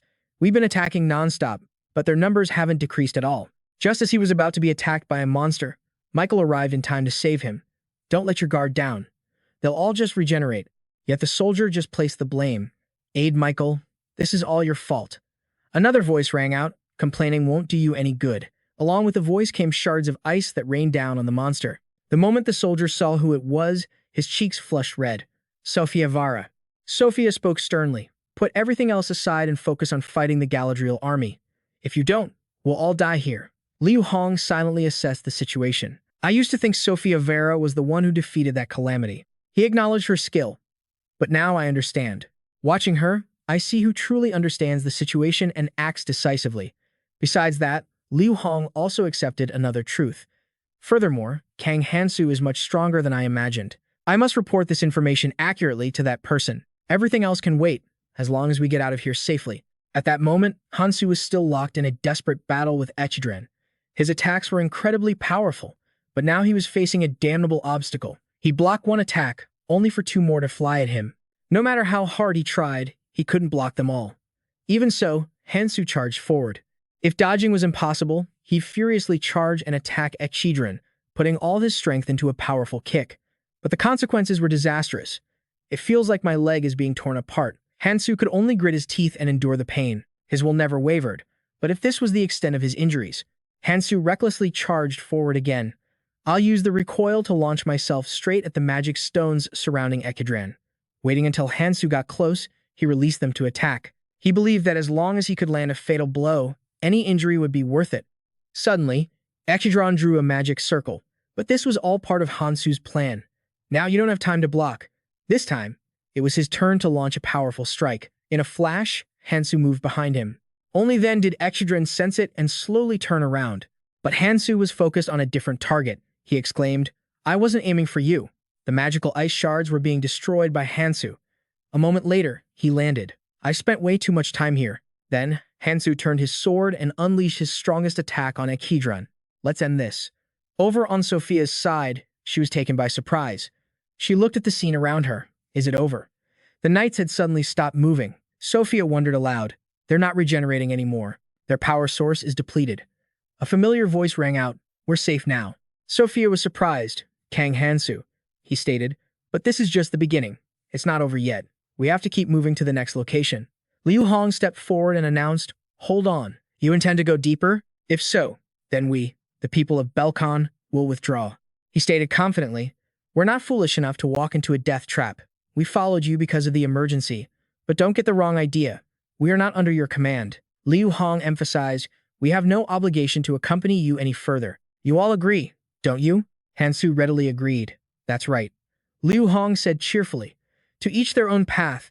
He was forced to a halt by Hansu's sudden sword strike. Why couldn't I perceive his swing? Liu Hong roared, you dare attack me. Hansu explained, don't misunderstand. I didn't attack you. I was simply opening the path I intend to take. That's right. Say, are you guys any good at holding your breath? A huge torrent of water suddenly rushed down. Liu Hong turned in astonishment. A massive red current was surging toward them. Liu Hong's face went pale with fear. Wait, you. In just a second, the water submerged everything. Liu Hong cursed, that madman. A few of them managed to swim to dry land. Liu Hong couldn't help but feel hatred. That bastard. Is he trying to drown everyone here? I can't believe he'd do this after we struggled so hard to get out. He was filled with rage. I really didn't want to have to use this, but I have no other choice now, as long as I can get out of here. But the system notified him, usage impossible. This confused Liu Hong. Impossible to use an artifact that can go anywhere in the red zone. But why can't I use it? Kang Hansu spoke up to clarify. I had everyone gather around the calamity fish to draw the lighthouse's attention. We're getting closer to the room containing the tree. Since I'm carrying the artifacts of the 5 great generals, Hansu reasoned that, according to the plan, I should be able to awaken the artifacts with a holy stone fragment. What he didn't reveal, however, was that simply by increasing the number of artifacts I have, it becomes easier to control and manage the mana pouring out of the holy stone fragment. Even if I don't use much of its power, the holy stone fragment is an overwhelmingly powerful item that should be wielded by a skilled artifact user or a potential candidate for it in order to harness its full potential. But things should be easier from now on, Hansu thought. Liu Hong was still holding a grudge from earlier. How dare you pull something like that and then pretend like nothing happened? He confronted him aggressively. The position of commander of the first corps was supposed to be mine after I got out of here. As the commander of the guide's first corps, I cannot let this slide. At this, Hansu finally explained, didn't I tell you? If you want to get out, the fastest way is to go along the tree's main trunk. He connected it to the fact that everyone here has high resistance, so you should be able to resist the poison as well. Someone agreed. That's true. It's better than getting incinerated. Liu Hong angrily shot back. Don't you talk back to me. No one here has the right to give me orders. Kang Hansu turned on his heel and walked away. Do whatever you want. I don't care. It'll be less dangerous here, so whether you decide to follow me or not has nothing to do with me, he warned. But if you choose to follow me, you can get out of here safely. That's all I'll say, Kang Hansu shared. The red zone is going to change in an unprecedented way, so don't miss your chance to follow me. Michael spoke up hesitantly. The red zone is going to change, he then said with praise. I've been wishing for a change to come to this place. The red zone hasn't changed at all since the day I first set foot here, and yet, you managed to do it. And Michael stated, I need a factor that can change everything. Someone like you. He was suspicious. I guess this is why people always say to be careful what you wish for, huh? Michael announced loudly, the guides will act independently. Liu Hong cut in. Even if you beg for our help, it's already too late. I will make sure you regret ever looking down on me. Unexpectedly, Hansu just affirmed. I'm sure you will. Liu Hong was stunned into silence. What? Kang Hansu was clear. Even if I can't get you all to come along with me, he thought to himself. I want to live up to Erez's expectations, but there are always exceptions. Liu Hong fumed. Are you still looking down on the guides? Sophia suddenly blurted out. Wait, isn't something very strange? She voiced. Kang Hansu might be wrong this time. Sophia was using her god's eye and had seen something. She urgently announced, my observation skill has detected movement in the neighboring areas through the god's eye. Sophia could clearly see the horde of monsters. Kang Hansu couldn't understand it. Are these mutated tree monsters going berserk? He took a closer look at them. They look incomplete. I'm sure they'll die the moment their life force runs out. But until then, it looks like they're going to devour everything they see. Is it because those erupting roots lost control of the tree? Afterwards, Hansu regained his composure. You think a random occurrence like this can stop me? Right now, the mutated monsters lay defeated on the ground. The squads reported in. The perimeter team has completed their formation. Elite assault team assists the support troops with their reports. Another group requested, we need more supplies. Someone called, get Johan to bring the nutrient fluid over here. He responded, on my way. Johan immediately brought the container over, letting out a sigh. All done. Things have been chaotic for the past few days. I thought it was all just a bad joke. Johan was exhausted, but it looks like what I heard is becoming a reality. Johan was tired, but what he'd heard was apparently true. Old memories surfaced in his mind. Even now, every time I think back to my first encounter with the calamity fish, my hands still tremble. Johan wondered aloud, but when did Kang Hansu even start this plan to eliminate the calamity fish? These words were overheard by a hooded figure. What did you just say? The person asked. You've met Kang Hansu before? Johan sized him up. He looks really strong. Is he a traveler who just reached the red zone? He wondered. Could it be that there's some power backing him? Just like back then, they must be hunting for him. Johan felt a surge of fear. Crap, I don't even know where he is. A moment later, Johan asked, who are you? I have nothing to say to someone I don't know. Johan warned, there are a lot of allies around here, so threatening me isn't a good idea. The person explained softly, no, I think there's been a misunderstanding. I apologize, that wasn't my intention. He then pulled the hood off his head. Choi Sang-jin looked apologetic. Sorry for not introducing myself. I'm Choi Sang-jin. I was just curious because I'm a friend of Hansu's. He confided. I didn't think he would take so long, but it seems he's finally made it here. Thanks to Hansu's help, I've received a lot of help from others, too. Johan replied. I know he's been a completely different person ever since he dragged that ship in. But let me ask you something. What exactly is Kang Hansu aiming for? Choi Sang-jin hesitated. If you're talking about this particular plan, I have no idea. Johan immediately shot back. Didn't you just say you were his friend? This left Choi Sang-jin with no excuse. He explained with a pained expression. Kang Hansu usually keeps his plans under tight wraps, and he's not the type to share every little detail, even if you were to ask him. More importantly, Choi Sang-jin looked at Johan's expression and was at a loss for words. What's with him? He cut him off. But it doesn't matter. Whatever happens, I've already made up my mind. Choi Sang-jin pleaded earnestly. Use me, Hansu. I'll always be grateful. You're the one who saved me. Choi Sang-jin imagined Hansu right in front of him, looking at the palm of his hand. So I've decided to walk the same path as Hansu, because I think he's going to need me. He held a firm belief. The key will be whether or not I can catch up to him. The reason he didn't seek me out in the red zone is because I was too weak. Just then, his teammates called out to Choi Sang-jin. Let's go. Choi Sang-jin turned decisively. I have to go now. Thanks for telling me. Before leaving, he smiled. If you see Hansu again but don't say anything, well, never mind. I'll do it myself. If it were Hansu, he'd do the exact same thing. Choi Sang-jin reminded himself. I'm still a long way from Hansu's level, aren't I? I just have to work harder. He figured Hansu was probably fighting for his life right now. Meanwhile, in another location, streams of water were being shot out and then accumulated into a crystal sphere. Hansu was currently controlling it. He practiced with intense focus. I'm supplying myself with the magical source from the sacred stone fragment, so I need to focus more on power, rather than conserving stamina. The water formed into orbs that arranged themselves around Hansu. Liu Hong, who had been watching, was stunned. This is impossible. I knew he was strong, but he was in shock. Hasn't he gotten way too powerful in such a short amount of time? That guy didn't say a word about this. Is he going to be as strong as Kazmon? Kang Hansu repeated himself once more. Hey, you guys, I'm telling you, the way back has nothing waiting for you but a poisonous waterfall. And with his final words, good luck, he quickly flew off. I'm going on ahead. Once you're done resting, feel free to follow me if you want. A subordinate worriedly said, Commander, he's the only one who knows the way out of here. We should follow him. Liu Hong stressed, we have to follow. The subordinate pleaded, I'm sorry. Liu Hong commanded, if we want to survive, we need to hurry up and follow him. They all shouted in unison, yes, sir. Someone was inside. Whoosh, it's almost complete. A masterpiece made from a part of the tree. This is the perfect way for me to obtain the power I desire. It was from this that I created Alpha. The figure chanted silently, awaken. The sound continued to echo, the life form that has sustained the red zone, Alpha. A monstrous hand clawed at the membrane, and soon the barrier shattered. Rut praised him, well done, Alpha. Now, obey my command. He ordered, you must hurry. Go forth and eliminate the intruders. Alpha's voice rang out, how strange. One of my instincts tells me I shouldn't obey the orders of someone like you. Rut was enraged. How dare you? I am the one who created you. I am your master. You are nothing more than a clone I made. Alpha shot back without hesitation. You dare claim to be my creator? He flew into a rage and lunged at Rut. Alpha delved deep into the tree's trunk. It's best if it's here.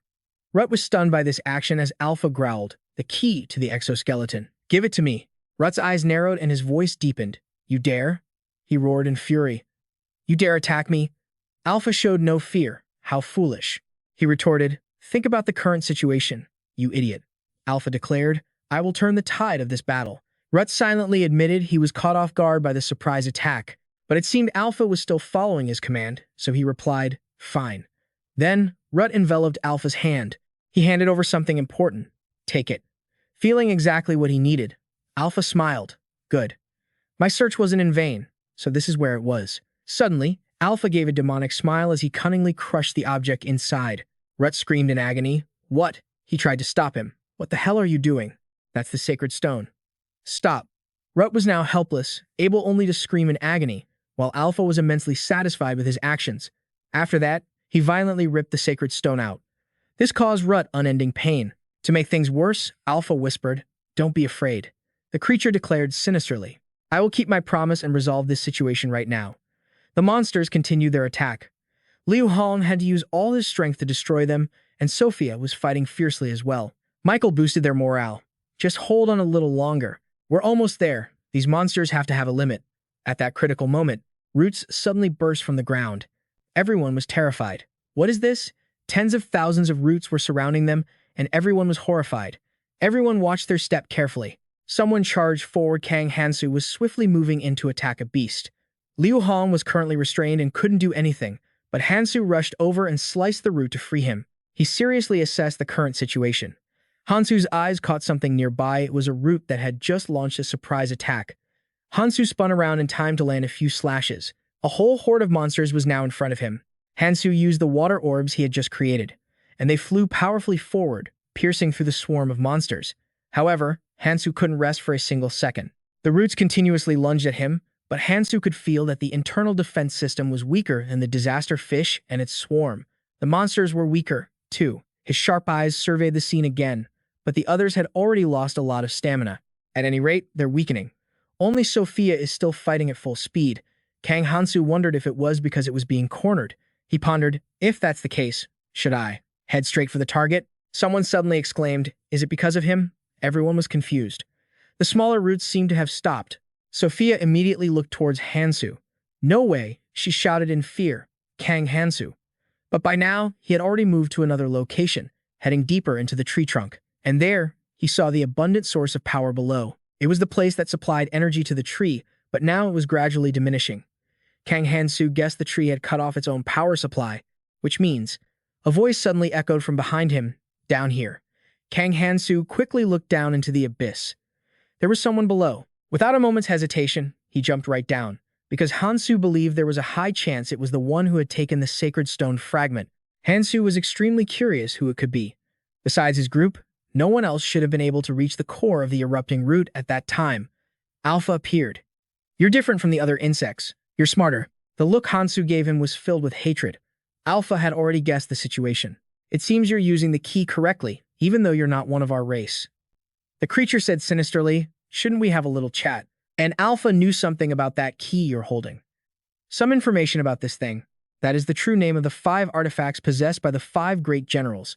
The reason they're called that is simple, and it comes with a theory. If one person were to collect all the artifacts, they would gain complete control over the power of the world tree. Kang Hansu stood silently opposite Alpha, hanging on his every word.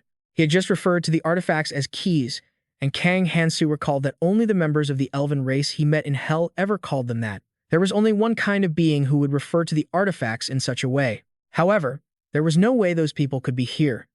And from that, he was about to draw a conclusion. That means Hansu was certain, you're a clone, aren't you? Alpha responded, you figured it out. He then continued, not only are you using a key, but you also know its origin. Hansu replied, I've heard a little about it. He wondered, so what is it you want to tell me? Alpha spoke slowly. The key you possess. He made an arrogant demand, give it to me and get lost.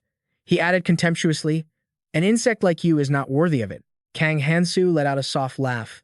In that case, I'll make a proposition of my own. He stated his condition.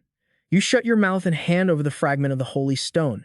Kang Hansu asserted, a fake like you isn't worthy of possessing it.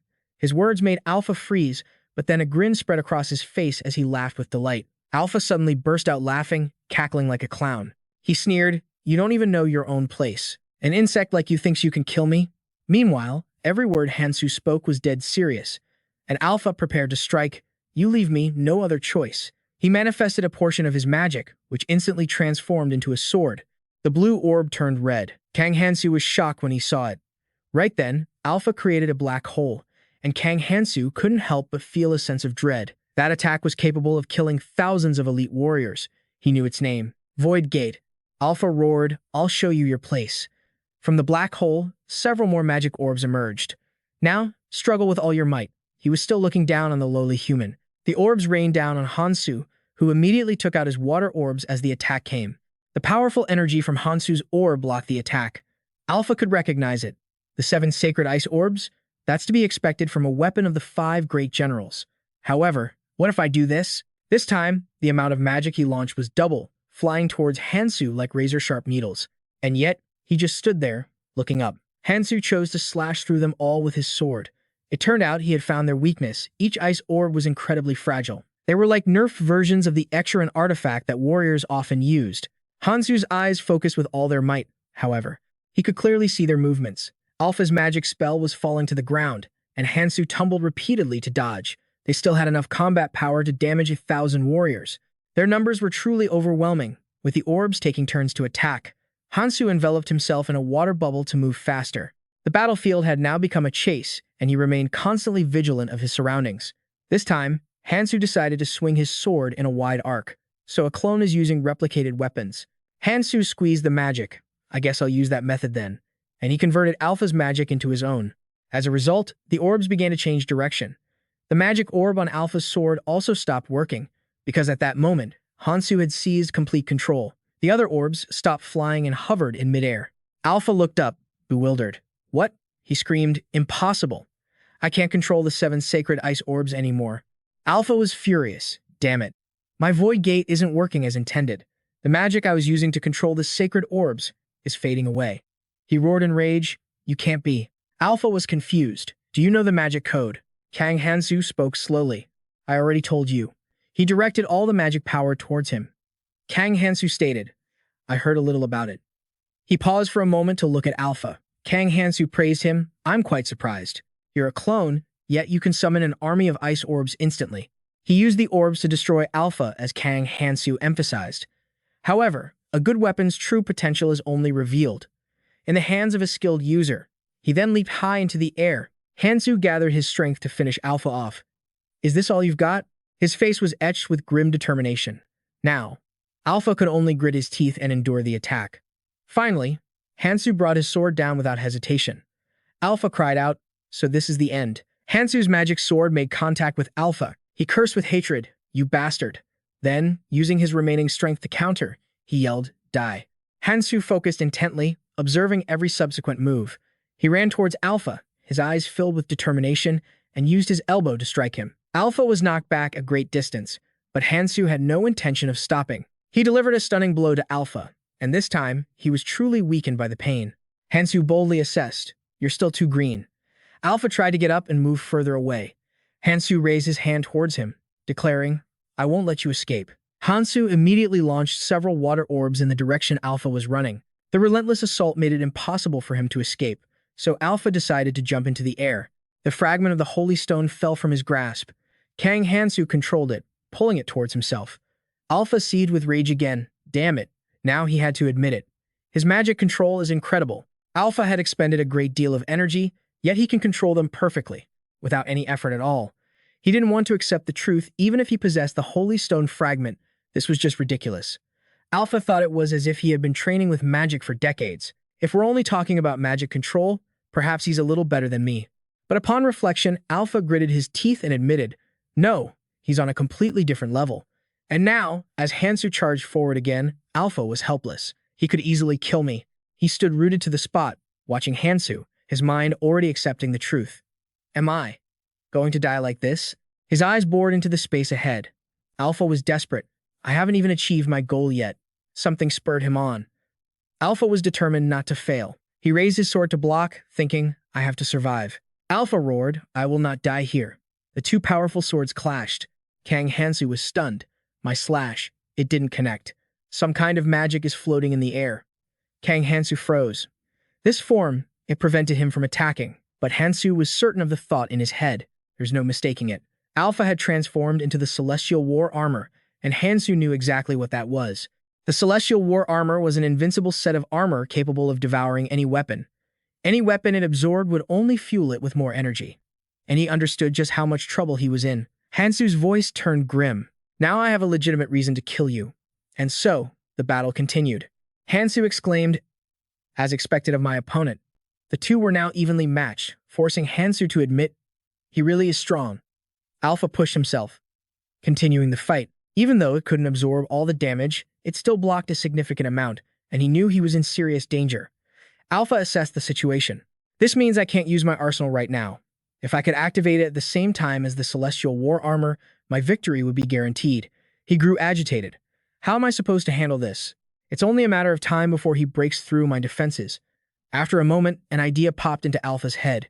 He smirked slyly. I've got it. Alpha remembered something.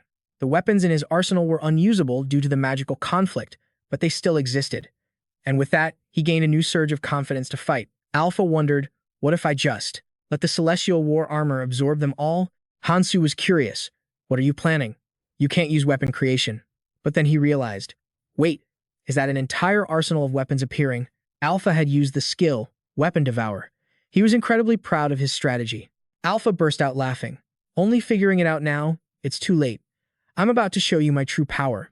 Suddenly, his expression changed drastically. Alpha could feel it clearly. Is it disintegrating? The armor is devouring me because it consumed too many weapons. A single blow, I won't be able to take it. The thought of the prize so close comforted him, but he's in the same boat. Alpha felt a pang of helplessness. Besides, I have no other choice. He hatched a plan. In that case, all I have to do is... Alpha called out, you want this armor too, don't you? The pressure of the raw magic bore down on Hansu. Alpha said confidently, let's see if you can handle this. Hansu gripped his glowing sword tightly and poured every ounce of strength into his body. The phantom of the celestial soldier slowly materialized, looking immensely powerful. He yelled, then I will transfer control of the Celestial War Armor to you. On Hansu's face, pieces of skin began to crack and peel away. His eyes shot wide open. Hansu tore off his own skin, revealing the magnificent body of the celestial soldier. With the transformation, fierce bolts of lightning erupted around him. As he watched Hansu struggle to transform, Alpha commented calmly, how pointless. The chance of dying when taking control of the Celestial War Armor is 90%. He laughed with excitement as he spoke. Normally, it would be impossible from the start. But after feeding the Celestial War Armor with all the weapons from my arsenal, the succession trial has become exponentially harder. But then, Alpha's expression became thoughtful. He thought, I expected the Celestial War armor to devour him instantly, but he's holding on surprisingly well. Looking at the massive body of the Celestial Soldier, Alpha analyzed the situation. Even if he dies, I won't be able to use the Celestial War armor myself. I should probably just leave him here and head to the World Tree first. Snapping out of his thoughts, he turned to leave. As he walked away, he didn't forget to add in a menacing tone, "I'll come back for you after you're dead." Meanwhile, inside the body of the Celestial Soldier, Hansu was drenched in sweat. His vision swam as he cried out in agony, "I can't take this anymore." The Celestial Soldier staggered, its body dropping to one knee as if about to collapse. Hansu thought, "The pressure is immense." A doubt crept into his mind. Is this why he transferred control to me? At that moment, the Celestial Soldier collapsed completely in agony. He told himself, "This is too dangerous. If I make a single mistake, I could die." Kang Hansu gritted his teeth, trying to hang on. He calculated his options. If I push the Nine Dragons' divine art to its absolute limit, I can definitely overcome this. But doing so would put my own life at risk. Suddenly, the Celestial Soldier fell over, its body erupting in a violent blaze as a torrent of power surged forth. He thought with determination, even so, now is not the time to worry about that. Kang Hansu returned to his human form, but the transformation wasn't finished. His body seemed to be on the verge of another transformation. Fierce sparks of lightning continued to erupt. Scales began to creep across Kang Hansu's face, forcing him to grit his teeth against the pain. The pain was excruciating. Kang Hansu stomped his foot down, making the ground tremble violently. He had now transformed into a powerful new form, clad in sturdy armor. Then, Hansu swung his arm forcefully, and the armor immediately shattered and fell away from his body. Amidst lightning bolts that seemed to tear space itself, in its place stood Hansu with his wings spread wide, exuding an overwhelming aura. A moment later, fragments of the armor lay scattered on the ground. Hansu gradually returned to his human form, his body battered and seemingly exhausted. He staggered, unable to keep his balance. Unable to bear it any longer, Kang Hansu collapsed powerlessly with a thud, and silence fell over the area. After a while, he struggled to crawl back up. His body trembled weakly. Step by step, Kang Hansu used all his might to push himself to his feet. Despite being in agony, he tried to move, but he couldn't lift his feet, as if an invisible force was holding them down. Suddenly, Hansu's brow furrowed tightly. He unexpectedly coughed up a large mouthful of blood onto the ground. In the dead silence, Hansu stood frozen, staring at the pool of blood. He thought to himself with a shudder, that was far too dangerous. Hansu covered his mouth, looking with alarm at the blood on his hand as he came to a realization. Using the full power of the Nine Dragons' divine art is too much for me. He stood there, lost in thought. Just using a fraction of it has already placed such a heavy burden on my body. I haven't yet reached a state where I can use it freely. By now, Kang Hansu's face was deathly pale. He looked so fragile. He considered his options. For now, I'll have to seal this power away. Kang Hansu glanced behind him and mumbled, "Looks like he really did escape." Wiping a streak of blood from his mouth, Hansu surmised he must have used teleportation magic to escape. Seeing a shimmering holy stone at his feet, he said, "Otherwise, he wouldn't have left this behind." Hansu picked up the holy stone, and a brilliant light radiated from it. He murmured, "Let's see here." Hansu's lips moved, "Heavenly Soldier Battle Armor." From his arm, illusory details of the armor began to appear, followed by a complete hand with long, sharp claws extending from it. Finally, the powerful, ethereal form of the Heavenly Soldier materialized, seeming to fill the entire space. Kang Hansu stood within the Heavenly Soldier's massive body. He looked at the Heavenly Soldier's clenched fist and thought with satisfaction, "I like this. It moves exactly as I will it." With that thought, he quickly tucked the holy stone into his pouch.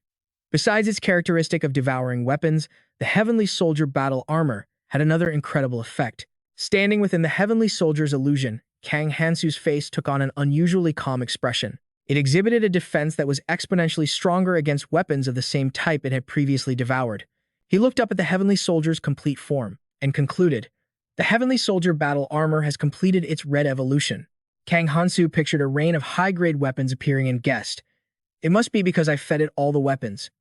In the armory. In the silent atmosphere, he stood beneath the Heavenly Soldier's illusion, his clenched fist exuding an air of utter composure. After a moment, Kang Hansu recalled the Heavenly Soldier into the ring on his hand. He mumbled, "It probably doesn't need any more food for now." Looking into the space ahead, Hansu said, "It seems like the monsters have stopped appearing." Elsewhere, unable to find him, Michael asked, "Where did Kang Hansu go?" Hearing this, Sophia's expression fell, and she stammered, "I saw him rush off just a moment ago, but Before Sophia could finish, someone approached and asked, "Did he abandon you?" Liu Hong stepped out with an arrogant look on his face and said, "Telling us to follow him, and then he does this. What an irresponsible man." Hearing this, Michael retorted sarcastically, "And yet Belkan seems to be following along just fine, huh?" At this, Liu Hong replied stiffly, "We simply had no other choice." He continued to ramble, "If he hadn't plunged us into that pool of poison, we would have been able to leave. Belkan intended to retreat from the very beginning."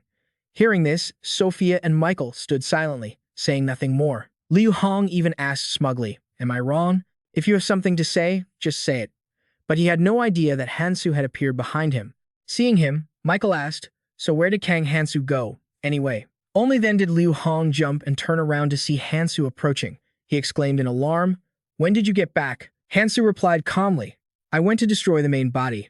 Hearing this, Michael asked in surprise, "So you already destroyed it?" Hansu brushed past Liu Hong, trailing a faint wisp of smoke, and said nonchalantly, "It wasn't me." Michael forced a smile and asked, "Then who was it?" Hansu didn't answer, simply saying, "Follow me. I'll lead you to the surface." Michael quickly agreed. "All right." Meanwhile, Liu Hong remained frozen in place. Glancing at him, Kang Hansu said calmly, "You don't have to listen to me, but I've never once given you an order." His voice turning stern, he continued, "I hope you don't make me repeat myself." At this, Liu Hong's face filled with resentment as he clenched his fists. He looked over at Michael and saw that he was also looking at him. Michael's eyes slowly opened, a cold, teasing glint within them. He mimicked Liu Hong's startled reaction to Hansu's sudden appearance. "When did you get back?" The act reminded him of his own foolish appearance, and he cursed under his breath in shame. That bastard. While Liu Hong was fuming from being mocked, Hansu was lost in thought. The main body has been destroyed, and I've obtained a fragment of the Holy Stone. But there's one thing that worries me. He thought of the grotesque image of Alpha raising its weapon, arcs of lightning crackling around it. Hansu thought uneasily, that clone. It seems like it can wield the king's full power. At this thought, his expression darkened. If that was true, things were about to get much, much worse. An image appeared of a dark place, with only a sliver of light illuminating a giant monster writhing on a tree trunk. Kang Hansu speculated, he's probably heading directly for the flower. In a place nestled amidst a dense and gloomy circle of trees, a chilling air hung heavy.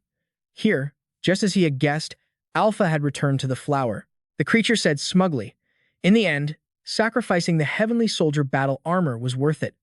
I will completely possess the authority of the king." At this, Alpha ground his teeth and asked himself, "But why can't I suppress this anger?" He opened his mouth wide, full of sharp teeth, and roared, "After granting me all of your authority, are you, the original, still sleeping?" Just then, the flower began to stir slightly. From the other side of the lake, Alpha's voice echoed, "The world tree is withered, and Elven High is no more. But down here are the humans, the ones who will replace them." He stood before the flower in the middle of the rippling lake. Speaking to himself, "Now I will correct the mistakes of the past, all to resurrect my people." Alpha's expression grew thoughtful for a moment. He gazed into the distance as if planning for a future that would soon encompass all of Akron. The atmosphere at the flower suddenly fell silent. Wisps of smoke swirled around constantly. After a moment of contemplation, Alpha turned to leave. He mumbled, "You failed to save your people, failed to protect Elven High, and in the end, you've even lost yourself. You cowardly king, from wherever you are, watch this. We will do everything." Recalling Hansu's cold demeanor, Alpha stroked his chin, plotting. "First, it's the key that person possesses. I must retrieve Galadriel's sword, Excharin's beads, and Fabian's bracelet." At this thought, he recalled Fabian's image and silently affirmed, "Excharin and Fabian are two, yet one. So I'm sure he's holding Fabian's bracelet too." Alpha thought confidently as he strode forward. "After I reclaim the authority of the false administrator, I must enter and stand proudly before the light." He had his own plans, which demanded great and overwhelming power, not some petty tricks. Alpha stood in thought, then a sinister smile spread across his face. The light reflecting on his face made him look even more wicked, and the sky was incredibly gloomy. Dark clouds swirled like a giant vortex. He looked down at a tree trunk being constricted by a colossal monster and thought decisively, "I will use this thing." The thing Alpha was referring to was the Ouroboros, lying dormant. Its body was covered in sharp scales. He was now clinging to a branch, preparing to jump. Alpha gathered momentum, swinging powerfully to land. Finally, he let go, jumping straight down with a cold expression. Alpha quickly landed on a nearby branch. Casting a vacant gaze to one side, he observed his surroundings. Then Alpha stood up, surveying the terrain and calculating. each step with caution. Without hesitation, Alpha shot downwards at a wind-tearing speed. He swiftly leaped through the branches with ease. Alpha's feet slowly touched the ground. At last, he had approached the body of the Ouroboros, the powerful light reflecting off his face. Alpha turned his gaze to the Ouroboros. He stood silently, staring intently at each of its giant scales. Within were thousands of glowing eyes, a terrifying sight. Alpha coldly commanded, "Move. Do you dare? Bare your fangs at your own creator." Hearing the command, the swarm of parasitic locusts, he looked inside the scales and grinned triumphantly. Now that's more like it. Alpha gazed pensively at the swarm of locusts and thought to himself, the original has failed.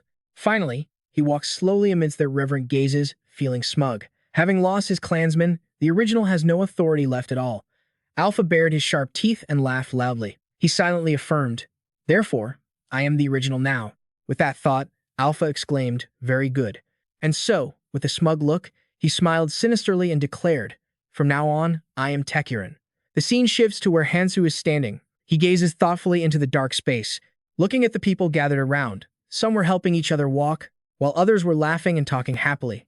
Sophia's thoughts wandered.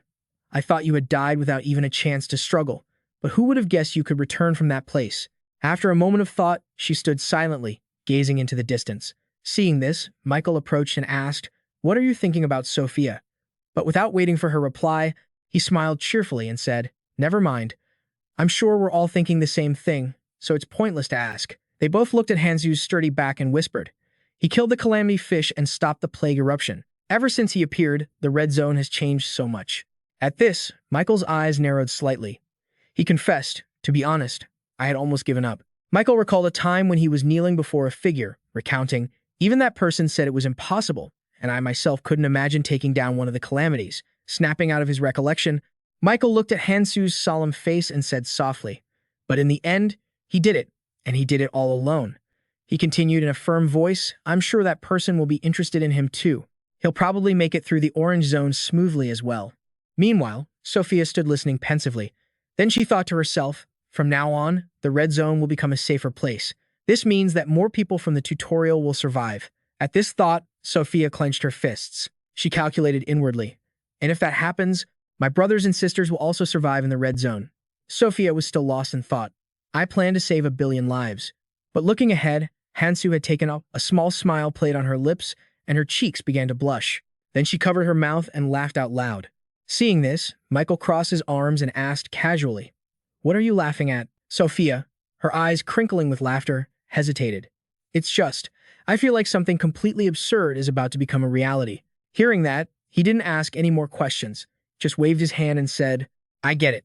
Suddenly, from high above, a messenger pigeon radiating a blue light flew towards them with its wings spread wide. A girl looked up and asked in confusion, "What is that?" The other person replied, "It looks like a messenger pigeon." Everyone stood stunned, watching the flock of messenger pigeons fly through the sky, and a stir went through the crowd.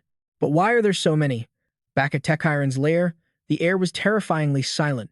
Suddenly, someone was running for their life, as if fleeing from something. He ran with his comrades, constantly looking back to check the situation, but his foot suddenly caught on a rock. He fell forward from the momentum. His comrades, seeing this, turned back in shock. He lay on the ground, reaching out and shouting repeatedly, "Help me." Seeing this, his two comrades broke out in a cold sweat, torn between turning back to save him and running away. However, they heartlessly chose to flee in terror, ignoring his echoing cries for help. "Please don't leave me behind." But it was too late. He was struck by a powerful force, causing him to spit out a mouthful of blood. The locust had delivered a fatal blow. Only agonizing screams echoed through the area. It looked up with its cold, sharp eyes, making a strange sound, unceasingly.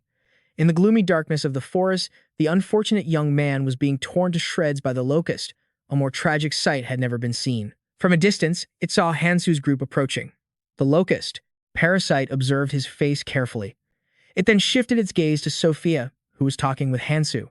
Once it had grasped the situation, the locust bared its sharp teeth in a grotesque smile. It remembered Kenian's words, "Stop the humans." The image of that vicious man flashed through the locust's mind, along with his words, "Until I have complete control over Ouroboros, you must ensure they cannot leave this place. That will be your mission." At that moment, Kenian's brows were furrowed. He shot a cold, determined gaze and ordered, "Stop them from crossing into the orange zone." The monster Ouroboros was coiled tightly around the tree trunk. It didn't move, remaining silent as if listening to the breathing of its prey. In the gloomy forests of the red zone, deadly, horrifying sounds echoed intermittently. Sensing the danger, everyone's face turned pale. In their fear, someone shouted a warning, "Here it comes." As their icy breaths grew more rapid, terrified screams erupted. Parasitic locusts. Right before their eyes, a frenzied swarm of locusts charged out. Ready to tear their prey apart at any moment, each locust began to move at incredible speed toward the camp. Up ahead, Ferris saw this and quickly gave an order. "Everyone, get ready. We have to stop them right here." Hearing this, Aaron Park and Min Chun also took a fighting stance. Her voice continued to echo. "If we let them break through, the red zone will be wiped out." The other members also held their weapons tightly, but couldn't hide the fear on their faces. Meanwhile, Ferris urged them on. "We must protect this place, no matter the cost." Johan couldn't escape his fear either. His face was completely pale. Ferris's voice rang out again. "Hold them off until reinforcements from the other clans arrive." At that moment, Aaron Park gripped his weapon tightly. His hands wouldn't stop shaking, and sweat poured down his face like rain. He gritted his teeth and forced out the words, "We're supposed to stop them." With just this many people. Just then, the swarm of locusts arrived in droves. There were so many of them, they were just an endless black mass. At that moment, over where Hansu was, a blue pigeon flew in to report. It hovered in front of Michael, emitting a faint blue aura. He opened his eyes and spoke in a serious tone. "The report says that all the parasitic locusts inside Ouroboros have appeared." To Sophia's shock and Hansu's calm demeanor, Michael continued, "Their numbers exceed 100 million. Hearing this, all the members were terrified. He continued in a low voice. "Even if we gathered all the clans, we wouldn't be able to hold them back. This makes no sense." Kang Hansu stood with his arms crossed, deep in thought. "The parasitic locusts are on the move. Why so suddenly?" An image of the locust swarm appeared in his mind. The parasitic locusts are monsters that guard the inside of Ouroboros. They are the gatekeepers, stopping anything that tries to break through Ouroboros' scales. Thinking of Ouroboros coiled tightly around the tree, Hansu analyzed the situation internally. Therefore, they can't act on their own without a reason. And right now, Ouroboros, the only one who can command them, is focused on drinking the poison. It has absolutely no reason to issue this command right now. For the past 500 years, and even in my past life, this has never happened. At this thought, he furrowed his brow, his eyes flashing with suspicion. So that means an image of Tekuron laughing maniacally amidst a massacre flooded his mind, and he hesitantly uttered, "Him." Hansu stood frozen. He knew his guess was right. He had anticipated that he would become a variable, but this situation was truly a pain. Lost in thought, he suddenly heard someone call his name. Kang Hansu turned to look. Behind him, Liu Hong was running up hastily, shouting something ridiculous. "Ouroboros' parasitic locusts are going crazy because of you." Hearing this, a stunned Kang Hansu asked, "What are you talking about?" Liu Hong snapped, "Don't play dumb." He continued to criticize him. "If you hadn't started hunting the calamities, this never would have happened. How are you going to take responsibility for this?" Michael, hearing this, spoke up indignantly. "Don't talk such nonsense. There's no causal relationship between those two things." Ignoring Liu Hong's words, Kang Hansu turned to Sophia. "Sophia, can you use your librarian skill to calculate how much longer until it descends?" Hearing this, she asked, confused. "You mean the time for all the locusts to descend?" But he quickly replied, "Not them." Kang Hansu pointed straight ahead and declared, "Ouroboros." Upon hearing this, both Michael and Sophia froze, only able to utter, "What?" Kang Hansu gazed into the distance, lost in speculation. This isn't going to end with just the locusts pouring down. Thinking of the image of Tekuron's two forms, Kang Hansu silently affirmed he's a clone. That means he possesses a portion of the king's power, which lets him command the locusts to act. As Hansu thought of the moment, Ouroboros opened its eyes as if awakened. He quickly came to a conclusion, and he will definitely try to control Ouroboros as well. Kang Hansu considered that when Ouroboros begins to awaken, it will crawl down to the ground at a dizzying speed, baring its sharp fangs as if wanting to devour its prey. Of course, completely controlling Ouroboros will take a lot of time. After all, it is one of the 4 calamities. But once he gets a hold of Ouroboros' reins, he'll immediately bring it down to the ground. He summarized the problem. That's why calculating the exact time is the most important thing. Snapping out of his thoughts, Hansu called out, "Sophia, hurry." He had already calculated in his head, the more time it takes for Ouroboros to descend, the more time we'll have to prepare. Deep in Sophia's eyes was the image of Ouroboros' dwelling place. She thought for a moment, then spoke. "About 2 weeks. This statement left Liu Hong and his teammates stunned. Liu Hong gritted his teeth. Damn it. This is over. The order to capture Kang Hansu doesn't matter anymore. He immediately turned and shouted orders to his subordinates. The entire red zone is in danger. Squads 1 and 2, report to Lord Miyamoto. The rest of you, with me. Seeing this, Sophia asked, puzzled, where are you all going? We have to work together to stop it. Liu Hong's eyes were cold as he growled. And why should we do that? While she was still worrying, Liu Hong continued, the mirror is about to open. All we need to do is escape when it does. Sophia thought to herself, the time for the mirror to open has come. An image of a deep blue lake appeared in the middle of the zone. That was the mirror, a giant lake situated between 6 massive pillars. In the middle of the sacred red zone, it was the path to the next area. But that gate only opens once a month. A barefoot steps onto the lake's surface, and when the water becomes as flat as a mirror, we can step inside. The image of Hansu walking across the lake's surface was proof that the unworthy could not enter. But those who were worthy could. Sophia mused to herself, that was obvious. All the members of her clan were high-level travelers. When the mirror opens, they'll surely be able to get inside. After a moment of thought, she spoke up. So you're saying all the clan members are going to escape through the mirror when it opens, right? The selfish Liu Hong replied, that's right. We have no reason to die here for nothing, do we? Sophia exploded in fury, shouting, what about the orders from Lord Ares and Lord Miyamoto? What are you going to do about the people who are still on their way? But he remained calm and asked, isn't it obvious? As the callous words left Liu Hong's mouth, he said, they'll die to the claws of the parasitic locusts. A vivid image of the bloodthirsty locust swarm appeared in her mind. But Liu Hong wasn't done.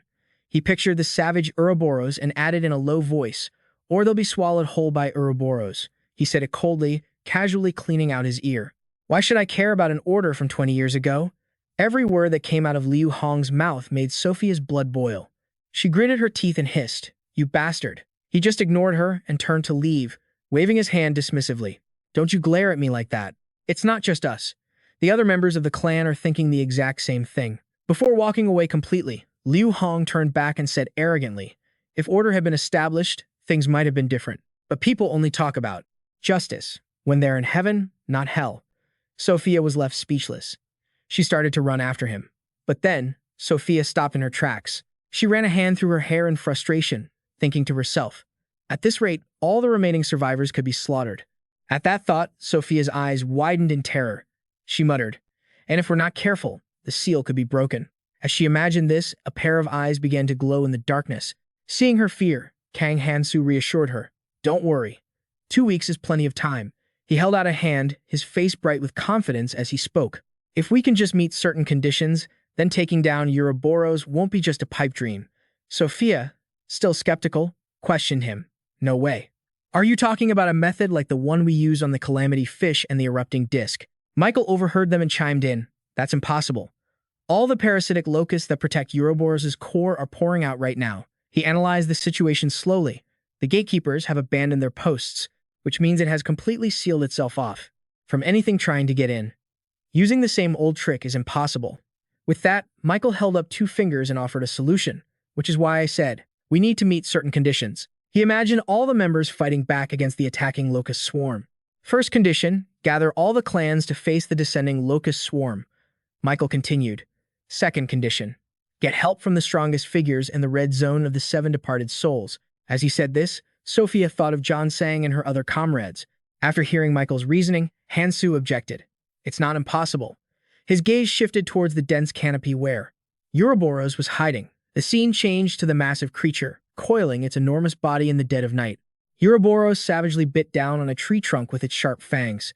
Connecting these images, Hansu declared, because this is how we take down Ouroboros. After he spoke, the 3 of them stood in silence for a long moment. Michael was the first to ask, did you just say you want to unite all the different guilds to stop those parasitic locusts? An image of Ouroboros snarling angrily appeared in his mind.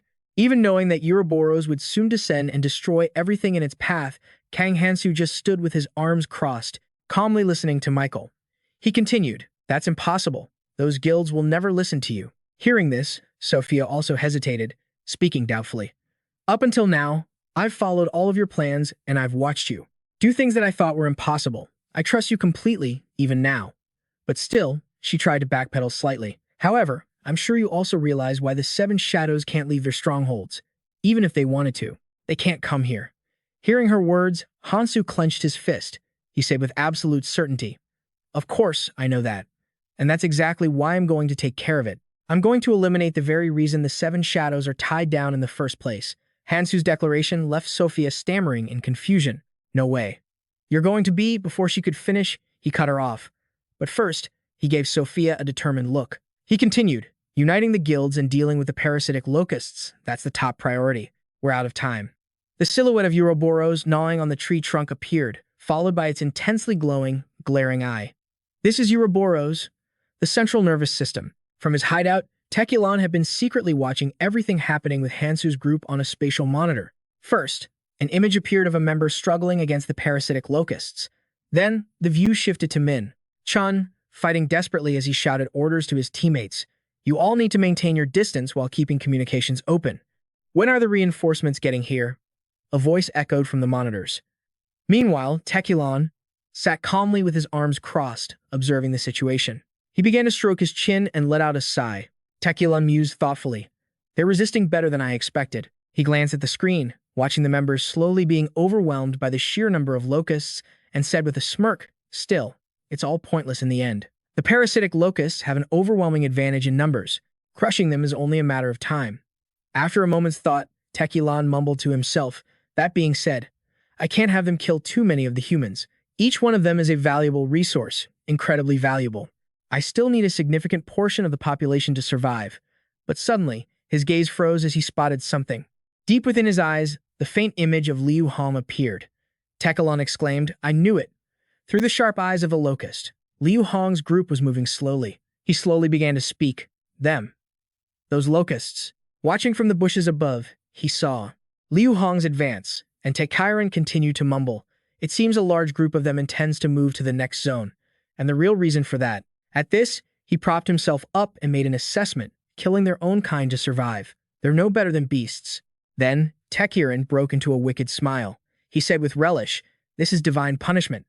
Looking at Liu Hong's image on a screen, Tekiran's voice turned cold. "For you insects." At that moment in the red zone, he also felt a sense of unease and stopped in his tracks. After a long journey, Liu Hong and his comrades finally reached the deep blue lake, the place known as the Mirror. He spoke with satisfaction, "Look where we are." Liu Hong scanned each person with his eyes. He looked at a bald man and said slowly, "People from the Celestial Realm Guild." He glanced at the other members, continuing to mutter, "6 people I don't know." Finally, Liu Hong turned his gaze to Jakma and said, "And the king of the Hecarim Guild is here too." His face darkened in thought. "So, are the other members of the Van Kiri Guild, the ones who held back the parasitic locusts, gathered here as well? Considering even the strongest have come here to escape, it seems my judgment was correct." Snapping out of his thoughts, Liu Hong turned to order his subordinate, "Now, secure the nearby points, so we can get a head start as soon as the mirror opens." The other person replied, "Yes, sir." On Jakma's side, he suddenly noticed something. After seeing Liu Hong, Jakma exclaimed excitedly, "Well, look who it is," he taunted. "If it isn't the man who stole the throne from a dead man, who else could it be?" This was Jakma, the leader of the Hecarim Guild.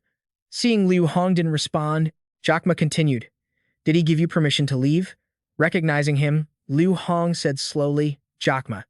Liu Hong replied coldly, "I have no reason to tell you anything." Hearing this, Jakma burst out laughing and said mockingly, "What a shame." Jakma couldn't contain his excitement and continued, "Given the situation, I thought I'd at least get to see them once. They seem to be so busy that I can't even remember what they look like anymore. Huh."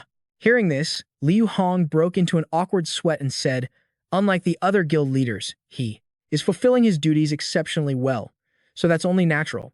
As he said this, Liu Hong's eyes suddenly shot open, and he let out a gasp. From the sky, ethereal pieces of paper fluttered down, startling Liu Hong. The figure of Hansu slowly materialized. He announced clearly, "The 6 great guilds will be here soon." Seeing Hansu, he gritted his teeth and roared, What the hell are you doing here?" At the same time, Michael and Sophia were also present to witness this. Liu Hong yelled even louder, "Kang Hansu." He rushed toward him, pointed, and screamed, "Are you here to get in our way again?" Unfazed, Kang Hansu calmly replied, "I don't have time for that. I'm here for my own plan."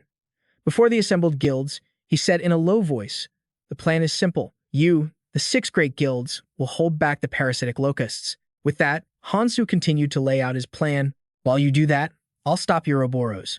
Hearing this, Jokma nodded in agreement. The members of the other guilds, however, began to whisper amongst themselves. Is he telling us to hold back those parasitic locusts? He said he's going to take down Ouroboros? Is he insane? Seeing this, Michael placed a hand on Hansu's shoulder and said softly, I told you. No one is going to follow your plan. Just then, Sophia slowly spoke up, reprimanding them. How can you all be so irresponsible? She hesitated, then said, Aren't we the experienced ones? Aren't we the Seven Shadows? Sophia recalled the image of Junichi, placed a hand on her chest, and said in a choked voice, We have a duty to protect the red zone, according to the will of Lord Erez and Lord Miyamoto. Hearing this, Hansu glanced at her, thinking to himself, So, in the end, it's all for Miyamoto, huh? Recalling the sight of Junichi's back, Kang Hansu mused, Even though he died in hell, up until now, he has helped everyone here. That's what he always did. Just then, Liu Hong's voice rose, Don't cross the line, Shadow Division member. His face darkened. He shot a cold, sharp glare at Sophia and growled, Even if you are one of the Seven Shadows, that doesn't give you the right to say his name here. Michael, hearing Liu Hong's words, stroked his chin and wondered, Isn't he the one who ran just from hearing the name? But Hansu spoke up bluntly, Didn't you ignore Miyamoto's words and run away? Hearing that, Michael pointed at him and let out an "oh," as if Hansu had read his mind. After observing for a moment, Jokma smirked and exclaimed, You people are crazier than I thought. He started walking as he asked, You're Kang Hansu, right? Let me give you some advice. Standing before Hansu, Jokma admitted, I acknowledge that you took down Calamitus. It's humiliating that I didn't fight, but instead acted in a way that would benefit my guild. Then he continued coldly, If we can hold out here for 2 days, we can enter the orange zone. So why should we risk our lives and rush to our deaths? This is everyone's own business. I don't think you should be meddling. Hearing this, he didn't reply. Just stood there in silence for a moment. Then, Kang Hansu said with resignation, Yeah, I already knew I couldn't persuade you. He gazed into the distance and warned in a low voice, They're coming.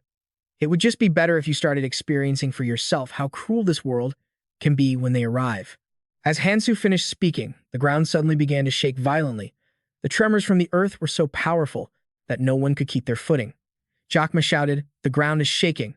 Looking at his staggering guild members, he ordered loudly, Don't panic. It's only 2 days. We can hold off those locusts for that long. Faced with this panic, Kang Hansu remained unshaken and said calmly, It's not them. The ground is shaking much more violently than that. Kang Hansu's expression turned serious as he deduced, There's only one creature in the red zone capable of creating tremors this powerful. Standing still, he stared into the vast distance. The source of the parasitic locusts, he affirmed, Ouroboros. At that moment, Ouroboros slowly slithered to the ground, its body coiling powerfully before it whipped its tail, causing the entire space to shake violently. Its massive tail emerged, seeming to block out the entire sky.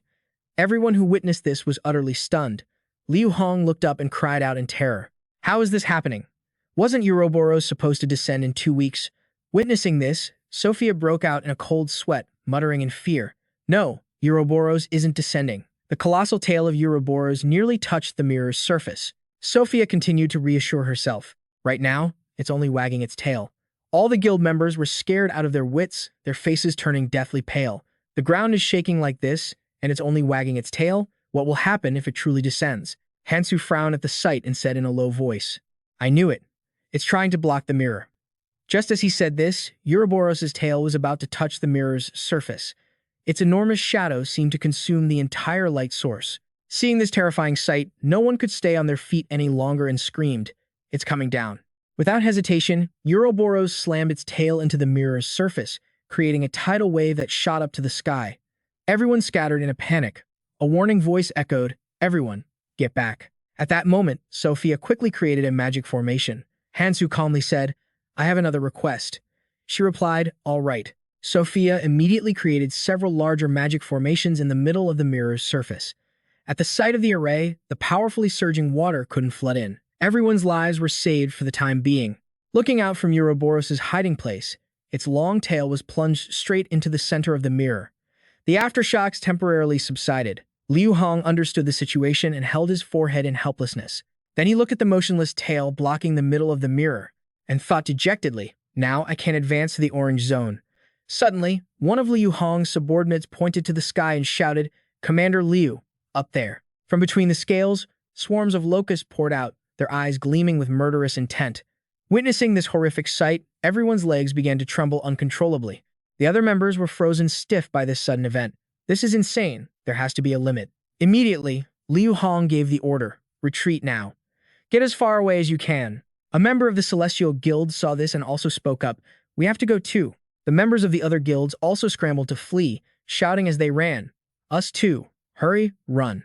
Despite the tense situation, Jakma stood in deep thought, completely unshaken. Seeing this, his subordinate called out, Sir Jakma, please give the order. What should we do? Without answering, Jakma stroked his chin, thinking. Ouroboros' tail has blocked the mirror, and countless parasitic locusts are pouring down from it. To get to the next zone, we have to kill them all. Looking at the frenzied swarm of locusts charging out, he wondered. However, is that even possible with these numbers? At this thought, Jakma gave a bitter, forced smile, thinking, there's truly nothing we can do. Suddenly, Liu Hong's shout cut through the air. What are you people still doing? Making him turn his head in surprise. He pointed to the sky and screamed, Are you trying to get us all killed? Where Liu Hong was pointing, sharp pillars of ice were being erected. He continued to yell, Sophia. Hearing her name, Sophia hurriedly called down, You all know we have no way out. We have to hold back the locusts if we want to live. She continued relentlessly. In 2 weeks, when Ouroboros descends, we'll die anyway. Hearing this, Liu Hong could only grit his teeth in anger. His subordinate frantically shouted, It's an emergency. From the distance, a swarm of locusts was approaching, moving as fast as the wind. A warning voice rang out. The parasitic locusts are right behind us. The locusts stomped hard on the ground to launch themselves into the air. A bloodthirsty locust dove down from above, rapidly approaching its prey. Faced with the danger of becoming its meal, everyone could only raise their hands to shield themselves in terror. Just as it seemed they were about to be devoured, Hansu flew in from behind. He raised the gleaming sword in his hand, preparing to strike. Then, with a few clean slices, the locust's head went flying. It had been eliminated. As he landed, seeing Liu Hong standing there, Kang Hansu said coldly, Stick to the original plan. He wiped a streak of blood from his face and continued, If we do that, all of us will live. Hearing this, he felt a surge of fear and blurted out, You're insane. I can't believe you're still saying that. With that, Liu Hong pointed directly at Hansu and yelled, You think you're some kind of hero? Look at the situation. You plan to take down Ouroboros, but Ouroboros is completely different from the other disasters. Unfazed, he replied in a low voice. So you're just going to turn tail and run. Standing amidst the chaos, Hansu emphasized his words, even if it means missing the only way to survive. Jakma had been listening intently to the conversation the entire time. He spoke again. The mirror will open in 2 days.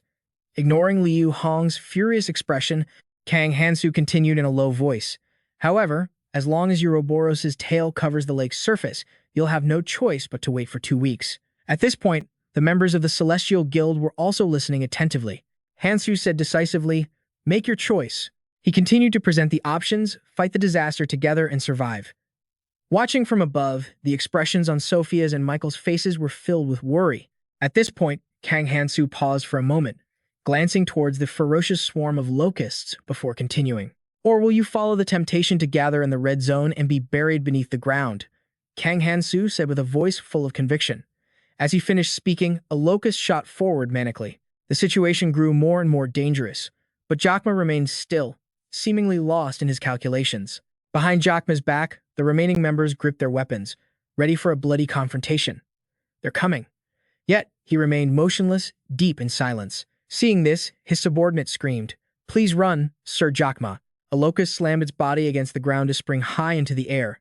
Instantly, its enormous shadow leaped towards Jakma from behind. Seeing the critical situation, the urgent voice cried out again, Please run, Sir Jakma. At that moment, he flashed a grin that stretched from ear to ear, his eyes showing pure delight as he exclaimed, I'm starting to like you. Getting more pumped up, Jorma then summoned his hammer, arcs of brilliant lightning radiating from it. He immediately raised the hammer high, preparing to deliver a fatal blow to the grasshopper. With just one powerful slam from Jorma, it took the full force of the devastating blow without a chance to fight back. The grasshopper was sent flying several feet away. He then held out his hammer and declared loudly, Everyone, listen up. Jorma pointed his hammer forward, his confident voice booming, From now on, we must ensure these parasitic grasshoppers swarming this place go no further. He enthusiastically commanded, All of you, take up your arms. We will fight and bring back spoils of war. Hearing this, Jorma's subordinate asked in confusion, "Are you planning to fight the grasshoppers until Ouroboros is destroyed?" He immediately replied, "You think I'd actually do that?" Jorma's voice lowered as he explained, "Even though we're fighting like this, we'll be ready to retreat the moment we get a chance. It will be more beneficial when the 6 great clans fight together." Standing there, before the listening associations, he continued to speak. "If he can't take down Ouroboros, we can't advance to the Orange Zone like he said.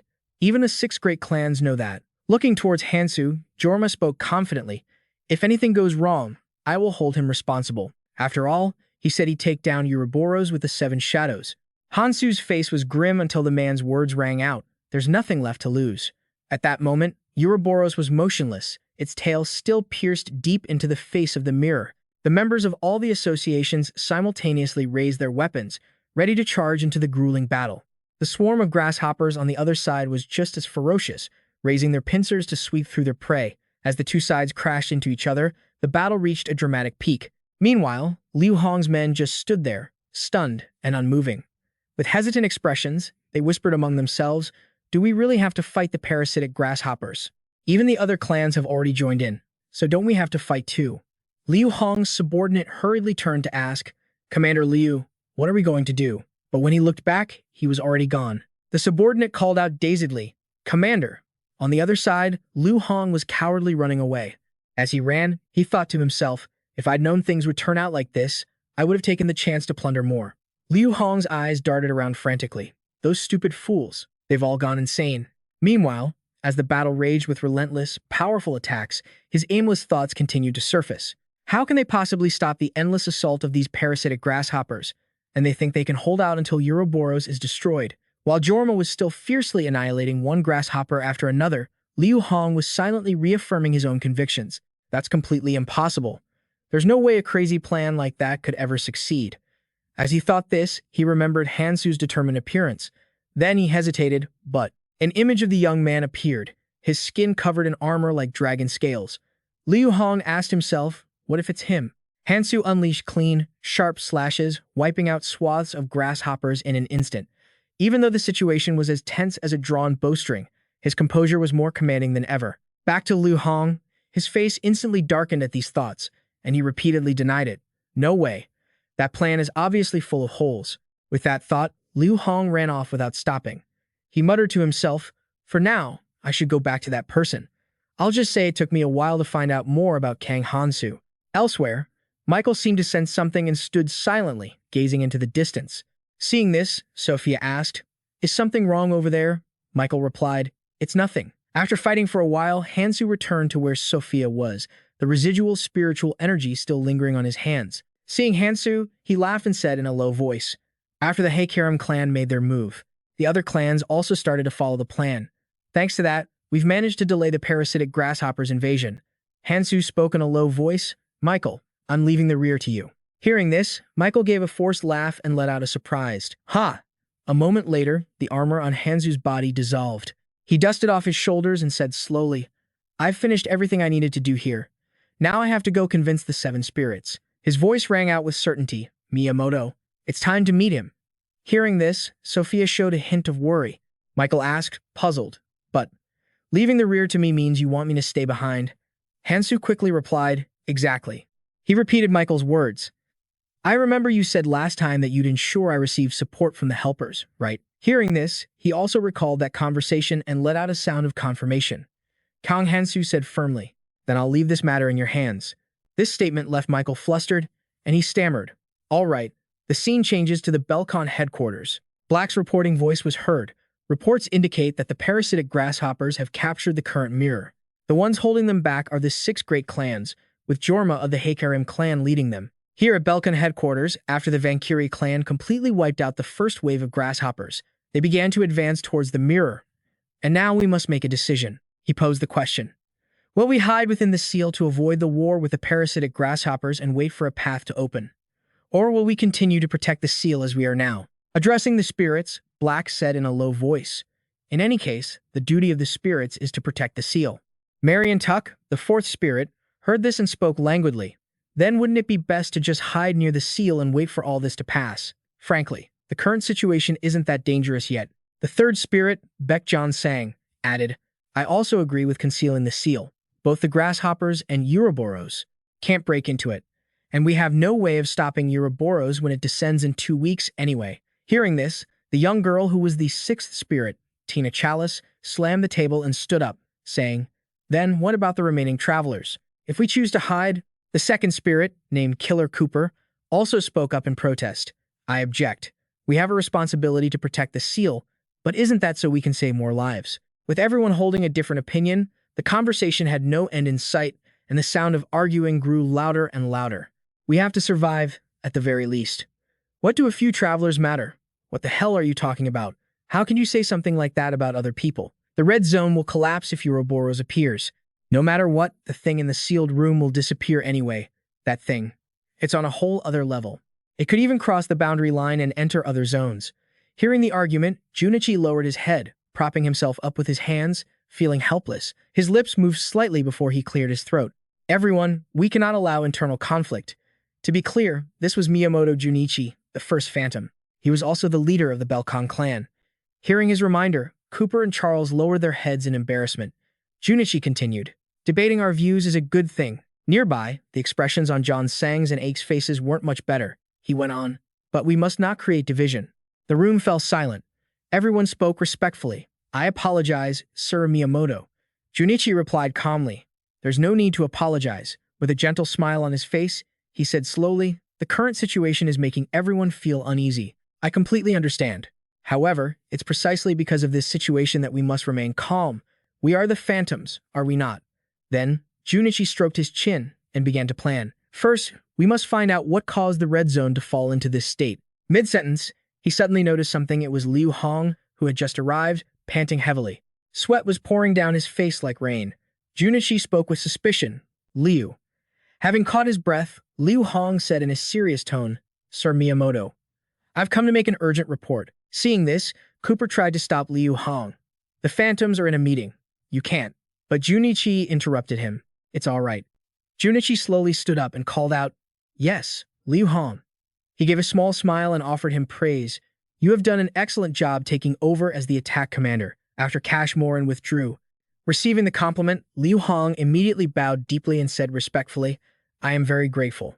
Junichi walked over and placed a hand on Liu Hong's shoulder, speaking slowly. "So," he offered a kind smile and asked, "What did you come here in such a rush to tell me?" When asked, Liu Hong, like a fish back in water, placed a hand on his chest and proudly proclaimed, "The 6 great families are holding back the parasitic locusts at the mirror. It's all Kang Hansu's fault. Not only that, he proposed a crazy plan to defeat Ouroboros himself. I came here to report everything to you, Sir Miyamoto." But contrary to Liu Hong's urgency, Junichi simply replied, "I see." Liu Hong was a bit surprised by this and reaffirmed his statement. "It's true. It's the truth." At that moment, Junichi's eyes widened, radiating a terrifying authority as he asked in a low voice, "But how did you get to the mirror?" As if he'd been found out, Liu Hong's face went pale with panic. He stammered out, word by word, "What?" Seeing this, Charles and Cooper shot Liu Hong a sharp glare. Junichi's voice rang out evenly. "You don't need to explain. The fact that you made it to the mirror proves you were trying to escape to the orange zone." Hearing this, the other Phantoms also showed their disappointment. Junichi continued his lecture. "But while we, the Phantoms, are gathered here to decide the future of the red zone, that action is no different from throwing away all of our efforts." Those words seemed to agitate Liu Hong, who shouted helplessly, "But I was just following your orders, Sir Miyamoto." Hearing this, Junichi's eyes blazed with anger as he repeated, "My orders." Witnessing this rare expression on the leader's face, Liu Hong broke into a cold sweat. He immediately bowed his head, his voice stuttering, "No, I'm sorry." But Junichi didn't want to complicate matters further. He shook his head and said softly, "Let's stop here for now. We will discuss this again later." Outside the Belkan mansion, the sky had turned a twilight purple. Sitting inside and looking out at Junichi's back as he stared into the distance, Charles spoke up. "Liu Hong ran away? How disappointing." Hearing this, Junichi spoke magnanimously. "Even so, if you picture the sight of a colossal Ouroboros descending upon us, his actions are somewhat understandable." Just then, Ake rubbed his forehead, let out a sigh, and grumbled, "Anyway, let's put that aside. This guy named Kang Hansu is really causing a huge mess." Junichi burst out laughing at that and said, "But I really want to meet him, at least once." He smiled faintly and said in a low voice, "Who knows?" A glimmer of hope shone in Junichi's eyes. He offered his opinion. "Maybe he's a reasonable person who could be of great help to this red zone. Over here." A subordinate leaned in to whisper a report in Black's ear. After listening, he raised his hand high and called out, "Sir Miyamoto."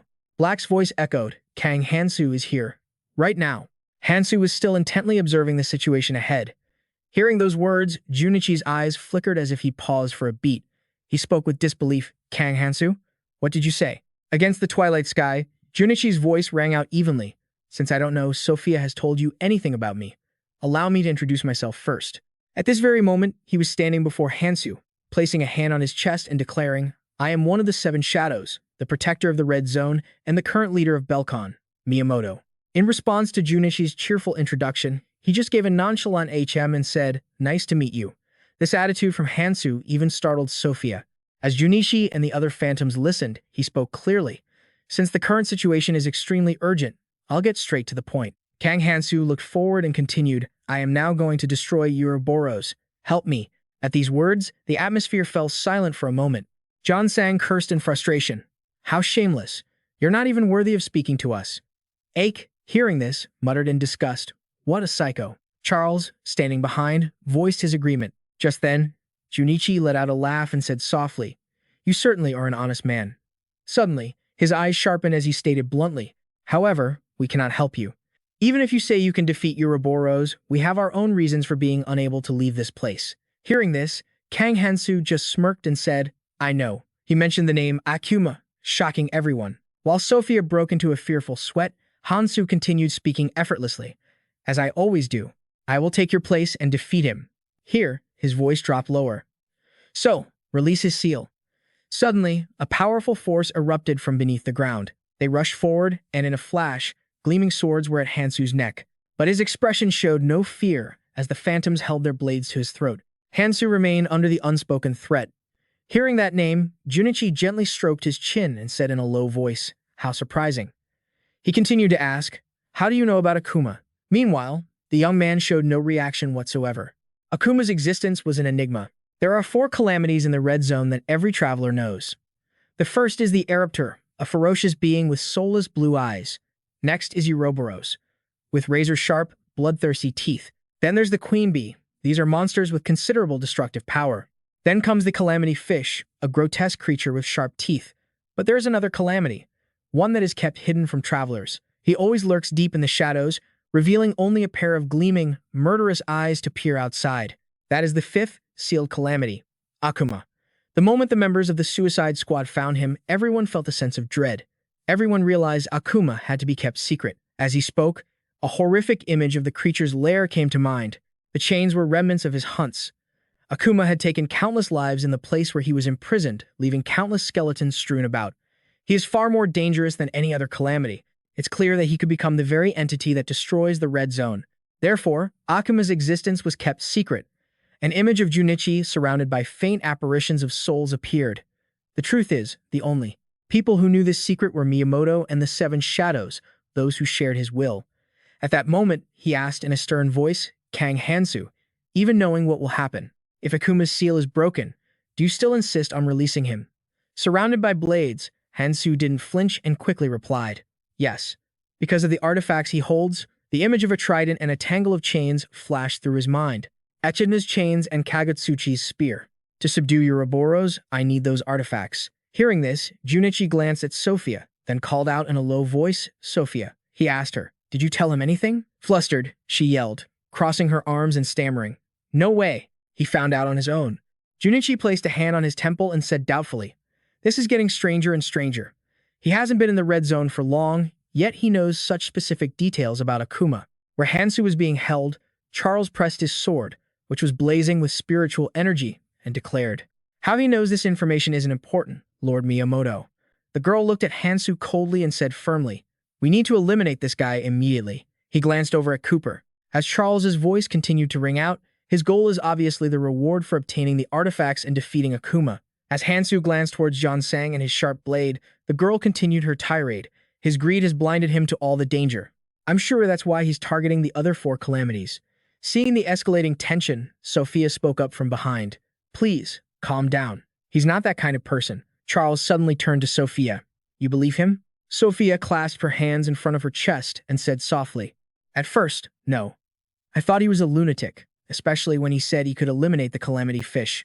Sophia recalled Hansu's battle with it and continued, but he actually did it. She then remembered him taking care of the eruptor monster and added, he even destroyed the eruptor. He took them all down by himself.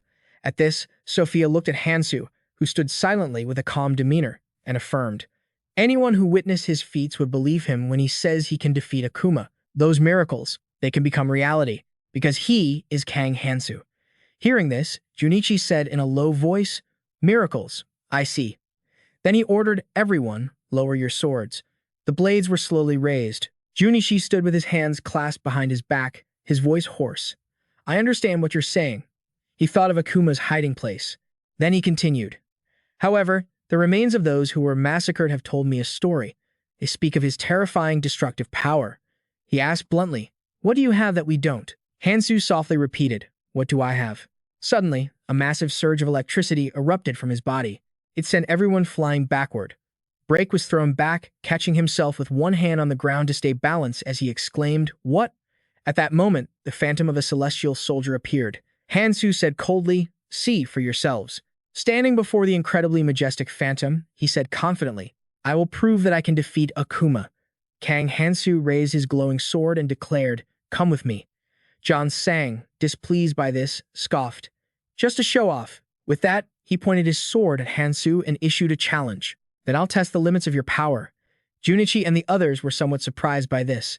John Sang led the charge with Cooper and Charles, leaping towards Hansu. He skillfully twirled the sword in his hand before slashing at him. But with his agility, Hansu managed to block the swift strike, which left a faint blue trail in the air. At that moment, Cooper and Charles dove down from above, aiming to attack him head-on. John Sang's and Hansu's swords clashed with a piercing sound. He brought his face close to Hansu's and snarled. We are the Seven Shadows. John Sang continued speaking with contempt. And you declare that you can lead all of us, the Guardians of the Red Zone, together. Cooper and Charles were closing in on Hansu. His disgusted voice rang out. It's nothing but pure arrogance.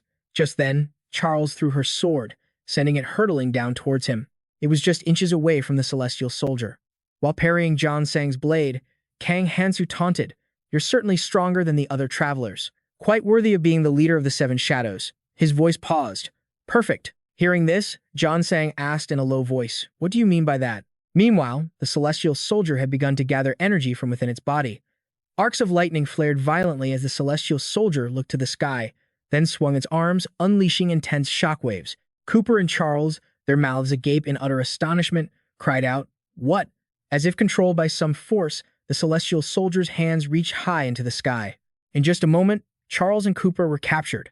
Pushing John's sword aside, Hansu looked up at the celestial soldier and said arrogantly, perfect for testing the celestial armor. Flashing back in time, the members of the final Suicide Squad were having a meeting. Hansu asked, what kind of person is Miyamoto? Ares replied, why the sudden question? He immediately answered, I heard he was the manager of the Red Zone, but he died not long after Abyss opened. One of us will inevitably run into him, so I wanted to hear your opinions about him. She let out a sigh and said in a low voice, he's not like the other guild masters. First, he doesn't try to intimidate the guild members. His inherent skills are defensive and buffs, but he has debuff skills as well. Most importantly, at this point, Ares started to delve deeper into the matter. She recalled the image of Junichi looking at everyone, before slowly walking away and saying softly, while everyone else was chasing rewards, building their personal reputations, and even flocking to the Orange Zone for countless reasons, he stayed behind in the Red Zone alone. His dignified figure appeared in Ares' mind. She continued, he stayed because his will told him to. Miyamoto said he would guard Akuma's seal. Kang Hansu listened intently to her every word. He chose to give up his opportunities and sacrifice himself. Ares smiled brightly and asserted, if you plan on meeting Miyamoto, I think you can trust him. She added, he believes in unconditional justice more than any other traveler in this Red Zone. Beside them, Kenian listened thoughtfully with his arms crossed. Back in the present, Junichi suddenly shouted, that's enough. What the hell do you think you're doing? He yelled. Even if we join forces, our strength still won't be enough. Glancing over at Cooper and Charles being restrained by the celestial soldier, Junichi continued to yell, Ouroboros will descend in 2 weeks. Why are you wasting your strength like this? Hearing this, Cooper lowered his head and said softly, I'm sorry. He raised a hand to his mouth and cleared his throat to regain his composure. Then, Junichi turned to Hansu and said, I understand you are very strong, Mr. Kang Hansu. However, I ask that you put away that soul-devouring weapon of yours." He held out his hand, his tone calm. "Instead, why don't we have a discussion? After all, the number of casualties up to this point is already immense." The air outside the camp was quiet, with the gentle afternoon sunlight filtering in. Inside the tent, everyone sat down to negotiate. Junichi spoke up, "Mr. Kang Hansu, I admire your strength." Seeing Hansu's calm demeanor, he continued, "However, I cannot undo the seal for that reason alone." A hazy image of Akuma's sealed location appeared. Junichi's deep voice echoed, "Who knows what will happen? Once the seal is broken, Akuma's seal should never have been opened." Next, its terrifying silhouette appeared, with two bloodshot red eyes. He reasoned that just getting close to it would be enough to overwhelm a person with its power. Junichi asked, "Mr. Kang Hansu, do you have a solid plan to defeat Akuma?" Hansu said confidently, "I do." He thought of the weapons in his possession and declared, "Of the 5 existing holy relics of Elfinhim, 2 were used to seal Akuma. The other 3 are in my hands. With just 2 relics, they were able to overwhelm Akuma's power. So, if we have all 5, defeating him is entirely possible." Kang Hansu asked in a serious tone, "I believe that's more than enough to give us a fighting chance. What do you think?" He didn't answer right away, but muttered to himself, "So similar." Looking at his calm demeanor, Junichi praised him inwardly. He carries a great responsibility on his shoulders and is willing to die for it, without showing a single shred of fear. His gaze sharpened as he wondered, "In the 20 years I've stood guard here, has there ever been a traveler like him? Now I understand." He saw Ares' shadow in Hansu and whispered to himself, "It's Ares." Seeing Junichi lost in thought, a voice called out, "Mr. Miyamoto?" The man wondered what was wrong with him and waved to get his attention. "Mr. Miyamoto." Even as the calls continued, Junichi slowly picked up the cup of water on the table. He brought it to his lips, took a sip, and said calmly, "I was just reminiscing a little. I can't make decisive decisions like you, Mr. Kang Hansu. On the contrary, I tend to hesitate." "Now then," Junichi asked, "Mr. Kang Hansu, may I say a few words before I answer your question?" Hansu quickly replied, "Of course." He tapped his fingers on the table and said in a low voice, "Let's say we do as you wish, release Akuma's seal and defeat him." In the tense atmosphere, everyone listened intently. Junichi proposed another scenario. "But what if we fail?" He imagined the tragic scene Akuma would cause, with countless people losing their lives, and then hypothesized, "Like you, I also want an all-out battle against the calamity. But I abandoned that thought long ago. Just imagine the number of lives that would be lost. Ouroboros has already begun to move. If Akuma decides to help it, what do you think will happen to this red zone?" Those words made even Hansu pause to think. Junichi continued, "It's not that I don't trust you, Mr. Kang Hansu. You've clashed with the Black Mages and even defeated 2 calamities," he said matter-of-factly. "But every plan has variables. The smoother a plan seems, the more cautious we must be." Faced with Hansu's cold gaze, Junichi laid out his plan. "That's why I've come up with this alternative." Thinking of Hansu's relics, he proposed, "Why don't we use the holy relics you possess to strengthen the seal?" Junichi continued with a cheerful smile. Imagining the relics laid out to form a solid magic circle, he said confidently, "If we do that, wouldn't the seal become even stronger? There would be nothing left to worry about even if Ouroboros descends and destroys the red zone." Painting a picture of the locust swarm being defeated in the red zone, Junichi added, "And with that, our black mages would be free to act. Furthermore, we could also deal with the locusts occupying the mirror." An image was then shown of the members being bestowed with weapons. "Next, we'll help all the travelers in the red zone. At the very least, we can help them get through the mirror." As the beautiful vision appeared, everyone was shown advancing towards the mirror together. He said in a low voice, "Before Ouroboros descends, we will bring everyone to the orange zone." Hearing this plan, Cooper laughed with excitement. "That's Sir Miyamoto for you. I can't believe you came up with such a brilliant plan." Junichi replied humbly, "You're exaggerating." He asked Hansu, "What do you think? Doesn't this make more sense?" He slowly spoke up. "Logically speaking, it sounds plausible." Hearing this, Junichi quickly said, "If that's the case, then." But before he could finish, Hansu declared, "But I refuse." With a stern expression, he stated flatly, the holy relic wasn't meant to be used like that. Hearing this, the old man's eyes grew thoughtful. Junichi asked bluntly, "Isn't this just because of your own selfish desires?" Kang Hansu ignored the comment and said in a low voice, "The holy relic must be used again, somewhere else." The tension was so thick even Sophia started to sweat. Hearing that, the old man let out a heavy sigh and asked, "Can you tell me where?" But he didn't answer, only reassuring him gently, "Isn't it enough as long as I defeat Akuma? I'll do it quickly, so you don't need to worry." Junichi's gaze was ice cold, as if he was scheming something, and Hansu's eyes were just as steely. Finally, the old man slowly stood up and concluded, "Very well. Let's end this discussion here." Startled, Sophia exclaimed, "Does that mean?" Junichi said calmly, "We have no other choice but to trust him."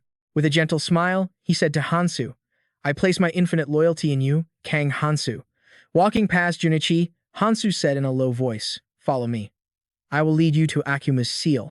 Suddenly, remembering something, his eyes lit up. Junichi suggested, "First, let's get you into some new clothes. Your fighting style relies on speed, so I'm sure these will suit you well." Both Hansu and Sophia looked curious. A moment later, everyone entered the place where Akuma was sealed. The atmosphere was incredibly gloomy. He let out a thoughtful breath, now wearing the new outfit. Hansu exclaimed, "This outfit is actually pretty cool." The item information panel appeared. Leather armor of Gatas, lightweight and reduces resistance. He touched the outfit, thinking to himself, "I guess I can only wear this here, huh?" Just then, Sophia spoke from behind. "What a relief. Right, Hansu?" Looking at Junichi's back as he walked ahead, she continued, "It's wonderful that in the end, sir, Miyamoto chose to trust you." Sophia added, "All that's left is to defeat Akuma according to plan." Hearing this, Kang Hansu muttered, "According to plan." He recalled the old man's words from the meeting. "I was just reminiscing about the past a little." Junichi had slammed his cup down and confessed, "I can't make decisive choices like you, Kang. Hansu can. In contrast, I'm the type who always hesitates." In that moment, Hansu had been secretly watching him with ice-cold eyes. The cup had been warped at some point. After Junichi set it down, he suddenly called out, "Sophia. Sophia, I need to talk to you about something." Flashing back, 20 years ago. At Akuma's seal, Ares witnessed the horrific scene before her, covering her mouth and stammering, "What in the world is this place?" Before her was a brutal scene, with bodies lying scattered everywhere, covering the entire area. She spoke again. "What the hell happened here?" Kenian approached each body to examine it, then made his assessment. Looking at the number of petrified people, "I have a pretty good idea of what happened. They were all unfortunate victims of a single, ultimate attack." Kenian deduced it came from something. He glanced toward the giant egg, bound by countless chains. He said with certainty, "It's the thing that's sealed over there, an existence. So dangerous it must never be awakened." Looking at the wisps of energy radiating out, Kenian said, "Traces of its strange power are still present everywhere." Just then, Kangtae spoke in a low voice, "But it's sealed, right? As long as we don't touch it, everything should be fine, shouldn't it?" Kenian pushed up his glasses and retorted, "No, you're wrong." Looking back at where Akuma was sealed, he said with conviction, "The seal is gradually weakening." Seeing the cracks slowly forming on the seal's surface, Kenian continued, "The only reason it's still contained here is because of the chains binding it. Eventually, the seal will fail completely." Hearing this, Ares chimed in, "So it's basically a ticking time bomb." He replied instantly, "Exactly." Meanwhile, Junichi stood silently, observing the egg, his hand gently resting on its shell. Kenian's voice rang out, "It seems we'll have to come up with a plan to deal with this." As he was still talking, "Let's go back and discuss it." Junichi's eyes suddenly lit up as if he'd thought of something. He exclaimed, "I have an idea." At this, everyone looked over with curiosity. Junichi looked at the seal's shell, which was emitting wisps of purple energy, his face shining with a glimmer of hope. Then, he raised his hand. The ring on his finger began to glow, releasing a faint stream of energy. Junichi wondered, "Do I have to risk my life to summon it once again?" Instantly, a spirit armament appeared, restraining the egg. He thought to himself, "Here, my spirit armament is the strongest." Ares was slightly stunned by the sight. Standing before the spirit armament that was tightly gripping a trident, Junichi pondered again, "But after I reach the next region, I'll definitely have to start over from scratch." Seeing this, Kenian asked, "Are you planning to use your spirit armament to hold back the seal?" Even as his mind wandered, "How much longer do I have to do this? Will this ever end?" He quickly replied, "My spirit armament will reinforce the current seal. That's the only way to keep it from escaping." Ares looked at Junichi and said softly, "But in exchange, you'll have to stay behind in this red zone to maintain the spirit armament." He answered calmly, "I have my own ways." Junichi placed a hand on his chest and declared, "If it is for the great cause of humanity, then I will not give up." As he said this, his thoughts drifted. "Yes, it would be better if I..." But then he spoke reassuringly, "Don't worry. I will stay in the red zone to protect the seal." Back in the present, Junichi stood silently, lost in thought. Looking at the scene before him where Akuma was sealed, with bodies lying everywhere, he felt as if the past was repeating itself. Just then, Cooper called out from behind, "Sir Miyamoto." Hearing his name, Junichi shook his head slightly to clear his thoughts. He said softly, I was lost in the past again. Kang Hansu said urgently, Miyamoto, let's begin. We're out of time. Seeing how casually he spoke, Sophia mumbled, why is he addressing Master Miyamoto so informally? The old man glanced over and spoke, yes, it's time. Lightly touching the glowing ring on Junichi's hand, he announced, I will now begin unsealing it. He reached for the soul-devouring weapon, and it began to tremble violently. Watching from the side, Kang Hansu analyzed the situation. It looks like he's let his weapon absorb a massive amount of other weapons. Even though it's a lower grade than the celestial armor, its power is no joke. Looking at the anxious spirits, he continued to think, does that mean the Black Mage's only job is to buy and sell? He connected the image of the soul-devouring weapon with the weapons scattered on the ground and concluded, it's because Miyamoto has to maintain the soul-devouring weapon. That means his actions are extremely limited, forcing the Black Mages to buy the specific weapons the weapon demands on his behalf. At this thought, Kang Hansu raised a hand to his chin, a suspicion growing in his mind. Still, something isn't right. He glanced at Junichi's back. He murmured to himself, something I just can't figure out. After a moment, the soul-devouring weapon was recalled into the ring. The shell of the seal began to shake violently. The trident fell limply to the ground. The sturdy chains all snapped at once, causing the earth to tremble fiercely. The shell cracked apart, releasing a dark red aura. A massive tremor erupted, and the ferocious figure of Akuma appeared, emitting a powerful electrical charge. Everyone stared at him with indescribable tension. Akuma was now unsealed, standing proudly with his massive, muscular body. It was absolutely grotesque. Charles stared at Akuma and thought, I can't move my body. He's only just released his killing intent, but even that feels incredibly dangerous. Looking closer at his horrifying form and sharp teeth, she knew for sure. There's no doubt about it, that thing. Charles's train of thought was cut short. Is a monster. Just then, Akuma was standing right in front of her. Charles was completely engulfed by his enormous shadow, frozen in place, only able to let out a terrified gasp. Since when was he? Seeing this, Hansu quickly summoned his holy sword. He leaped high into the air, just in time to block Akuma's attack, aimed at Charles. Their violent clash shook the ground, and the aftershock spread out widely, forcing Sophia and Cooper to shield their faces. Akuma stuck out his long tongue and attacked frantically, while Hansu used all his strength to fend off the monster's murderous rampage. He swung his sword decisively to push Akuma back, then used the momentum to spin around and prepare for a direct attack. Without hesitation, he launched a lightning-fast kick straight to the monster's face. Caught by the surprise attack, Akuma was sent flying, sliding back several meters. He spoke coldly. Everyone, listen carefully. At that moment, Akuma was staggering to his feet, holding his head, which was still spinning from that blow. Scales began to appear on Hansu's face as he said in a low voice, protect yourselves.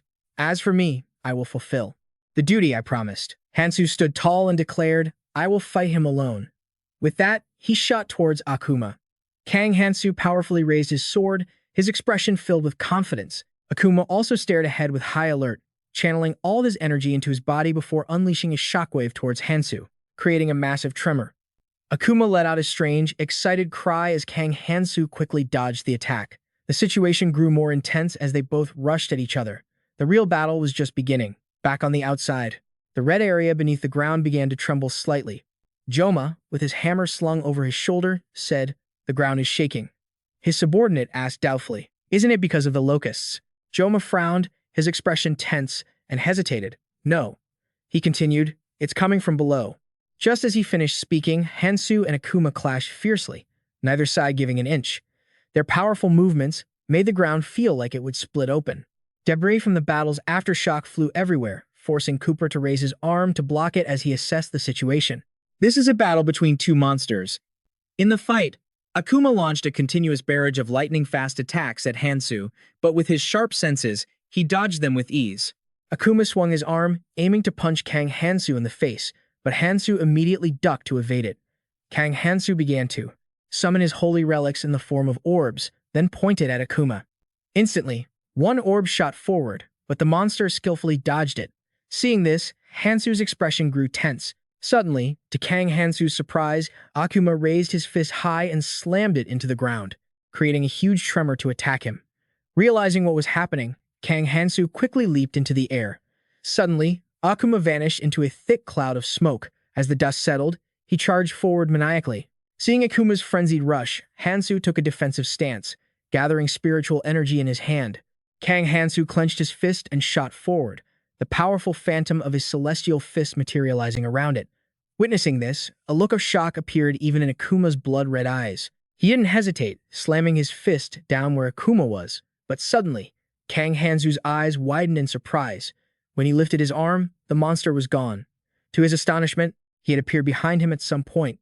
The realization sent a shiver down Hansu's spine. Akuma viciously threw a punch, aiming to finish him. Suddenly, something rushed towards Akuma, making his eyes widen. It was Hansu's attack. Hansu had sensed him and turned in time, delivering a devastating punch towards Akuma, but the monster was nimble enough to dodge it.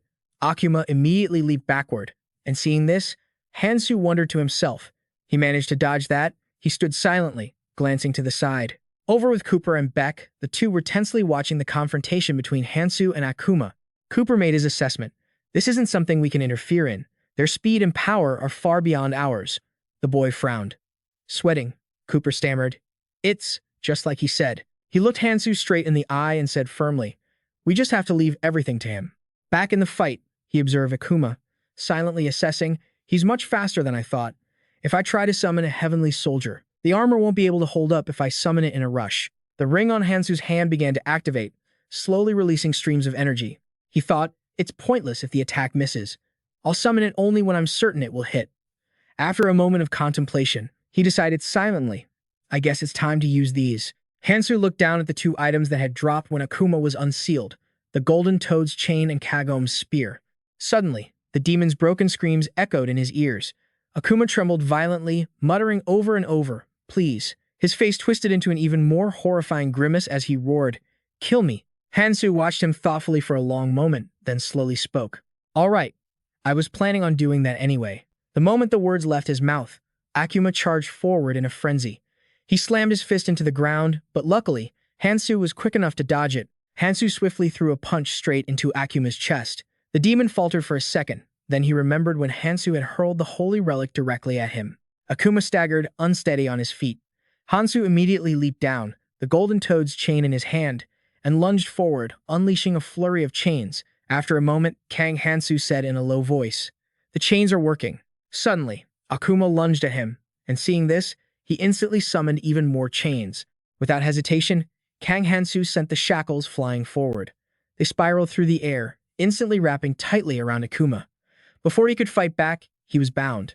Kang Hansu looked at Akuma coldly and thought, "I chained him with the golden toad chains, but he could probably break free easily." Shaking off the thought, he raised the glowing trident, thinking with grim determination, "I have to finish him off before this gets out of control." But suddenly, Hansu's body froze. He couldn't move. A green energy was wrapped around his entire body. Hansu cried out in his mind, "What? My body? It won't move." A faint energy radiated from him, leaving him bewildered. He thought to himself, "It feels like something is dragging me down." Looking over at the bound Akuma, Hansu wondered, is this one of Akuma's skills? But the demon still wore a look of defiance. He kept muttering, "Impossible. As far as I know, Akuma doesn't have any skills that restrict movement." Kang Hansu suddenly whipped his head around. He sensed that something was off, thinking, "Does that mean this is someone else's doing? Who is it?" A feeling of dread began to wash over Kang Hansu. Bells of sweat ran down his face. In this vast, empty space, Junichi and the Seven Shadows were on one side, while he was on the other, locked in a struggle with Akuma. His gaze fixed on Junichi, who was exuding an indescribable aura of mystery. Junichi stood in quiet contemplation, his face calm, when suddenly, his eyes flew wide open. His eyes carried a terrifying killing intent, hidden behind the gentle mask he had worn. Witnessing this, Hanzo gasped, "You bastard, no way." Weakened and still facing Akuma, he could only yell out, "Miyamoto." At that exact moment, Akuma appeared behind Hansu and struck. After sending Hansu flying, he landed lightly on the ground. Akuma then crouched low, tensed his body, and shattered the chains that bound him. In the crater left by Akuma's attack, the dust began to settle. Kang Hansu slowly got up, thinking, "Now I finally understand what's been so wrong here." He remembered how Junichi had looked earlier, how he'd been maintaining Akuma's seal.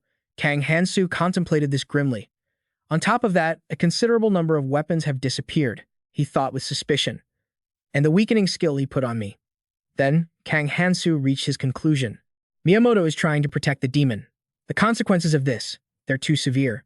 And heirs Miyamoto is utterly useless. Lost in thought, his eyes suddenly shot open. Directly above him, Akuma swooped in to attack again. Kang Hansu instantly blocked with his sword, parrying Akuma's blow. It forced the demon to back off. Kang Hansu thought in surprise, he's gotten faster.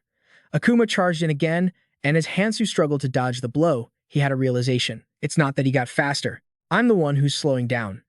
Hansu and Akuma continued to exchange blows without pause, but Akuma now seemed to have the advantage.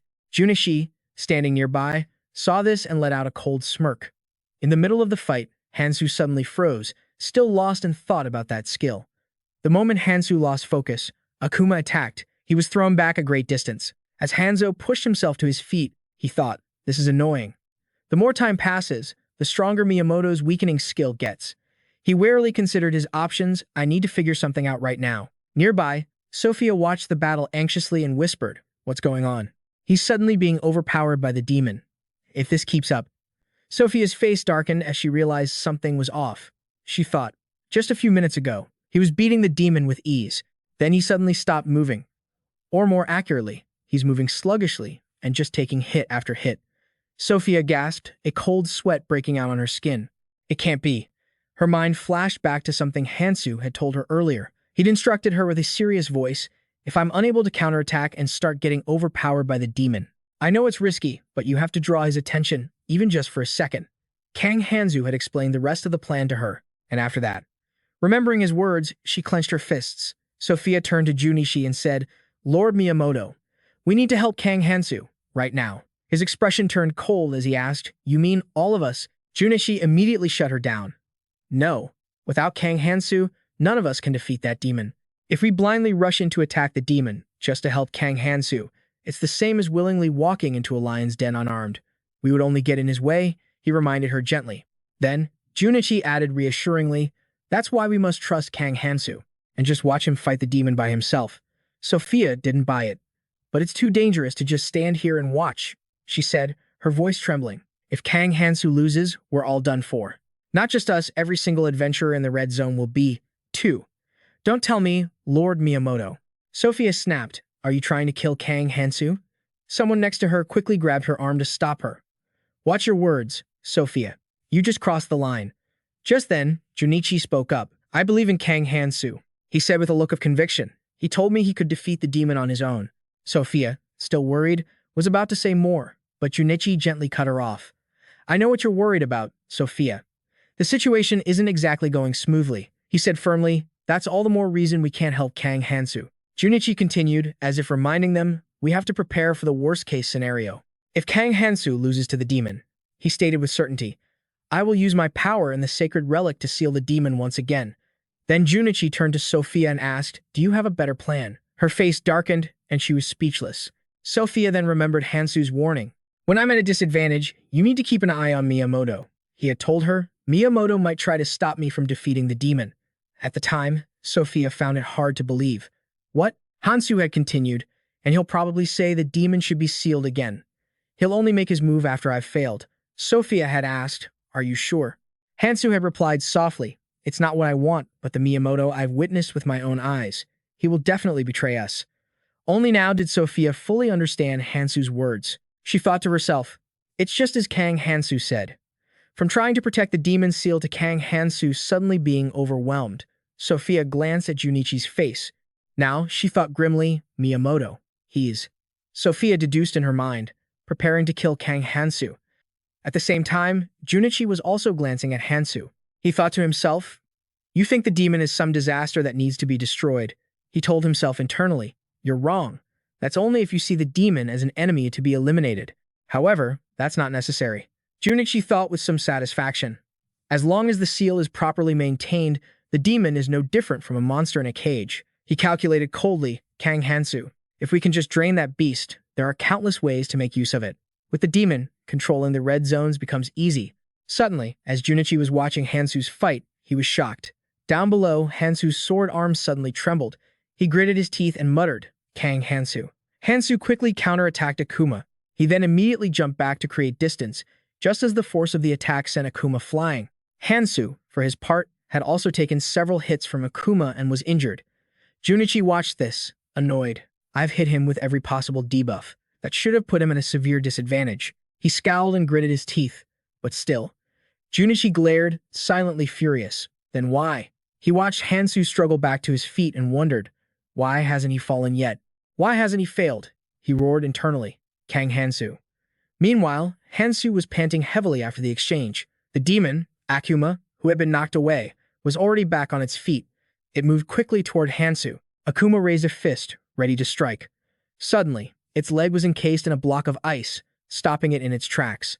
The surprised demon looked down at its feet. From behind, Sophia had used her ice magic on it. She let out a breath and seriously focused on the spell to hold Akuma in place. Junichi yelled in alarm. What do you think you're doing? He roared her name, Sophia. Junichi said hurriedly, I already told you. This could put us in a bind. That's why I said to let Hansu handle the demon himself. He kept pressing. Why wouldn't you listen? Sophia replied in a cold voice. I'm very disappointed in you, Lord Miyamoto. She turned to face Junichi, her eyes filled with anger. You should have been the one taking risks to protect all the red zones, including ours. Someone with the power to withstand even the demon's weakest attacks refuses to step up because he doesn't want to be in danger? Sophia asked sarcastically. Have you no shame? Hearing this, Junichi flew into a rage. What? Just then, Akuma noticed Sophia was distracted. It quickly shattered the ice, restraining it, and charged toward them. Junichi shouted a panicked warning. Damn it, it's headed this way. Sophia quickly signaled to the others, everyone, get ready. Beside her, Junichi, though furious that she had ruined his plan, pretended to prepare for the attack with everyone else. Sophia, the demon is charging right for you. Sophia froze when she suddenly heard Hansu's voice. Don't lose focus. From behind the creature, Hansu launched his attack. I'm still your opponent. He swiftly struck the back of Akuma's neck. The demon immediately cried out in pain. Akuma quickly turned to glare at Hansu. Seeing this unfold, Sophia became terrified and screamed his name, Hansu. At that moment, Akuma grabbed Hansu's arm, hoisted him into the air, and then violently threw him backwards. Hansu cried out in pain as he was sent flying. Sophia quickly cast a spell. She summoned platforms of energy to catch Hansu as he fell. He let out a small laugh and complimented her. Nice support. Hansu pushed off with his feet, launching himself back toward Akuma. But as he looked at the demon, he was startled. Down below, Akuma was holding a handful of sharp rocks. A second later, it hurled them at Hansu. Cooper, who was nearby, watched in amazement and yelled, It can attack like that too. Hansu was moving toward Akuma using the support platforms Sophia had created. The rocks Akuma threw flew rapidly toward him. The support platforms deftly blocked them. Akuma looked up and growled in anger at the sight. It didn't notice the chains that were slowly wrapping around its feet. Just then, a system notification sounded softly. Due to a mana infusion, the calamity chains are being restored. Immediately after, the chains shot upwards, quickly wrapping around Akuma and restraining it. Kang Hansu said softly, Akuma. He spoke while summoning a spear. Just hold on a little longer. This will all be over soon. Kang Hansu raised the spear high, then slammed it down on Akuma. The demon was struck, its body pinned firmly to the ground. Akuma let out a loud, agonizing scream. Two people from Back's faction standing nearby were stunned by the scene. One of them muttered, That was incredible. He's actually defeating Akuma. Behind them, Junichi furiously clenched his fists. No, he thought resentfully. If I don't stop this, the demon will die. Junichi glared angrily. He thought to himself that he had to stall Hansu until Akuma could move again.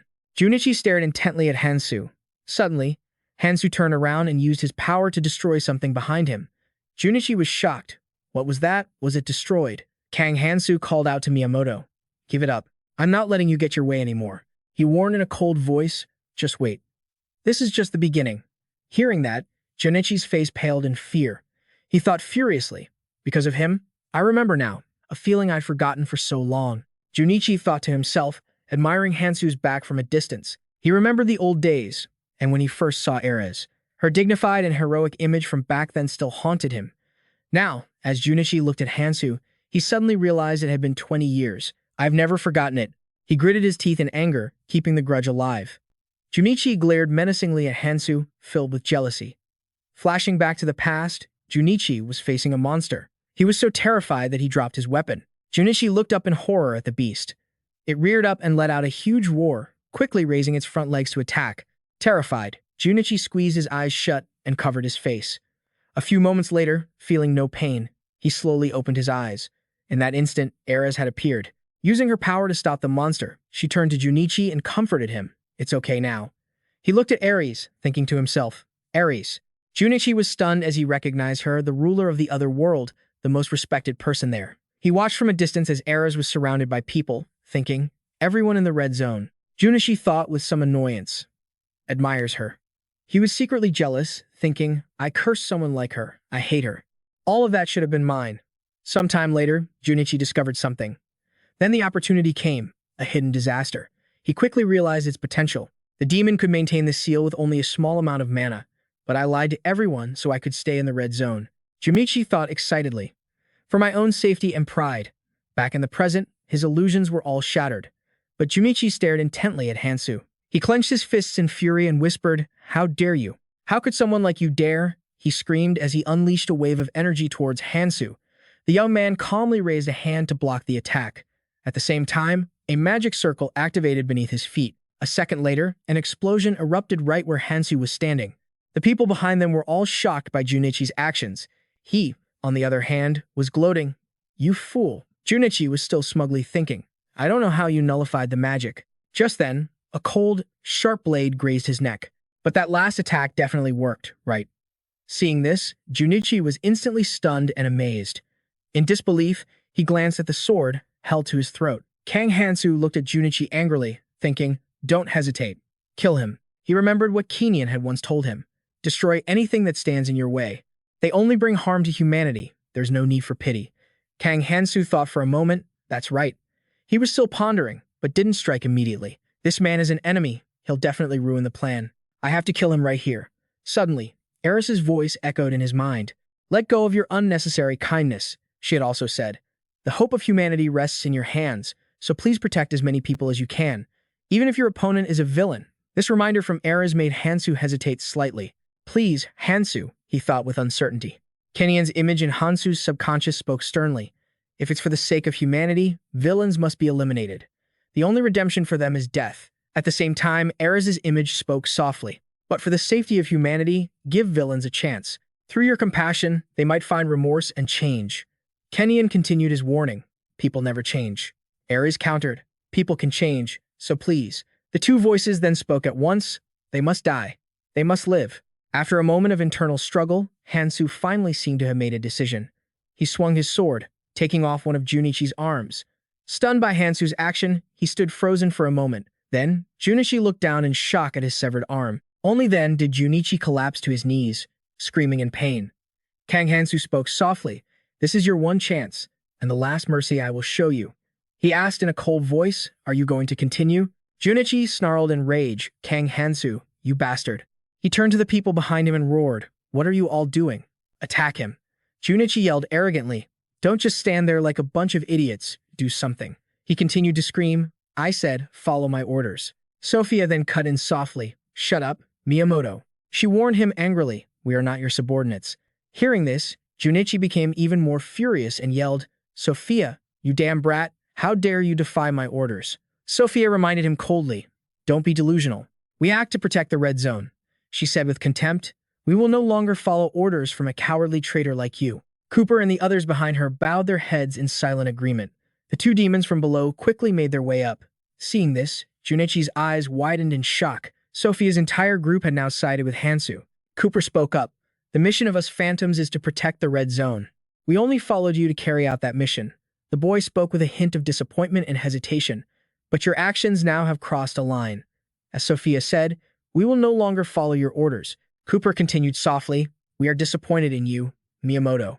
Upon hearing this, Junichi's hand, clutching his wound, began to tremble. He glared at Hansu and his group. Junichi briefly recalled an image of Eris from long ago. Then, he clicked his tongue and let out a faint smile. Suddenly, Junichi's smile turned into a loud, maniacal laugh. He asked mockingly, Protect the red zone? Fine then. Let's see how this all plays out. Kang Hansu interjected angrily. I already told you it's useless. Suddenly, he sensed something was wrong. This is different. This attack isn't aimed at me. At the same time, down below, Akuma was pulling the spear out of her body. She quickly turned to look for Sophia, and seeing him enter a portal, she screamed, Miyamoto is escaping. She cursed Miyamoto angrily. That bastard. John-sang heard this and was about to chase after him. We have to catch him now. Ark, next to him, quickly held him back. But what about Akuma? Damn it. What do we do now? Kang Hansu spoke calmly. Calm down. He quickly gave everyone directions. Leave Akuma to me. You guys go after Miyamoto. Cooper asked worriedly, can you handle it? Hansu nodded confidently. Yes, because I made a promise. Hearing this, John Sang's group quickly chased after Junichi. They quickly went through the portal with him. After they had all gone, Kang Hansu spoke softly. You can stay behind with the other spirits, too. Sophia replied, don't you mean to contact them to join up with them in a bit? Then she added with interest, I want to see its death with my own eyes. Sophia couldn't believe it. Miyamoto's buff had turned Akuma into an even larger monster. How could he do something like that? And what is he planning to do against that beast? She wondered anxiously. Kang Hansu. Can you really win against it? Meanwhile, Kang Hansu suddenly dropped his weapon. Sophia was stunned. What? She quickly asked, what are you doing all of a sudden? Kang Hansu reassured her. Don't worry, he said firmly and walked towards Akuma. I don't need this anymore. Over on the other side, Akuma was painfully slamming its head over and over, its wounds regenerating instantly. Kang Hansu thought to himself, a supportive buff that accelerates regeneration. He silently speculated, with that buff, Akuma will be able to keep fighting. Watching Akuma torture itself, Kang Hansu thought, even if it's on the verge of exhausting all its life force, it will never stop. Suddenly, Akuma charged at him again. If that's the case, Kang Hansu deftly dodged the attack. He swung his fist and struck Akuma, and it immediately collapsed, lying exhausted on the ground. Kang Hansu bent down and gently touched it. Akuma. He transferred energy to Akuma and whispered, break free. Akuma, lying on the ground, went stiff. A second later, it slowly transformed back into the shape of Sane. He looked up at Hansu, stunned and crying. Sane whispered, who are you? Hansu thought for a moment, just as I thought. He said to himself, I wasn't wrong. Akuma isn't some mindless monster. He's just being consumed by an endless rage. Hansu silently recalled, but because of Miyamoto's regenerative buff, Akuma's mind, the one that was trapped in that rage, has recovered. He quietly speculated. Ironically, the rage that tried to push Akuma to the point of self-destruction, fighting to the death, gave him one last chance. And this child's true identity is. Kang Hansu called out gently, Akuma. He asked Sane, do you remember your father? He mumbled in repetition, father? Sane recalled the time his entire clan had cornered him. Tekurin had ordered everyone to eliminate him. Die. The man had whispered softly, my son. Sane cried out, screaming, father. He questioned in agony. What did I do wrong? Why did you torture me like this? Why? At the same time, in the present, Sane began to transform again. Akuma screamed, don't attack me. I don't want to kill anyone, he said in agony. It hurts so much. Why does everyone hate me? Akuma yelled while attacking Hansu. Don't come near me. Leave me alone. He roared in fury. I can't take it anymore. Hansu was sent flying from the attack. He pushed himself up, dazed, remembering Tekurin's confession. For the greater good, I killed my own son. But I regret that decision. On the other side, Akuma was frantically attacking everything around it. Sophia tried to call out to Hansu while fending off the attacks. She shouted urgently, Akuma. It started attacking again. Hansu closed his eyes warily, then immediately stood back up. Kang Hansu calmly walked through every attack to get closer to Akuma, despite being covered in wounds. Sophia called out worriedly, Kang Hansu. Kang Hansu spoke gently, it's okay. He pressed Akuma down and said, what your father Tekurin did, and the demon Akuma destroying this place. He comforted him softly. None of that was your fault. Kang Hansu continued in a soft voice, you've been suffering alone for far too long. He transferred his energy, reverting Akuma back to his old form. As he spoke, he said, now, rest. A moment later, Sane slowly woke up. He looked at his own arm in astonishment. Ah! Sane trembled in fear, my body. Kang Hansu, who was beside him, spoke up. Don't worry. He quickly explained, I've neutralized your rage state. From now on, you'll be able to move freely. Sane asked in surprise. Am I? Okay now. Kang Hansu shook his head. No.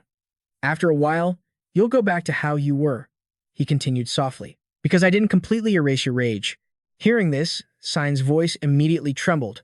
No, he stammered in fear. I don't want to go back to that state. Tears fell as Sane said, I don't want to hurt anyone anymore. I don't want to be hated. Hearing this, Hansu fell into a quiet silence. Then, he held out his hand and said, work with me. Hansu made his offer. The plan has gone completely off track. I need your help, he added quietly. I will help you regain your senses every time your rage surfaces, but you must follow my plan. Kang Hansu asked in a soft voice, do you accept? Sign was silent, looking hesitant. A second later, he took Hansu's hand. Suddenly, Fairy's voice rang out. Not aloud. It remarked with a smirk. An ending like this is just too boring, Fairy said with a laugh. It's so good to see you again. Every time I see you, my heart just pounds with excitement. Seeing it, Sophia thought worriedly. A request for help? Meanwhile, Fairy was asking playfully. And what about you? Are you happy to see me? Kang Hansu cut it off. Shut up. Just say what you have to say. He asked bluntly. Annoyed. What do you want? Fairy's expression turned cold for a moment as it frowned at Hansu, then it chirped cheerfully. Oh my, you're so cold. I don't like this coldness at all. Fairy snapped its fingers and said, but whatever. The reason I came here is very simple. Instantly. A wave of power immediately struck Sane. He collapsed to the ground in pain. Fairy approached Hansu and ordered, kill that thing. It continued enthusiastically. Actually, I've been watching the entire time you've been fighting Akuma. Fairy burst out laughing. The intense bloodshed, the ugly traitor, the life-threatening crises, and the moments of despair. But in the end, you still came out victorious. It was also entertaining. I couldn't take my eyes off it for a single moment. Suddenly, its expression soured. But an ending like this is just too boring. Fairy complained repeatedly. No matter how strong you are, you've really disappointed me this time. Kang Hansu said angrily. So that's why you're interfering? Fairy smiled brightly and winked. Bingo. It's also we can see the scene we want to see. It said cheerfully. We set the stage so you can kill it easily. It's in a state where it can't resist. It can't even lift a finger. Fairy offered some suggestions. You could take its head off in one clean chop, or you could cut off all its limbs before you kill it. It said with delight. We prefer a flashy execution, full of torture. Hansu glared furiously at Fairy. Seeing this, it mused, you don't like it, huh? Well then, we have no other choice but to follow the rules. The Fairy said with a bright smile. We have to eliminate all calamities. It gently reminded Hansu. If you miss even a single one, you won't get anything. The Fairy took out a few ancient runes and asked. You remember, don't you? The reward we offered. It added with a feigned look of annoyance. To be precise, you haven't completely eradicated them, have you? So, technically, you've already failed, which means we can't give you the reward. What a shame. Then, the Fairy smiled again and made a suggestion. But we're giving you another chance. If you kill Akuma, we'll consider the calamity completely eradicated. It repeated the command. Choose. The Fairy gave Hansu two options, the promised reward or Akuma. It asked coldly, what will you do? Hansu remained silent, clenching his fists. A second later, he walked over to where Sane was lying on the ground. Sane saw him and looked up. Kang Hansu glanced down at him. Sane trembled in pain, saying helplessly, that's right. Of course you would. I understand. Even if it were me, I'd do the same. Sane recalled the looks from his kin and everything that had happened, saying in anguish, someone like me deserves to die. Hansu quickly knelt down to face him. Sane immediately closed his eyes, waiting to be eliminated. Suddenly, he heard Hansu whisper, listen carefully. He moved closer to Sane. He whispered, son of Takaran, first prince of Elvenheim and the rightful heir. Kang Hansu called his name softly, Sane. Startled, Sane asked in disbelief, how do you know my name? Kang Hansu spoke quietly to him. The information shocked Sane, but just a moment later, Hansu swiftly struck him down. Sophia saw this and covered her mouth in fear. The Fairy beside them burst out laughing. Yes, this is exactly what we wanted. It looked at Hansu holding Sane's battered body and said cheerfully, you never disappoint us. Sane, having just been struck down, leaned against Hansu with his last bit of strength. He managed to say a few last words before closing his eyes for the last time. I'll be waiting. Immediately after, Sane's body transformed into countless ancient runes. The Fairy grew excited. So many runes. As expected of a hidden calamity. What a juicy reward. It cheerfully asked Hansu. Honestly, you were hoping for this too, weren't you? With a reward this big, of course, you'd kill him. He didn't answer it, instead quietly taking Sane's memory fragment. The Fairy asked, confused, you're only taking that? You don't want the rest? Kang Hansu nodded. Yeah. He stared at the memory fragment as the system displayed its information. Memory fragment. A small piece containing someone's precious memories. Kang Hansu said softly, this is enough. Kang Hansu was standing in a cave surrounded by gems. The Fairy floated above his head, its voice filled with contempt. You're so patient. Seeing that he didn't turn around after hearing this, Sophia couldn't help but call out to him. She asked worriedly, Hansu, is everything okay now? He was about to turn and answer Sophia's question. Hansu's expression was stoic and impossible to read. It's fine. This was the plan from the start. He finally turned and walked straight into the cave. I'm going to collect the artifacts. Wait here for a moment.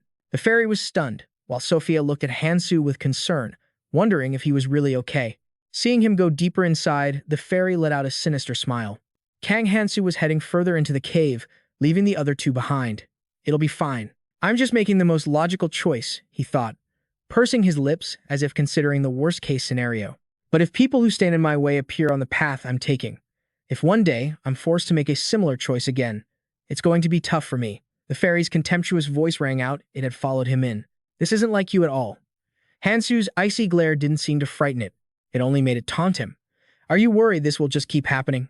But upon hearing such a challenge, Kang Hansu calmly replied, Don't worry. He turned to face it, his voice firm and his eyes filled with determination.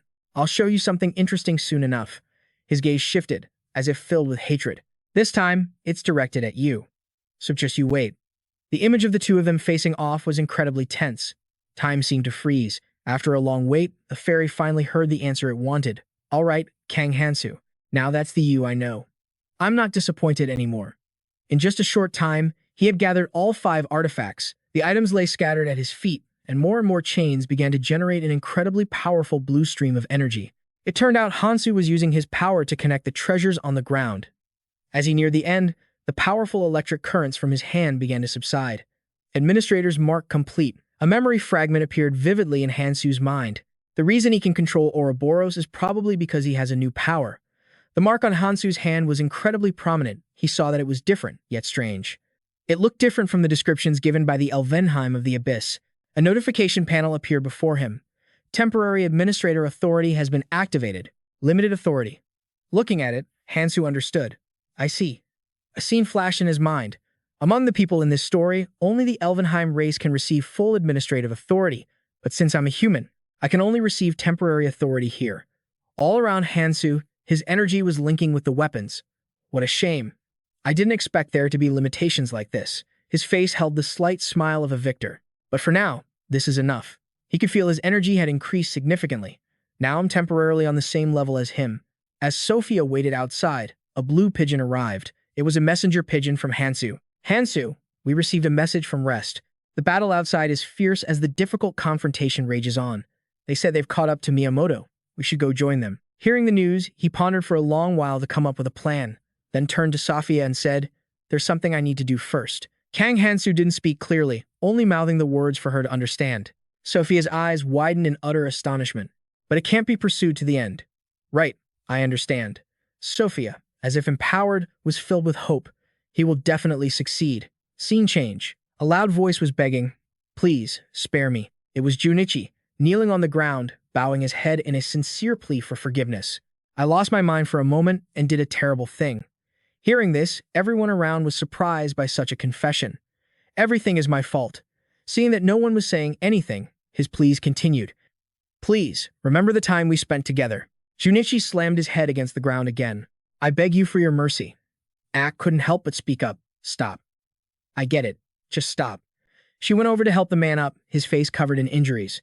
We've known each other for a long time, so I understand everything. The man could only stammer. Thank you. Thank you. Charles watched the scene unfold. He was worried about what was to come. No one knows what will happen, so we shouldn't leave any loose ends. I think he might still be deceiving us. Ak's expression wasn't any better, but she could only speculate. Do you really think the worst, even after seeing him beg like that? Miyamoto's will was already shattered after what happened before. Her teammates listened intently to her reasoning. Then let's let Kang Hansu decide Miyamoto's fate.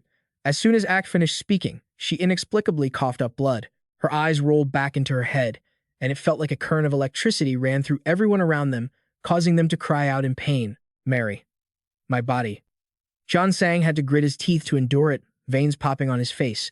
The entire group had been caught. The magic circle that had been activated was causing them all immense pain. Miyamoto. At that very moment, a loud explosion erupted from the ground, sending out shards of rock that glowed pink like diamonds. They scattered all over the ground. A figure appeared within the explosion, a smile revealing sharp fangs. It was Junichi who had caused this, leaving the ground covered with fallen people. His eyes were rolled back in a horrifying way. Even though you've destroyed everything I had, I will still survive until the end. Scene change. An incredibly intense battle was raging, a fight where no one was giving an inch. Michael couldn't help but cough while fighting. He turned to look back at the battlefield. I can't keep going. I can't hold the line anymore. He saw that the monsters weren't decreasing, only increasing in number. Our numbers are dropping, but the number of parasites isn't going down at all. It made Michael not want to think anymore. He just squeezed his eyes shut in anger. What the hell is Kang Hansu doing right now? Hansu's blue pigeons filled the sky, causing the ongoing battle to pause. The pigeons flew towards each person. They came to land on their hands. A messenger pigeon was now perched on everyone's hand as they received the notification. Michael's eyes widened in surprise, a sly grin spreading across his face. Unbelievable. Kang Hansu, who in the world are you? How could you? Back with Choi Sang-jin, a monster was closing in. Just a moment later, as if sensing something, he raised his sword.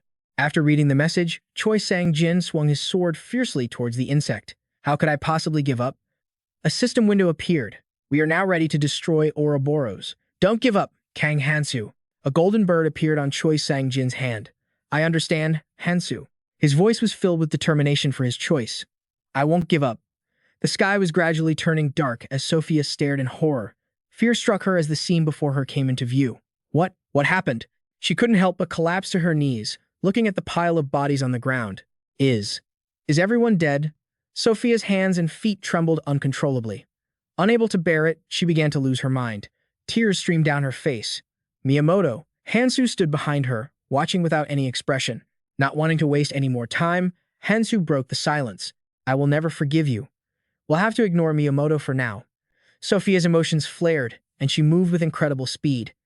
Hansu, what are you talking about? We have to find Miyamoto as soon as possible. But Sophia stopped herself and looked at Hansu.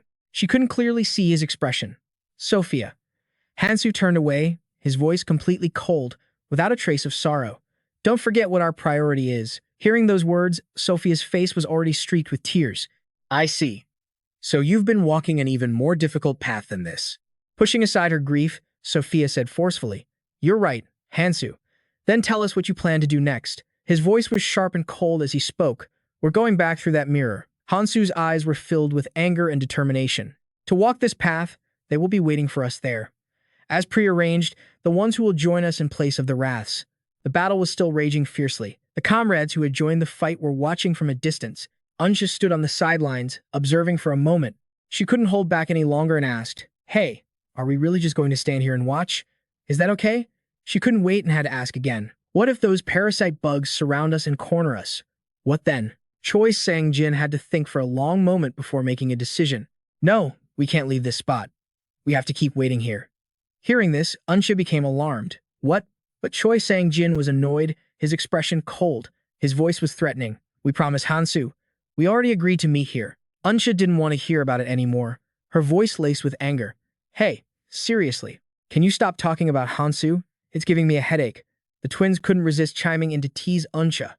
Ansha's pouting because Choi Sang-jin is ignoring her. She's pouting. This made her blush bright red with embarrassment. Shut up, you twins. I can hear you. Who's pouting? Ansha couldn't take it anymore. Her anger mixed with a flushed face as she pointed at the two of them. Have you two never been on a date? Please, for heaven's sake, stop trying to ship us. This is all your fault.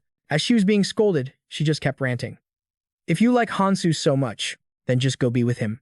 Choi Sang-jin listened to her rant as if it were a familiar sight. But what about you? He looked bewildered and asked her, Why are you taking it out on me? Ansha couldn't hold back and screamed, I'm going to lose my mind. Someone couldn't help but chime in, which only made her angrier. What was that? Hearing her rage, So Jiang panicked and denied it. It's not like that. The people around them stopped messing around and listened intently, I think. They've surrounded us. Just then, everyone noticed they were surrounded by insects. Before they could react, one of the bugs couldn't wait any longer and lunged at the group. Choi Sang-jin couldn't just stand by anymore and charged into the beast's wide-open mouth, facing it head-on. Choi Sang-jin couldn't wait, rushing forward with heroic courage. But suddenly, someone appeared, a sword in their hand.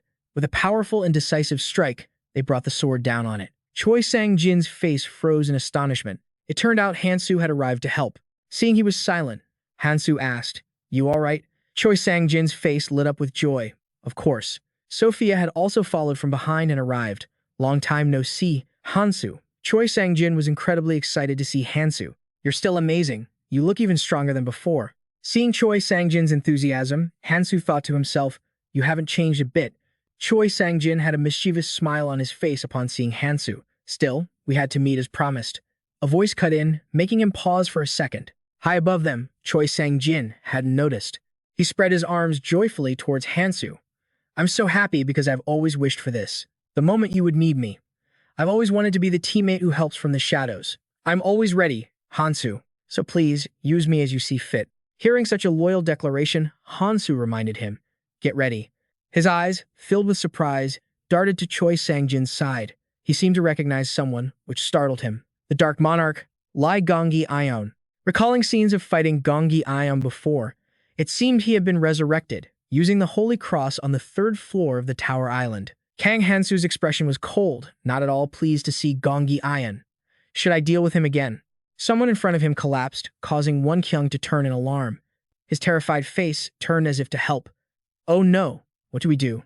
Is your leg broken? Sojong tried to comfort him. It's not that bad, Dad. I'm okay. Besides, your face looks really scary right now. Hansu silently watched the two of them. It seemed there was no need for that. Unsha suddenly appeared out of nowhere, shattering the mood. So it's you. You're the Kang Hansu that Choi Sang-jin keeps rambling on about. Hansu saw Unsha, not understanding what she was talking about. Do you have any idea how annoying this is for me? Unsha asked a completely absurd question.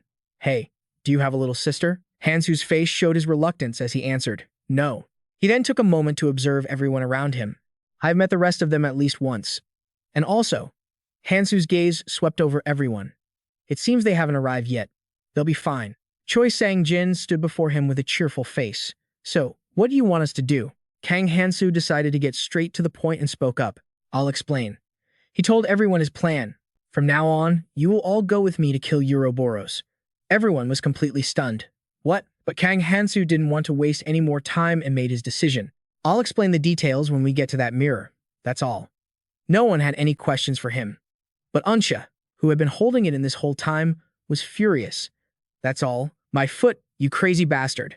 What kind of plan is that? She ranted, but no one else voiced an opinion, making Unsha turn to the others.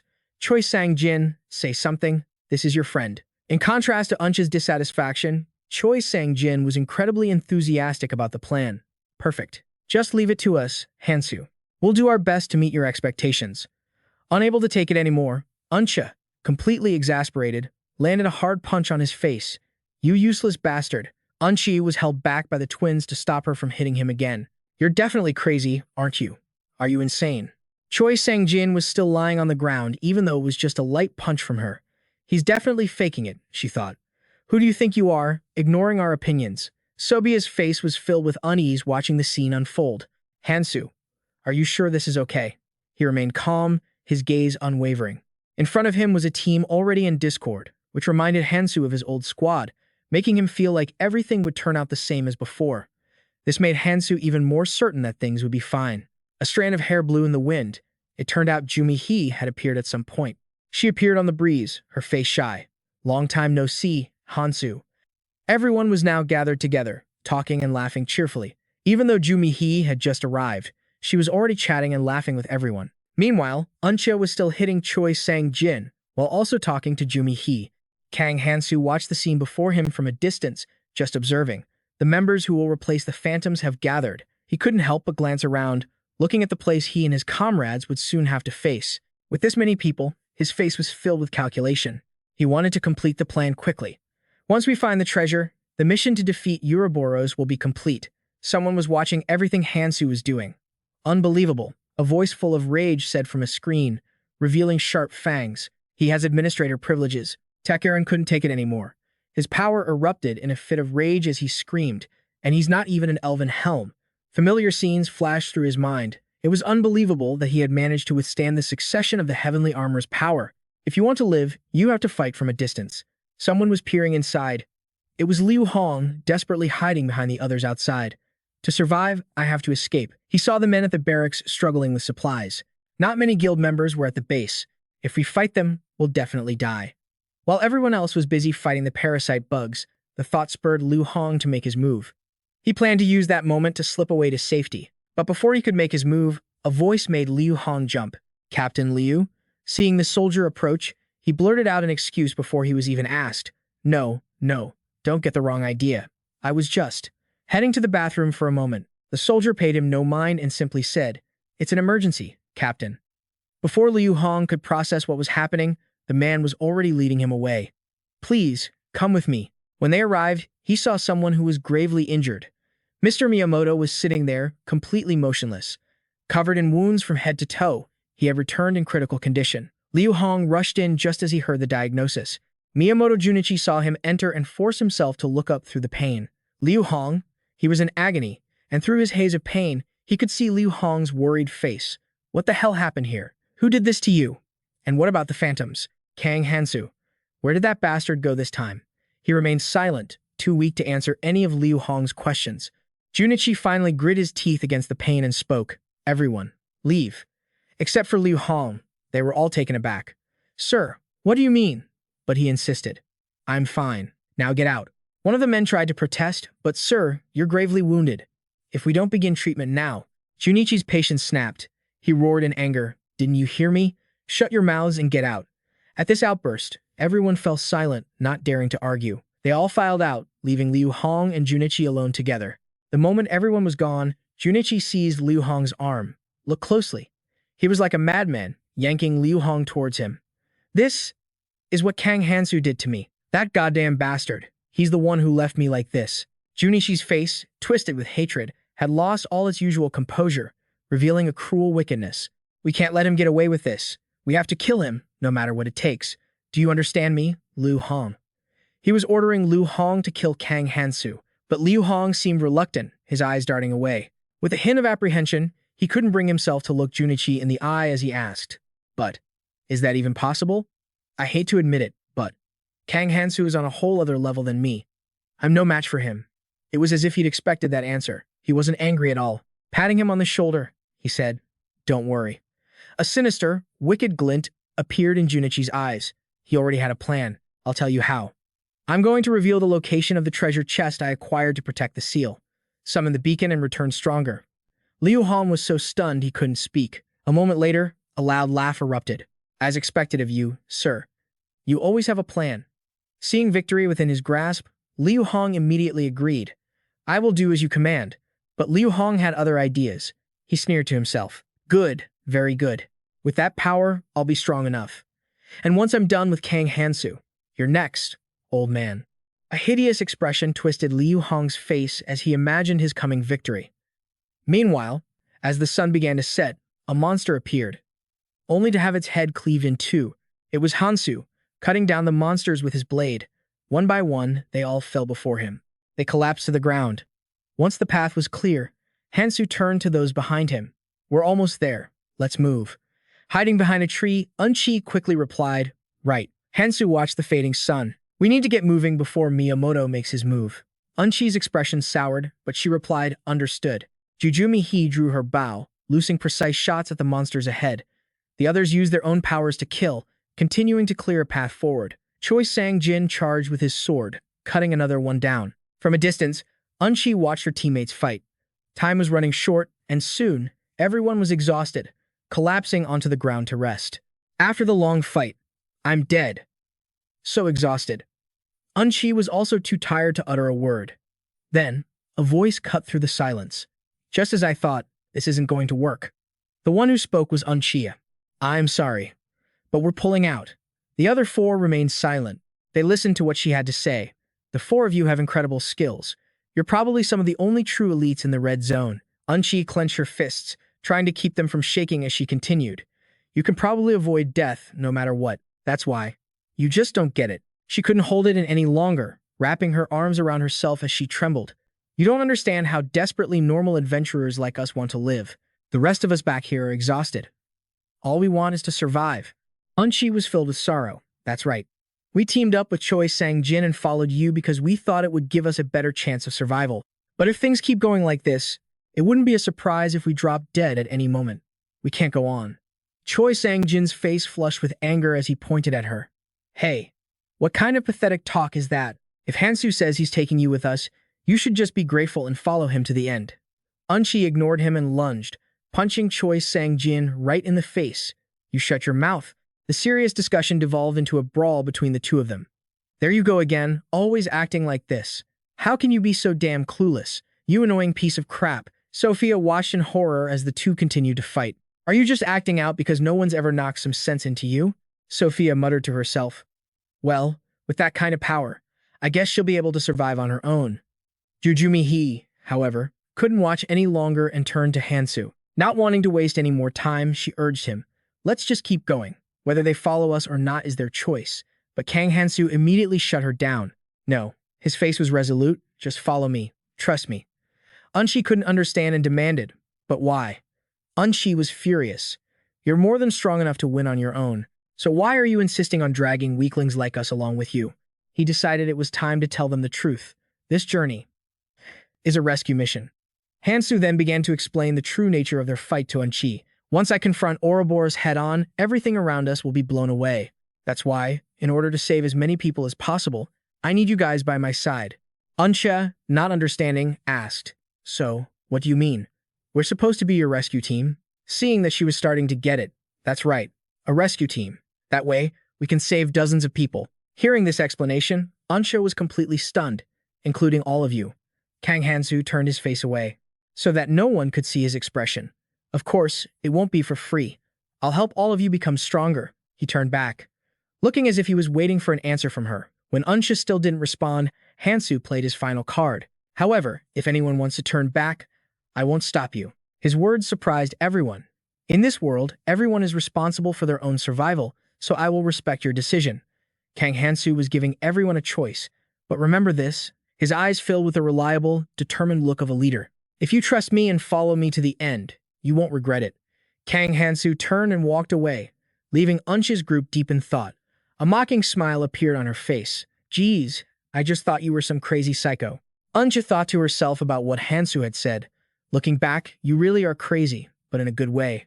Choi Sang-jin's face was pale, his voice ice-cold.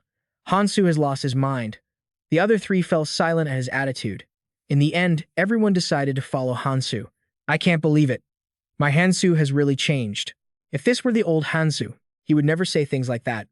Choi Sang-jin couldn't believe the words that had just come out of Hansu's mouth. That's right. It has to be. I'm sure of it. He drew his sword, suspecting that this was an imposter pretending to be Hansu. Sophia warned Choi Sang-jin as he prepared to attack. Calm down, you're being paranoid. Sophia then turned to the others and asked, so, Jumi-hee and Choi Sang-jin, right? You two were Hansu's teammates back in the tutorial? Jumi-hee couldn't look her in the eye as she answered. Teammates sounds nice, but I'm not so sure. After the tutorial, we all went our separate ways. It would be more accurate to say we were college friends. Jumi-hee then turned to ask Sophia a question. You're Hansu's teammate now, right? I heard you've been together ever since he entered the red zone. Sophia was taken aback by the question. She couldn't quite recall. I'm not really sure myself. Calling us teammates feels a bit forced. It's probably more accurate to say we're cooperating. She pictured a dangerous, cold-blooded Hansu. From the very beginning, that man has been a lone wolf, which I guess I understand. The two of them, who had been deep in conversation, both looked at each other awkwardly. Then, they both suddenly burst out laughing. I think we both see Hansu the same way. I agree. Jumi-hee couldn't wait and turned to Sophia. If you don't mind, could you tell me what's been happening with Hansu? As they chatted cheerfully, the sky grew darker. Choi Sang-jin also spoke up. That sounds exactly like Hansu. His hands and feet couldn't help but move animatedly. Flesh-eating beasts, calamity fish, and those poison-spitting roots. I don't know when he started hearing about them, but he just keeps charging forward without stopping. That's what a true hero is. Jumi-hee's eyes darted away slightly. A voice cut through their conversation. The way I see it, Hansu is a very difficult person to understand. He has a goal, something he hasn't told us about, a goal that we might never be able to comprehend.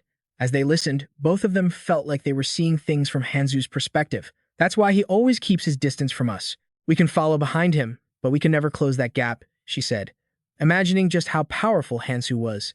There's always an invisible wall between us, but the decision is still up to you. She remembered Hansu, the one who gave advice and saw things differently. It's because you're still weak that you can't follow me on your own. Trust me and follow me to the end. Dozens of lives will be saved, including your own. Seeing Hansu's figure in the distance, she knew he wasn't the same person anymore. Jumi-hee added, now, I'm starting to understand a little bit about who he really is. Cutting her off, someone said, we're here. Hansu was standing on the patch of land he had come to investigate. There, his eyes were lost in thought as he placed his hand on the ground. Using the first power of the Ring of Numaha, a large area of land was enveloped by Hansu's power. the power of destruction. The people around them were buffeted by the pressure wave from his power. The scene that unfolded before Sophia's eyes was completely unexpected. It turned out that a new path had opened up behind Hansu, a secret entrance. He didn't say a word, only remembering a conversation he once had. Do you know why I am called the hoarder of artifacts? No. I have hidden a vast number of useful items in many different places. If you have to start over, it's better to make things easier. When you return to the past, you will understand what a great help they will be to you.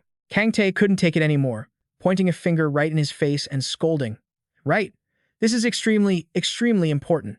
There's a skill rune I never told Miyamoto about. It's an item so rare that you can't even find it on the upper floors. I'm only telling you this, because this is for everyone's sake. Once inside the cave, the sight before them left Choi Sang-jin and Sophia utterly amazed. In front of them was nothing but gold and treasure. Jumihee's voice broke the silence. This is unbelievable. Sophia looked down at the pile of treasures. There's a huge number of runes and artifacts here. The twin siblings were overjoyed. Oh my god, this is the best. This one's mine. I can raise my stats significantly with this. Unsha remembered the words Hansu had once said. I promise you won't regret it. So, he was telling the truth? The system equipped to her arm also displayed a notification, Rare Gauntlets number 623. Increases strength, agility, and stamina stats by 10% each. When I attack, I deal additional burn damage. Is it a 3-digit number? He saw that the gauntlet on his hand was incredibly powerful, radiating a torrent of energy. She exclaimed, no way, is there really such an overpowered artifact here? How could Kang Hansu possibly know about a place like this? Who on earth is that guy? Choi Sang-jin looked around, as if he realized something. Wait a minute. Now that I think about it, I can't find the person I'm looking for. Where's Hansu? Instead of looking for treasure, Choi Sang-jin started searching for Hansu. No way. Did he just ditch us and take off? Did he go this way? A voice called out to him. Choi Sang-jin turned his head and saw the person he was looking for, Hansu, who was holding something that shone brightly like a diamond. What is that? Kang Hansu played dumb. A notification popped up, an unparalleled skill that I had to come back for. Skill number 8, Lord of the Undead. But Kang Hansu didn't look happy, thinking to himself, I didn't think I'd see this thing again here. This is intense, damn it. A skill like this. A single-digit skill number is definitely a priceless gift for me. Seeing the fairy holding the item I just had, refusing her offer back then was clearly the right decision. He pondered for just a few seconds. However, considering this skill's activation requirements, it's not really a good fit for me. Kang Hansu handed the item to Choi Sang-jin. Here, you take it. Tossing it into his hands startled Choi Sang-jin. What? Kang Hansu replied calmly. This skill will become a great source of power for you. Choi Sang-jin held it, completely stunned. Hansu, thank you. I'll cherish this skill for the rest of my life. Why don't you use it right now? Everyone else was picking out their own items. Sophia and Jumihee had also found items for themselves, much better than what they currently had. Really, Sophia seemed to realize something and lunged forward to attack. She unleashed a magic formation, causing an explosion. Everyone looked ahead in shock. An ambush. Sophia was completely surprised to see a familiar face in front of her, Liu Hong. An army led by Liu Hong had arrived. Facing off against them, Jumihee turned to Sophia and asked, Sophia, do you know that guy? Sophia just answered helplessly, I wish I didn't. Hearing this, Liu Hong grew furious. Sophia, you traitor. He didn't stop, his voice full of accusation. You dare steal Lord Miyamoto's treasure? Sophia was confused. What? Liu Hong pointed at the entire group and ordered, this is the perfect chance. We'll take care of all of you before Kang Hansu gets here. The mob rushed forward, overcome with greed. Lord Miyamoto's treasure is ours. The two sides clashed. Jumihee raised her bow, ready to fire, while Unsha stood frozen, unsure of what to do, but the item on her arm began to radiate power. They want to fight. The battle was incredibly fierce. Jumihee drew her bow and fired, hitting several of the enemies. The arrows left wounds in their chests. These guys are strong. Liu Hong, seeing his men fall, grew angry. You idiots, don't just let them attack you. With that, Liu Hong lunged towards Sophia. Unsha trembled in fear watching the scene. Aim for the rear. Take out the weak ones first. Jumihee saw her standing still and yelled, watch out.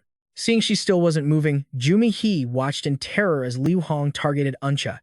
As Liu Hong was about to dive in and strike her, the twins yelled out, Unshi, Miss Unshi, don't just stand there, move.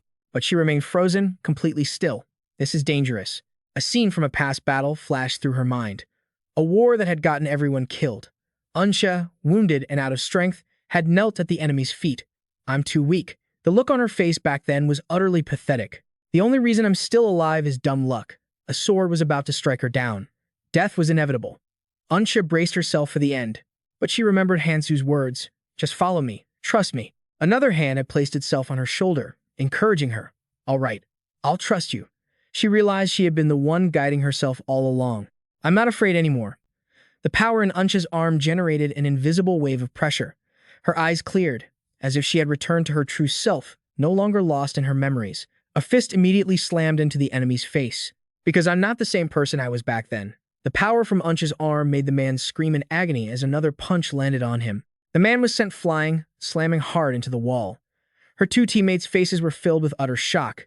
Both Jumihi and Sophia couldn't believe it. Another enemy behind her couldn't take it and prepared for a sneak attack.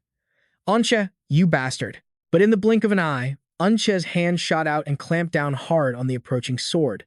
Without even turning to look, she delivered a powerful, precise punch to the man's body. Unable to withstand the force, he coughed up blood, landing on the ground that had been shattered by Unsha's punch.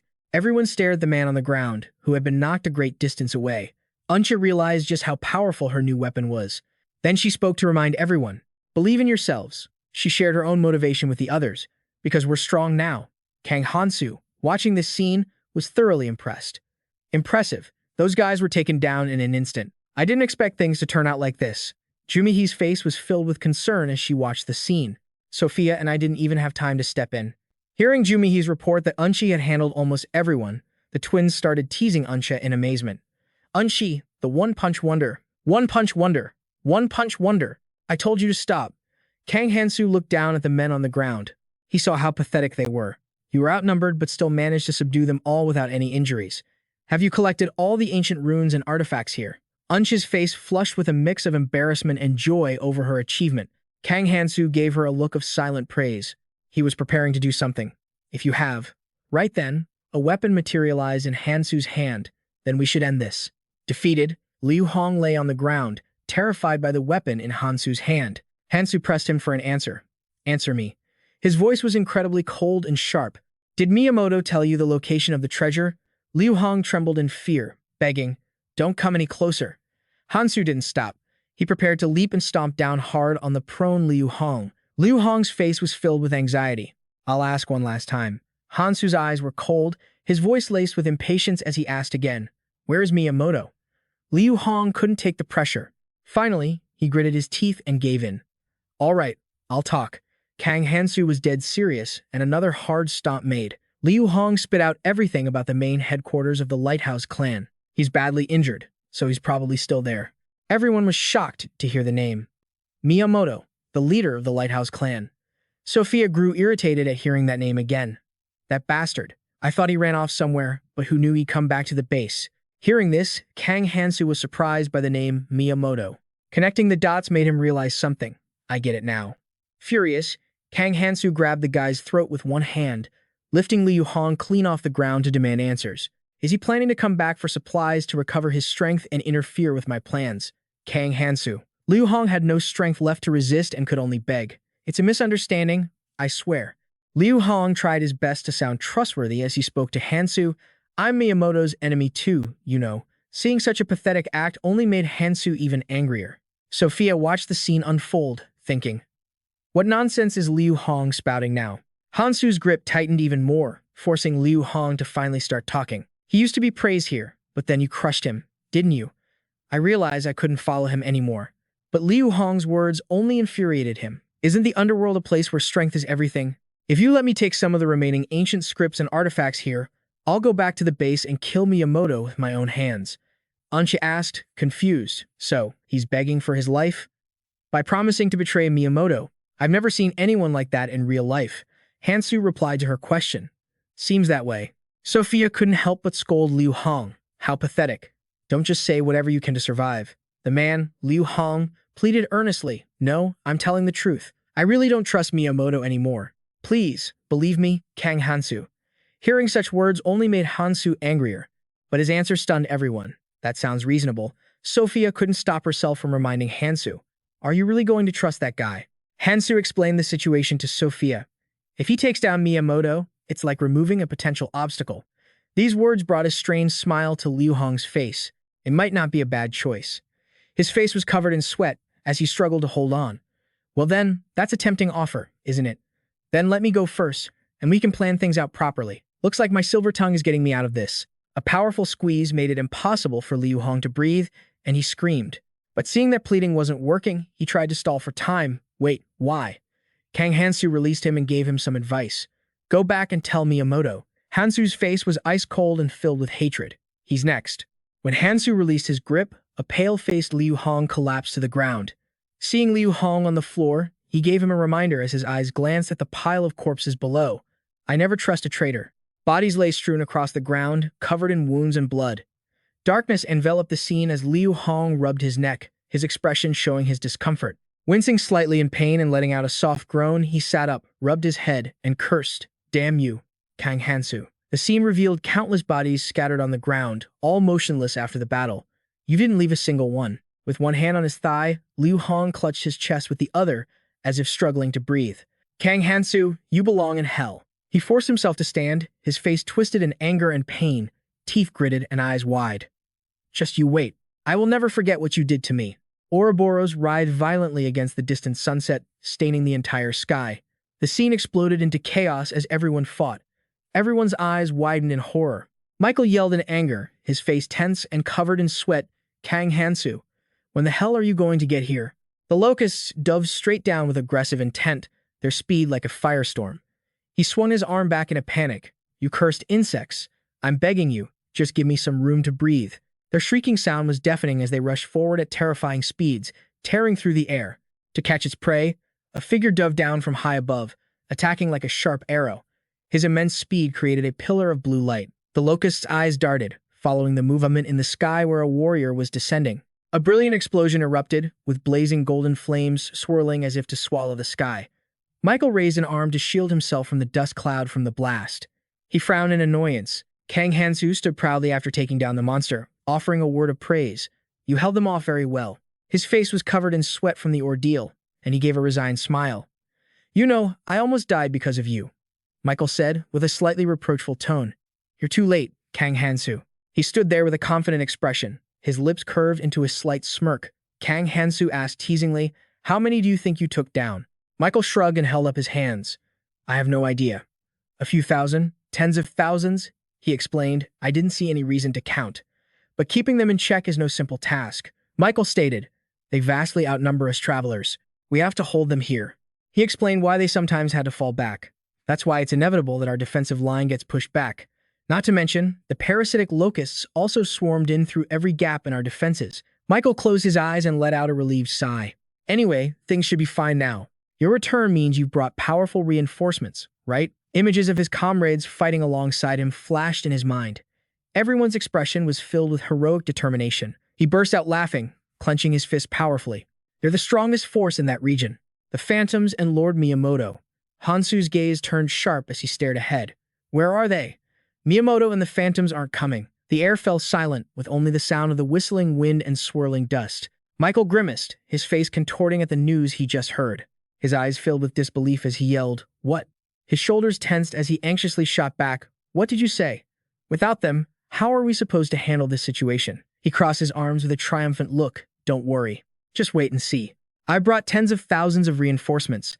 His arm, gripping the weapon tightly, swung as if pouring all his strength into the fight. Choi Sang-jin brought his blade down with a mighty slash, shattering the monster's form. He powerfully rested his weapon on his shoulder, his expression grim as he stared ahead. Kai Kang Ko drew his bow, a massive, razor-sharp arrow crackling with energy, ready to be unleashed. The entire battlefield was plunged into chaos as a horde of monsters charged forward at a terrifying speed. Amidst the sunset-drenched, chaotic battlefield, everyone reappeared. In the middle of the blazing red sunset sky, a giant magic circle appeared like a gateway of light. Unchi struck with incredible speed, her entire body wreathed in fiery, orange-yellow light. As the will to fight surged, Michael stood frozen, his eyes wide in astonishment. He tried to speak, but the words caught in his throat. A group of warriors appeared, in an incredibly solid formation. They were the main force, here to turn the tide of the battle. Who are they? He was stunned and panicked, his eyes wide, sweat trickling down his temples and his hands trembling. They look incredibly strong. But where are the tens of thousands of reinforcements? Did they come from the tutorial zone? Choi Sang-jin smirked, emerging from the shadows, with just enough light to reveal the sharp curve of his lips and the shadow of his strong chin. Who do you think you are? Questioning Hansu. He flashed a cold smile, and the air grew so tense you could hear your own heart pounding. Whatever Kang Hansu says, you just believe him. Understand? Michael froze as Choi Sang-jin pressed a blade against his neck. The voice was menacing. What's with that look on your face? Why are you staring at me like that? Is there a problem? Hansu said, his back still turned, his voice calm but filled with authority. That's enough, Choi Sang-jin. He immediately straightened up, raising his hand in compliance. Yes, sir. Hansu called out to Michael, who flinched slightly after the tense encounter. Hansu placed a hand on Michael's shoulder, the corners of his mouth turning up slightly. His eyes were sharp, yet held a unique warmth. You did well, he said clearly, and decisively, leaving no room for doubt. Leave the rest to us.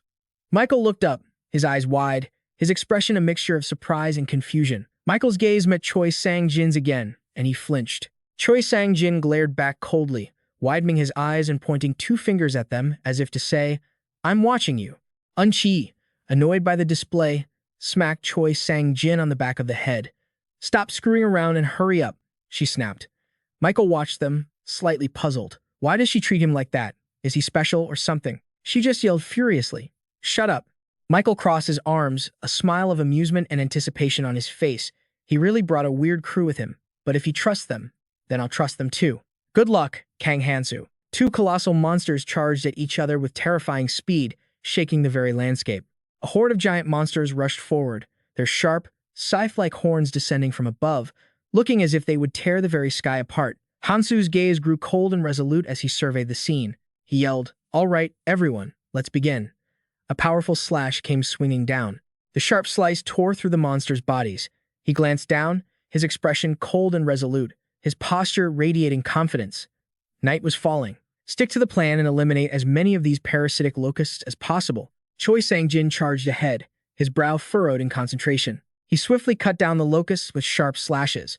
Jumihi raised her bow, closing one eye to take careful aim.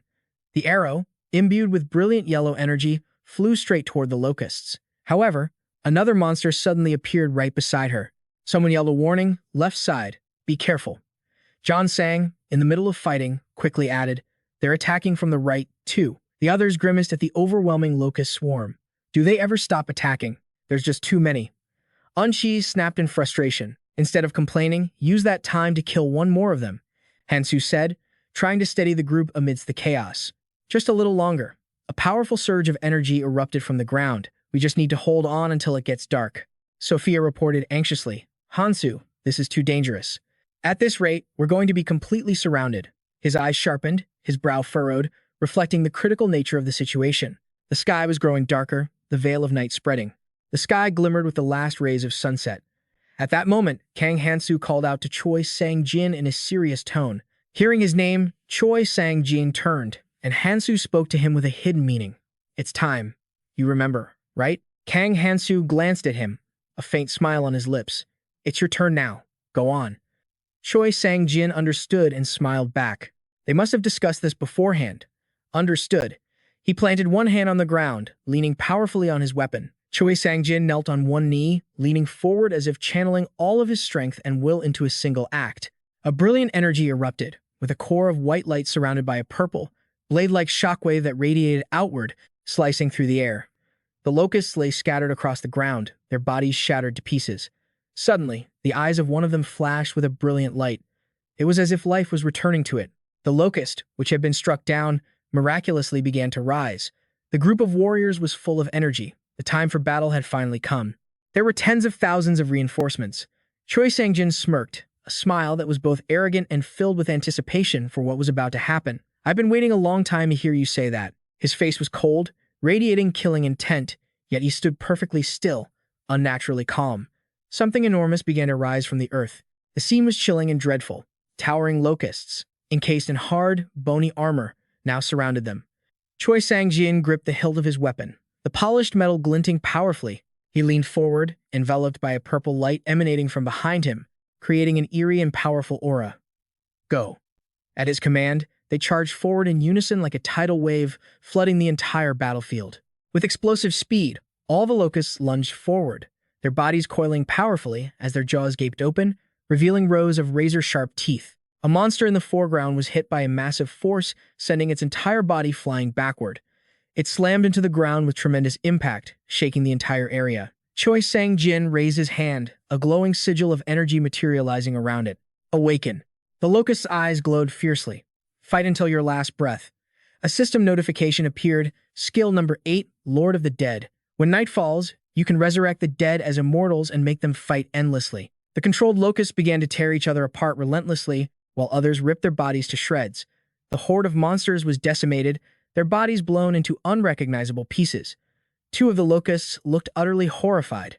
Their glowing red eyes, once so fierce, were now wide with terror as the horde of monsters was enveloped by a powerful purple energy. Descending from above, a dark mass emerged, its texture like rocky scales or a crystalline lattice. Choi Sang-jin was filled with a mixture of anxiety and resolve. His eyes flew open as he yelled, "It's going just as planned.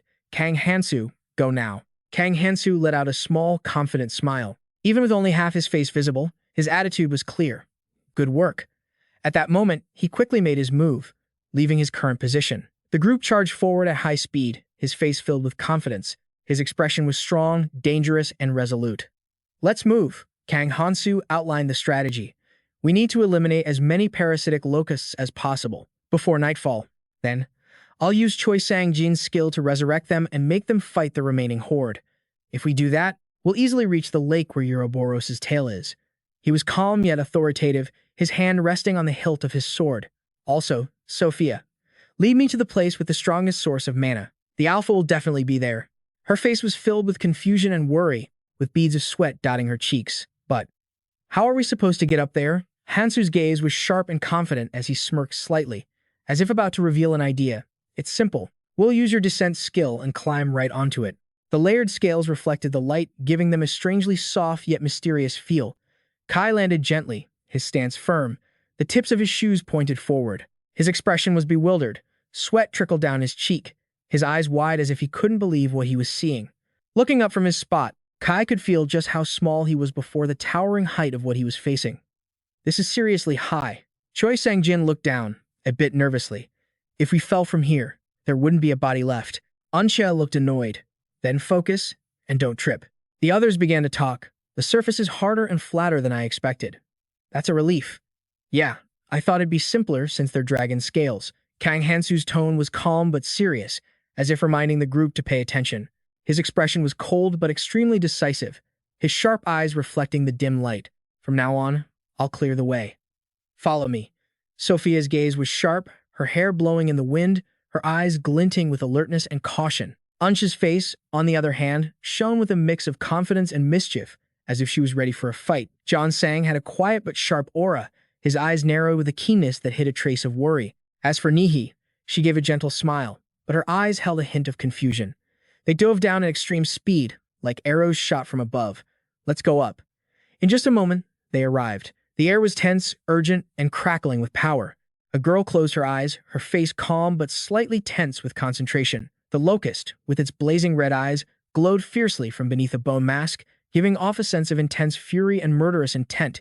They leaped up with incredible speed, a shockwave spreading out and sending debris flying everywhere. Anxia shot downwards at a terrifying speed, delivering a powerful spinning kick to the monster's body. John Sang rushed forward to cover Anxia's back. "And I'll hold them off here. Clear a path, now." Jumihi spun around, aiming her long spear behind her to block the charging monsters. "Leave the ones behind to us." Hansu's eyes were sharp as blades, glinting with a dangerous confidence. "I see it." On a curved surface, like a giant arena, a swarm of parasitic creatures was packed together in dense layers. Anxia's face was focused, her sharp gaze locked onto the target ahead. She gritted her teeth, her face taut with determination as she dashed forward at an incredible speed. Hansu's eyes were filled with killing intent, his icy gaze seeming to pierce through space itself. A flash of yellow lightning enveloped him as he used the dragon key art, swinging his brilliantly glowing sword, its blinding golden light looking as if it could tear the sky apart. Anxia watched in astonishment, her mouth agape and her hands clenched in surprise. Kang Hansu turned back, his gaze sharp yet calm, as if he had the situation completely under control. "This way, everyone." Sophia's wide eyes reflected her shock and worry, her voice trembling slightly as she blurted out, "What is this?" They stood in an arc around a giant black pit that had just been revealed in the ground. There's a space like this underneath the scales, he explained quickly. This is the entrance to the nerve ganglion, where Ouroboros' core is located. A nerve ganglion is a structure containing nerve cells that isn't part of the brain or spinal cord. It belongs to the peripheral nervous system. Including its brain, Ouroboros has 3 cores. Hansu explained thoroughly. If we destroy all 3, we can kill it. Now then, he said, holding out a glass vial containing some kind of substance. Take this. Hansu's hand was clenched. This is an item crafted to destroy the cores. The system displayed the detailed crafting formula. Red zone 1650 explosives.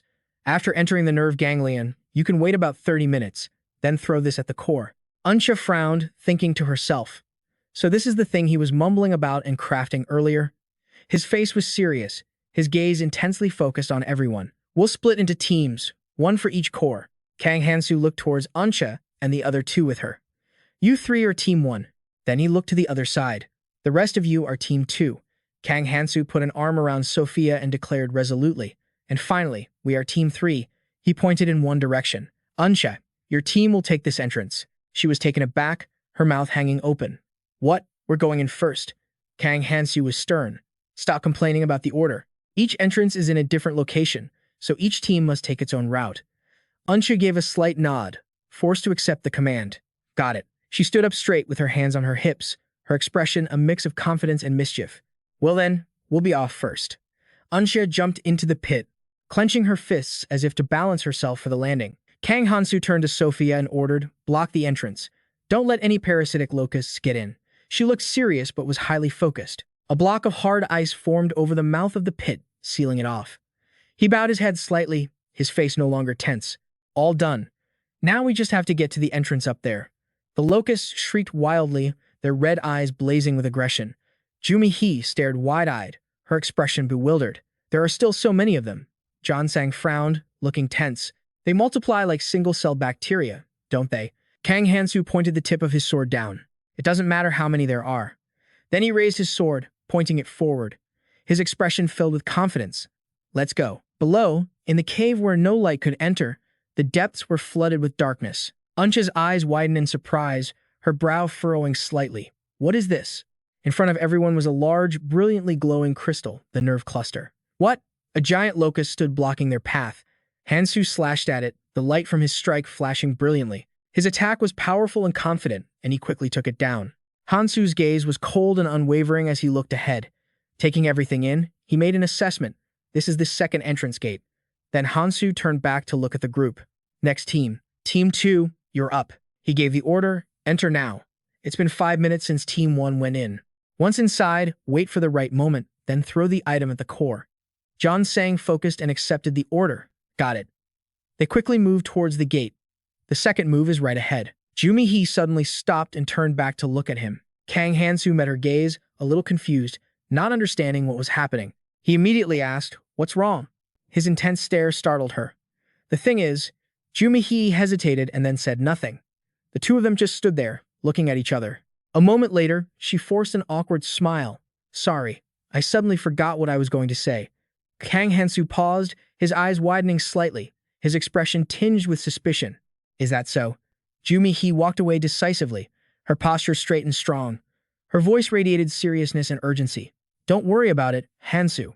We need to go now, or we'll be late. She glanced back mid-stride, her long hair flying gently in the wind, creating a sense of softness yet full of determination. We can talk about this some other time. Jumi-hee jumped down without hesitation, raising her arms to keep her balance. His expression grew somber, as if he was thinking about something he couldn't say out loud. Kang Hansu gave a serious instruction. Remember to activate it in exactly half an hour. Sophia was focused, but still replied politely. Yes, I'll remember. She looked down, her sad eyes lowered and her lips pressed together, her expression tinged with remorse. Jumi-hee. Sophia thought with deep understanding, a silent sympathy, sad yet gentle. I can feel what you're going through. The vast, deep sky was covered in bright stars and floating specks of pale purple light. He rushed forward at incredible speed, his glowing yellow sword sweeping just above the ground in a wind-slicing arc. I immediately sensed the energy of that detestable alpha. The two of them stopped abruptly. Hansu stood protectively in front of Sophia. A giant monster appeared, its eyes glowing fiercely. Her eyes widened, her expression bewildered and tense. What's going on? He clearly recognized the Alpha's energy, yet his eyes were sharp and cold as his mind raced. Threat identified. Analyzing the situation. The Alpha. He only woke up recently. A powerful red energy flared from the monster. To think it's already set a trap. Looks like being a temporary administrator is no joke. A voice rang out. You were looking for me, weren't you? The sound drew Hansu's attention. Tech Iron appeared on top of the monster's head. I knew you would show up immediately. The guy's face was terrifying, with razor-sharp teeth. It's been a long time, my rival. Tech Iron exuded a cold and ruthless aura, but using these weaklings to destroy the core. That doesn't seem like your style at all. Such a crude scheme. He calmly but coldly faced his opponent. Are you done talking? The guy stood arrogantly, his arms crossed over his chest. How arrogant. That very pride will be your downfall. Kang Hansu flung his sword into the air, bringing it straight down with enough force to create a massive pillar of light. The monster was torn to shreds, its remaining body collapsing to the floor, covered in wounds. Sophia reported the situation anxiously. If Tech Iron isn't here, it means he's targeting the other team. Will they be okay? His face was calm. That's why I need to destroy the core quickly and move out immediately. Kang Hansu was composed as if what just happened was a trivial matter. We've opened the neural center. Let's head in. She looked at him, her expression serious but tinged with worry. Okay, understood. Unsha stopped short, looking up in surprise. This place is... In front of them was a glowing crystal, the nerve cluster. Team 1's initial report. Kai had a look of both tension and surprise. This area is much wider than I expected. She immediately objected. It's not that big. He pointed forward warily. Unsha, over there. Unsha followed his finger, her gaze focused. I see it. The giant crystal gave off a cold, blue light resembling the Ouroboros' rift. They exclaimed in amazement, it's huge. Considering the size of the Ouroboros, it makes sense. Unsha held the vial, her serious expression showing her determination. Everyone, get the items Kang Hansu gave us ready. We have to destroy the core. In exactly 30 minutes. She suddenly looked up, her eyes wide with apprehension. Did you guys hear that? Everyone was puzzled. Their faces showed clear confusion. Hear what? From the depths of the cave below, a rumbling sound echoed, making it impossible for them to stay steady on their feet. The ground suddenly began to shake. Unsha looked up with a panicked expression, sweat covering her face. She immediately shouted a warning, look up. From above, locusts appeared. The group was surrounded by the monsters. Unsha turned her head, on high alert. Her gaze was sharp, yet mixed with a hint of anxiety. The locusts charged all at once, moving with incredible speed. She stared straight ahead. Her eyes were sharp and filled with resolve. That's right. I guess they left us alone for long enough. You brought a whole crowd this time, huh? They appeared in dense swarms. Their blazing red eyes glowed within a purple haze. The two warriors scrambled into their battle positions. Get in position. You two take the left and right. I'll handle the center. Unsha instructed. Don't hold back on the arrows. Kai, already drawing his bow with focus, replied, right. The group of warriors was holding their ground, against a giant swarm of monsters. She reassured them, we just need to hold out for 30 minutes. Understand? 30 minutes. A giant locust approached, its massive form looking utterly terrifying. Unsha spun around quickly, her body leaning hard with the momentum. She unleashed a powerful punch, lunging down from above, her entire body enveloped in a fiery, orange-gold aura. They desperately fought against the monsters. 28 minutes remaining. A sharp weapon flew towards the breach. 20 minutes left. Unsha, grimacing with effort, turned to reassure everyone. Hold the line. Don't fall back. They were all surrounded by thousands of monsters. We have to hold on until the very end. 15 minutes before the next wave begins. On the other side, Kang Hansu and Sophia stood before the giant monsters. She closed her eyes, as if preparing to unleash her own unique technique. Sophia opened her eyes, her gaze becoming incredibly stern and focused. Seal of the 3 Jade Bone Pearl. The horde of monsters, their glowing red eyes shining in the darkness, stood packed together. They surged forward relentlessly. His eyes were ice cold, the corner of his mouth curling into a smirk that was half amusement and half challenge. Now, they're nothing more than fish in a barrel. The moment Kang Hansu finished speaking, he leaped into the air at high speed. He continuously slashed with his sword, sending sharp, clean cuts toward the swarm of monsters. Kang Hansu's sword gleamed with a brilliant blue light as he moved with absolute precision. He attacked them without a shred of hesitation. Every one of Hansu's strikes carried an unstoppable force. In just a moment, the locusts were cut down by him. Nothing was left. A few others peeked their heads out from the breach above, watching. Hansu looked up, scrutinizing those parasitic locusts. They just watched, not even bothering to come down. Then he turned back to look at the notification panel. Just hold out for another 30 minutes and everything will be fine. And yet, I still can't believe he abandoned the first central core. Kang Hansu analyzed the situation. It seems Taekuron used a projection as a decoy. Back then, that guy said. However, sending that weakling squad to destroy the core is such a shallow strategy. It's not like you at all, he realized. You deliberately avoided me to protect another core. Kang Hansu's brow furrowed so deeply that lines formed on his forehead. I'll make him regret choosing that path. Sophia rushed over to warn him. No matter how you look at this, it's strange. There's definitely a trap. Otherwise, why would they just stand there and watch? He agreed. You're absolutely right, Sophia. He thought for a moment, then made the decision to call off the plan to destroy the core. Forget the 30 minutes. I'm going to destroy it right now, and then we'll move on to the remaining cores. Her expression was clearly tense and worried. Is the situation so serious that you have to go destroy the core yourself? If you just destroy it without explaining, won't that just make things more chaotic? Kang Hansu picked up the glass flask, his eyes serious and focused. If we were only facing the locusts, I wouldn't be worried. But Taekuron, the one who appeared in the projection, is now inside Ouroboros.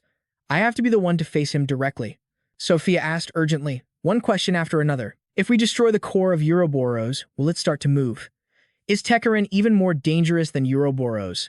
However, in contrast to her attitude, he calmly closed his eyes. He's dangerous, but Ouroboros is far superior. Sophia felt something was wrong.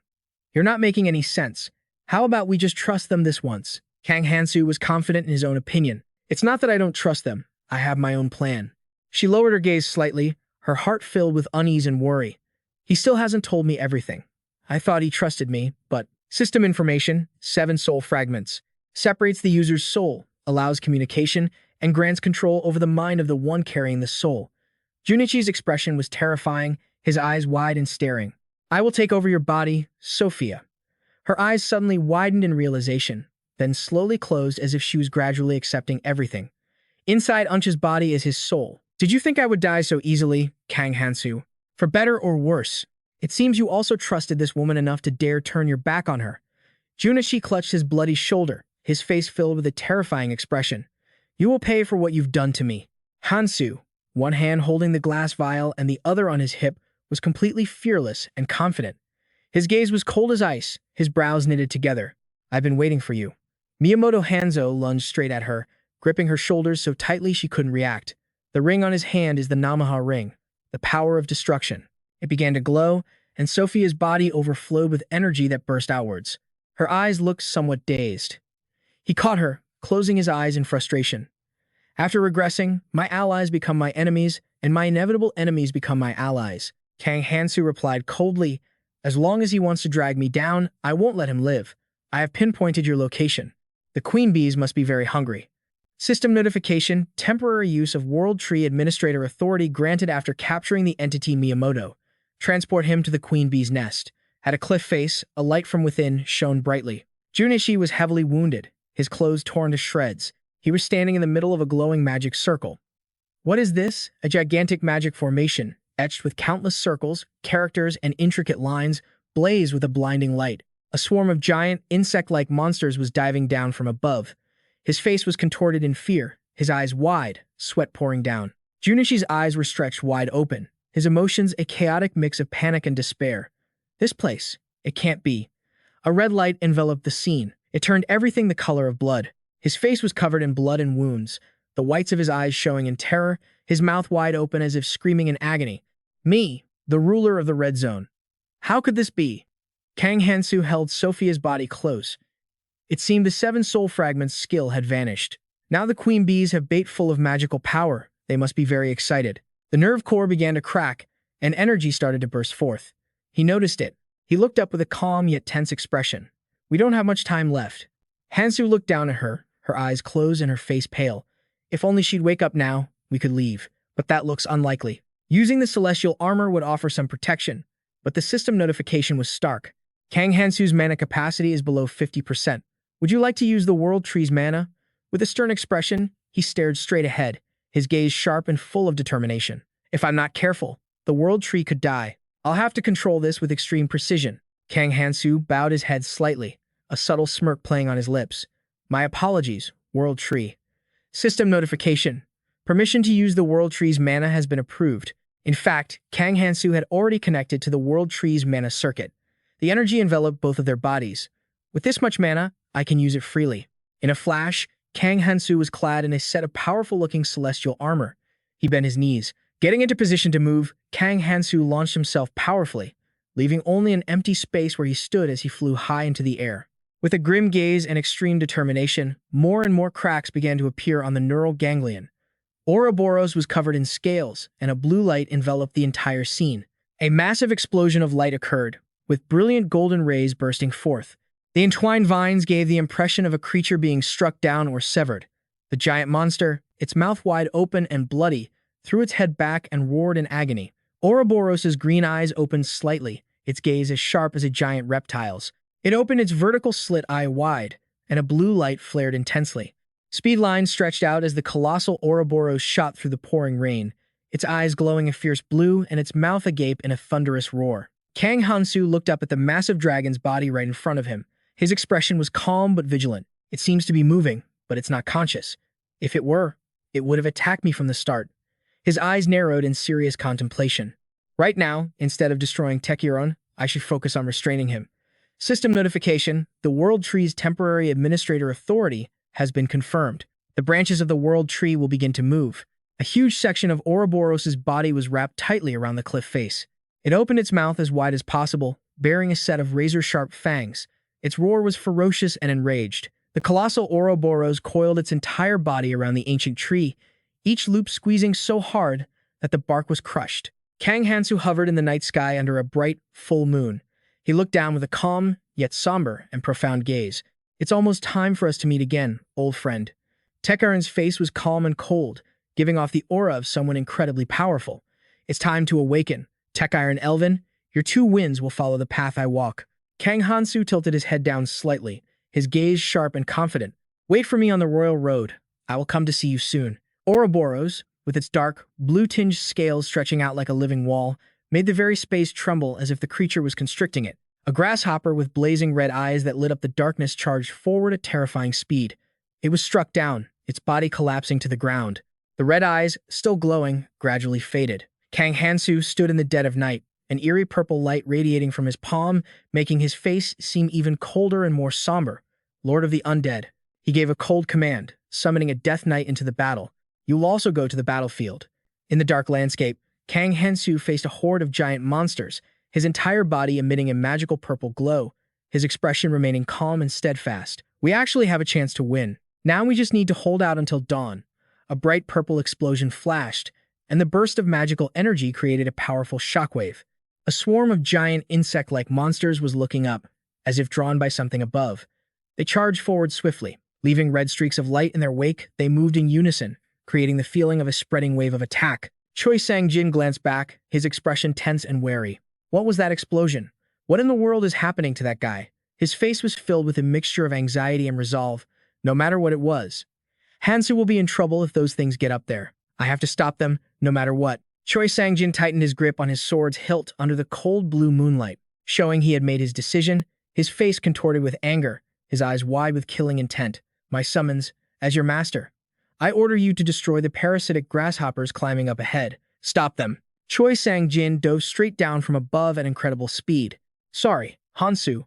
I have to kill them all again. I don't think I can stop every last one of them. He stood protectively in front of Sophia, the air thick with tension and danger. Kang Hansu looked at her. Her eyes were closed, her breathing was shallow, and exhaustion was clear on her face. The aftershocks from Miyamoto's skill are worse than I thought. I thought she would wake up soon, but in her current state, she probably can't come with us. His gaze was unnervingly calm and sharp. System notification. Activating temporary administrator authority of the God Tree. The entity Sophia has been transferred to the entity Michael. A blue light enveloped Hansu's hand, making the veins and scales on it stand out. He stood in the darkness, his expression cold and full of responsibility. Transfer successful. I'm leaving Sophia with you, Michael. Now then. Suddenly, a voice rang out. Stop right there, you wretched insects. Kang Hansu turned his head, his gaze sharp but composed. Choi Sang-jin faced the entire horde, his provocative voice showing no fear. Don't you run. Come and fight me, you damn bugs. He smirked confidently, his eyes sharp yet calm. Perfect timing, Choi Sang-jin. Kang Hansu dove straight down from the sky, his hands transforming into sharp claws, his wings spreading wide with force. The two of them, one coming from above and the other charging straight ahead, converged on a single point. Choi Sang-jin looked up and recognized him. That's Kang Hansu. He squinted to get a better look. Is he here to save me? No. More importantly, why does he look like that? Kang Hansu swung his arm, and a powerful technique was unleashed, crashing down below. The monsters were struck and collapsed. His face panicked. The energy was so strong that Choi Sang-jin had to raise his arm to block the blast of wind. He put his hands on his hips. Looking down with a calm gaze, Choi Sang-jin was completely shocked to see Kang Hansu. What happened to you? Wings and horns? He replied with a cold look. I'll explain later. Right now, there's something I need you to do. Choi Sang-jin smiled gently, his expression brightening. I'm glad to hear it. What do you need me to do? His face grew serious as he gave the order. Unch's group is in danger. Go with them and destroy the core. Choi Sang-jin lowered his face slightly, his half-closed eyes giving him a contemplative look. It's not like him to personally ask for a favor like this.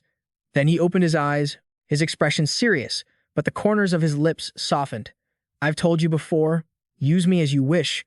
Just give the order. Kang Hansu gave a meaningful half-smile, a little arrogant and a bit playful. He raised his hand as if using a controlling power. I'll send you straight to Team 1's position. I'm leaving them in your hands. Kang Hansu's blue eyes gleamed with confidence and a hint of teasing. Don't you die. That's an order. Choi Sang-jin flashed a confident smile. Don't worry, the Lord of the Undead doesn't die so easily.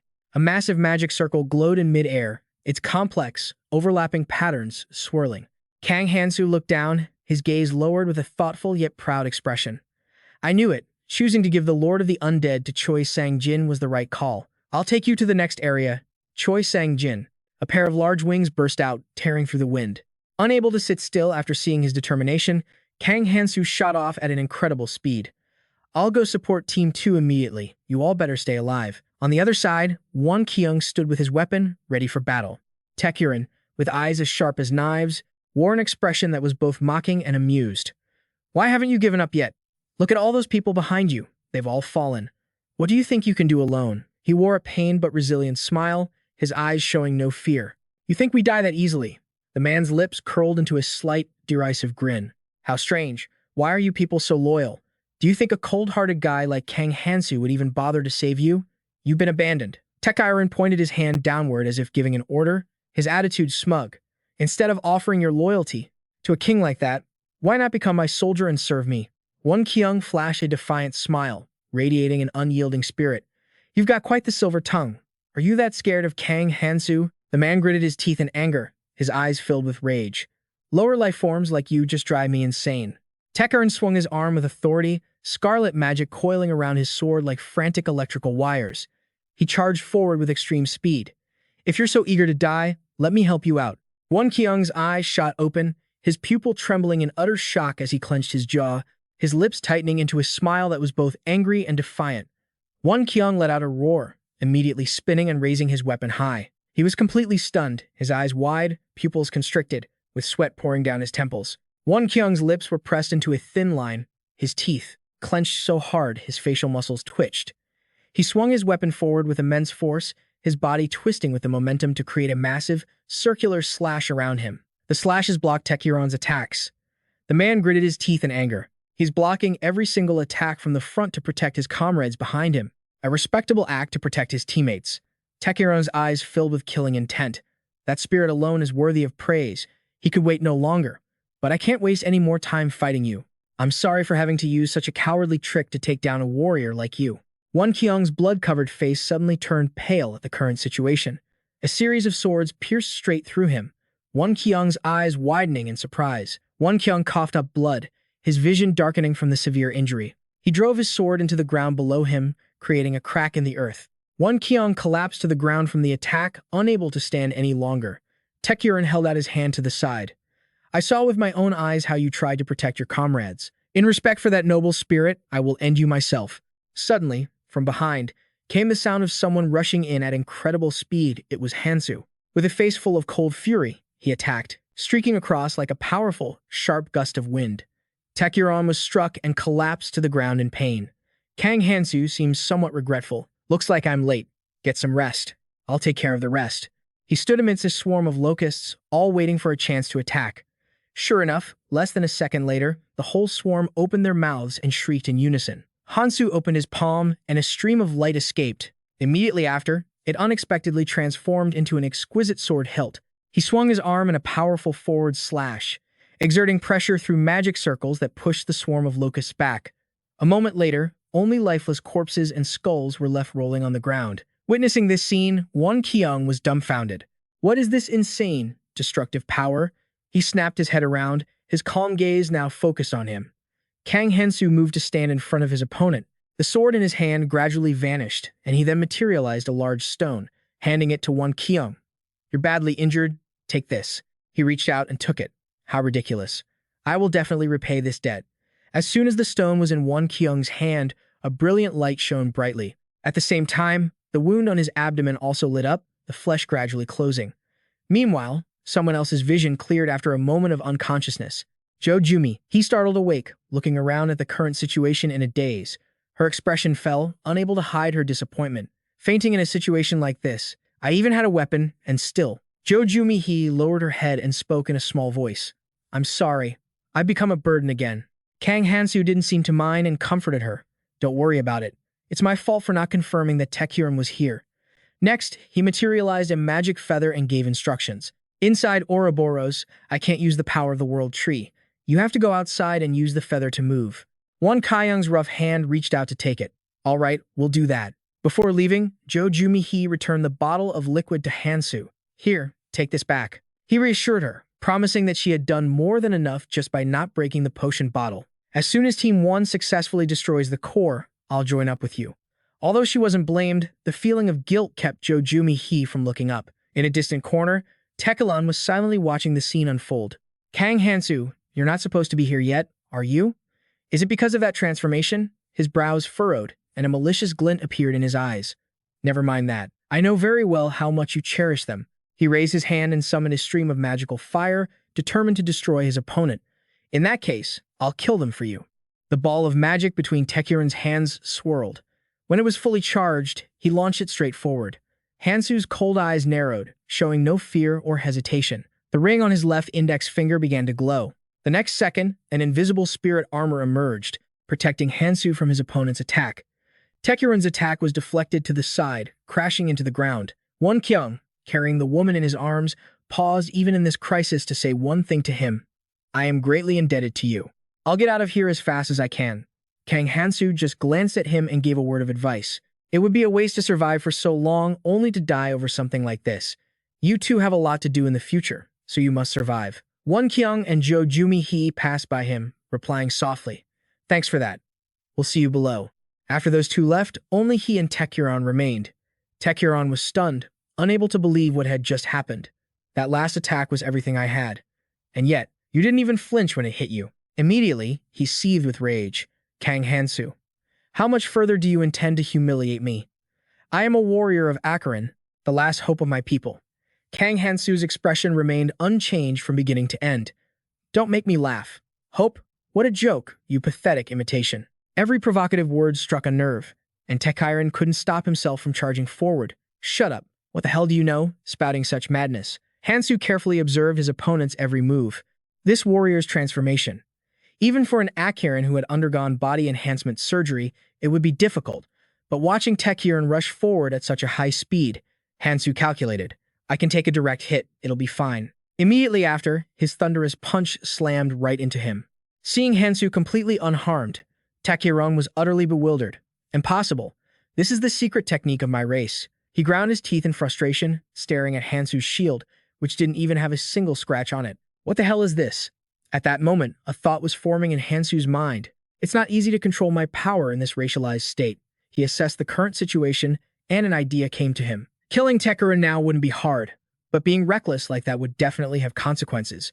If I kill him without controlling my power, I'll destroy this body with my own hands, which is meant to be a vessel for sign. But I can't just carelessly release the dragon demon arts either. This is the first time I've used racialization to this extent. I don't know what the consequences will be after deactivating it. If I happen to pass out, the entire plan will be ruined. Weighing his options, Kang Hansu helplessly opened his mouth and muttered, You really make things complicated. Suddenly, an aura erupted from his whole body. The Heavenly Soldier armor's attack power is too weak, but in my current state, this is all I can do. Tech Iron looked up in a daze at the giant, invisible armor before him. Its iron hand clenched into a fist, containing a hidden power. Suddenly, he was grabbed so tightly he couldn't breathe, his face contorting. The heavenly soldier armor decisively threw Tech Iron's body high into the air. Kang Hansu stood motionless, his stance as solid as a mountain. Time to clean up the trash. But it didn't stop there. The heavenly soldier armor attacked Tech Iron again. Before he could even regain his senses, he was sent flying by a punch, suffering heavy injuries. Tech Iron spat out a large mouthful of blood. Hansu openly showed his contempt for the man's fighting ability, getting sent flying that easily. The original really can't compare to the copy. Even though he just woke up, he's too weak compared to a demon. He casually approached his opponent. I should hand this body over to Sane as soon as possible. Just then, a tremor shook the entire area. Kang Hansu stopped in his tracks. For the first time, a surprised expression appeared on his face. This sound, he turned his head, and a flicker of relieved joy passed through his eyes. He did it. Choi Sang-jin. Meanwhile, Tech Iron was still lost in his own thoughts. I even used my race's secret technique, so why am I still no match for him? He reached out a trembling hand. I only dreamed of the revival of my race. Where did I go wrong? Using his last bit of strength and sheer willpower, Tech Iron tried to crawl away, inch by inch. Because of one insignificant lesser being, my dream. That's right. Placing his bony hand on a nearby glowing stone, he vowed to himself, Kang Hansu, since you've taken everything from me, I will take what is precious to you. This action startled Hansu. Wait, what is he doing?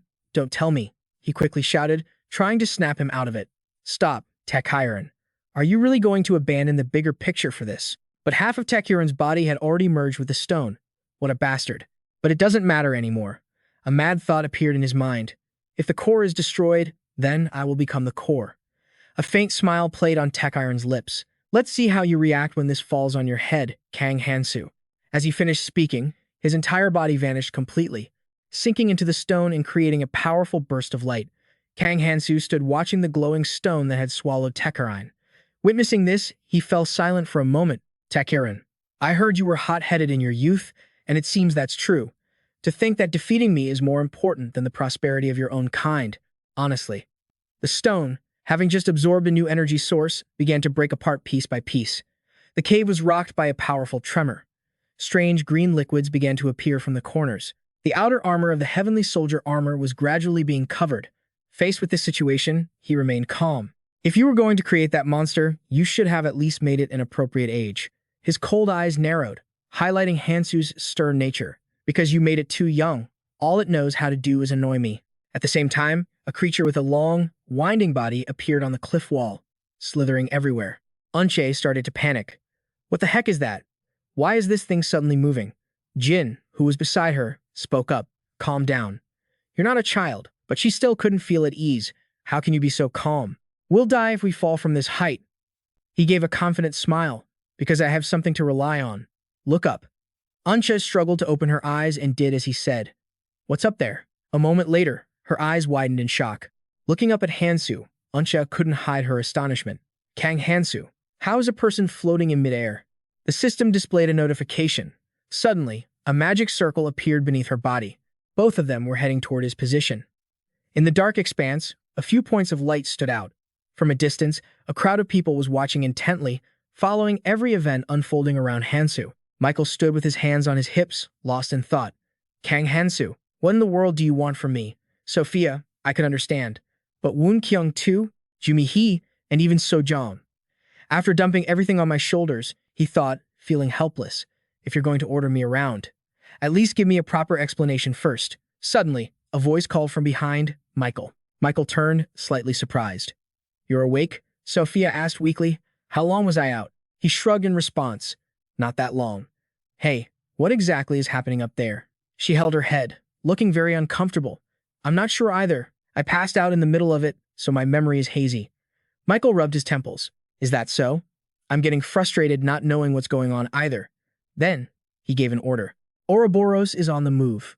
It's too dangerous here. Let's retreat for now. Sophia immediately agreed. You're right. I'll tell the Lighthouse tribe. A magic circle appeared behind him. Then I'll handle the demon tribe and our own. Both of them were taken aback by the sudden aura. This mana?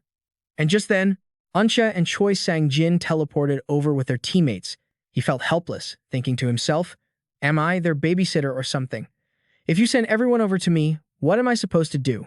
Michael gazed into the distance. Well, it's your decision, so I'll trust you. But don't you dare dump everything on me just to go off and die alone. That'll be a real pain. He silently sent a prayer. My life is riding on your battle too, so please, you have to win. Then I can complain to my heart's content. At that same moment, far away, Kang Hansu stood alone, facing a colossal beast. It glared down at him. It silently called out its opponent's name in its mind, Kang Hansu. Suddenly, the monster erupted in fury. No matter who you are, you won't be able to escape this attack. It closed its mouth, pausing for a second. Then the monster opened its maw and unleashed an all-out attack with a massive torrent of fire.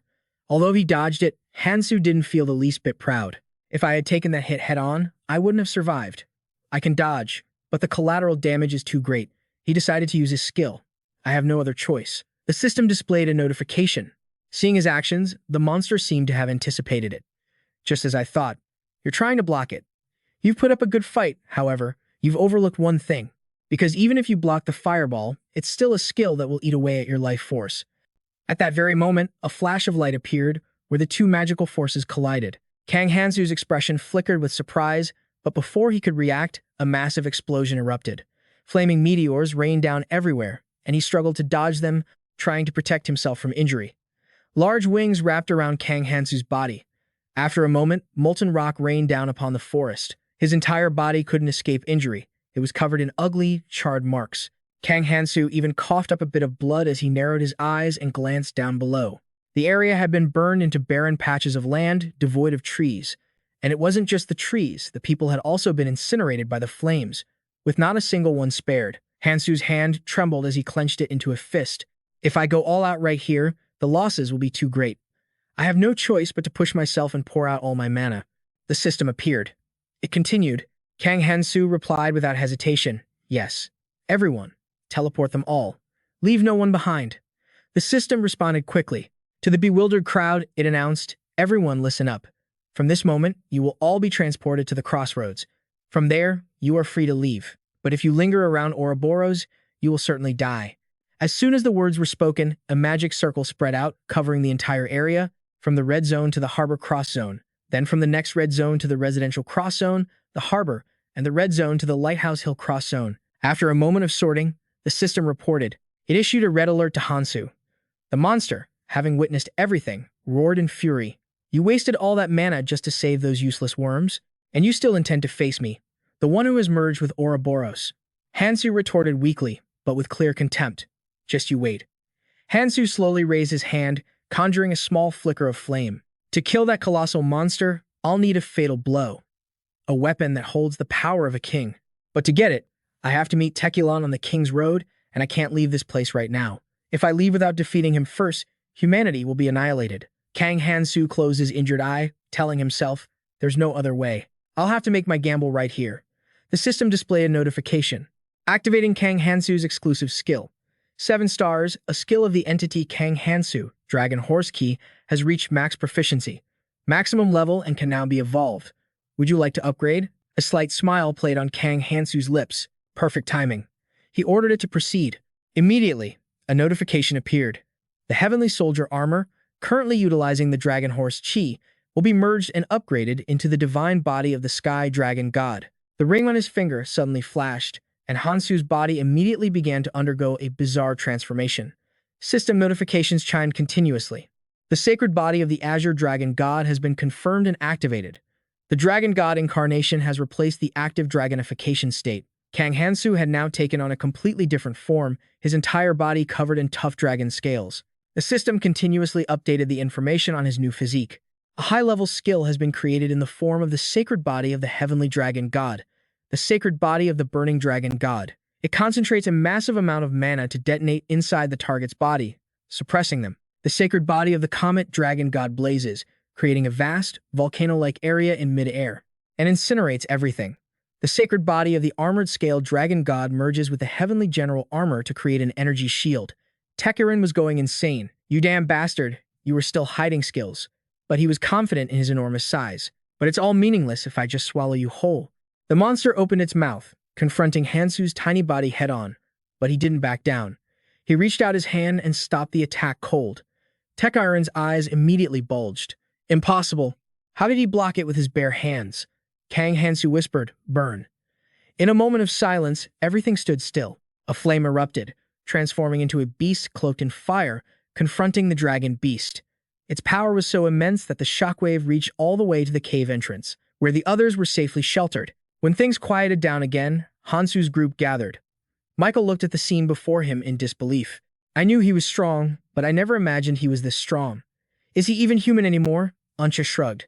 I also don't get why he brought me here, when our abilities are so drastically different. If he could have done this all by himself from the start, then I really don't understand him at all. Sophia suddenly spoke up. He was trying to keep us from getting involved in this, and Ouroboros is only temporarily unconscious. The group reacted as if they'd been hit by a bombshell, staring at Sophia and the book in her hands. Jumihi looked worried. If Hansu just keeps attacking like he did before, surely. Sophia cut Jumihi off. No, I don't think he can use that move again. Then she began to analyze the situation. That's right. Doesn't Hansu have a way to kill it? If he just keeps attacking like before, Hansu's skill, the dragon chi technique within the sacred body of the dragon god, allows the user to transform, but it consumes an enormous amount of mana.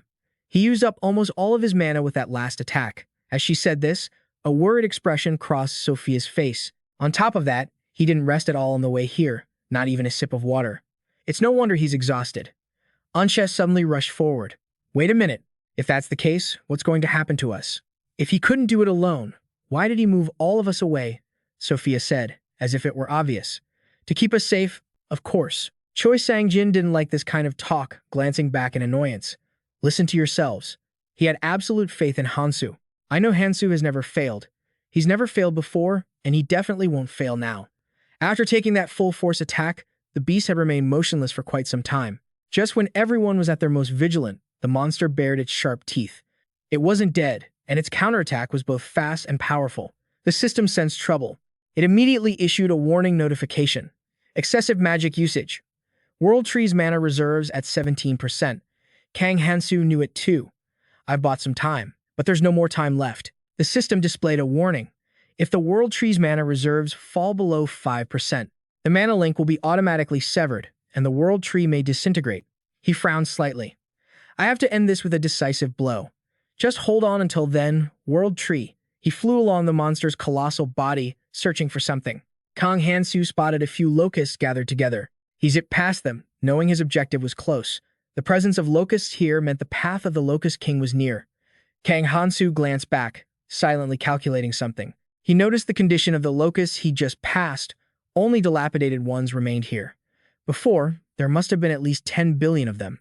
But as the World Tree weakened, it seemed their forces had dwindled as well.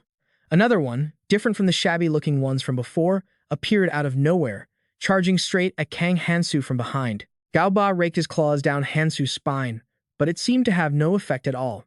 He slowly turned to face the creature and said coldly, I'm guessing you didn't enjoy the meal I prepared for you. Gaoba replied, It was a disaster. I have tasted countless humans, but this meal, overflowing with mana, was the most delicious. Thanks to that, this old general has soared to the heavens once more.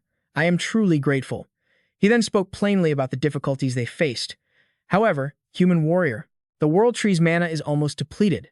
If it runs out completely, the red zone will fall into ruin. The creature tilted its head curiously. Do you intend to destroy the red zone? Kang Hansu spoke, his voice devoid of emotion. I have no such intention.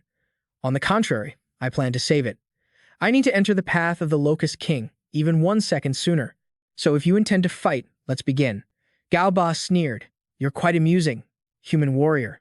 Even if it's only temporary, you're still an administrator, aren't you? Is an old general on his deathbed a worthy opponent for you? Kang Hansu commented frankly. Even so, that was a pretty nasty blow you landed. The creature immediately admitted its fault. That was my mistake. I got too excited, and I wanted to see your hidden skill. After the blow, you aimed at your mortal enemy. Then, he turned away. We have no more time. I've been talking for too long. I apologize for dragging this out.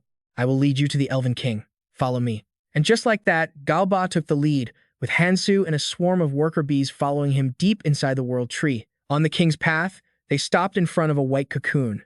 Gaoba said, This is the king's residence. His last appearance was 500 years ago, so I don't know if he will answer you.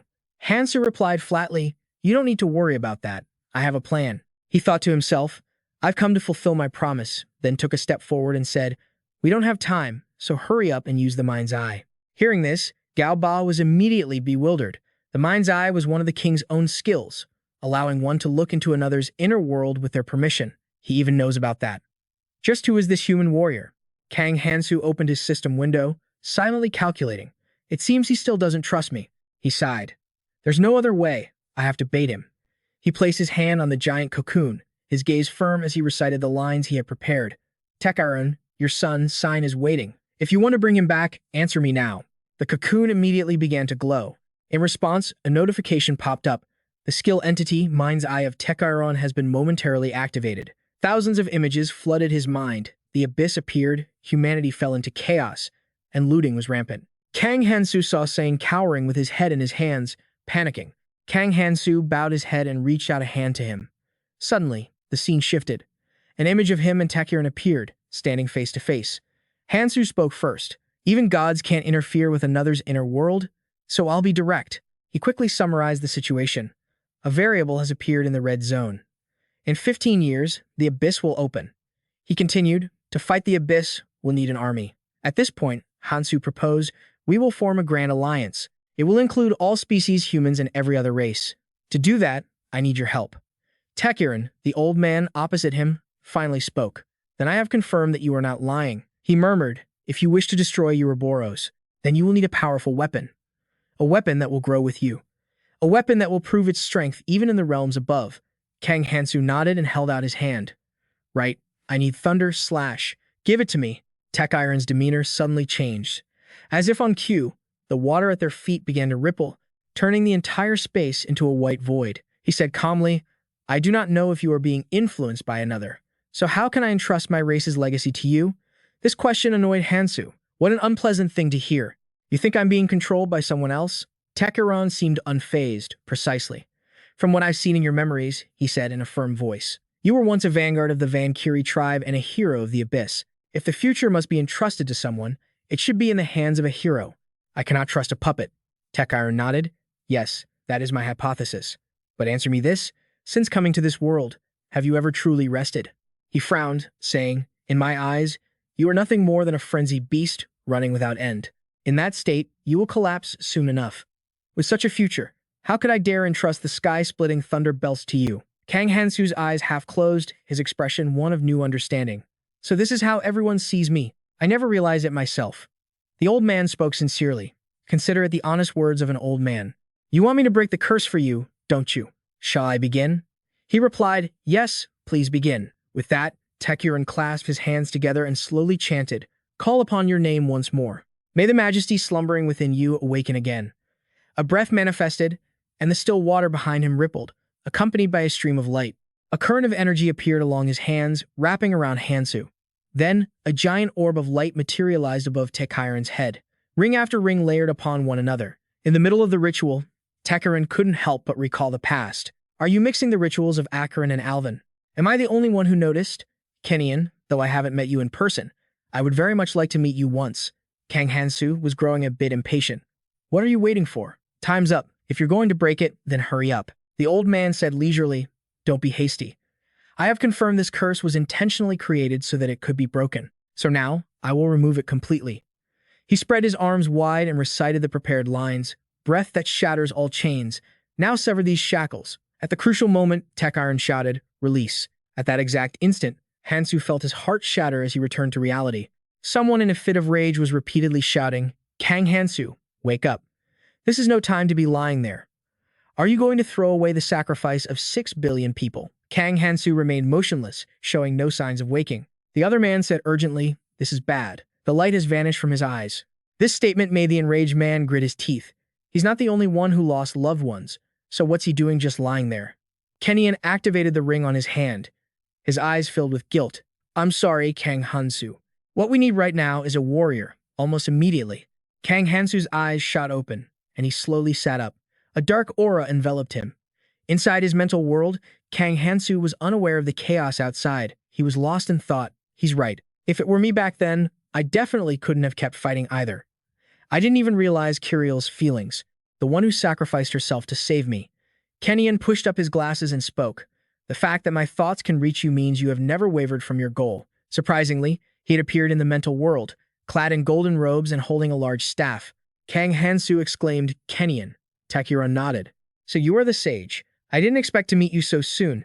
Kenian chuckled and replied with a few pleasantries as the one who was once king of both Elven High and Akaran. To be able to break that curse, you are truly a great mage. Takuron's expression changed, his tone tinged with sarcasm. Enough. I don't need such superficial praise. Weren't you the one who placed the curse using our arts in the first place? He seemed unconcerned, bowing slightly in a greeting. Yes, I designed it so that only you could break it. Now that the curse is broken, I can deliver my message. I just wanted to offer my thanks to you. Takuron smirked. In that case, I accept. It's an honor to be remembered for such a beautiful spell. Kang Hansu also chimed in. Surprising to see you give a compliment. Your personality's changed. After becoming a consciousness, Kenian began to praise him. I am grateful that you carried out my plan without needing a prior explanation. You must understand, I couldn't send you to the past without binding you first. Hearing this, Kang Hansu smirked. His tone was just as sarcastic. The conditions you set were always contradictory. Save everyone, but kill them if they get in the way. I always thought it was a paradox. Kenian tilted his head slightly. If you're too extreme, it will fail. If you save too many people, it will also fail. It's all part of the plan. I hope you understand. Kang Hansu dropped the formalities and told him, sometimes, you are truly too heartless towards others. But now that you've appeared, that means I can proceed my own way, right? He nodded. Yes, you've brought the plan this far. I trust you enough now, Kenian emphasized. But you still have to prepare for that day. Don't worry, it's about gathering the hearts of all humanity into one. Kang Hansu replied flatly, don't worry, from now on, I will follow my own path. The mental space could no longer hold. It began to crack, the fractures spreading towards the three of them. Takuron spoke his last words.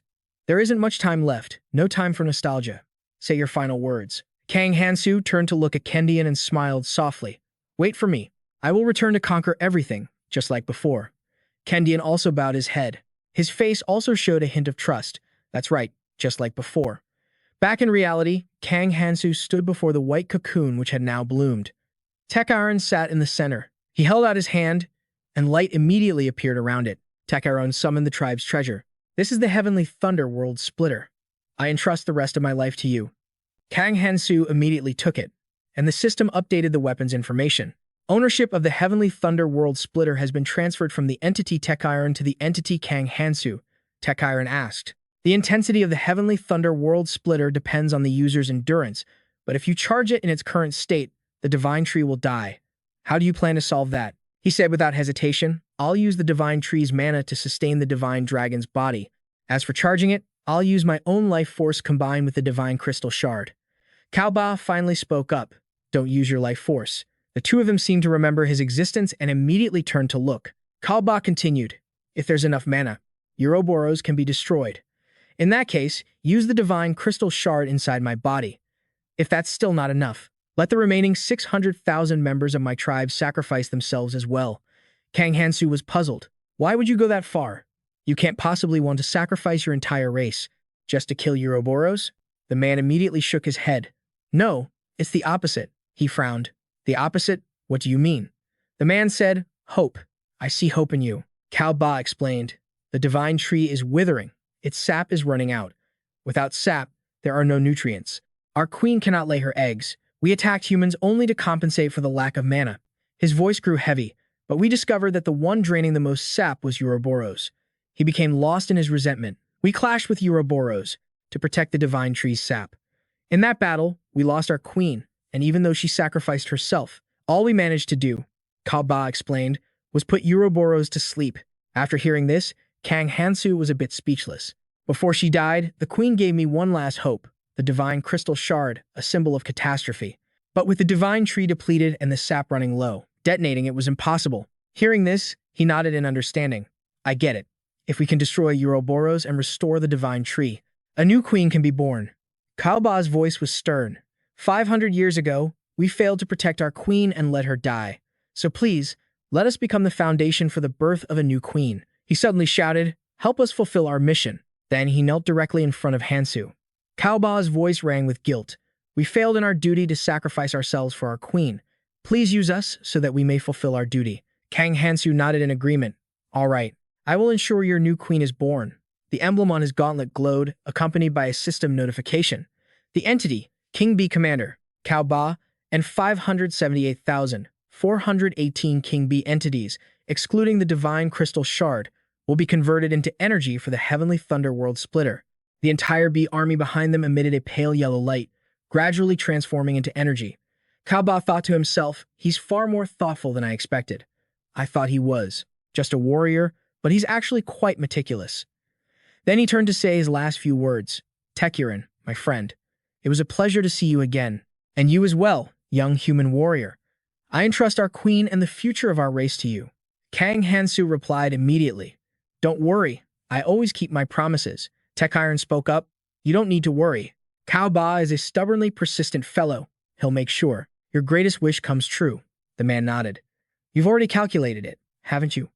I have no doubt whatsoever. I'll leave the rest to you. The light gathered on the weapon's body. Kang Hansu thought to himself, thank you, Cao Ba. Thanks to you, I'll save a lot of time. The system's voice rang out. The King Bee has been subjugated. Because the King Bee with the Divine Crystal Shard has died, the King Bee swarm is considered subjugated. The Heavenly Thunder World Splitter has reached a 98% charge. The Heavenly Thunder World Splitter skill, Lightning Storm, can now be used. Without turning back, he said to Tekuren, Tekuren, leave the Queen's egg with me for a moment. He nodded. I understand. Do as you wish. He took a few practice swings with his newly acquired weapon and silently addressed the system. Announced to the entire area, I will kill Ouroboros. Right now. His form changed again, taking on bee-like characteristics. The system warned, prepare for the coming consequences. The sharp tip of the Thunder Slasher pointed toward the ground. A few streams of energy appeared, enveloping Hansu. He thought to himself, an unimaginable regret. I understand the deep-seated hatred for Ouroboros all too well. The pain of losing something precious. I know that feeling intimately. He declared inwardly, oh, future queen, watch this attack closely. It carries the power of your entire species. He swung his arm. The terrifying energy from the Thunder Slash shot out, aimed precisely at Ouroboros, before the eyes of every creature on the battlefield. The sheer power of the attack radiated outwards, causing a massive shockwave. Ouroboros stopped moving. Its head, struck by the Thunder Slash, was scorched completely black. Its colossal body vanished, leaving behind a giant neural core. The core hovered in the air for a moment before plummeting to the ground. The moment it hit the ground, the silhouette of a person within the core slowly became visible. The system immediately announced, Ouroboros has been subdued. To think all the calamities in this region were subdued with a single technique, but it seems to have taken all of Hansu's energy. Tekuren's voice was filled with awe. You must have been in quite a rush. I didn't expect you to destroy the king's entire domain. Hansu replied, struggling to speak. I had to end it as quickly as possible. Please understand. The old man tilted his head. I understand, but now that you've defeated Ouroboros, why not rest for a bit? Lightning Storm is a technique that can only be used by someone who isn't affected by physical enhancements. Enduring it won't do you any good. But Hansu had no intention of resting here. He pushed himself to continue. I still have things to do. There's still time before the lake area opens, so I'll rest until then. Kang Hansu walked to the edge of the cliff and leaped down, preparing to head somewhere else. Tekuren couldn't help but sigh as he watched his receding figure. No matter how much his skills were helping, that guy's body must be in excruciating pain. Even though the seal is broken, why on earth is he heading towards that body? He muttered. I'd better follow him. Kang Hansu approached the neural core to examine it. He assessed the situation for a moment. When he placed his hand on it, the system announced, no life signs detected. He frowned. If I use a potion, I could easily shatter the core, but that would blast Tekuren's body away. So, I'll have to do this slowly. He then used the energy of the Divine Dragon's vessel. Nebula meltdown. A section of the psychic stone melted away, revealing the body within. Kang Hansu smiled faintly. This should be enough. He reached out, took hold of the body, and forcefully pulled it from the stone. Hansu took out a memory fragment, thinking to himself, with this, I can keep my promise to him. He pressed the memory fragment against the body's left chest, and the two objects immediately merged. The memory fragment is reacting with the entity Tekuren's body. Hansu let out a sigh of relief. I've successfully implanted Sane's soul. Now, all that's left is my promise to the Queen Bee. The body quickly regained consciousness and spoke its first words. You kept your promise. Hansu nodded slightly. I know you must be confused, but I've successfully preserved your soul, so don't worry. I'll take you to your father. For now, just rest. At that exact moment, an alarm went off in Hansu's heart. Blood gushed from his mouth. In a state of shock, Sign, who had witnessed the scene, was equally panicked. Sir, you're bleeding. The system hurriedly displayed a message, commencing magic restoration. The World Tree's magical link with the entity Kang Hansu has been temporarily disconnected. Time remaining until magic link restoration, 23 hours, 59 minutes, and 59 seconds. Hansu's body returned to its normal state as he coughed violently. Blood flowed ceaselessly. Due to the lack of magic, the Divine Dragon's vessel will be cancelled. Sign panicked. What's wrong, sir? Kang Hansu covered his mouth with his hand. I knew it. Now that the magic link is severed, the backlash is unbearable. He immediately collapsed to the ground. I saw this coming. But now I won't be able to keep my promise to the Queen Bee.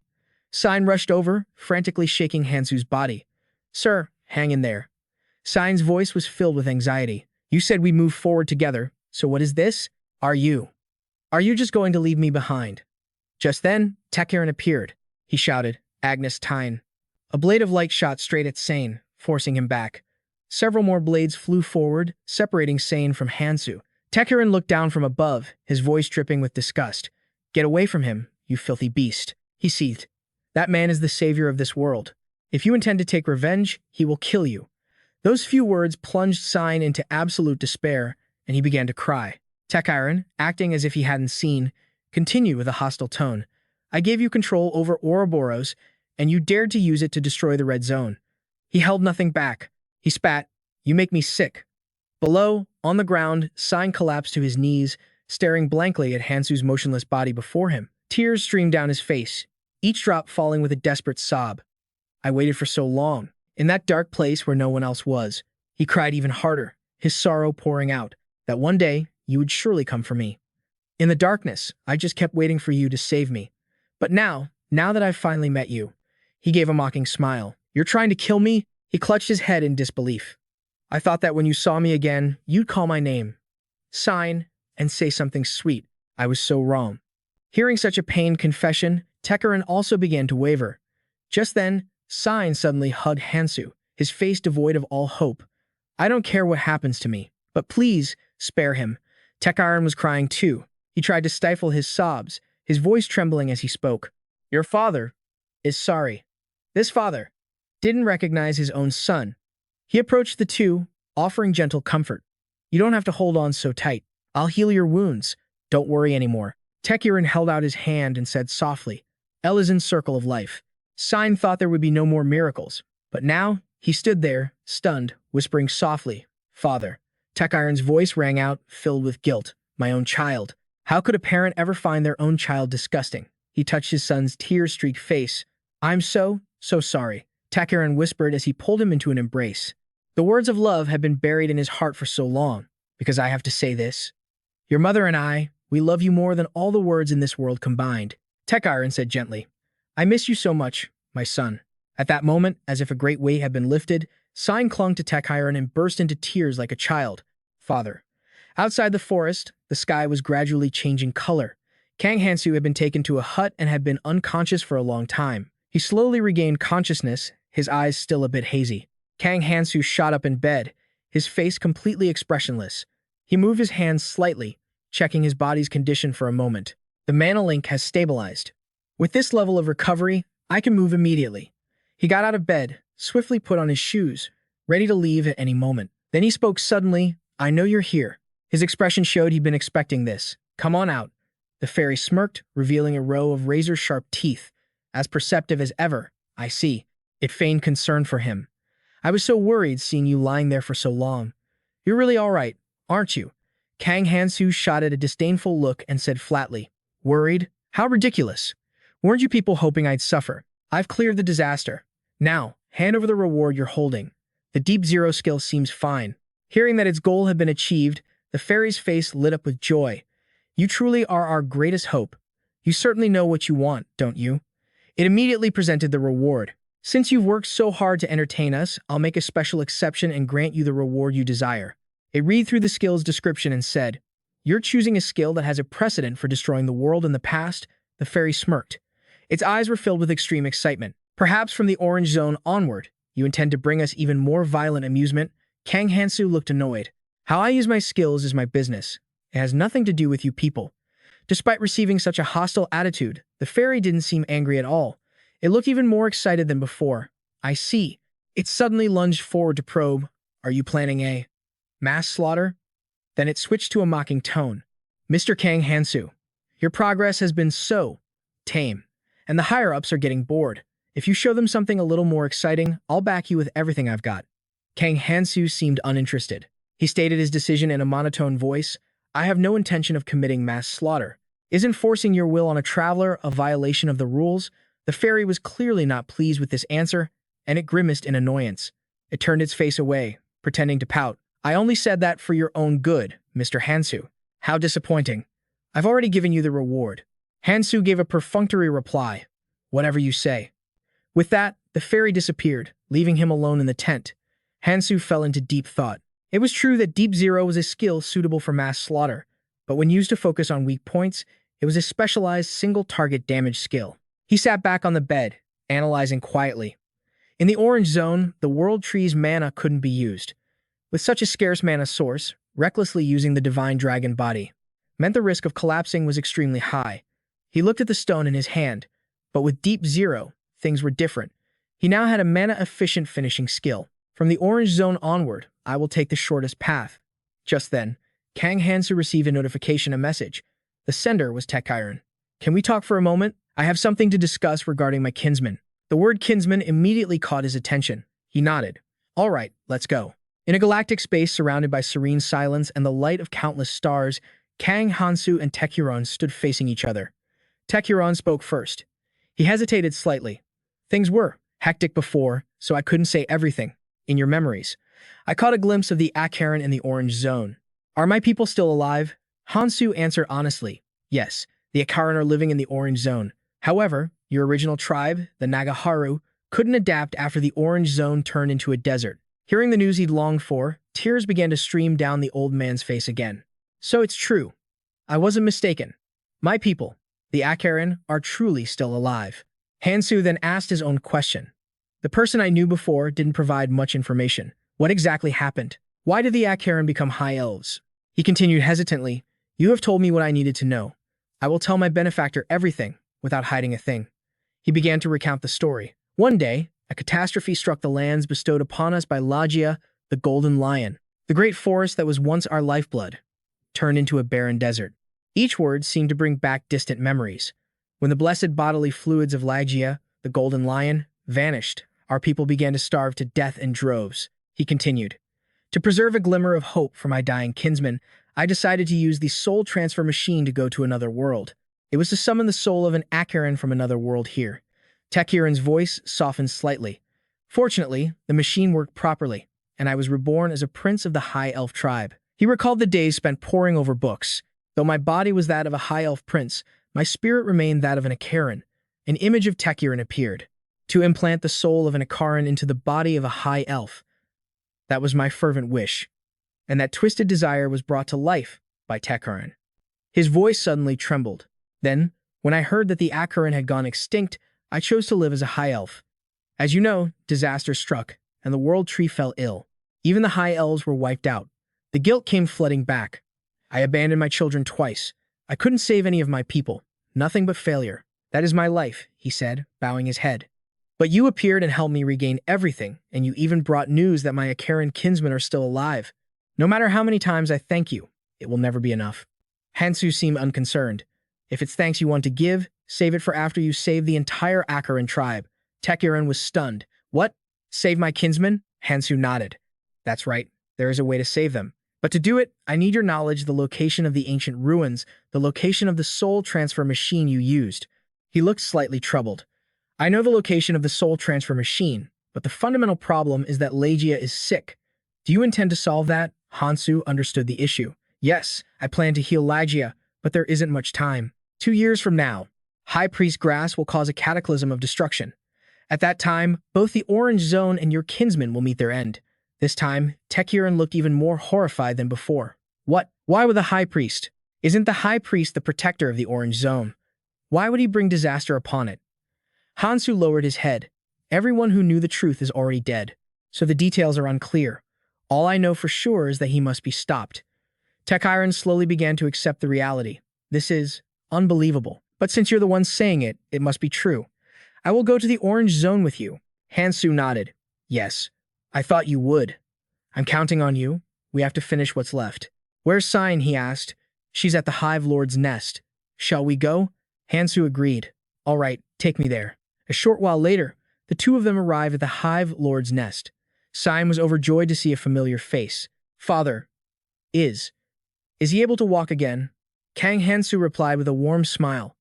Yes, I'm fine now. He chuckled softly. You must have transferred mana to me beforehand. You've worked hard, Sign. Thanks to you, everything was resolved easily. Kang Hansu made a slight gesture, and a notification appeared, World Tree Management. Kang Hansu transferred the World Tree's mana to the Queen Bee. In an instant, the egg sac shattered, and the Queen Bee broke free from her cocoon and burst out. The moment her feet touched the ground, she hurried to show her reverence. Lord Manager, I express my deepest gratitude to you. Then she bowed, her tone gentle. Thanks to you, we have a chance to rise again. In the name of the swarm, your enemies are now our enemies, the Queen Bee swore. Under your will, we shall crush all foes. Kang Hansu nodded in satisfaction. Good. If we share the same goal, things will be much simpler. He thought to himself, you're getting closer to a human form. Perhaps my mana infused with you during your hatching. Then he turned to Sane. Sane, I have a personal favor to ask of you. Sane was surprised. At Hansu's command, a system notification immediately appeared. The Galadriel sword and the Ikim iron chains were transferred to Sign. The Egyptland orb and the Kashan spear were transferred, and the Fabian ring was also transferred. Once that was done, he said, from now on, you are the administrator. Work with the Queen Bee to make the humans stronger. But Sign's attention was on something else. Uncle, are you really leaving? But if Tekiran's remnants are still here, they might treat the humans cruelly. Will it be okay? He said calmly. That's exactly what I'm hoping for. Forge them into warriors strong enough to survive, even when they ascend to the next floor, so they can stand firm. He was immediately filled with determination. Yes, Uncle, I'll do my absolute best. Just then, the Queen Bee spoke up. Kang Hansu, I have something for you. The bee flew over and dropped a sparkling ruby into his hand. The gem's information appeared right before his eyes. Shard of the Seven Souls. Implant a fragment of your own soul into another to communicate remotely and share memories and skills. Hansu looked at the gem, surprised. This is the trait Miyamoto left behind when he died. I was planning to retrieve it before leaving. How fortunate. He silently calculated. If I implant this in Sane, I can contact him even from the orange zone. It'll be much more convenient. Suddenly, he grew thoughtful. The only problem is, if I take Tekiran to the orange zone, I'll be ruining a father-son reunion 500 years in the making. He himself said he wanted to go. Even so, I'm clearly not happy about it. He looked at Sign's clueless expression. I feel bad for Sign, but the lake portal is about to open. If I have something to say, I have to say it now. Seeing Hansu's troubled look, Sign walked over and asked, Why do you look so troubled? Is something wrong? Hansu replied, Besides transferring the administrator rights to you, there's something else I need to tell you. He tilted his head. But the disaster is already over. Is there still something serious going on? Kang Hansu hesitated for a moment. Yes. Sign, I'm truly sorry, but to end the disaster in the orange zone, I desperately need your father's help.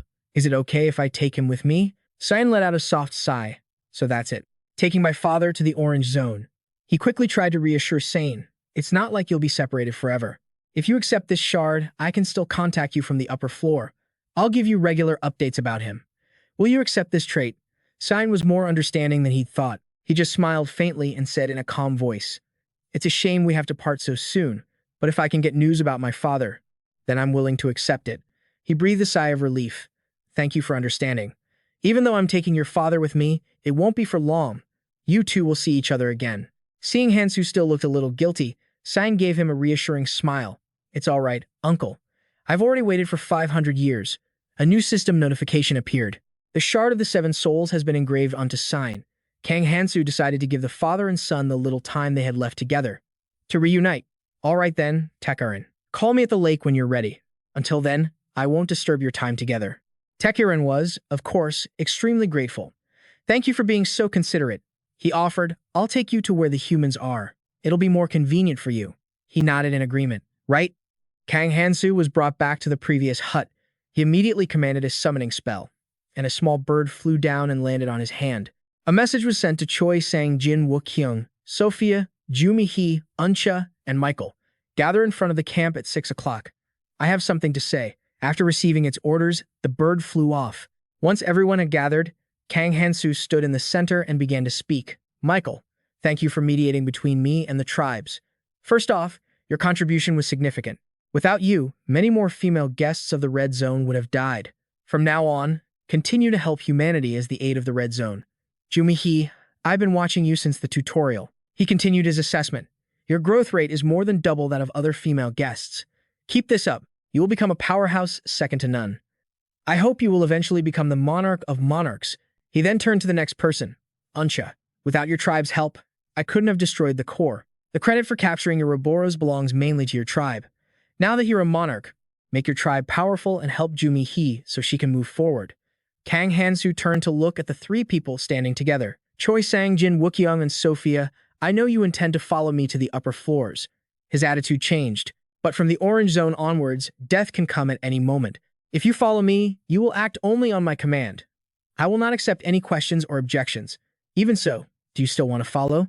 Hearing this, Choi Sang-jin laughed. Of course. If it's your order, I'm always ready to obey, Sophia said with an obvious tone. Hasn't it always been like that? I want to pave the way so my younger brother can clear the floor with ease, so I'm coming with you. Won Kyung didn't hesitate. Me too. I want to go on ahead so my daughter can clear the floor easily. Kang Hansu smiled faintly. If you've all decided, then fine. We'll head to the Orange Zone tomorrow. For now, get some rest. Won Kyung turned to address those staying behind. Well then, Michael, I'm leaving my daughter in your care. Michael sighed. Since this is what you all want, I suppose there's no choice. Sojong could only wish them well. You have to be careful, Dad.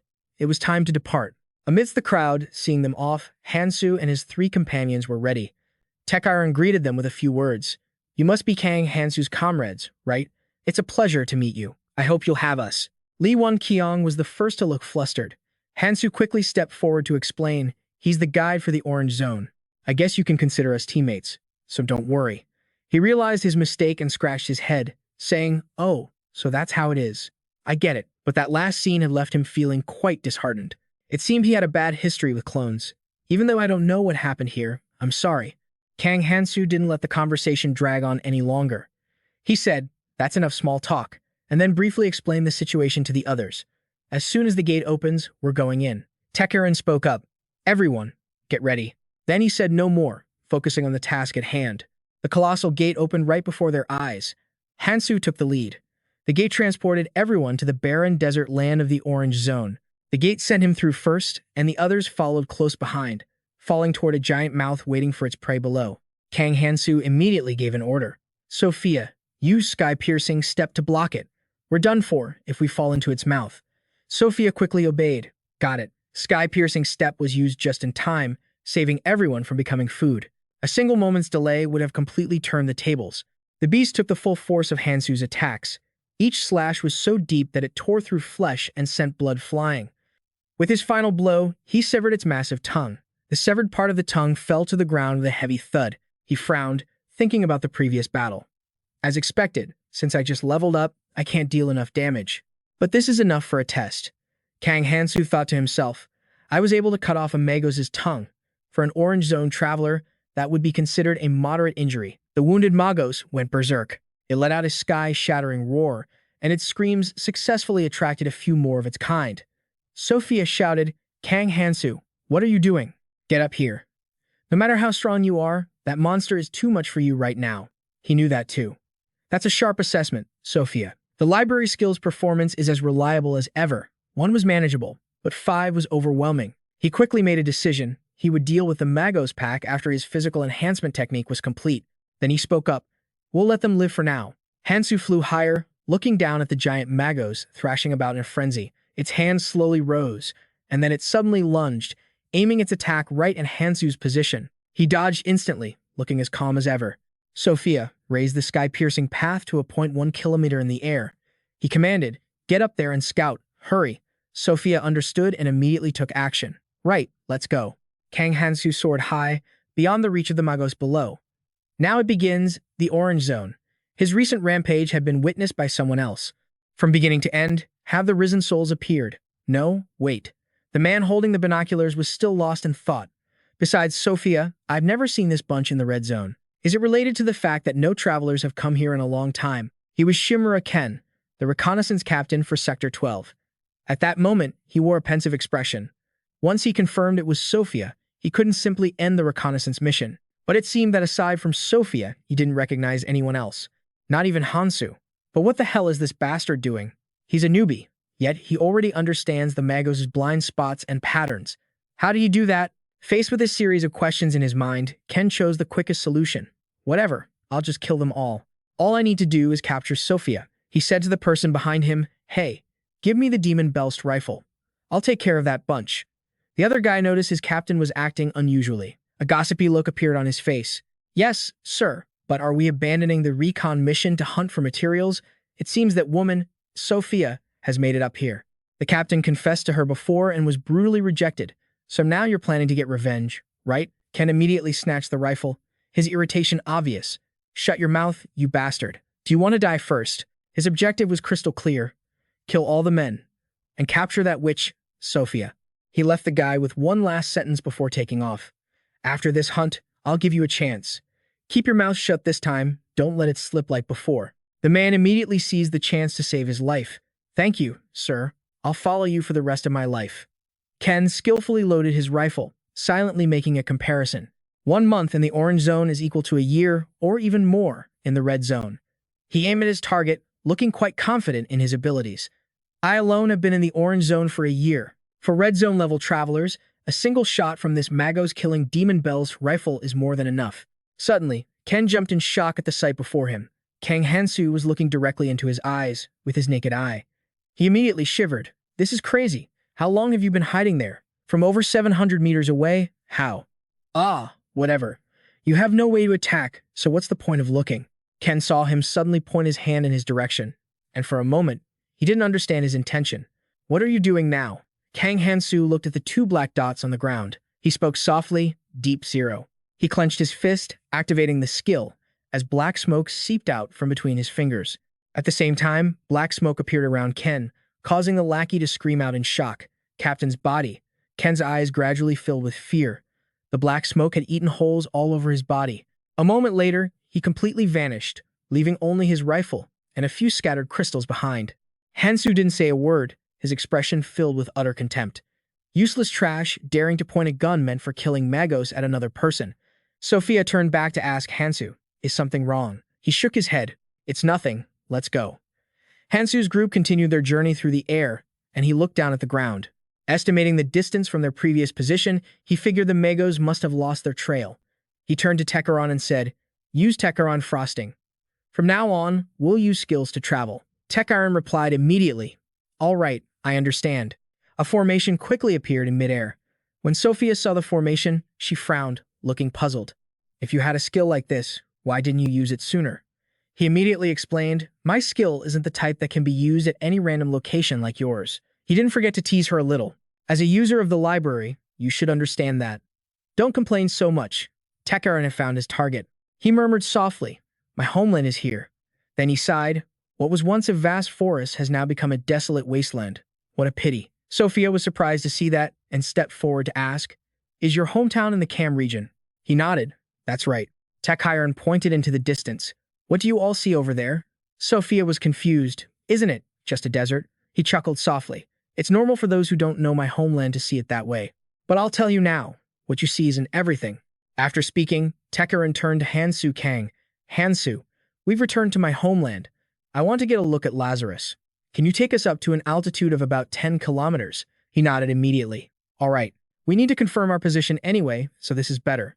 The flying ship immediately soared high into the sky. The whole group was stunned, crushed by the immense pressure and terrifying speed. Unlike them, Tekaron remained calm and introduced.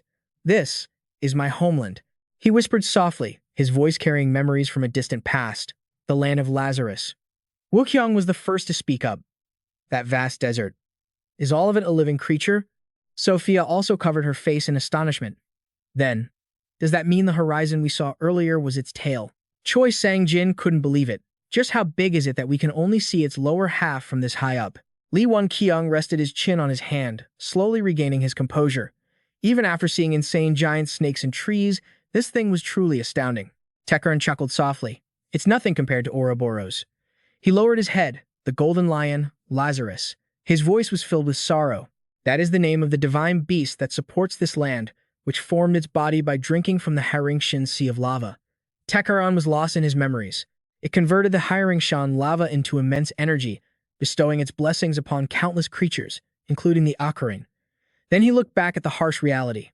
But now, it has all become a barren desert. I don't know how much longer Lazarus's blessing can sustain this land. Kang Hansu reassured him. I brought you back here to solve that problem. I already know how, so don't worry. You just need to be a good guide. Leave the problem solving to me. Tekaran replied, how could I ever doubt you? Of course, I trust you. It's just painful to see my homeland so changed. Don't worry about it. He pointed to a fortress in the distance. By the way, there's a city over there. It doesn't look like our people's architecture. Is it a city of your human race? He nodded. That city is our target. Then he gave the order to descend. Tekaran will land on Farm Run Road and walk to the city. Tekaran obeyed. All right, I understand. The group landed not far from the fortress. As soon as they touched down, Hansu immediately gave the next mission. For the next 6 hours, we'll focus on farming runes. I'll designate the monsters to be killed. He charged forward, relentlessly slashing apart scorpions, twice the size of a person. While I take care of the Scorpios around the city, each one fell apart under his slashes. Decisively, he shouted loud enough for the others to hear. You guys kill the basilisks. Choi Sang-jin landed a punch right between the monster's eyes.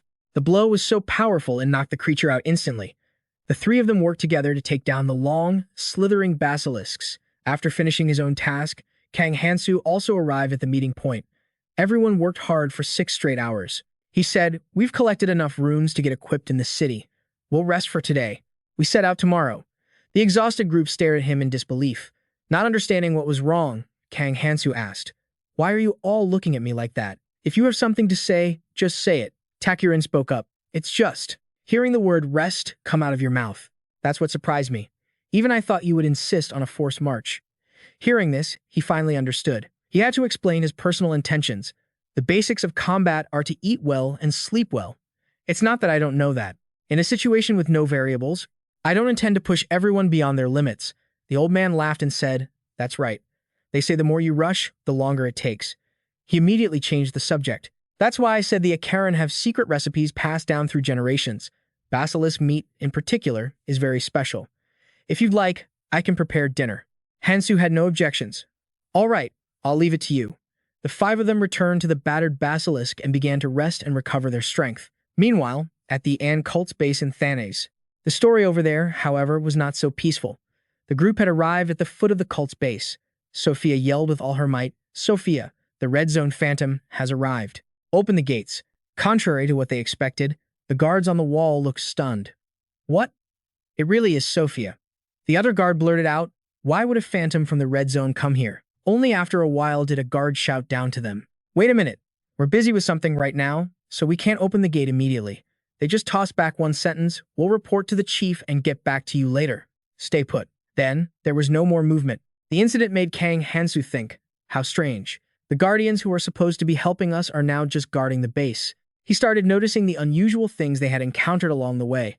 Normally, they would be stopping the Magos from hunting travelers. And yet, what awaited us were those bastards from that tribe, gleefully hunting travelers. According to my memories from my past life, the Larolaran tribe shouldn't even exist yet. But now they formed and are trying to hunt us. He frowned in annoyance. It seems my rebirth has accelerated the timeline. I'm not sure how far the corruption has spread, but I need to confirm what's going on inside the base. Someone who had received the message instantly leaped to the front of the wall. Amago slammed right into the wall, pulling Hansu back to reality. Oh my goodness! A young woman with a striking style stood on the wall. Her smile as bright as a flower. Isn't that Sophia? Sophia stared in shock at her old acquaintance, Guardian Eren. Kang Hansu knew her too, Guardian Eren, the Punisher of Ares. A comrade who fought alongside me for 50 years in my past life. Now, she's the chief of the Guardian tribe, the leader of the Guardian city of Thanes. Eren was busy having a heartfelt reunion with Sophia after so long apart. It's been so long. By the way, how's your little brother? Have you seen him yet? Sophia smiled softly, patiently answering each question. Not yet. But I've dealt with all the calamities in the Red Zone beforehand to make his path easier. Hearing her story, Eren's face filled with alarm. What? Wait, you killed all of them. How could you? Sophia was a bit flustered. It's a long story, hard to explain it all here. More importantly, why is everyone so tense? Is something wrong? Eren held her forehead. You don't know the situation, do you? To put it briefly. And then she explained the recent situation in the Cam region. There's an emperor who established the Laron family, and that bastard is recruiting all sorts of murderous scum, anyone who breaks the city's laws, and using them to attack our city relentlessly. As she spoke, her voice became filled with helplessness. Their forces expanded so terrifyingly in just 1 year that now we can only defend ourselves. Erin clutched her head, feeling guilty for her tribe's decline. We should have maintained the rules Ares left behind. I'm so sorry. You came all this way from the Red Zone, and yet we, a guardian tribe, couldn't offer any help at all. Kang Hansu finally understood everything. So that's it. No wonder they're attacking us. If security is this unstable, traveling together is too dangerous. He immediately laid out their next strategy, trying to ensure the whole group's safety. Choi Sang-jin, Won Kyung, and Sophia should stay here and train. Takuron and I will head to the temple. Aaron sighed. In any case, I'm glad you all made it here. Having a group of female visitors from the Red Zone show up right now would have been a complete nightmare. Sophia then pointed to Hansu, who was standing quietly in the back, and spoke frankly. Actually, things only went smoothly because Kang Hansu here single-handedly took care of all the calamities along the way. Aaron stared at him for a moment, her eyes filled with suspicion. Sophia's words seemed to confirm her hunch. She pointed at him excitedly. I sense an unusual aura from you, but it seems you're even more powerful than I thought. So, how about a match? Kang Hansu had no intention of starting trouble and immediately refused. I just arrived from the Red Zone yesterday. I wouldn't be a worthy opponent. Kang Hansu's reaction wasn't what she expected, and she looked slightly disappointed. I thought you had to be some kind of battle-hungry warrior to wipe out all those disasters. Was I wrong? He explained. I'm not the type to pick a fight. I know I'll lose. Then, he changed the subject. By the way, what about the dungeon in town? At the mention of the dungeon, Aaron's eyes darkened. I'm not sure how you know about that, but only a few locusts appear occasionally, so we haven't paid it much mind. Then she clarified the rules of engagement. Ah, since you're in the orange zone now, you're free to farm it. Go ahead. Kang Hansu looked visibly relieved. All right, thank you for giving permission so quickly. Aaron let out a small laugh. Don't mention it. Any teammate of Sophia's is a teammate of mine. If you need any help, just let me know. Of course, he wasn't about to pass up an opportunity like that. Okay, I'll be sure to ask if something comes up. As everyone was exchanging a few words, a small, strangely colored blue bird flew out of nowhere. It landed on Aaron's arm, and she immediately understood. Wait, it's a message from the chief. A voice echoed out, Clell Dawson's location has been confirmed. Coordinates. The moment the message ended, her expression changed completely. Aaron gritted her teeth and growled out each word. I'm on my way. Wait for me. Her previously warm demeanor vanished. Her ice-cold expression was a clear sign of bad things to come. Before leaving, she remembered to turn and say a quick farewell. Sorry, something urgent came up. We'll have to talk later. Sophia replied, Understood. Aaron leaped over the city wall, shouting orders at the guards to open the gate and lead them to the guest quarters. These are my guests. Treat them with the utmost respect. One of the men shouted the formal announcement. Lady Sophia and company, welcome to Thanos. It is an honor to receive you. Immediately after, the large iron gates leading into the city slowly creaked open. The group walked through Thanos, the city's main commercial district. News of their arrival spread like wildfire. They even ran into an old acquaintance who was now in the orange zone. A young woman looked at Sophia, her eyes sparkling. We didn't get a chance to talk back in the red zone. It's a true pleasure to meet you. Sophia shyly walked past her. You two. Kang Hansu stepped closer and asked for the location he was looking for. The guest quarters are near the central temple, right? The young woman nodded. That's right. How did you know? He put his hands together in a gesture asking for her help. Perfect. Since we're already in the market area, I want to buy some new equipment first. Could you show us the way or at least lend us a map? The young woman immediately started digging through her bag. Of course. Just a second. She then handed him a device, smaller than the palm of her hand, that contained a map. Here you go. Kang Hansu took it from her. Thank you. This is a great help.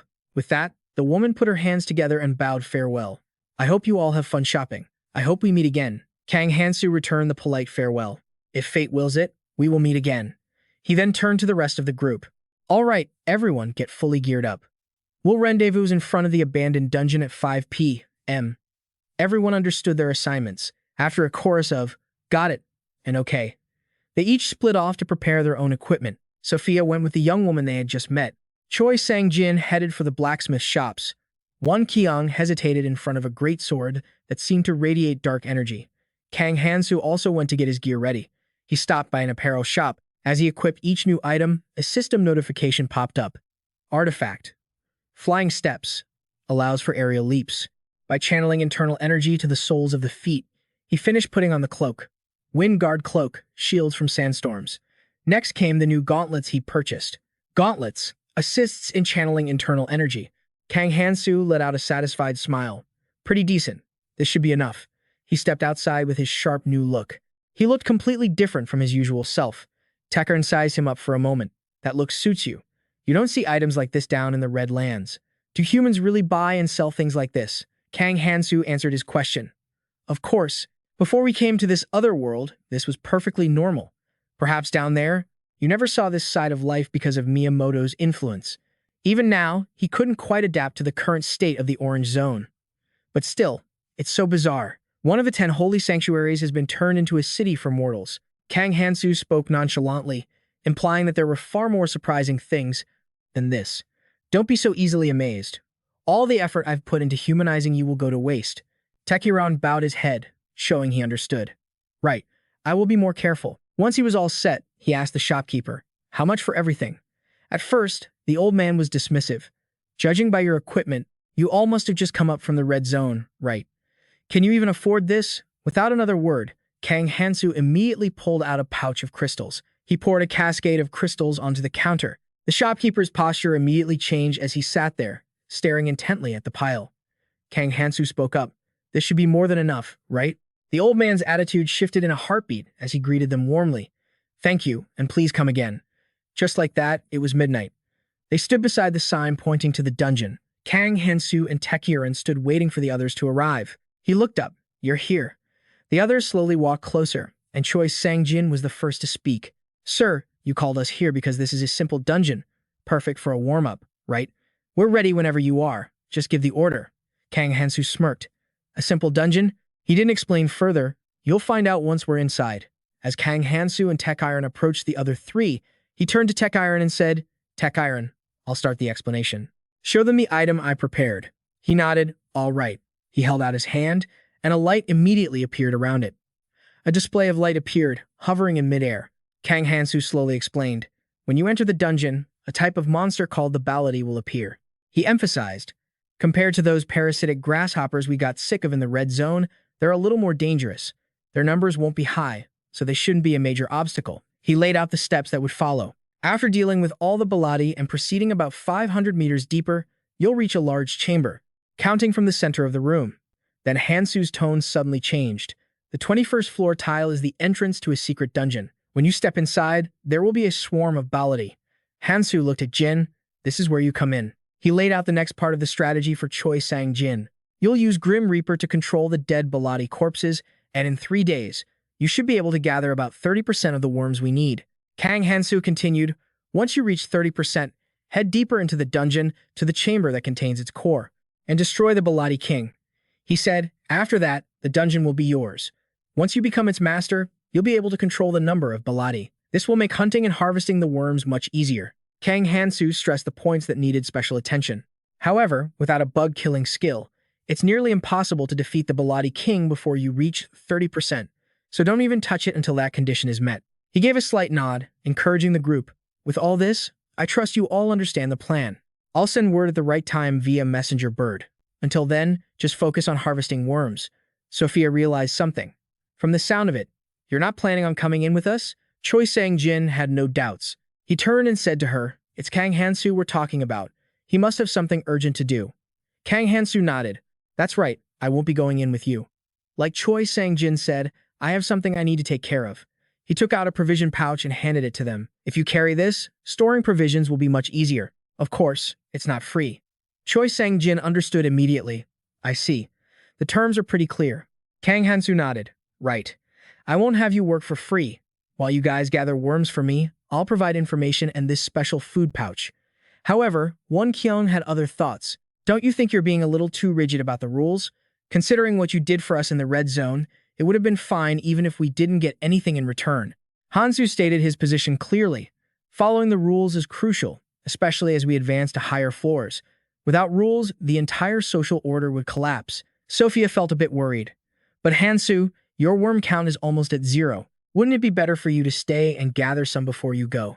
Hansu didn't seem too concerned about collecting worms. He replied nonchalantly, I assume you've seen the guards' guns, right? Once they start carrying magic-powered guns, it won't be worth it for me to hunt just for worms. I can get the worms I need while I'm fighting. I won't need that many anytime soon. Choi Sang-jin quickly processed the information. He took the pouch Hansu offered and replied, Got it, Hansu. I'll gather so many worms you'll be shocked, so just you wait. Hearing that, he cracked a smile. All right, I'll be waiting. Kang Hansu left them with a final word. See you all later.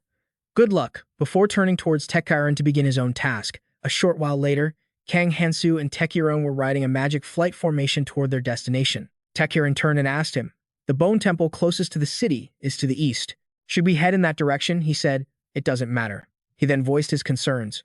We'll need 2 popes to receive the physical enhancement technique, but since it's just a small temple, there's a chance there won't be any popes there at all. If that's the case, this whole trip will be for nothing. Kang Hansu was a bit puzzled. I already knew that. Besides, we don't need to find 2 popes. You used to be a pope. We just need to find one more. He lowered his head, his tone apologetic. I appreciate your faith in me, but 500 years have passed. I don't know if my tribe will still accept me as a pope. Kang Hansu immediately reassured him. Don't worry. You've seen my memories, so you know. Even in the abyss, your people always remembered you.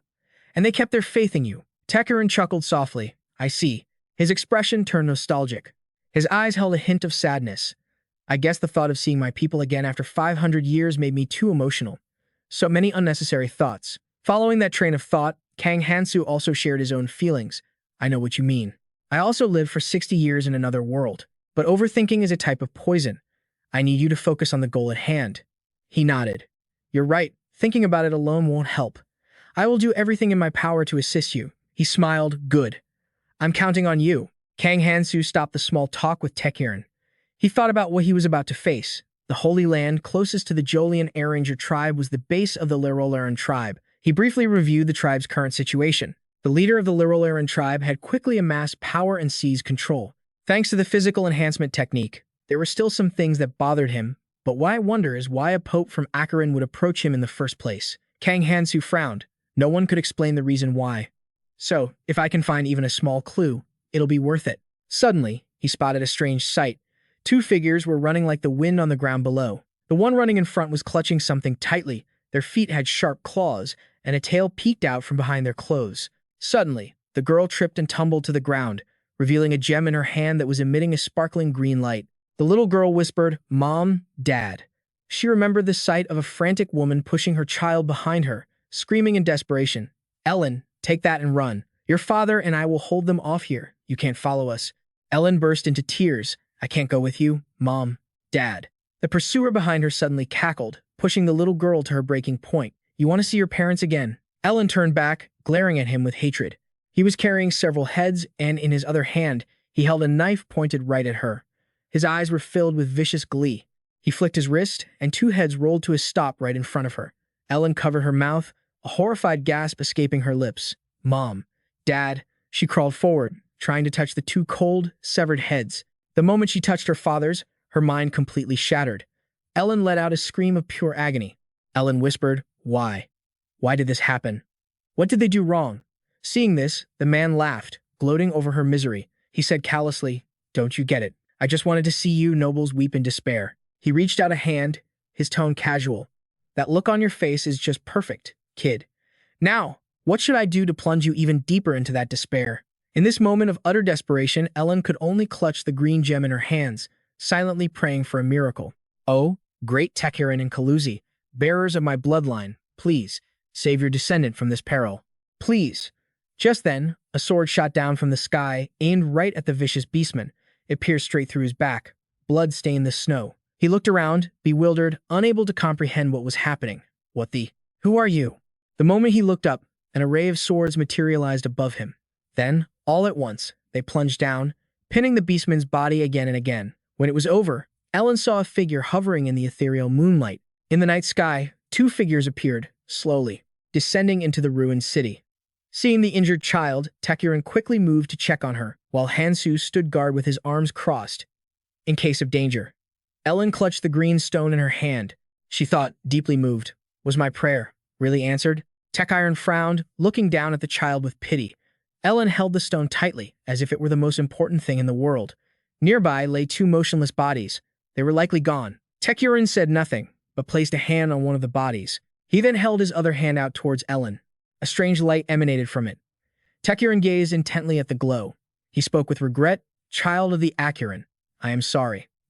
I should have found you sooner. Ellen, trembling and crying, responded to her savior. If you came because you heard my prayer, then I have a request to make.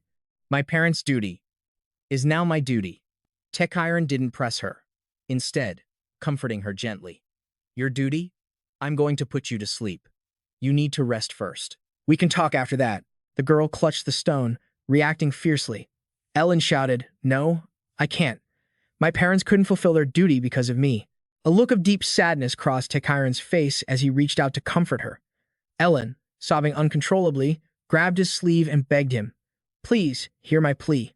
Take me to Creole Canyon. Hearing this, Tech Iron repeated, The canyon? Then, he had a sudden realization. This child was on a pontiff's mission. Tech Iron took Ellen's hand, and a blue aura of power radiated from the two of them, cradle of the moon. The little girl calmed down, her eyes growing drowsy. He held Ellen close and said softly, Don't worry. Have sweet dreams now. What you desire. It wasn't just the Akaran's prayers that called me here. I have crossed 500 years for this. Kang Hansu stood by for a moment, glancing over and thinking, Creole Canyon. So that's the situation at the temple. As for the next step, helping this child is the best move right now. A moment later, his brow furrowed in annoyance. He set his objective. But first, I need to take care of the pursuers. From the smoke and dust in the distance, dark figures were approaching. He assessed the situation. 6 of them. Perfect. A good chance to test the Divine Dragon's jar. With a calm expression, Kang Hansu turned and announced, We've got company. Get ready. Tech Iron walked towards him, speaking as he approached. Right, I see them. As he spoke, he frowned in anger, his body radiating killing intent. Tech Iron added, Those cursed members of the grassy tribe. They've done something that is absolutely forbidden for the Akaran. Their depravity, it's beyond words. Saying no more, Tech Iron drew his blade, Agnes, in a fury. Kang Hansu, with his own weapon slung over his shoulder, divided the targets, 3 Akaran and 3 humans. You handle the 2 in front, I'll take the ones in the back. Tech Iron didn't hesitate for a second before agreeing. Understood.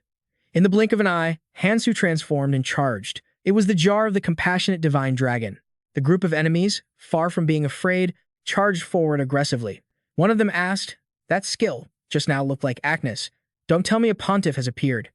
The one who looked like their leader replied, Impossible. Those noble pontiffs never leave their holy sanctuaries. That's true, the other replied. The leader tried to analyze the details to prove his point. It can't be real. No way that skill belongs to a pontiff. If it did, forget about me. The entire canyon would have been wiped out. Suddenly, his eyes widened as a thought struck him. Still, that power. I need to be sure. Ahead, a blue glint of light shot towards the group. It was Hansu. He closed the distance in an instant and took one of them down. The leader's eyes widened in shock. What the? In a flash, Hansu had wiped out nearly all of the hostiles with his power. Only one, Tara's, managed to block the attack. Hansu grimaced, his icy eyes fixed on the man before him, thinking, This guy, he's definitely. The sharp spikes of Hansu's weapon were pressed against Harris's throat. After a long moment of consideration, he decided to withdraw his weapon. The moment he was spared, the man's legs went weak and he collapsed to the ground, thinking in terror, where did a monster like him come from? Hansu reverted to his normal form. He ordered, Go. Do what you must. Terez's face was completely pale, and he sweated as he wondered, What's with this guy? What is he even talking about? He brushed back his hair, his gaze lowered, and said once more, Don't make me repeat myself. Go. Hearing this, Terez scrambled to his feet. Without waiting, he leaped over the rocks and vanished. Kang Hansu slung his weapon over his shoulder, gazing thoughtfully in the direction Terez had fled. Those who were my enemies in my past life have become my allies, and my allies have become my enemies. Meanwhile, Terez was frantically trying to escape. He had recognized him immediately. Terez, a spy planted by Eren, you better play your part. Over on Gangu's side, many had already fallen. Suddenly, a giant monster approached. It was Imagos, an absolute being that dominated the Orange Zone. Anyone capable of hunting one was known as Magos rank, possessing strength that far surpassed in normal travelers. He stood before the massive monster, completely unafraid. Gangu quickly took a combat stance, and the Magos wasted no time, bringing its foot crashing down. But but he managed to block it with his shield in the nick of time. Iron Wall. Then Gangu began to channel his power, unleashing his next skill, Basilisk's Eye. The Magos reacted, faltering as if its heart had stopped. Seizing the opportunity, he disappeared and reappeared in the air, looking down on the beast. Then he swiftly plunged his sword down into its body. Seizing the moment, Gangu used his next skill, Poison Blood. A purple liquid, a potent toxin, began to flow from the sword. The Magos roared in agony, unleashing powerful shockwaves of wind. With the deed done, Gangu collapsed, not yet pulling his sword out. From out of nowhere, a pair of hands started clapping as a voice rang out, "Just what I'd expect from you, Gangu." Gangu, drenched in sweat and exhausted, turned and adjusted his glasses. Coffin, looking completely unfazed, clapped and said, Magos, you really managed to kill it." The Purple Crown Emperor, leader of the Lero tribe. Suddenly, the Magos' eyes snapped open. It was still alive, and it let out a deafening roar. Seeing this, Coffin reached back, drew his weapon, and aimed directly at the Magos' throat, taking it down effortlessly. The resulting wound was massive, like a small cave. Coffin stood there, holding his gun and admiring his work. After a moment, another figure approached. The person moved behind Coffin and knelt. "Chief, I have a report." Under the gradually setting sun, Coffin asked, "Someone like that is here." On a beach littered with the corpses of monsters, Coffin's voice grew grim. "Looks like this hunt is about to get interesting." Without hesitation, Kang Hansu tossed the blue crystal down. In an instant, it hit the water below, creating small ripples. Suddenly, a strange blue light erupted from the spot, illuminating the entire river. Ellen whispered her thanks. "Thank you so much, sir." "So my parents, they also." A hand suddenly rested on the young girl's shoulder in comfort. "The mission is complete. They can rest in peace now." Tekiron also looked somber. Their sacrifice to protect the land of Lazar will be forever remembered. Hansu then slowly approached and spoke up. "Is it possible your parents took on this mission periodically? Even if it was only a temporary fix, it's because of them that Lazar has survived until now." But Kang Hansu was still wondering about something. "By the way, Tekiron, were the Gracia tribe always your enemies?" The old man immediately denied it. "Not at all. They were originally just commoners who helped maintain the balance. They were not our enemies." As he spoke, Tekiron's expression filled with resentment.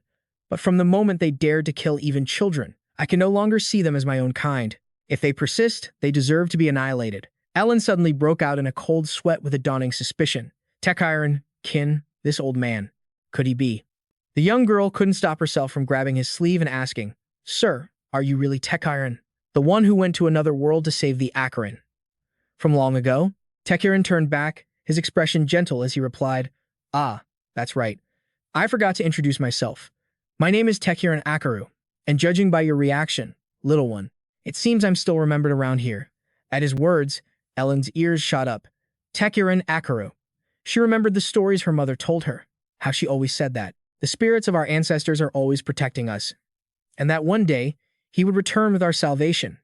And now, he was really here, standing right in front of her. Ellen couldn't help it. She burst into tears. Thank you so much for coming for us." Tekiron gently comforted the young girl. There. Everything is going to be all right from now on." He offered a benevolent smile and asked, "I've given you my name, now I'd like to know yours. What is it, little one?" Ellen answered truthfully, "I'm Ellen Akoru, a descendant of Malong Akoru." Tekiron was utterly stunned. "What? Malong Akaru?" He suddenly clutched his head, his body trembling. "So it's true, my family line has survived." Tekiron glanced at the two stone graves. "The children in these graves, are they my descendants as well?" He then continued, reassuring the young girl. "Thank you for growing up so well. I have returned to restore the land of Lazar, so you don't have to worry anymore." Hearing his words, Ellen smiled with pure happiness. "Thank you." However, Tekiron wanted to keep his identity a secret in the village. "Can you keep the fact that I'm Tekiron a secret?" The young girl obediently agreed. "Yes, I will do as you ask." Meanwhile, Hansu stood off to the side, watching it all unfold. Looks like meeting his descendant really put some pep in old Tekiron's step. His eyes held a calculating glint. "Well, regardless, we saved Ellen. The Nagahara tribe is bound to welcome us now." Still, Hansu was somewhat pleased with the result. It was a bit roundabout, but it's not a bad start for the Orange Zone. Meanwhile, at the Amber Red Cross Guild House, only 3 people were currently in a meeting. Why is the room so empty? Everyone's out on reconnaissance, thanks to the Lero tribe. Anna spoke first. "They've caused a severe shortage in our reconnaissance personnel, and now they're even luring monsters to attack the walls.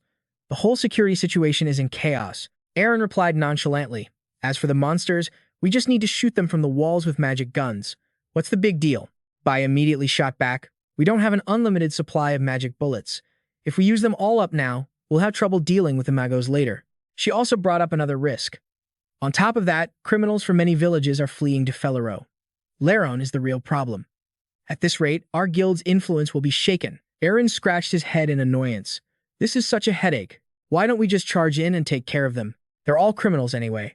He calmly continued the meeting. The chief knows we can't. It's against the regulations. When the chief told us to keep the peace, that's when we truly ran out of options.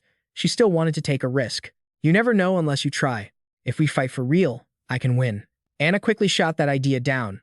Who knows if those criminals would ever agree to a fair one-on-one fight? Bai also disagreed with Eren. If you intend to rush out and fight alone, please give up on that idea. To fight, you must be certain of victory, and at the very least, we need enough information. She suddenly stood up in excitement and slammed the table. Information. If we have enough information, this will be solved in no time. Sophia's library skill can gather it easily. Eren immediately looked around for Sophia, but where was she? She wasn't in the break room, was she? Someone quickly reported. I heard she went into the abandoned dungeon. Eren was a little surprised. What could possibly be in a dungeon that would be worth it for 5 people to farm? She cheerfully waved goodbye to the other 2. I'm going to go meet Sophia. You all stay here and keep careful watch. He shouted in frustration. Are you just going to dump all the work on us and go off by yourself again? She just replied nonchalantly. I'm not good at thinking. Luckily, you guys are smart, so I'm counting on you. Bai held up a stack of documents and yelled, We're not having it, but the 2 of them still couldn't keep Eren there. Meanwhile, inside the secret dungeon ruins, Sophia was relentlessly unleashing skills on a horde of monsters. In a flash, a few monsters were wiped out, but she was already starting to tire, and they just kept spawning endlessly. Choi Sang-jin and Jun Jun were still holding off the horde. Instead of complaining, just use your magic. He immediately leaped back to create some distance. Right after, Choi Sang-jin rushed in again, quickly using a skill to finish them off. Won Kyung asked Choi Sang-jin while fighting off monsters, Can you use your skill yet? Choi Sang-jin replied with a hint of worry. Not yet. I have to wait another hour. He was already exhausted and thinking about retreating. Another hour? Maybe we should fall back for now and return later. Sophia had the same idea. This isn't working. Let's retreat. We'll come back in an hour. Meanwhile, the monsters continued to spawn endlessly. Suddenly, one of the monsters. It pressed its foot firmly on a tile on the floor. In the next moment, the floor beneath them vanished. She didn't even have time to react. Damn it, these bugs triggered a trap. A teleport trap leading straight to the boss room. A deep sense of dread filled Sophia's heart. I had a bad feeling about this. The boss room is the worst-case scenario right now. Luckily, someone activated the Skywalk skill. She frantically tried to think of a way out of there. We have to get out of here, fast. The bugs above were still staring down at them. A moment later, the way back up was sealed. Sophia's hope began to fade. This is a complete disaster. She immediately warned her teammates. Everyone be careful. This is the boss room. We don't know where they'll attack from, so stay on your guard. Suddenly, a look of absolute terror washed over Sophia's face. The boss had appeared. Its name was King Valadi, a grotesque boss formed from the cannibalism of the Valadi. Those with low magic resistance can be hit with a neurotoxin from its tentacles and suffer severe injuries. The creature waiting for them below was the boss, King Valadi. Sensing intruders, it immediately launched an attack. All 3 of them reacted instantly to block the attack. However, Won Kyung's sword couldn't withstand the blow. In an instant, it snapped in 2. As he stared in disbelief, Won Kyung saw it lunging at him and could only shout, damn it. He was immediately slammed hard, searing pain shooting through his body. King Valadi's head continued to press Won Kyung firmly into the ground. He used every ounce of his strength to hold it back. It was only then that Won Kyung remembered Hansu's words. Now I get why Kang Hansu told us not to face it until our power reached at least 30%. Meanwhile, Choi Sang-jin was constantly dodging. He, too, was trapped in a stalemate. Damn it, just running away like this won't solve anything. Choi Sang-jin's eyes fixed on King Valadi's main body. I have to find a way to destroy its core. He quickly counterattacked the head that was targeting him. Choi Sang-jin unleashed another skill to distract the head, Shadow Pierce. He immediately aimed for King Valadi's core and lunged downward. However, the tip of Choi Sang-jin's dagger shattered the moment it made contact with its body. King Valadi let out a roar that sent him flying backward. It had also destroyed Choi Sang-jin's clone. Panic surged within him. That was supposed to be a finishing blow, and it didn't even leave a scratch. Sophia immediately screamed a warning. Are you out of your mind? There's no way we can win with a stat difference this huge. We're better off finding a way out. King Velati suddenly opened its mouth, and right after, a barrage of thorny vines shot out, targeting the two in midair. Over here, Won Kyung was trying to motivate himself. I promised to pave the way for my daughter, so what the hell am I doing right now? Lee Won Kyung, you have to push through, no matter what. Suddenly, a sigil appeared on his hand as a sign of his awakening. Monarch, the unique trait, has been activated. An awakening? Immediately after, Won Kyung's power erupted. Trait, emotional rage. Stats increase based on the intensity of current emotions, plus 25%. He instantly ripped apart the head that was attacking him. Not only that, Won Kyung began gathering power into his fist. He immediately sent the vines attacking the other two, flying with a single punch. Won Kyung continued his relentless assault, shouting at her, I'll hold it back at all costs. Sophia, use the library to find an escape route. Following his command, Sophia immediately began flipping through the pages of her book. Got it. Won Kyung kept pushing himself. He just had to hold on a little longer. King Validity roared and launched another attack. In a flash, it pierced through Choi Sang-jin's chest, and even he couldn't escape it. Both men, completely drained of energy, fell to the ground. King Velati turned towards them. It slowly approached, intending to finish them off. Sophia watched in horror, unable to accept it. No! She searched and prayed at the same time. If this goes on, everyone will die. Please, God, anything. Sophia was in a complete panic. Grant me a miracle to change this situation. Suddenly, a noise came from the stone door. A moment later, it was Aaron, appearing out of nowhere. Found you. She smiled upon seeing Sophia. Sophia, so this is where you were hiding. She was completely stunned. Aaron, why are you here? King Velati suddenly turned its attack on Aaron. She didn't hesitate and continued rushing forward. Aaron suddenly smiled, activating her skill, Dance of Death. She instantly sliced through the tentacles, aiming for her. Act 1, Shadow Waltz. Aaron continued her assault. Act 2, Saraband of Severed Heads. In the blink of an eye, she had closed the distance to King Valadi's main body. Act 3, Kakishi's Final Piece. Aaron suddenly appeared right behind it. A series of slash wounds suddenly appeared all over King Valadi's body. She watched impassively as its body tore itself apart. At the same time, an announcement declared that King Velati had been defeated, and control of the Velati cave now belonged to Aaron. The Dungeon Master's privilege allows her to adjust the number of Velati at will. Meanwhile, Won Kyung clutched his chest and exclaimed, She's truly an opponent that even Kang Hansu would have trouble with. Choi Sang-jin agreed. Yeah, she defeated that monster so easily. Rare crystals suddenly appeared right near King Valadi. As Aaron walked over to them, she asked, How did you all find this place? Sophia cheerfully came forward and thanked her properly. Thank you, Aaron. We survived because of you. Aaron immediately seized the opportunity to ask a favor. It was nothing. By the way, Sophia, could you help me with something? Sophia was suddenly bewildered. Huh, help with what? Aaron then made her request. My clan is short on scouts. With your library skill, gathering information would be much easier. I want you to support us in a scouting role. Sophia agreed with her. That's not too difficult. However, Choi Sang-jin had an opinion, but if we go right now, we could get crushed. Even Bosco couldn't stand a chance against them. Aaron hesitated for a moment. That's true. But of course, she already had a suitable plan.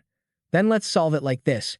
Since you guys discovered this newly formed dungeon, I'll use my clan leader's privilege to give you exclusive farming rights for 1 week. That way, you can get stronger, right? You all probably didn't come here without a plan, did you? Sophia had a small suggestion. To farm effectively, we need control of the dungeon. Could you transfer the dungeon master rights to us for 1 week? Aaron generously agreed. If you need it, it's yours. But let's be clear about the deal. After you're done farming, remember to help me with thorough scouting. Sophia happily accepted. Yeah, as much as you need. Meanwhile, elsewhere, Hansu was observing from a distance. Before him was a small village. Elon's village, right? As the late afternoon sun began to set, the houses below looked dilapidated. The remaining people were likely preparing to evacuate. How much must the Akaran people love their homeland to be willing to abandon it? The situation must be extremely serious by now. Ellen, who was sitting on a magical platform floating high in the sky, suddenly pointed down below. There, that's my house. The place the little girl pointed to was a simple, unassuming house, nothing special. Inside the house, a worried young woman was reaching for an old man kneeling on the ground. Village chief, we have to leave now. All the warriors in the village have been summoned to battle. We can't stay here any longer. The old man said sorrowfully, I know. But where are we to go now? I sent my son, and then my grandson, to the battlefield. How can I abandon this village? Just then, the door to the room suddenly opened. It was followed by a child's call. Ellen, beaming, ran with her arms outstretched towards the two of them. Grandpa, the little girl threw herself into the village chief's arms, much to his astonishment. Seeing his beloved granddaughter return safely, tears began to stream down his face. He hugged the little girl, Ellen, tightly. Thank the heavens, you're alive. I waited and waited, but no news ever came back. I thought I had lost you too, Ellen. Without a second thought, she smiled and looked towards Hansu and Tekarin beside her. Those two behind me saved me. Instantly, the village chief became frightened, pointing directly at the two of them and shouting, Are those humans? They could be. But Ellen quickly spoke up. It's okay, Grandpa. They're good people. Seeing how much his granddaughter trusted them, the village chief didn't know what else to say. I see. He then wiped the tears from the corners of his eyes. He offered his sincere thanks. Regardless, thank you for saving my granddaughter. I would love to hold a feast in your honor, but given the circumstances, I must apologize that I cannot. Kang Hansu finally spoke up. We didn't come for a feast. I understand your situation, so I'll get straight to the point. I want to ask about the body strengthening ritual. I hope you can spare some time. The village chief didn't hide anything about the matter and answered honestly, I don't know why a human would know of our clan's secret art, but matters concerning the ritual must be discussed with the elder. Hansu looked back at him with a cold, emotionless expression. I understand, he said. Can you take me to see him? We're about to evacuate, so I want to meet him immediately. The village chief understood the young man's urgency. However, the old man had his own worries. But first, I will send Ellen with the evacuation group. Please wait for me for a moment. At this, Tekarin, who was standing next to Hansu, made a friendly offer. If you're worried about leaving your granddaughter behind, I will stay and watch over her. I brought the little one here safely. You can trust me. Hearing this, Ellen also looked up at her grandfather as if to agree. Grandpa, don't worry. He's as strong as Brother Tahan. That sentence immediately made the village chief stop in his tracks. He asked in disbelief, What? As strong as Tahan? The little girl enthusiastically replied with certainty. That's right. But even so, the old man's heart was filled with doubt. Impossible. No matter how strong he is, he can't be compared to Tahan, the third seat of the Gadabaron Grand Temple's guard unit.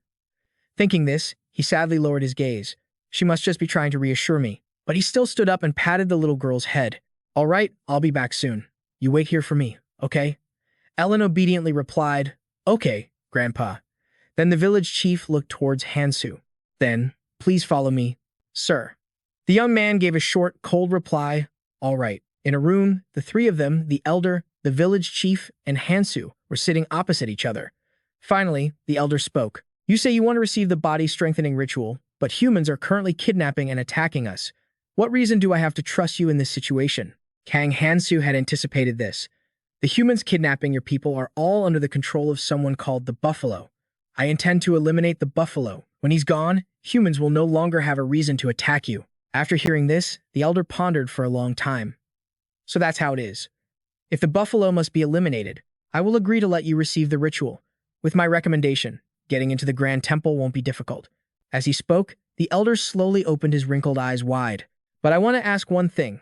Why are you so determined to receive the strengthening ritual? Kang Hansu was very honest, revealing the intention he had hidden in his heart for a very long time. The troll received a ritual from the Grass clan to confront someone who possessed that power.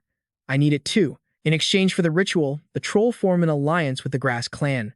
The troll had its own reasons, but that is a human problem. No matter what, helping me will benefit your tribe. The elder listened and nodded in satisfaction. I see no deceit in your eyes. Very well, I will request a meeting with the elder. Suddenly, at that very moment, a loud noise erupted from outside, causing all three of them to turn and look. Even the village chief anxiously turned to the elder, who looked just as startled. Elder, what is happening? The old woman quickly steadied herself with a hand on the ground and answered vaguely, I'm not sure either. Let's go outside and see. The old man quickly replied, All right. Soon, they were all standing outside the room, looking up in unison at the streaks of light falling from the sky. Leaning against the doorframe, the village chief hesitantly asked, What is that? The elder knew instantly what it was. The high priest's Akunid spear. And who in the world are those people? In their line of sight were countless people strewn across the ground, and the entire area was bathed in the red glow of fire, along with terrified screams. Realizing disaster had struck, Kang Hansu immediately clenched his fists and charged straight toward the chaos without hesitation. Everything is happening sooner than I predicted. My reincarnation must have altered the entire timeline. I'll have to adjust the whole plan. My overall growth since I left has been about 20% on average. At that moment, Hansu's status window appeared in midair. Hansu. Strength, 22%. Stamina, 25%. Agility, 23%. Perception, 11%. Magic power, 17%. Physical resistance, 13%. Magic resistance, 18%. Kang Hansu dashed forward with incredible speed, his jaw clenched tight. My physical and magic resistances are both too low to put up a decent fight. If I want to take them all down, his eyes filled with killing intent, I'm afraid I'll have to push past my limits. 30 minutes earlier, beneath a massive ancient tree with branches that reached for the sky, the woman who had been advising the village chief was standing here. The holy tree, Ragnaz, is this way. A confused Ellen spoke up and asked, Grandpa, do you really want to see this tree that badly? Holding the little girl's hand, Takiran answered gently, It is a sacred tree that has lived for 3,000 years. I want to see it one more time. They all looked up at the enormous tree trunk before them. His eyes were filled with nostalgia and a hint of sadness. I thought everything would have changed over the long years, but Ragnus remains just as it was in the beginning. Hearing this, Ellen's eyes widened, and she looked up at Takiran. This tree was here even before I was born. Don't tell me it was also here when you were little? Takiran smiled as he recounted. That's right. When I was a boy, I used to run and play around this area. Back then, it still bore fruit, brilliant blue fruits that were incredibly delicious. Ellen tilted her head back to look at the ancient tree, quietly voicing her wish, Ragnus's blue fruits. I really want to try one someday. Then, she turned back to the old man. If Lord Laza is healed, will we be able to see Ragnus's fruits again? Takiran placed a hand on his chest and answered gently, Of course. You'll see more than you can count then. I hope that day comes soon. Ellen clasped her hands together joyfully, making a wish. Yes, I hope it comes quickly too. However, the little girl had no idea. The sky above Ellen suddenly flashed with a brilliant light. Takiran's eyes shot open in utter disbelief. High above in the sky, thousands of sharp arrows, wreathed in roaring flames, were raining down from above. Both Takiran and the woman quickly cast a spell to protect Ellen. Ellen, get down. Now. Fortunately, just as the arrows were about to strike them, the magic shield he created appeared in time to protect the three of them. However, the ancient tree and the houses behind it were quickly engulfed by the flames carried on the arrows and burned to ashes. Stunned by the sight, he stood frozen. Takiran gritted his teeth. They're here again. They're back. Those damn grass bastards. And the humans. From above the canopy, hundreds of thousands of people descended from out of nowhere. The one commanding this fiery assault was Wei Jun. He ordered his men, capture anyone you can, kill anyone who resists, and focus on the evacuees. Following his war cry, the grass people and humans charged toward the simple village below. We have Wei Jun, a Magos-level mage, with us. Wipe them all out. One by one, they viciously slaughtered all the fleeing villagers. Then they tied them up and lifted them high into the sky. The entire village was now nothing but a pile of ashes. It wasn't long before they had Ellen's group surrounded. One of them brandished his sword, threatening them. Hey, old man, you better hand over the women quietly, unless you want to lose your head. By now, Takiran was seething with rage. You animals, how dare you cause a ruckus here? Do you have any idea where you're standing? Then, he began to cast a spell. Gilded swords with razor-sharp blades quickly appeared around Takiran. Adnisting. In just a brief moment, the swords shot forward at his command. And just as the attackers were trying to figure out what was happening, one of them was struck by the old man's attack, his body completely torn apart. Seeing this, the remaining men grew wary. What? That's the high priest's skill. How can an old man who isn't even an Akaran use that skill? Takiran angrily clenched his teeth. None of you will leave this place alive. I will make you pay for the crimes you've committed against this village. He had barely finished speaking when another man leaped down from above, landing in the clearing. In front of Takiran, Wazu smirked, showing no respect for anyone. Hey, old man, I'll kill you with my own two hands. Takiran recognized his identity at a glance. He angrily gripped his staff. He's a high-level Magos. Before his very eyes, the man casually shed his cumbersome clothing, calmly facing the thousands of swords flying toward him. Wei Jun was able to knock them away with just his bare hands. All the swords Takiran had created. He kicked Takiran, sending the old man flying. Takiran collapsed on the ground, pain instantly spreading throughout his body. He gritted his teeth. His ribs were definitely broken. Wei Jun savored the sight before him, smirking. What? You're still alive after that hit? This old geezer's tougher than he looks. He ordered the man behind him. Hey, you two, take the prey in the back and head out first. The man replied, yes, sir. They surrounded Ellen, looking on with amusement at the two of them trembling in each other's arms. Wang soon added, I need to find out how that old man is able to use the sacred needle. Agnes. Rage boiled over in Techiron's head, and he screamed, you dare lay a hand on them. In an instant, he unleashed a terrifying power, summoning hundreds of sharp weapons, of all kinds. The travelers I've met were all righteous people, he growled, but you bastards are different. You're just a bunch of trash, drowning in greed and wickedness. Wisen burst out laughing, his eyes growing more crazed. Righteous travelers? Has this old man gone senile? Travelers like that all died out a long time ago. Suddenly, his voice turned sinister. Besides, don't you want to save the hostages? If you just fire recklessly like that, the hostages behind me will die. But Techiron didn't waver. I just need to adjust the trajectory so I don't hit them. You think I'm not skilled enough to do that? He didn't hesitate for another second, immediately launching his weapons straight at the enemy. Waizun instantly braced himself. The system immediately received his signal to update information. Primal protection, a skill that hardens the skin, increasing physical and magical defense. The man standing next to the girl, Ellen, was riddled with holes. The other one wasn't much better off, but Waizun didn't have a single scratch on him. He thought to himself, just as I suspected, there's something strange going on. It's all flash and no substance. Realizing the man before him wasn't as strong as he'd thought, he gloated. Ancient bloodline, Techiron frowned. Ancient bloodline? He's even using a Mega's rank skill. Even if he can't maintain it for long, his defense and attack power have definitely increased immensely. Waizun's body began to transform slightly. He slowly walked towards Techiron. Hey, old man, your attacks are useless now. Techiron smirked slightly. That's right. With my current attack power, I can't damage you. But I just need to wear down your magic resistance, and that'll be enough. He continuously attacked Waizun, using every weapon he had, no matter how many times they were deflected. Some weapons even shot back towards him, embedding themselves in the ground at his feet. Techiron thought to himself, I'm almost out of mana. This should have lowered his magic resistance by a good amount.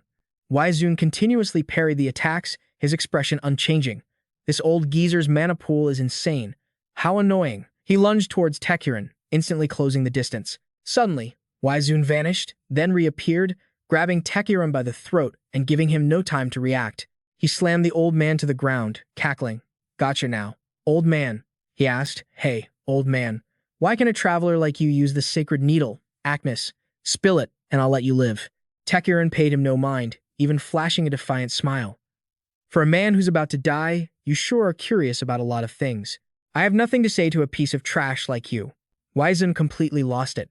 Doesn't this senile old fool realize the situation he's in? His rage blinded him to the fact that something was hurtling towards them from the sky above. Techiron's expression visibly relaxed. He's here. Something streaked by, slicing clean through Waizun's right arm. He shrieked in pain. My arm! Hansu had arrived. He appeared in his draconic form. He swooped down and delivered another powerful kick. Waizun was sent flying, dust and sand billowing everywhere. Kang Hansu didn't give him a moment's rest, rushing in to land another kick. In just a few short moments, Waizun was knocked unconscious. Kang Hansu glanced around, frowning slightly. The travelers who had followed Waizun had all been dealt with. The scene was one of utter devastation, mixed with the thick, metallic smell of blood. The woman and Alen clung to each other, their faces filled with terror. Techiron pushed himself up and said, I've worn down his magic resistance, but he's a Mago's rank, so he won't die that easily. Kang Hansu nodded. I understand. Leave the rest to me. He held out his hand and activated the skill, Void Chase. Energy began to drain from Waizun's body. He was drained until he could no longer even maintain his ancient bloodline form. Immediately after, his body began to disintegrate. Kang Hansu looked at the remaining spoils. For a traveler to drop this many ancient runes, he must have killed quite a few people. Just then, a few more stragglers arrived in the sky. One of them boasted, We can't let the vanguard take everything for themselves. Let's hurry up and get our share. The two women rushed over to help Techiron. Are you all right, sir? He immediately reassured them, Thank you. I've been using healing magic continuously, so it's nothing serious. Kang Hansu glanced up at the sky, a look of annoyance on his face. Reinforcements? About 20 of them. They're a bunch of fools who need to work on their perception skills. Suddenly, his expression turned serious. There's one flying this way, radiating a ferocious killing intent. To think he would dare come here. And look at that, a dragon has appeared. Someone was riding on its back, slowly approaching the other travelers. One of them recognized the approaching figure, his face contorting in absolute terror. Gath Barong. The man next to him was confused. What? Who's that? Is he that strong? But the one who knew who it was didn't have time to explain. He only managed to utter one sentence before turning to flee in panic. This is not good at all. We have to retreat. But this action directly enraged Barong.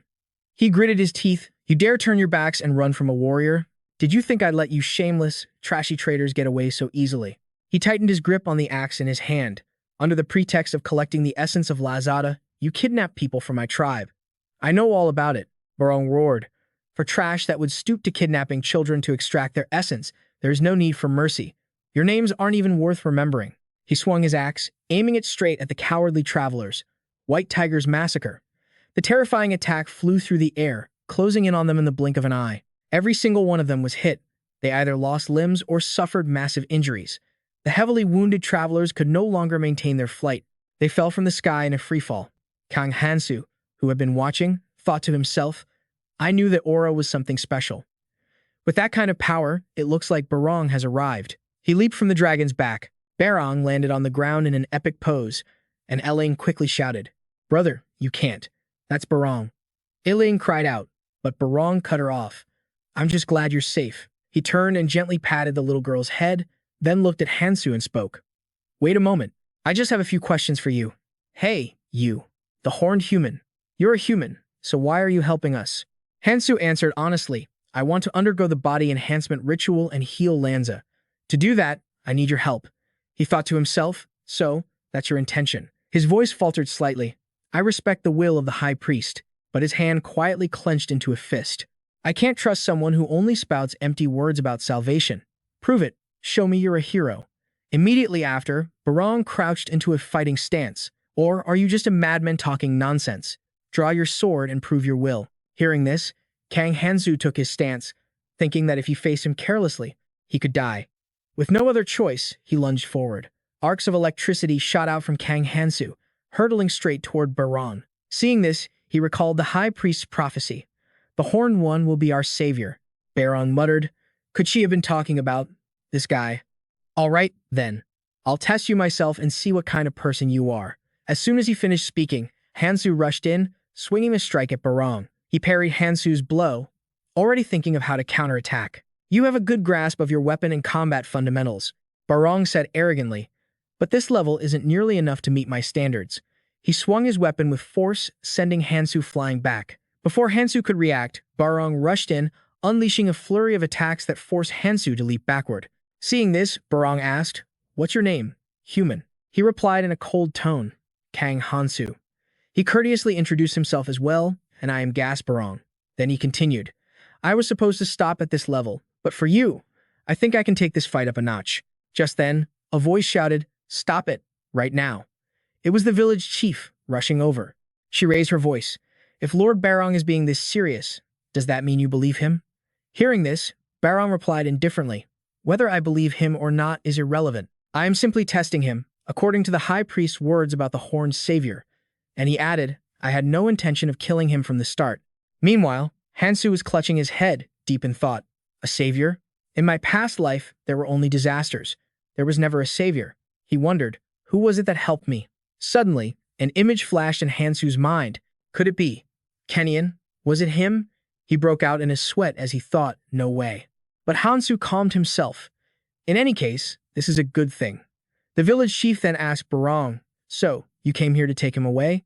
He nodded, That's right. And Barong pointed towards Takiro, saying, There's also a magic user here, so I'll be taking Kang Hansu and this old man. She then asked Takiro with a puzzled look, How are you able to use magic without using an Akaran?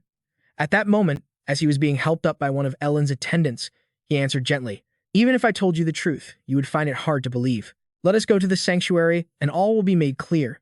For now, please put your questions aside. The village chief smiled faintly. I understand. You just had a familiar air about you, so I had to ask. If that's what you say, I won't pursue it further. Not wanting to delay, Barong spoke up. We don't know when we'll be attacked again, so everyone needs to get moving. Since we're going to the sanctuary anyway, I'll handle the escort. The village chief replied, Very well. Barong will be in your care. As they started walking, Barong turned his head toward Hansu and said, Kang Hansu, If you want that body enhancement, you better come with me. He obeyed. Understood. The sky was turning to dusk, and Hansu and Takiro were now sitting on a magic circle. A messenger pigeon flew down and landed on his arm, and the old man asked, "A regular contact? Any news?" With a thoughtful gaze, Kang Hansu replied, "One Kyung has awakened as a monarch, Sophia has taken on a reconnaissance mission, and Choi Sang-jin is still busy farming. Overall, the average rune index has surpassed 50%, as expected." At this, Takiro lowered his head, beginning to understand. "I see. They truly are your comrades." He turned away, feeling insecure and worried about his own abilities. But Kang Hansu, your comrades are doing fine, but I'm the problem. At this rate, I'll just become a burden to you. Compared to my peak, I haven't even recovered 10% of my strength." Takiro continued, his face tense. "That's why I need to collect my relics from the Grand Sanctuary." Suddenly, Hansu cut him off, calculating the timing perfectly. "Anyway, we'll have time while I'm getting my enhancement. Use that window to regain your peak strength." The old man turned to him, expressing his dilemma. "But my most important staff is hidden in the Ganji forest. That place is crawling with magos. With my current strength, it would be nearly impossible to retrieve it." Kang Hansu turned to him, a thorough plan already in mind. "Don't worry. I've already called Choi Sang-jin to the Grand Sanctuary. It'll be fine if he goes with you." Takiro finally agreed, then voiced another question. "All right, I understand. Traveling with the refugees gives us some time. Can you contact Sen? I want to report the situation." Hansu quickly agreed to the request. "All right, I'll try connect now." The scene changes to another magnificent mansion, this one belonging to Aaron of the Cross family. Inside, everyone had already gathered. Aaron narrowed his eyes and touched his chin, finding it strange. It's only been a week, and they've already reached this level? Normally, even getting to 30% takes over a year. Sophia gave a strange smile. She scratched her face, emphasizing the point. "Once you pass 50%, Baladi's runes are incredibly hard to level up. We can transfer ownership of the dungeon now." Aaron looked down. Speaking from his own experience, runes above 50% are inherently difficult to raise. It took me a very long time to reach 95%. Seeing they'd reached the threshold, Aaron made a suggestion. "Once you're over 50%, you can hold your own against a Magos. My people call that the Magos level. Want to try hunting a Magos?" But Choi Sang-jin, who was standing nearby, immediately declined. "I have a prior engagement, so I'll have to pass." Following him, Won Kyung also tactfully declined. "I still owe Kang Hansu, and I want to focus on farming runes, so I'll sit this one out too." Sophia turned back, suddenly remembering something and stating her own intention. "Besides, don't others have their own things to do? I want to take care of something else first." Hearing that, Aaron didn't insist on her invitation any longer. "I get it. I respect everyone's opinion. In that case, Sophia, you'll join me in the intelligence team." She smiled cheerfully, showing her determination. "I will complete my assigned mission. Don't worry." Aaron smiled back with friendly advice. "Let's trust each other." Suddenly, pigeons started flocking in from outside. Won Kyung's jaw dropped in surprise when a bird landed on his arm. Seeing his over-the-top reaction, she turned to him, puzzled. "This is the first time I've ever seen you so flustered. What's wrong?" His face was covered in sweat as he leaned in and whispered, "Be quiet and listen carefully. Kang Hansu told me to infiltrate the Lero Lero tribe and rescue one of their members." But upon hearing that, the other three just stood there, frozen in place. Then, a moment later, Aaron clutched her stomach and burst out laughing. "Rescue a tribe member? Not join them, but rescue them? Is this some kind of challenge between monarchs? That's an impossible request." Seeing her mockery, Lee Won Kyung's face fell as he insisted, "Aaron, this isn't a joke. They asked for my help, so I can't just stand by." She wiped away her tears of laughter and then asked enthusiastically, "Sorry. So is there anything I can do to help?" After hearing the plan, Aaron's face went blank. She warned him, "You know, this will make you a wanted man. Are you sure about this?" He rubbed his head warily, looking troubled. "I don't know, but once I've received an order, I can't ask questions. Why would they give a mission like this to me?" Choi Sang-jin turned and pointed. "You're still in the mood to joke. It's probably because you look the most intimidating." Aaron, still as enthusiastic as ever, said, "Definitely. I'll help you no matter what. When you get to Lero Lero, look for Test. He's my spy, and he'll assist you." Lee Won Kyung let out a frustrated sigh. "I can only rely on you. I don't know if this will be successful, but I'm counting on you."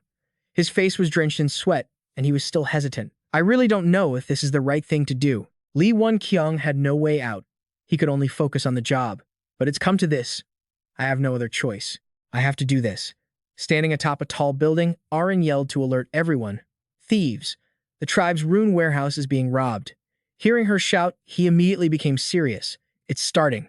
Won Kyung held his weapon, guessing that its durability was critically low. This will probably be the final blow. He swung his weapon forward with all his might, a critical hit. Immediately after, a massive explosion erupted from that spot.